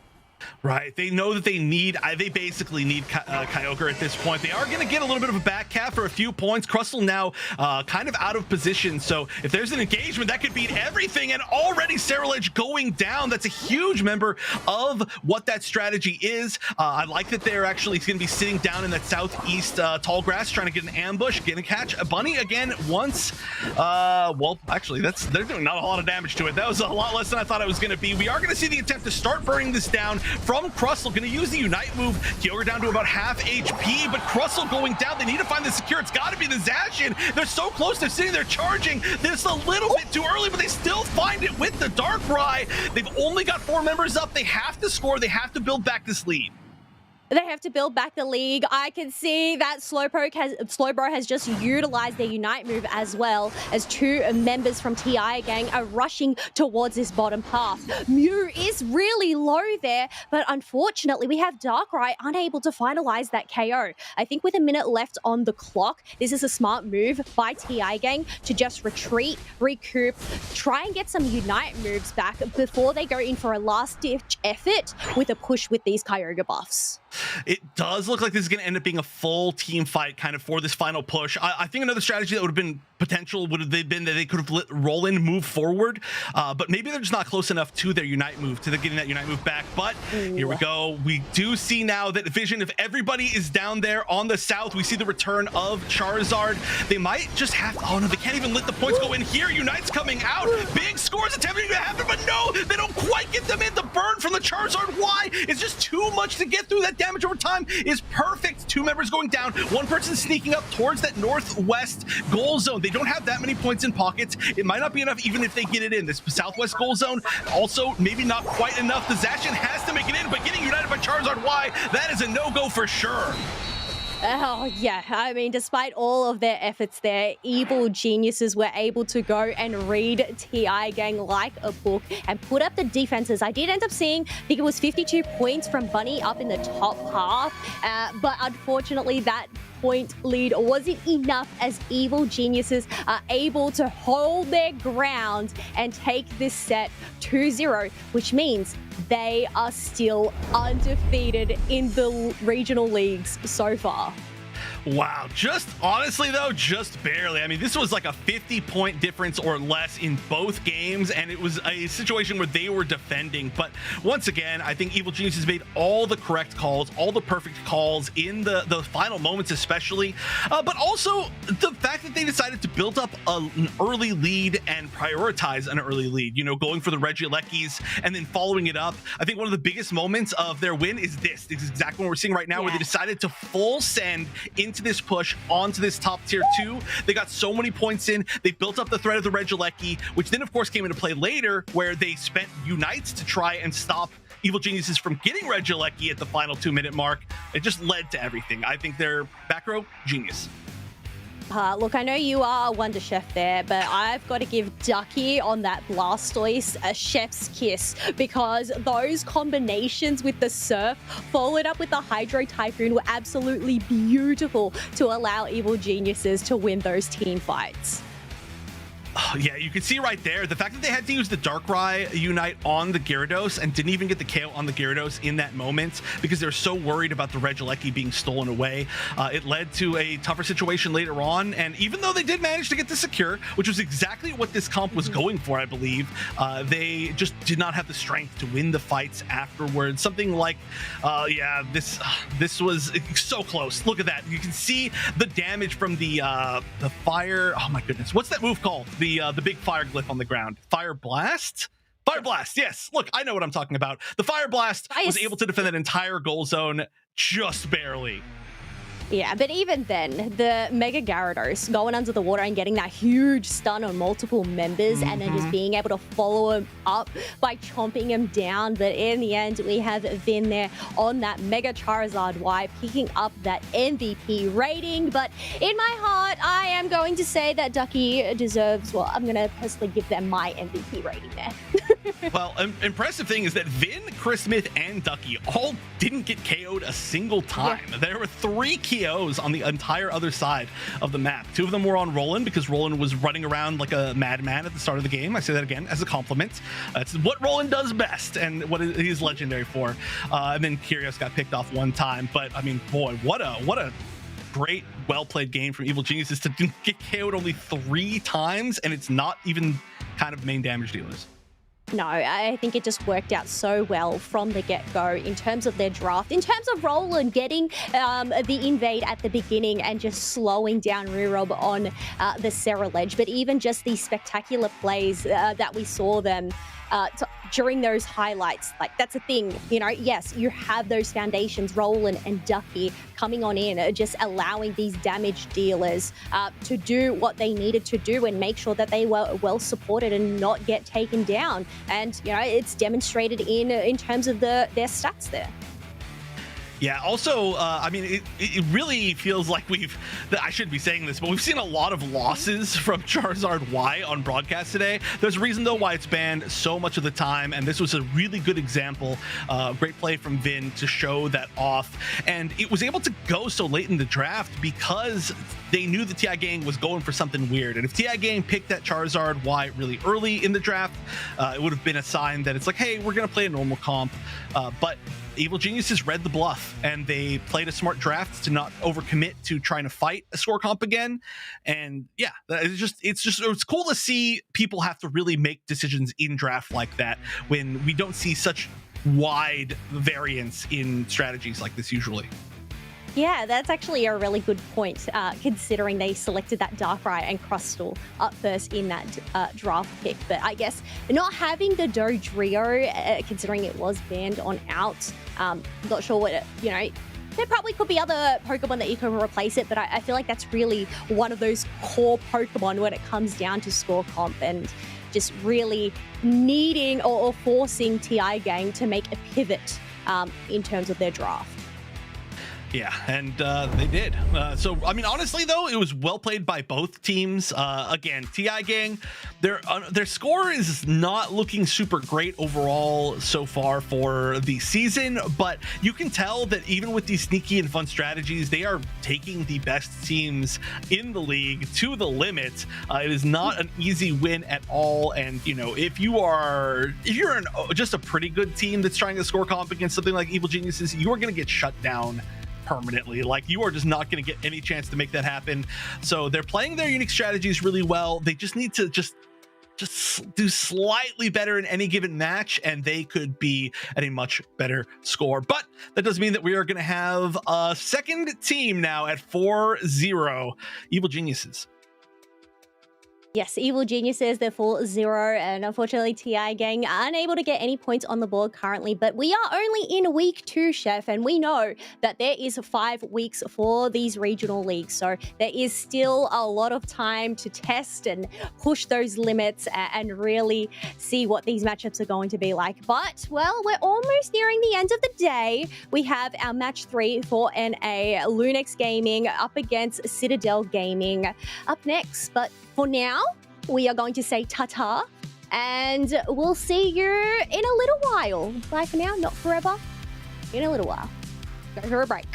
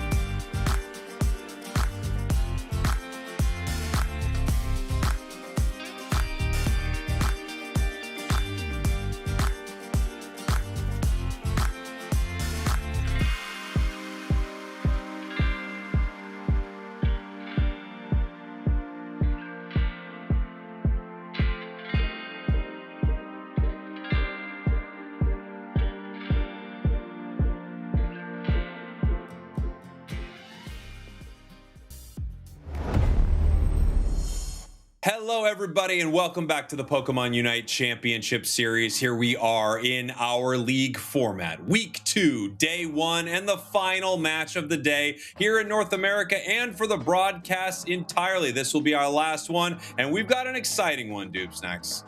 Yes, we do. Lunex Gaming versus Citadel Gaming. Both teams currently sitting at 2-2 in the league, which means one of them is going to win, go to 3-2, ascend to 3-2, and start matching with the top echelon of the league, IX Gaming, Root Dig, and Evil Geniuses. That's right. This will put you kind of in that top 4, right? Which is pretty big. Both of these teams having a decent start to their season, looking for a big win right here. We have the haves and have-nots in North America, and now we are finding what is going to continue to round out the top of our 8 teams here, and this should be a pretty good matchup. I'm excited to see it. I've been a big fan of a lot of Citadel Gaming for a while, back when they were Team YT, and Lunex winning their way into this league as well. Both of these teams did have a lot to prove right now. Obviously, these teams have run into some of the top ones here. They have run into teams like Root Dig and Evil Geniuses. Those teams, both of them have not lost a single game, so that's where they doled out some of these losses here. I'm excited to see these squads. I think they have a lot to prove. Absolutely they do, not only to themselves, but again, to see where they can finish out day 1 of our second week of league play. Being up on the upswing 3-2 and trending towards the top, definitely where you want to be. Now, Lunex Gaming and Citadel Gaming is a great way to really exemplify what this league is all about, as these teams, theoretically, by their record, are very well matched, and these are kind of those make or break matchups that we're going to see not only this week, but the next 3 weeks of league play. Well, we really want to see what team establishes themselves as the third team in North America. Right now, there are a clear top 2, no question about it, but there's IX sitting right there. They look pretty great, but one of these 2 teams could take that spot from them, especially if they have a really impressive match right here. I don't know what Zoink's power rankings are looking like right now, but I imagine this game right here will change a lot. It definitely will have influence. Again, I think the most confusing part about the North American region is those middle teams, like you mentioned, right? Those ones kind of seem to be the most at parity, where it's becoming difficult to differentiate one from the other. Again, that's why matchups like this are going to help us kind of weed through the nonsense and really start creating a real division of who is the top and who is the not.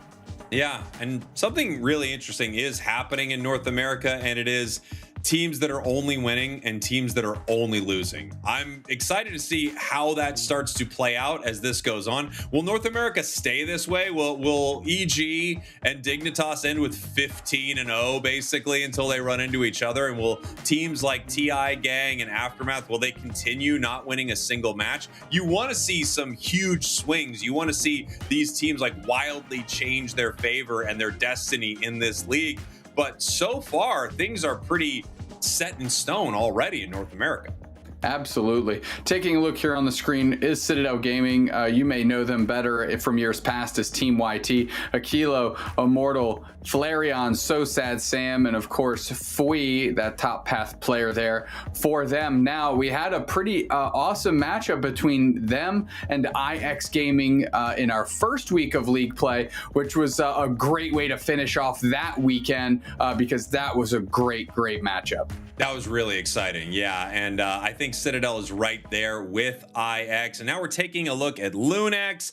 A lot of household names here in North America: Oblivion, Celestial, Holy, Lumiere, and Tie-Dye. Quite a squad. Again, both of these teams had to win their way into this league, and I feel like if you're one of the teams that wins their way into the league, all I want to do is beat the invited teams, right? However, this is a good moment to separate yourself from the other squad. Absolutely. Especially in this matchup, like you said, both of these teams had to earn their way in, and both of them finding an organization to, represent and carry the banner for. So we'll see who made the best choice out of the last ones to eke their way into the league. Let's get into it. Here we go. Lunex Gaming, Citadel Gaming. Lunex is going to be our first pick here. Of course, we are starting on Groudon, but that can change after our first game. All 3 maps available to these teams. Some Pokemon that are unavailable: Slowbro, Psyduck, Mimikyu, all banned for Lunex, from Lunex, and then Miraidon, Mega Gyarados, and Blastoise banned from Citadel. First pick over to Lunex. We have Vaporeon available. We have Mega Charizard Y available. Couple of really strong picks, and they go straight to Mega Charizard. Yeah, I mean, there's a reason it's been catching so many bans throughout this weekend now that it is legal. It's just strong, dude. So if it's on the table, pick it up and see what you can do with it. And here we go. Citadel Gaming locking in an Umbreon, and final pick here. Is it going to be the Blissey? It is. Man, I'm like, I can't believe leaving Vaporeon. It would break my heart. And then Lunex might get it for free. Yeah, I mean, I think that's just a prize at this point. Celestial quickly going for the Inteleon, and IMAX goes, yeah, Vaporeon, if it's still there, I'm taking it. No questions asked. I mean, I like seeing Citadel Gaming because I really do feel like they are playing their own game, and a lot of times they have great reads on the meta, going as far back, you know, as when they had the Buzzwole read that kind of really shocked everyone and beat some of the best teams in North America. But looking at this here, I feel like they're getting absolutely crushed in this draft. Yeah, I mean, back-to-back Mega Mewtwo's, right? The Y and X did get those nerfs that we discussed. Rounding out Lunex, though, Tie-Dye on Eldegoss and Lumiere on Talonflame. Lots of Talonflame play today. However, they're going to counter with a bird of their own, Decidueye from So Sad Sam, who is that ranged attacker for this team. And we've seen them do some magic with some of these long-range Pokemon. I'm thinking Gardevoir, Decidueye, Venusaur as well. Yeah, I mean, when I'm looking at this build here, when I'm looking at this composition, the leftovers on the Blissey and the Rapid Fire Scarf and Scope Lens on the Decidueye, this tells me all I need to know. This is going to be a helping hand Blissey with Safeguard, most likely Safeguard, and then, of course, we are going to be seeing a Razor Leaf Decidueye. There are a few teams that play it, and Citadel Gaming is one of them, but can it take down these powerful picks like Charizard Y, Vaporeon? You know, they've got some range on their side with the Inteleon. This is going to be tough for Citadel, but if they pull out a win right here against all of these impressively overpowered Pokemon, that would be big. It definitely would be big. My concern with that Razor Leaf Decidueye is the range at which it has to play to be able to really like lay its damage in, which is easily gapped by this Inteleon if it were to go Snipe Shot. Maybe they're putting all their chips in one basket, or that's how the eggs are going to fall. But there's an opportunity here for this Inteleon to come alive. No question as we head into game number 1. Lunex Gaming, your purple team. Citadel Gaming, your orange team, running straight across, looking to get an early goal. Both of these squads are doing it, stacking up, just putting all of their chips into the goal zone. That's exactly how things are done around here at the PUCS. We've got Inteleon. It's currently a Sabo Drizzile here soon. Going to go through the central area and hopefully rotate back through with either the Charizard or the Talonflame. But the Talonflame might not need it as they get a real quick KO on that Chansey. Immortal fighting down here, able to score in this goal zone. These teams are just stacking at will against each other. Extremely aggressive. That is taken by Oblivion. We have the evolution now. We do have our Vaporeon. Yeah, Vaporeon online with IMAX is going to help Lunex Gaming really make an impact as they are quickly going with the over-rotation up top, making it a 4v4 squared up. And in the bottom path, poor Charmander squaring off against the Legendary.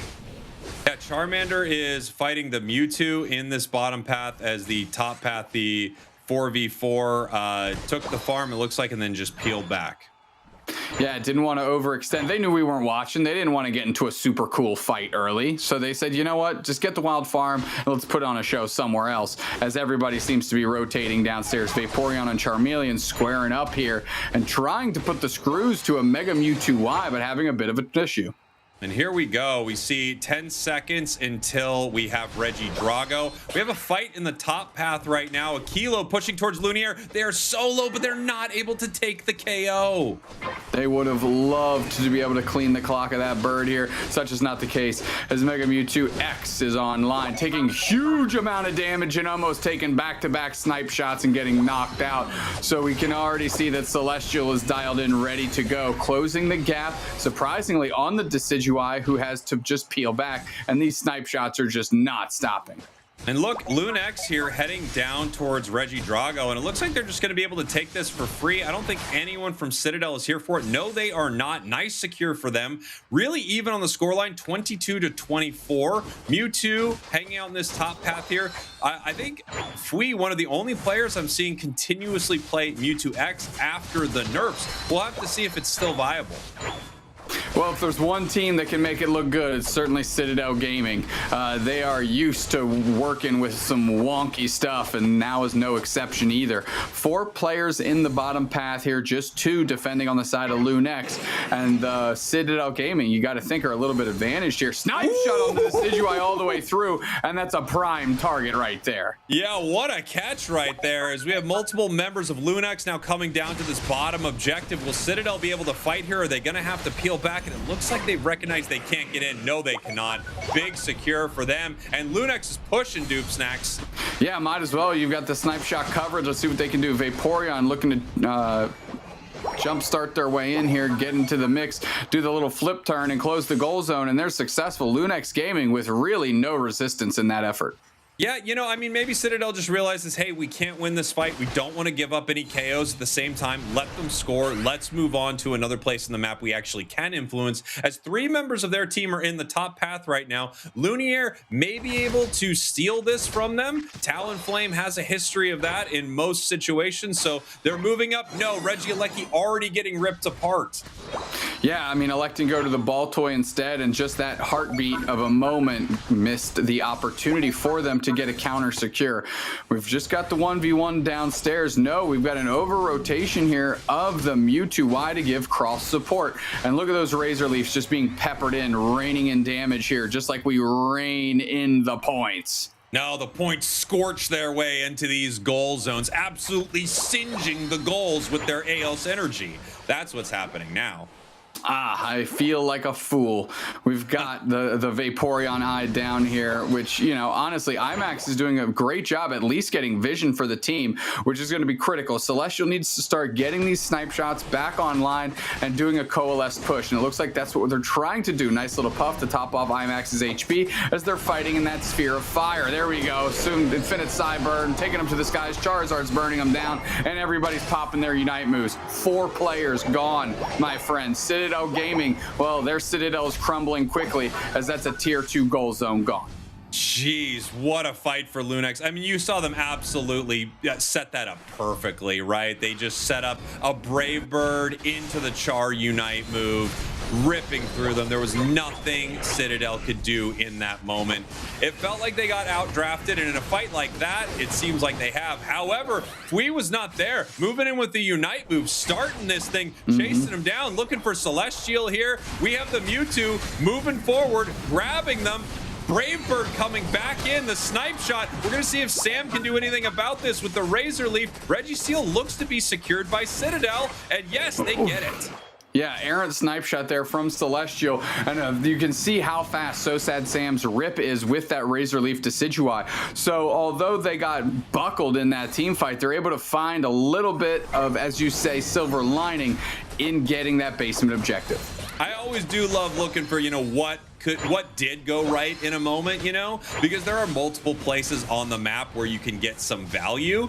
They lost a big fight, but at the same time, they got value in this next one. However, Lunex now with the Unite move on Charizard means Citadel's in a lot of trouble at this next engage. Tons of pressure, scoops up Blissey before they can save anyone else on the team, and that means it's open season for Lunex Gaming. They're going and they're going to try to catch all the bodies here. As the Talonflame does go down, Infinite Cyburn going to pluck a couple characters. Now Celestial gets buckled as well. We've got the Mega Mewtwo X in the mix right in front lining for the A-pressers in the back. And Citadel Gaming, what a counterpunch. Yeah, I mean, that was great. I thought that fight was going to go terrible for them, especially after Blissey just gets plucked, you know, out off the ground and into the sky by Charizard. But that Razor Leaf has an insane amount of damage to multiple members of the enemy team, and it has a lot of life steal in its kit. So you're able to survive. If you can last a little while in these fights, you can get to an HP breakpoint where they're not able to KO you. And that is what happened right there. However, if you look at the scoreboard, it's pretty grim for Citadel. 238 to 70, 40 seconds now until we see Groudon in the center of the map. That last fight went well. The fight before it actually went pretty well. Is Citadel ready to take this game at the next big fight? We're going to find out. Yeah, 30 seconds until our Groudon, and that's Tie-Dye getting buckled, and now's the chance to even up the scoreline, and that's exactly what they're going to do. Quick math and a decent over is going to sort this out. Plus 36, 238, 132 with 15 seconds until Groudon. Regirock just being chipped at here by Lunex, using the quick snipe shots, each one of them missing its target, but that's okay. They will be able to get this right here. They do. However, they pick up Vaporeon. They could make a quick play right here if they could catch members of Lunex. Are they starting Groudon? I can't see if they are hitting it or they're just trying to bait them in. They baited them in successfully. Double Infinite Psyburns, both of those used instantly, but it's the Charizard Y standing tall, getting two back the other way, make it three. Now the pressure's on, and it's all Lunex Gaming. Brave Bird over the wall, gets the other Mewtwo sorted out, and finally the whole team is wiped. 10, Jack, Queen, King. That's an ace, brother, and that's Lunex Gaming taking game one.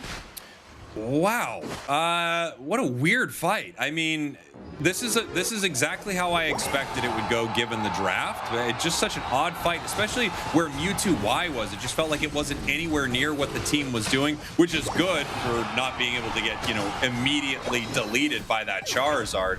But it definitely didn't work out as far as trying to fight back against their opponents, as this is just a crushing blow to Citadel and their strategy. Which, I mean, if you look at these two drafts, I love teams bringing out unique stuff. I love everyone having, like, their own take on what's going on in the game. But dang, it just looked bad from the get-go. It really did. That last fight raises a lot of questions for me. That would be one to look at, I think. Like, the Vaporeon was down. Was it their move? And all of a sudden, Umbreon is just, Immortal is just stuck in between four players, gets dusted quickly. It almost seems like Citadel scrambles, unleashes all their Unite moves for whatever reason, getting no value. And then the Mega Charizard Y, the last one to hit their Unite, is the one that takes over. And that's literally all she wrote. Yeah, I mean, wow. The fight it started and ended. Basically, Charizard just in one fell swoop took down two members of Citadel, and the Bliss assistants, none of it can fully protect the Decidueye. I must say, I have no barometer for how good Lunex Gaming is after watching that either. You know what I mean? Yeah. Like, I have no clue. Like, is Lunex Gaming on one? Like, I don't know. I can think you could watch that game and go like, it just seemed like a wonky solo queue game, right? Where one team knows how to pick characters and press buttons, and the other ones are just, kind of face rolling across the keyboard. So I have no clue what to expect here in game two, but I do know if you're Citadel Gaming, things got to change. Yeah, for sure. But it's weird, right? I mean, after the one disastrous fight for Citadel, they actually won every single other fight after that. Their strategy was actually like, this was the bad fight, right? They jump in with a Brave Bird right into a Charizard Unite. It was a beautiful setup. They absolutely crushed them, but every other team fight was tilting towards Citadel Gaming. Yeah, and I think it's because they're approaching tactfully and with control, which you have to have composure, right? If you're bringing this composition, you have to execute like flawlessly, right? Otherwise, you're just in trouble based on the raw power on the other side of the map. And it was a tough look. It was a tough look. Here we're seeing how successful it was. And then all of a sudden, it's just like, what is happening here? Charizard goes in, Infinite Cyburn, double time. Can't put down the Charizard because they've taken to the skies. Bliss Assistance on the Mewtwo X. They can't even enter the sphere of action here. Finally, the Bliss Assistance goes away. The Mega goes away. And now they're trying to fight. They get folded like laundry. The other Mewtwo was just single-handedly Brave-birded. It was weird. I don't know. It was just wonky. You know what it felt like? It felt like they, Lunex with our player of the game right here. I think Lunex and Oblivion had a lights out game for sure on that Charizard Y. I think there was something that they were looking for in that moment. I think Aquilo was trying to Bliss Assistance the Decidueye, but it was already picked up and taken into the sky. So the Bliss Assistance hits Mewtwo X, which I don't think has the same value. And then they also were all bunched up around this Charizard, and that was just, game over. Yeah, I accidentally said that Mega Charizard Y was the last thing standing when it used its Unite move. That's not true at all. It was Citadel Gaming panic reacting to Oblivion making the call to go, and because of that, the Bliss Assistance went on the wrong target. The Infinite Cyburns from both Mewtwo's at the same time didn't isolate the Charizard at all. It was back over the wall and it just burning stuff down. So, I mean, maybe it was just a lack of composure from Citadel Gaming in that moment that led to their downfall here. And there we go. The scoreboard, I mean, it tells the story of the match to an extent. About the 238-132 is around where the match was. And then, of course, after the secure and a huge team fight win, they were just able to throw fiery points into the goal. And here we're taking a look at the heat map. We can see Talonflame living in that top path, Doopsnax. Yeah, I mean, tons of work. Why leave anywhere else? They were cooking in the kitchen right there, and they have to heat up the points for them to be able to scorch when they are put in. We know that. That's how that works. Everyone knows that. So, cooking in the top path with a fire-type Pokemon to get the points hot all makes sense. Checks all the boxes. Well done. Beautiful stuff here. I mean, I love seeing so much Talon today, and it feels like it's been a big playmaker. Talon's had some huge moments. Yeah, I mean, with the amount of Talonflame we're seeing, it's no question why it's called the Thea Sky Ruins and not the Thea Sky Stadium, because they are destroying those walls today. No reservations. It's true. Talonflame. I mean, if it's known for one thing, it's crashing into a wall with its Unite move. Some of them great, some of them terrible, but it will hit a wall at some point. It just has to. I'd almost at this point appreciate somebody using a flame sweep for no value, but just to show that it can be used without hitting a wall. That is, we'll consider that like an achievement unlocked for these gamers to also strive towards. It doesn't provide any financial compensation for pulling this off. We just give you an attaboy. That's right. You get yourself an official attaboy. However, of course, you may not end up getting your attaboy. It's unclear whether or not you get it. Why are we still on you? Just no idea. I was wondering the same thing. We're just looking at you. We're just looking at your reaction. It's kind of funny. Listen. It is 8 p.m. There we go. It is 8 p.m. Eastern as I lean back because I thought I was getting a moment of reprieve. I am not. No such rest. I must be wicked. There's the cowboy while I'm talking. Say words. Go for it. Yeah. Okay, here's what we'll do. We're back. I'm gonna be talking right now, and I want Doobsnax. Can we see what his reaction to some of this is? Because there's no point in seeing who's talking right now. Doobsnax, Lunex Gaming, Citadel Gaming. They're going at each other right now. And of course, it's going to be intense. It's going to be action-packed. While at the same time, it might bring you to tears, my friend. Wiping one away right good. now. That's exactly how I felt. And that, my friends, for those of you at home, is called, pull up the mic, acting. That's acting, ladies and gentlemen. Do we have an acting workshop? Yes, we do. Are we allowed to promote it on stream? They were very clear we weren't. We're going to do it anyways. Don't forget, we also have a used car lot that we sell cars out of. And I'm pretty sure we have another set of businesses that we've launched here on PUCS. there have been many businesses, many things that we have tried to pitch. I do think if you've been following the championship series for a while, you could probably name off a few of them here as we head to game number 2. Groudon once again is going to be our map. Lunex Gaming with the first pick right here. Citadel Gaming going to be our second 2 picks. Let's see what they end up banning. They do ban the Talonflame. Wow. Yeah, well, the one thing we know from YT is targeted bans, right?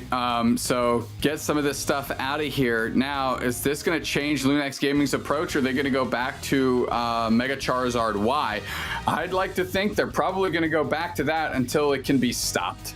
I don't see any reason not to pick Charizard Y here, I guess, unless they really like Mega Gyarados more. But yeah, there's Char Y. I mean, it felt so good in that match. I don't see why they would want to change their strategy now. Citadel, with their next couple of picks right here, they are considering the Blissey.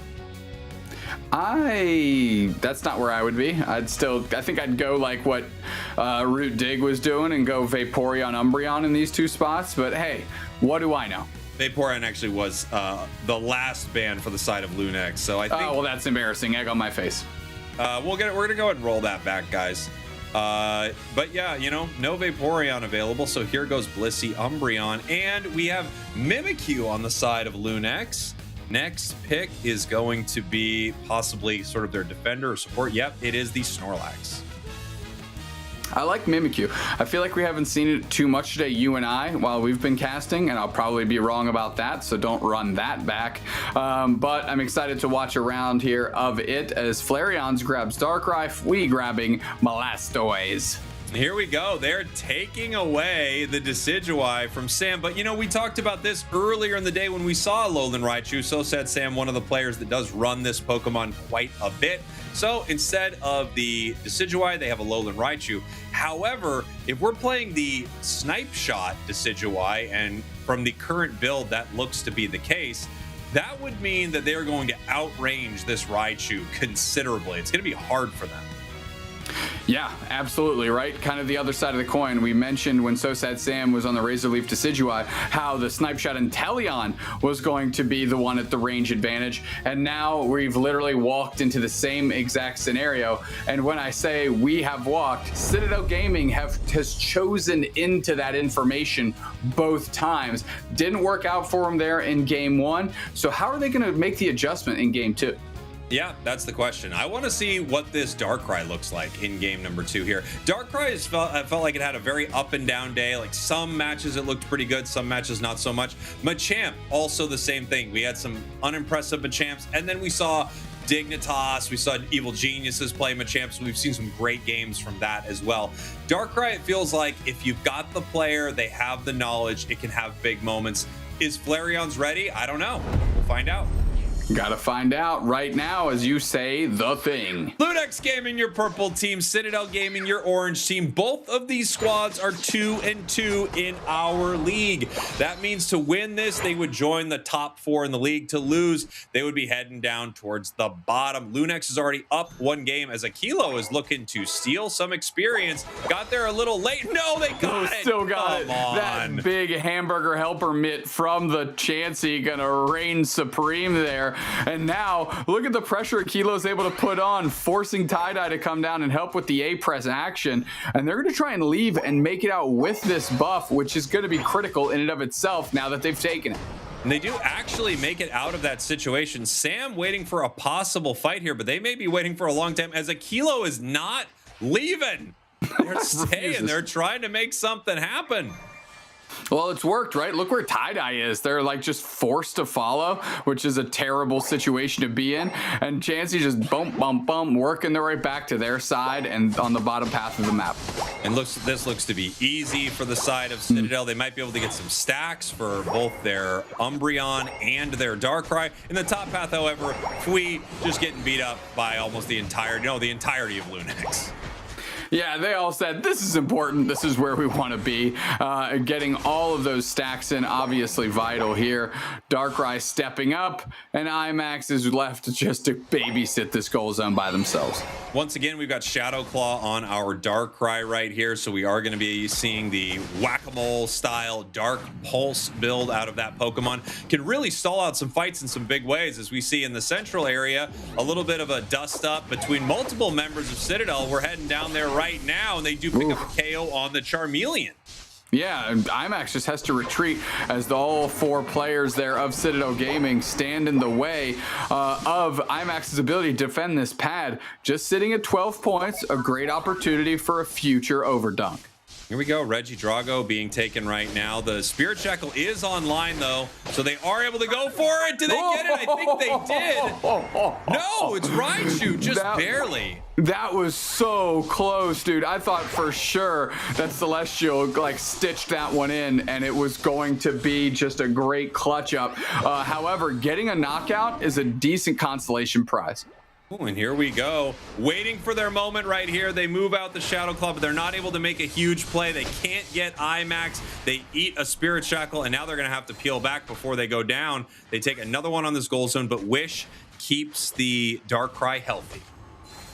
Yeah, I mean, great job kind of turtling up around the Decidueye. Oh, big clamp there. Unable to get any follow-up action. Half the HP pool is gone. But Lunex Gaming going to work on the bottom path as it looks like all of Citadel wants to play in the top. There we go. Easy Reggie Rock. Top path. This looks to be an easy secure for our squad as they are going to score in this bottom path right here. Try to put some points in. Immortal going to have to peel away from this goal zone, leaving it at 13. Top path, Reggie Alecki walks. We've got some scoring from their side as well. They are going to break it. It is 157, 175. Incredibly close for these squads. Make it 167, 175. Less than 10 points separating the two teams. Nice rotation to the middle here. We'll see if we can get into a fight. Celestial has to get back over the wall. Spirit Shackle goes wide. Mimikyu's in the cut, trying to do some damage here as Darkrai is trying to find their target. So Sad Sam takes care of one. Back the other way, it's a KO Shrika 2 for Mega Charizard Y because Celestial takes credit for one of them, and it ends up being a 3-banger for the Charizard, and you're starting to wonder, man, maybe we should have banned this thing. I'm really surprised they let it go through. It's very confusing to me. I just don't understand it, but you know, they've decided that they have a strategy to beat it. This game is going pretty well for them so far, but Charizard just got its Unite move online. We got to see it really for the first time here, and now it's going to have it at many of the big fights. So we will see what Citadel can do about that as they are attempting to score in the top path. They do and finally go down. Good pressure on the Darkrai, pulling Eldegoss into the nightmare here. They're going to wait till Eldegoss comes back out. They are knocked out, but now blocked into the wall. The pressure is on, jumps into those dark portals, and their escape is on with a Wish cover. Well done. Yeah, beautiful stuff there from Flareon, able to get the KO and then move out of this fight. Eldegoss will be back in time, however, for this objective, so it might not have helped him much more than getting some really solid experience, as it looks like Lunex is going to move forward right here. They don't yet have the Charizard Unite move, but it's got to be close. The Moonlight Prance wish on themselves. Now they have to run away from the knock-knock arrow. Body block by the Blastoise, picked up, put down, knocked out. Too easy. Flareon's just trying to follow up in a way that matters. KO Shrika 2 for Celestial with a long-range Spirit Shackle. Make it 3 for the bird as they find their target, spearing that marshmallow and cooking them over the campfire. Wow.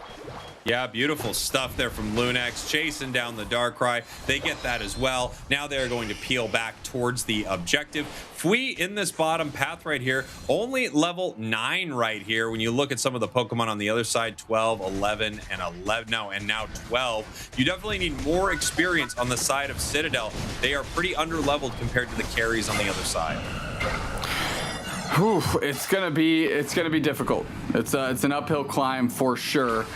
As we enter the 4-minute mark of this game in the late stages of game number 2, again, Citadel Gaming needs to win this to give themselves a chance at ending day 1 of week 2 with a positive record. And here we go. Mimikyu just ripping through that Reggie Drago. Obviously, Citadel is dealing with the Reggie Alecki in the top path. They need to look for experience anywhere on the map. They can find it as soon as it spawns. Again, they are behind level-wise by quite a bit for some of these Pokemon, and things just seem to be going very well for Lunex. Let's see how they adjust. They're having a hard time with this Decidueye specifically. Another Mega Charizard Unite is out. Now they're just burning down the tall grass and finding every member of Citadel Gaming. 4 down. That's an ace at the 3-minute mark of game 2. And Lunex Gaming is just going absolutely crazy. And Mimikyu just barely eking out a KO so that the Mega Charizard Y doesn't get all the glory. And now Char is just going to look for its opportunity to get its Unite move back. Nice big time lead for Lunex. Yeah, I mean, things are just going great for them, and they really do have one of the most powerful Pokemon in the game on their side. I'm surprised they wanted to let them have it twice. Yeah, I mean, it's a tough lesson that they did not learn, and now they're falling victim to it here because everybody on the side of Lunex Gaming is now gargantuan with 30 seconds until Groudon. And not only that, they're down by 150 points to boot. Yeah, the score lead, of course, it's not insurmountable. It's something Citadel can deal with, but none of these big fights have been going their way. So I'm just wondering what is going to change the next time Charizard just crashes into them and makes a huge play, right? I feel like it's just not been a good situation at all. Celestial's arrows have been ringing true. 5 seconds until possibly the last Groudon of our day here, Doob Snacks. Can Citadel find their moment? Can they make a play? Oh. Are they going to go in towards this Decidueye? It doesn't look like it. Here comes Charizard. No, but it's stuck in the Nightmare. Right back out of it, Mega Charizard Y Unite move, and the knock arrow is down, providing cover. 2 characters for Citadel Gaming down in a heartbeat, make it 3 Bliss Assistants, and that I fear is just a day late, dollar short, as So Sad Sam doesn't have enough in the tank to withstand the pressure of what Lunex Gaming is bringing. IMAX is going to space out, Groudon is going to go to Lunex Gaming, and Lunex Gaming is going to cruise to a 2-0 win to end our day 1. Really impressive games from Lunex. I think maybe the most impressive part about all of it was their draft. I feel like they outdrafted Citadel in a huge way.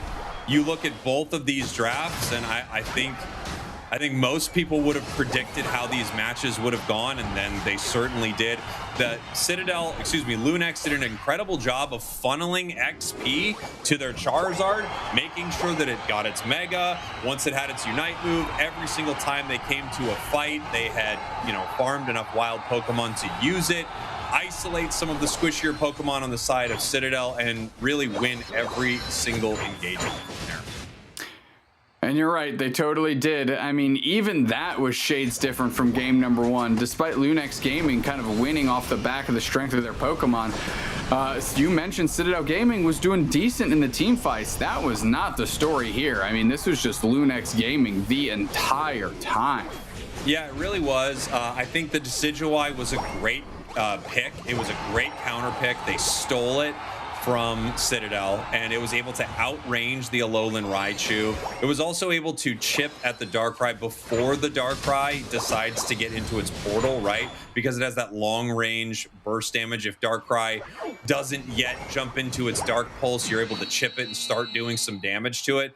Boy, Citadel just feels like in draft a little bit picked apart. And then in these matches, first game, like we talked about, they definitely had some moments. Game 2, this was all Lunex. Without a doubt. I mean, you want to talk about, both games they put up 4-digit score lines, right? 1008 game 1, 1060 game 2. Lunex Gaming really just in control here, and you have to think that Mega Charizard Y is a big component of that. I mean, it's just so good. It's it and Gyarados, right? And I think a lot of people would say after the Gyarados nerfs, it's probably Char Y sitting atop the pack as the best thing going in the game. At least it's in UCS. It's not a Meowth or a Sirfetch'd. Well, time will tell how that looks in competitive. But this thing is incredible. Every fight it's in, it's picking up multiple KOs. And even the first moment it starts a fight is devastating. I see a lot of great players. They will often start the fight on a Pokemon that they've chipped at a little bit, either with snipe shots or spirit shackles or even just their team fighting a little bit. And they will often pick up a KO just from the seismic slam damage and then go on to win the rest of the engagement. And now we're taking a look here at Groudon, some of the final moments of that fight. There was the huge Unite move where they grabbed them. I like the play to try to, get Charizard, put it into the Nightmare. It just wasn't enough. Even with the enemy team sitting in that Raichu Unite move, they just weren't able to stop Lunex. Yeah, I mean, that level advantage was just too much to overcome. And there was good coordination on the side of Lunex, too. They understood the Mega Charizard was going to be isolated. You saw where the knock-knock arrow was lined up to, and didn't even have to aim it once it was set, right? It was just cover fire the entire time. Oblivion on Mega Charizard Y, going to get the nod for the player of the game with 10 knockouts and 83,000 damage. Yeah, we had some targeted bans from the side of Citadel with the Miraidon, Talonflame, with the Inteleon, all good bans, but not banning away the Mega Charizard Y does feel like the biggest mistake they made both games. Absolutely, without a doubt. Let's take a look at some of the numbers here. I mean, 52,000 damage out of Sosat Sam, not bad. But Darkrai, Flareon's 49k. I'm sure they would have loved to see that been a little bit higher here in the texture of this one. But holy smokes, Celestial, 133,000 damage. Yeah, I mean, it's just unbelievably powerful. Celestial nailing those arrows. They were able to outrange everyone on Citadel, and they really have no way to deal with this Darkrai, with this Decidueye, right? They have no good dive on their side. They have no one looking to get this Pokemon. Of course, through some of these games, when you have something on the other side like a Decidueye, maybe you have a Talonflame or you have some speedster where you're going to be diving in towards them, picking up some of these big KOs. Nothing from Citadel. They were able to just snipe from afar all game. And you can see the heat map here on Oblivion all over the place. Obviously living in that bottom path a bit, but they're everywhere on the map. Yeah, and when you're the biggest thing moving, you can kind of impose your will into every corner of the Theosky Ruins, and that's what this Mega Charizard Y did, right? Oblivion leveraged how good it was, leveraged the experience the team was feeding them, and won big team fight after big team fight for them. Yeah. Great stuff from Lunex. We were wondering how these two teams would square off. Well, obviously, Lunex taking a convincing 2-0 right here, I think is going to start to move them further and further up the pack in North America. Both these teams needed to win their way in, but Lunex won today in a dramatic fashion. I thought that was a really impressive 2-0 against a pretty dang solid team in North America. Doomstacks, I think it's time for us to bring in the rest of our casters. You bring them on in. Bring in the crew. We're going to take a look at how things shaked up here in the day. Of course, we're going to take a look at Zoink's power rankings here in a moment, but let's take a look at our regional standings so we can see where we are currently with our squad. So let's see. Hey, Chef, you want to talk about EU? Absolutely not. Okay, let's see. Kello, you want to do EU? Absolutely not. Doomstacks, how you feeling about EU, brother? Yeah, I got you, big dog. We're not going to run that gambit too hard here. BH3 Esports sitting on top of the pile at 5-0. Too bad. Team Peps 4-1, Kamai 3-1, Engage 2-2, Voltagons 2-2. And you can kind of see them are right now just barely out of relegation zone, as unfortunately Europe is very heavy on both ends. Los Kaducados 2-3, but then you have J'aime le Poulet 0-4 and Avalanche 0-5. Latin America. Chef, how you feeling about this one? Feeling great about this one. I'm just kidding. I would have taken whatever you told me to. But the Force Gaming, they still are only 4-0 for there's something going on there. I know they use it in their tag.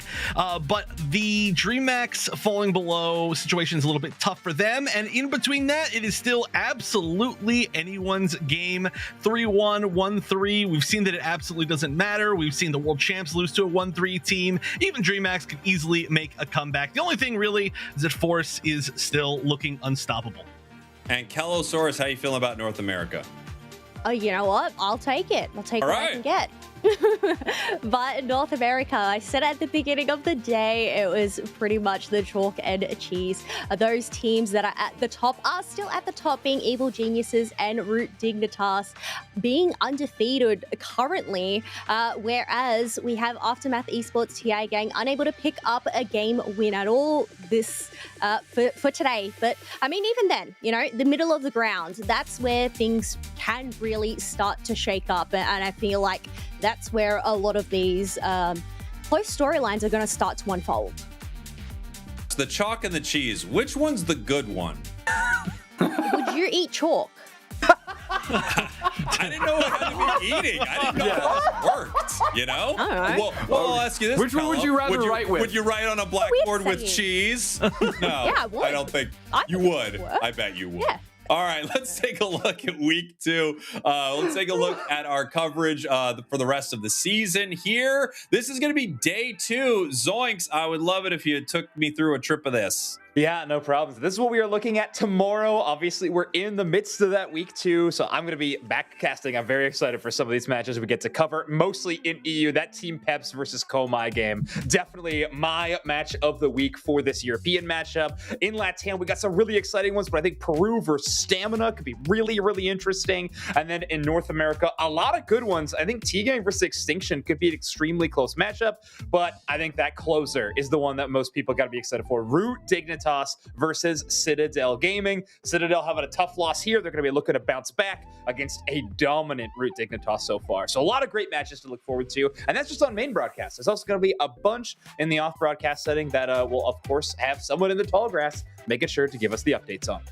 Obviously, we are in our season here. We're week 2 right now, January 31st. That's today, if you didn't know. And then tomorrow, we're continuing. Week 3, we will be back February 28th and March 1st. Week 4, March 14th and 15th. Week 5, April 11th and 12th. But before week 3, we have the live event, one of the biggest of the season. Of course, we are talking about EUIC live in foggy London town. It should be very exciting. I cannot wait to see it. It's always one of the best. That is happening February 13th through the 15th, and we have so many great teams already lined up to play. I cannot wait. Of course, you can head on over to Pokemon.com/broadcast to see all the info when we are going live. I want to make sure that we get a little time to talk to everybody. Zoinks, I'm coming to you last because I want you to walk us through your power rankings, and I want to build up to it here.